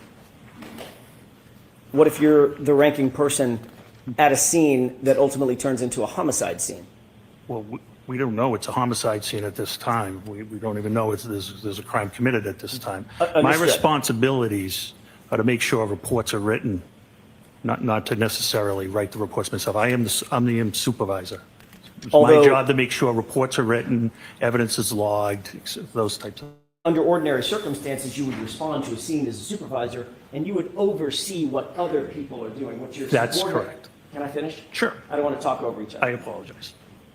You would want a supervisor oversee what your subordinate officers, whatever he or she might be doing or they might be doing you're going to oversee that. But they're the ones actually conducting the investigation or picking up evidence or doing the interviews, writing those things of that nature. Correct. Detective Sergeant Lake's investigation, yes. So in that circumstance, you wouldn't be expected to write a report because all of that conduct is memorialized by others subordinate to the supervisor, correct? Correct. But in this case, quite the opposite happened. You were the one that was in the video utilizing the leaf blower, correct? That's correct. You were the one that actually exposed the drinking glass, correct? Correct, yes. You noted the drinking glass and actually called somebody else over to take a look at it, correct? That's correct. You directed someone, Sergeant Lang, to pick up the drinking glass and recover it as a potential piece of evidence, correct? That is correct. You noted the blood or the coagulation of blood in and around that area, correct? That is correct.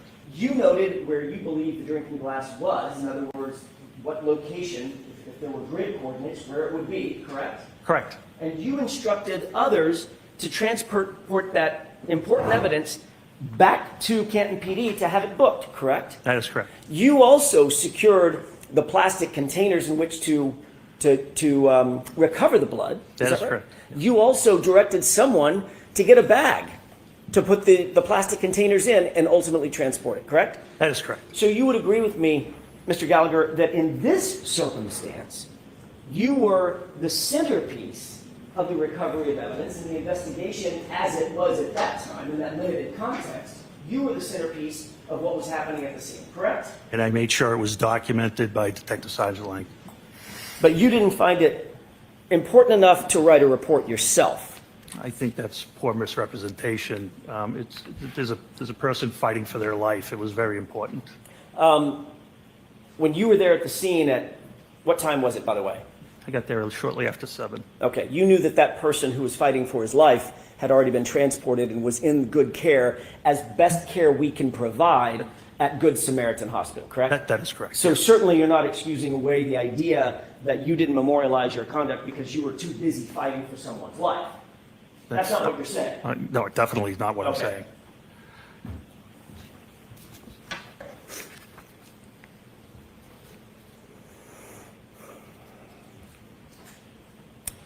Obviously, reporting to a scene and supervising a scene is one thing, but actually gathering evidence is a whole next level. You would agree with that? Sure. Because, just to put a fine point on it, responding to a scene as a supervisor, you want to make sure everybody's doing their duty, but the officer or officers who, for instance, uncover, let's say it's a knife or a gun or some weapon or something like that, actually documenting and picking up that evidence and handling it up in an appropriate way, that is all highly, highly technical. It's very important to get it right and memorialize it all, correct? That is correct. That's why you're highly trained to memorialize and report everything that you do in that regard in a report that can later be used forensically, in other words, in a courtroom setting, to recreate as best you can with as much detail as you can exactly what you did and how you did it and where it was done, correct? Sure. Yes.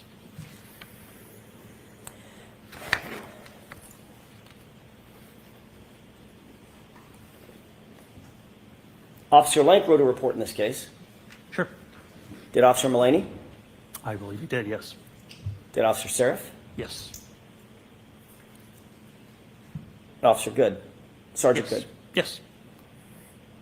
But you did not? I did not.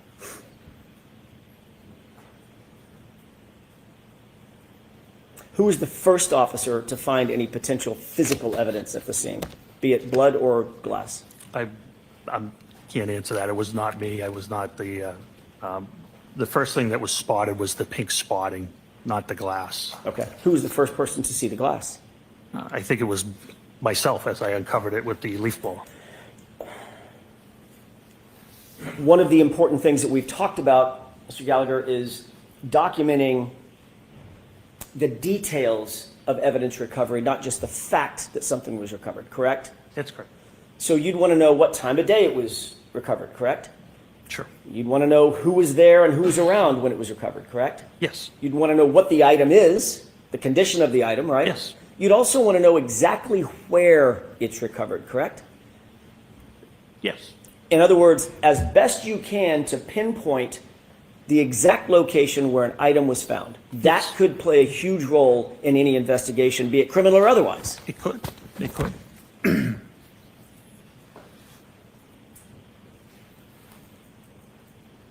Did you diagram or draw a diagram back at Canton PD or I did out not. at the scene No. about where that glass was found? No, I did no reports or diagrams. Did you diagram exactly where you recovered the blood spots that you did recover? No.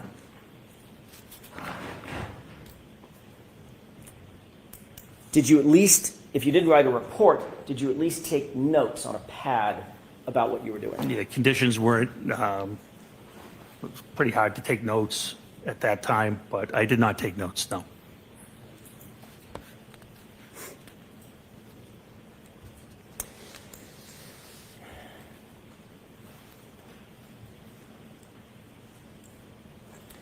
At some point, you mentioned a person by the name of Tom Kelleher, Deputy Chief Kelleher. That's correct. Who is Deputy Chief Kelleher? He's the Deputy Chief of Canton Police. He was active on active duty at the time? When I say active duty, I don't mean that morning, that hour. I mean just generally. Yes, he was a lieutenant at that time. He was someone to whom, as a matter of fact, probably the only person to whom at Canton PD you actually reported, correct? Up the chain of command. He was the only person to whom you reported up the chain of command, meaning he was your direct report. He was in charge of detectives at that time. And then, of course, the chief would be above him, correct? Deputy Chief and Chief. Okay. When you responded to the scene, Deputy Chief Kelleher did not come out of his house and take over the investigation, correct? Correct. That was yours to detail. That is correct. At least while you were there. That's correct.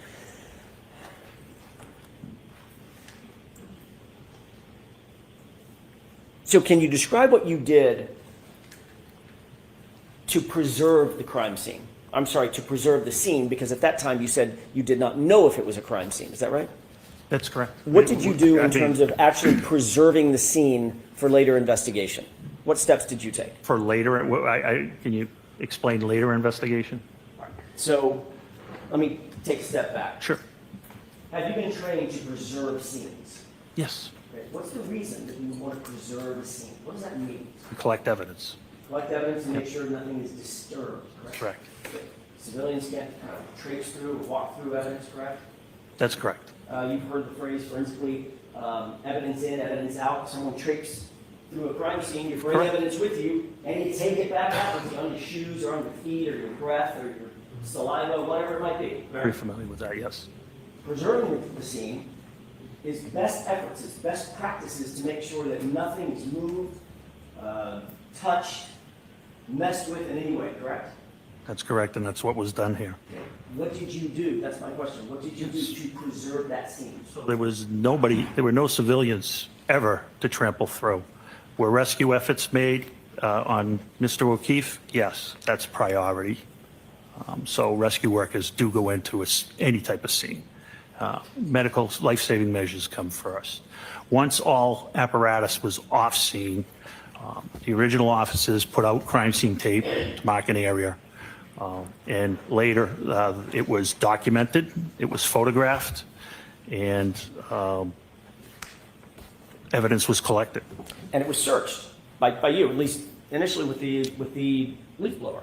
Correct. Okay. So you were interested in the area that, by the way, I want to clear this up, make sure I'm not mistaken. You described for Mr. Brennan basically where Mr. O'Keefe's body was, correct? Yes, yes, You never saw his body in situ. You never saw his body in place. that is correct. You were told by Sergeant Lank generally where his body was, correct? Yes, and Sergeant Lank actually never saw Mr. O'Keefe either. That's my next question. Okay, Sergeant Lank- and Mr. Good, and Sergeant Good as well. Right. Sergeant Lank never saw John O'Keefe actually in place, correct? That is correct. So you're receiving information from Sergeant Lank that he did not have personal knowledge of, and then you're providing that information later to crime scene investigators who are trying to establish a diagram or some sort of a chart about where that where that evidence was, where the drinking glass was, where his body was, correct? No, I never spoke to anybody in that manner about that. Didn't you ultimately go out to the scene along with others at Massachusetts State Police when they had a drone overhead? No, you're mistaken. I can clarify it for you if you wish. Sure. So on February 1st, after the execution of the warrant, they wanted to go down to the scene. It was Trooper Proctor and somebody from the CARS team. I'm not sure of the name. Once they got down there, I did show them where I was shown John O'Keefe was. They did want to put up a drone, but they could not do it because they were too close to Norwood Airport and because of FAA regulations. Okay. And that was the last of my involvement with that. I hope that clarifies things for you. Forget the drone. I'm interested in the first part, which was you accompanied Trooper Proctor to the scene, correct? Correct. There were other members of CARS, C-A-R-S. I think there was one crash accident reconstruction section, I'm assuming. Okay, so it's a forensic, a member of MSP who does forensic diagrams, correct? I would say. I don't know if they do diagrams. I don't know what they do. Or reconstruction of some sort. Sure, reconstruction of some sort. So you were there to help provide information about where Mr. O'Keefe's body was found, correct? And be a Canton police officer present in case any neighbors had come out. So you were there to help provide information about, or at least you did provide information to them about where Mr. O'Keefe's body was found. Oh, sure, yes. Except you didn't see Mr. O'Keefe's body, did you? No, I did not. So that was a guess on your part. It was what I was shown. It's the information I had. Yeah, it was the information you were told by Sergeant Lang, correct? Yes. Who also didn't see John O'Keefe in place on the ground at 34 Ferry, correct? That is correct, yes. So his would be a guess also, correct? Well, we're going backwards. So he was told by Sergeant Good and et cetera. So it was information passed along, which is what police officers do. Right. But the person, the police officer that was out there at the scene, who was helping the reconstructionist establish the formal report, and the CARS report was an officer who not only didn't see where John O'Keefe's body was, you got information about where John's body was from someone who didn't see it either. Correct? Can we at least agree on No, that? you have to go back to the beginning. I didn't understand the beginning of that question. Sure, It was very I'll try it long. again. The point is, Mr. Gallagher, you happen to be tapped as the person who is going to assist the CARS folks, the MSP, in creating their CARS, ultimately their CARS report. No.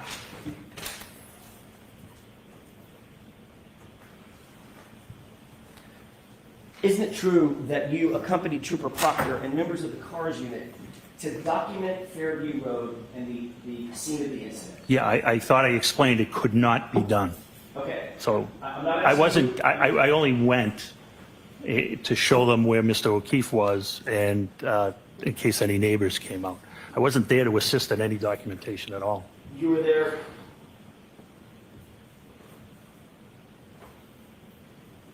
You know who Brian Tully is? I do. Have you reviewed Brian Tully's report? I have not. You showed me one section of it. Is it true that what you actually told Brian Tully is that you went with Trooper Proctor and you're already shaking your head now? I didn't finish the question. No. I got that part wrong? You accompanied Trooper Proctor? No, what's wrong is I was interviewed by Lieutenant Tully. That was a meeting I had Okay. with Prosecutor Lally. Okay. Trooper Tully was present. Trooper Tully never asked me any question. I don't recall Trooper Tully ever asking me a question, sir. So let me be a little bit more defined. So in Trooper Tully's report, where he reports what you said, you were actually talking to Adam Lally, my colleague sitting up in front. Correct. Okay. So now we've got that cleared up. Let me ask you again. Did you say in front of Trooper Tully that you accompanied Trooper Proctor and members of the CARS unit to document Fairview Road? Meaning they were documenting Fairview Road. It's not clear. The report's not clear. They were going to document Fairview Road, not me. So you just said something that I want to follow up on. Okay. The report's not clear, correct? That's correct. So that's an inaccurate report. I wouldn't call it inaccurate at all. I'm just saying you're misinterpreting the wording. I see. And I'm misinterpreting it even though I just read it directly from the report? Yeah, sometimes sentences have different meanings. Okay. Yes, you are. Okay. The reality is you did end up going to the scene, correct? I did. And you accompanied, I don't want to use a word that you'll challenge, you went with Trooper Proctor, correct? I took my cruiser to 34 Okay. Fairview, yes. You were there at the same time Trooper Proctor was? Yes. And you were aware that the CARS team was there so that they could document the scene, correct? I don't know what the purpose of the drone was. I'm not familiar with that section. I thought I answered that question. I'm not familiar with what they do. But you do believe that as you sit here, you were there, we weren't. You do Right. believe that that's the reason that they were there was to document the scene. Put up a drone. Okay. I don't know what you mean by document. I don't know if it was to photograph, I guess, which if you mean by document, photograph, I guess it could, I would agree. If it means take measurements, I wouldn't know. Okay. Did you tell any of the members of the CARS team where you believed John's body was? I believe it was Trooper Proctor, but I believe he was there, yes. Trooper Proctor obviously was not there when John's body was there either, correct? That is correct, So yes. he would have gotten that information. From you. That is correct. So now that's 3 people. It's probably more, quite honestly, yeah. Well, I'm just talking about this report. Correct. The CARS report. That's 3 people in line. None of them saw John's body, John O'Keefe's body, as it lay in the lawn when he was recovered. That is correct, yes. And there's no photographs Of Mr. O'Keefe Oh, no. at the location. No, we wouldn't, nobody would photograph somebody undergoing life-saving measures. Wouldn't be appropriate. There's no video, specifically. They wouldn't take video of somebody undergoing there's life-saving measurements. There's no either. body cam. We don't have body cameras. There's no dash cam that shows it. Well, dash cameras would be on the road. Mr. O'Keefe was approximately 8 to 10 feet off the road. Well, hang on a second. You're not sure where Mr. O'Keefe was because you never saw him. That's why I used a range, yes. Right. I know where the blood was. I know where the glass was. Right. You don't know if he was 7 to 9 feet off. That's correct. 4 to 12 feet off. You can't say. I could, only approximately. You are correct, yes.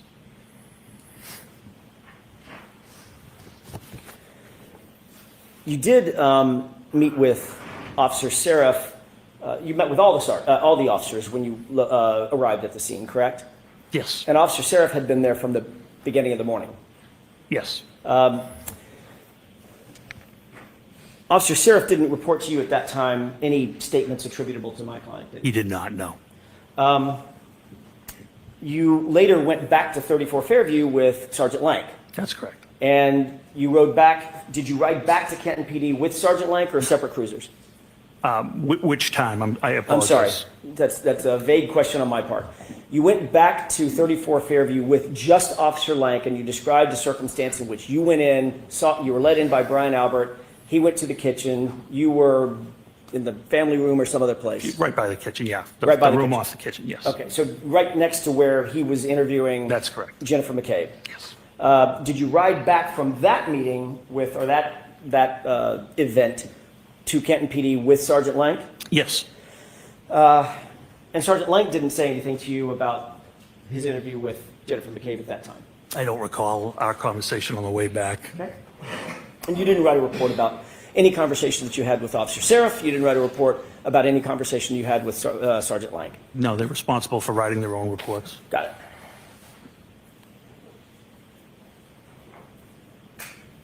You did say that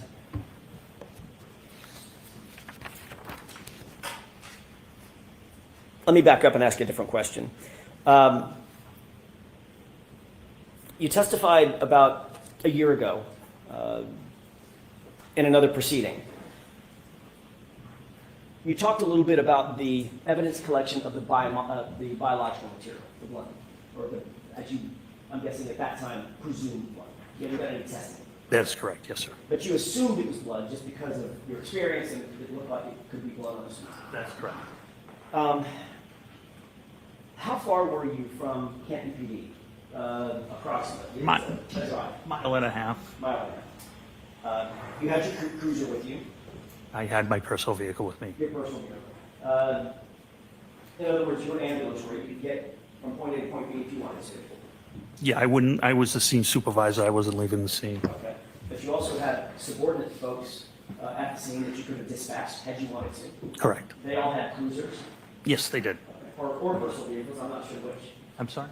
4 personal vehicles, I'm not sure which. I was the only one with a personal vehicle. Detective Sergeant Lank had a Toyota Tundra pickup truck that is not marked, but it's assigned to our detective unit. So if you wish to, as the ranking officer of the scene, you could have dispatched one or more of those officers to run an errand, to go do something in furtherance of the investigation, had you wanted to. Yeah, I actually did that. Okay, you did. What did Yes. you do in that regard? Remember, I sent Sergeant Good to get the leaf blower. Got it. You also know that Canton PD has evidence collection bags at Canton PD. Yes. You also know that they have materials and tools to gather biological material, correct? We do have swabs, yes. And those swabs go in little containers to maintain their sanitary nature, correct? That is correct, yes. In other words, if you see a blood stain, you don't just walk up with a Kleenex that you find on the ground and wipe it up. There's your blood stain. There's a process for gathering that type of evidence, correct? Sure. If you're looking for DNA, you can use a bloody Kleenex, to your point. It'd be kind of an emergency. Yeah, absolutely. My point exactly. But if you're a mile from the Canton PD, Yeah. you could have gone back and gotten a swab. Could have. But you didn't. Didn't want to because of the weather, because you just said because it's an emergency, and we thought it was an emergency there. I mean, the storm was coming down terribly. And I believe if we didn't collect that biological matter, we weren't going to get that biological matter. But Canton PD was a mile and a half away, 4 or 5 minutes. In a blizzard. Still, in a blizzard, look, it's 3 minutes in good weather, probably 4, 5, 6 minutes in a blizzard, correct? I'm not sure. So let's call it 12, 15 minutes. You certainly could have gone back. If you wanted to, you could have dispatched one of your officers to go back and get swabs and properly collect the blood material. Sure. And I believed 15 minutes would have made a difference. And what you did instead is, well, 15 minutes would have made a difference, but you asked Sergeant Good to drive to his house and get a leaf blower. Yes, and while he was doing that, we were documenting the scene with photographs. You could have documented the scene with photographs even if you went back and get a swab. What's the difference? Because we were ongoing. It was ongoing. I wasn't leaving the scene. I didn't ask you to leave the scene. I didn't ask if you were leaving the scene. Needed the other officers. We talked about scene security. I already let one officer go. I now have 3 left. We're securing that scene. So you saw pink stains in the snow, correct? That's correct. And you said, Officer Good, probably called him Sean, Sarge, go home and get a leaf blower. Right? That is correct. Could have said, Officer Mulaney, get your butt over to Canton PD and pick up 10 swabs, correct? He wouldn't have had access to the swabs. Oh, so now one of your officers could have gotten swabs, even if the lieutenant, a ranking lieutenant, had dispatched him to go get a swab. Because he doesn't have access to the BCI, the office of BCI, where our stuff is kept. Could you have made a phone call? No, nobody there would have had access at that time. It was only Officer Dever on the desk. So you're the only person that could have gotten those swabs? Sergeant Lang could have gotten them as well. So Sergeant Lang could have too? Sure. But you didn't say that? No, definitely didn't. Okay. What you did do, however, is you went to the neighbor's house. Happened to be Tom Keller, correct? The lieutenant of detectives, yes. Right. And Lieutenant Kelleher gave you red Solo cups. Yes. I asked for plastic or glass containers. He had Solo cups, and I utilized them. The same kind of Solo cups that we all see at backyard barbecues. Yep, they hold liquid terrifically. They're also not sealed, correct? They are not. They're also not used normally. I mean, they were here. They're not normally used for evidence collection, correct? Oh, absolutely not. And then you decided you needed to transport that very important biological material back to Canton PD for storage and safety, correct? That's correct. And why was it important to transport that blood material so quickly? What are the factors that you considered, weighed and balanced, in terms of getting that material back to Canton PD in good condition, sanitary condition? So a criminalist could extract a proper DNA sample. What would happen, for instance, if that blood material, I don't know, were contaminated? Contaminated how? You tell me. You're the professional. So DNA is pretty hardy, pretty forensically stable. The only things that are going to harm it are radiation, ultraviolet light, harsh chemicals such as bleach. That's not present here. I wasn't. Then you would have 2 sets of DNA when it's tested, which would benefit you. Well, depends on whose DNA is. That's correct. That's correct. Yes.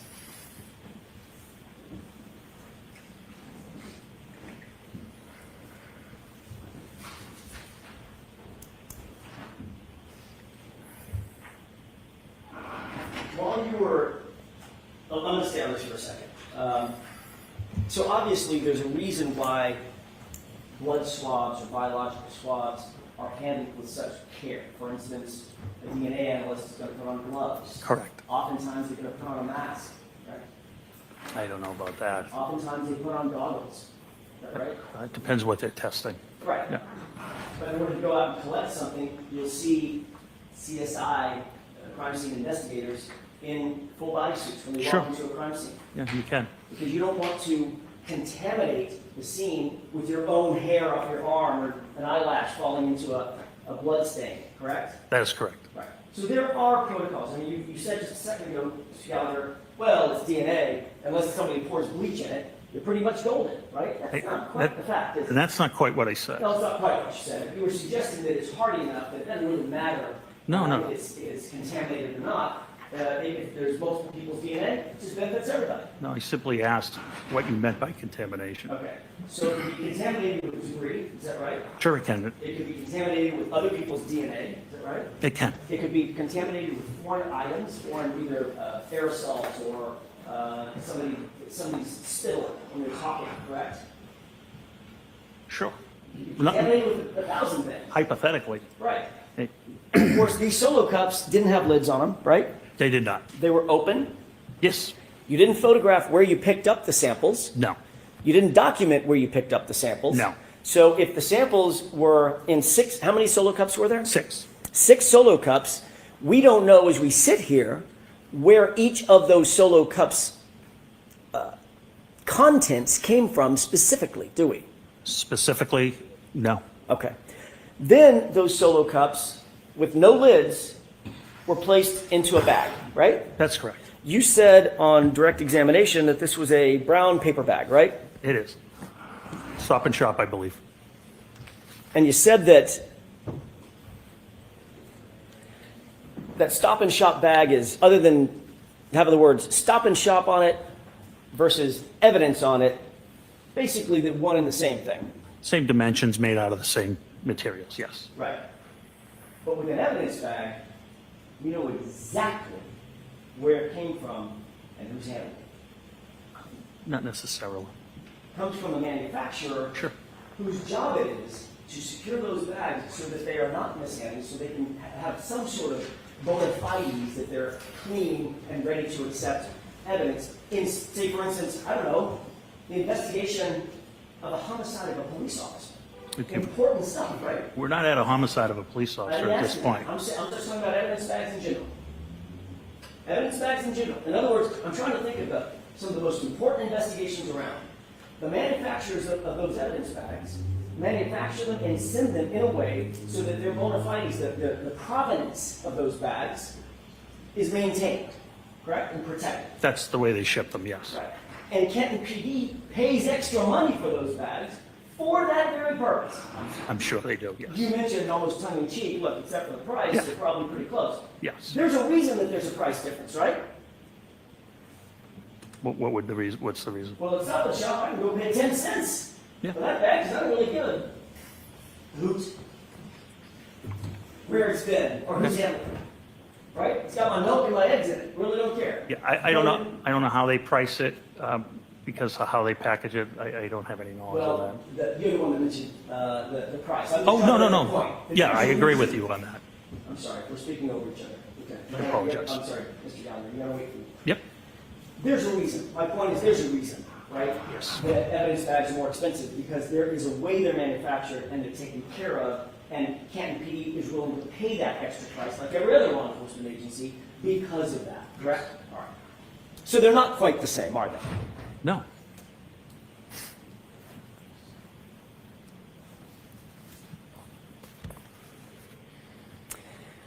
Those solo cups were placed in the evidence bag uncovered. Yes. The evidence bag was then placed in Sergeant Lank's vehicle. It was closed and Sergeant Lang transported it to his vehicle, yes. Okay. When you say closed, you mean the top of it was rolled up? Correct. Or folded over? Correct. Okay. It wasn't forensically sealed. Not at that time, no. There was no evidence tape that went on it. Not at that time, no. Matter of fact, the cups were still open and could slosh around. Assume they melted. Yes. There's liquid blood and liquid water, like That's correct. snow. That's correct.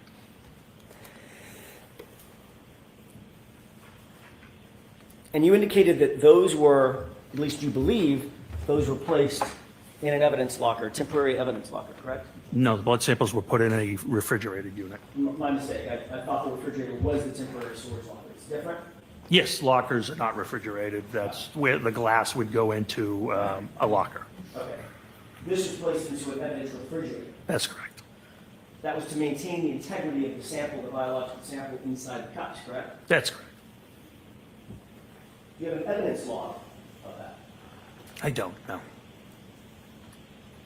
You've never seen an evidence log indicating that those were actually put into a refrigerated evidence locker? I removed them myself, so I know they were in the refrigerated unit. When did you remove them? On February 1st. Right.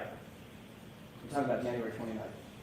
They were taken to Canton PD by Officer Lang, Sergeant Lang, on January 29th. I'm just asking, well, let me ask a foundational question. Does Canton PD maintain something called evidence logs? I don't know the answer to that. I'm not the evidence officer.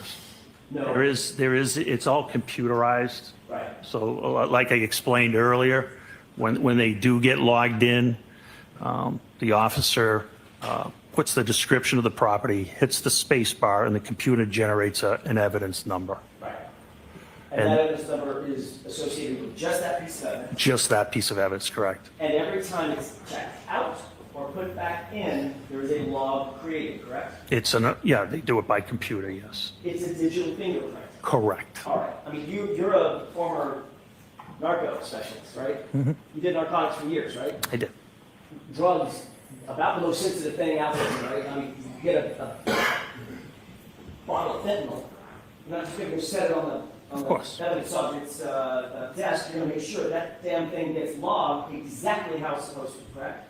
Of course. Because it needs to have a trace of where it goes and who touches it and who has access to it, correct? That is correct. You've never seen an evidence log for these items that were taken from 34 Fairview and supposedly put into the, well, not supposedly because you took them out, and ultimately went into a refrigerated evidence locker. Yeah, I wouldn't have access to the evidence log. Our evidence room is a very strict process. There's only 2 people that can even have access to the permanent, once it goes into permanent evidence. And it's the admin sergeant that changes the custody when it comes out for court, if an item has to come out for court, or if it has to be transported to another agency, or if an officer needs it removed from evidence for further inspection, the admin sergeant would take care of that. That's the way it's... Mr. Jackson, you're not going to finish today, right? No, I'm In not. 2 minutes. Two questions, and I'm also... All right, 2 questions. Thank you. That's the way it's supposed to work, correct? Yes. But you've never, as you sit here, you've never seen an evidence log determining where that blood went and who was handling it between January 29th and February 1st. I have never seen an evidence log. That's all I had, Robert, at least at this time. All right, Lieutenant, we're gonna have you come back tomorrow morning. Thank you, when Your the jury files that you can file right now. Thank you. So jurors, that's it for today. The same 4 cautions. Please do not discuss this case with anyone. Don't do any independent research or investigation into this case. If you happen to see, hear, read anything about it, please disregard it and let us know tomorrow, and be very careful with your social media use. All right, see you tomorrow. Thank you. All rise to the court, please. Jurors, close your notebooks, follow me. Bye, guys. Have a great night. See you tomorrow, all right? I'm home with my puppies. Bye, guys. Have a great night. See? See you tomorrow, all right? Too funny. Bye. Love you guys. Have fun at pub night. Dive bar night. I'm jealous.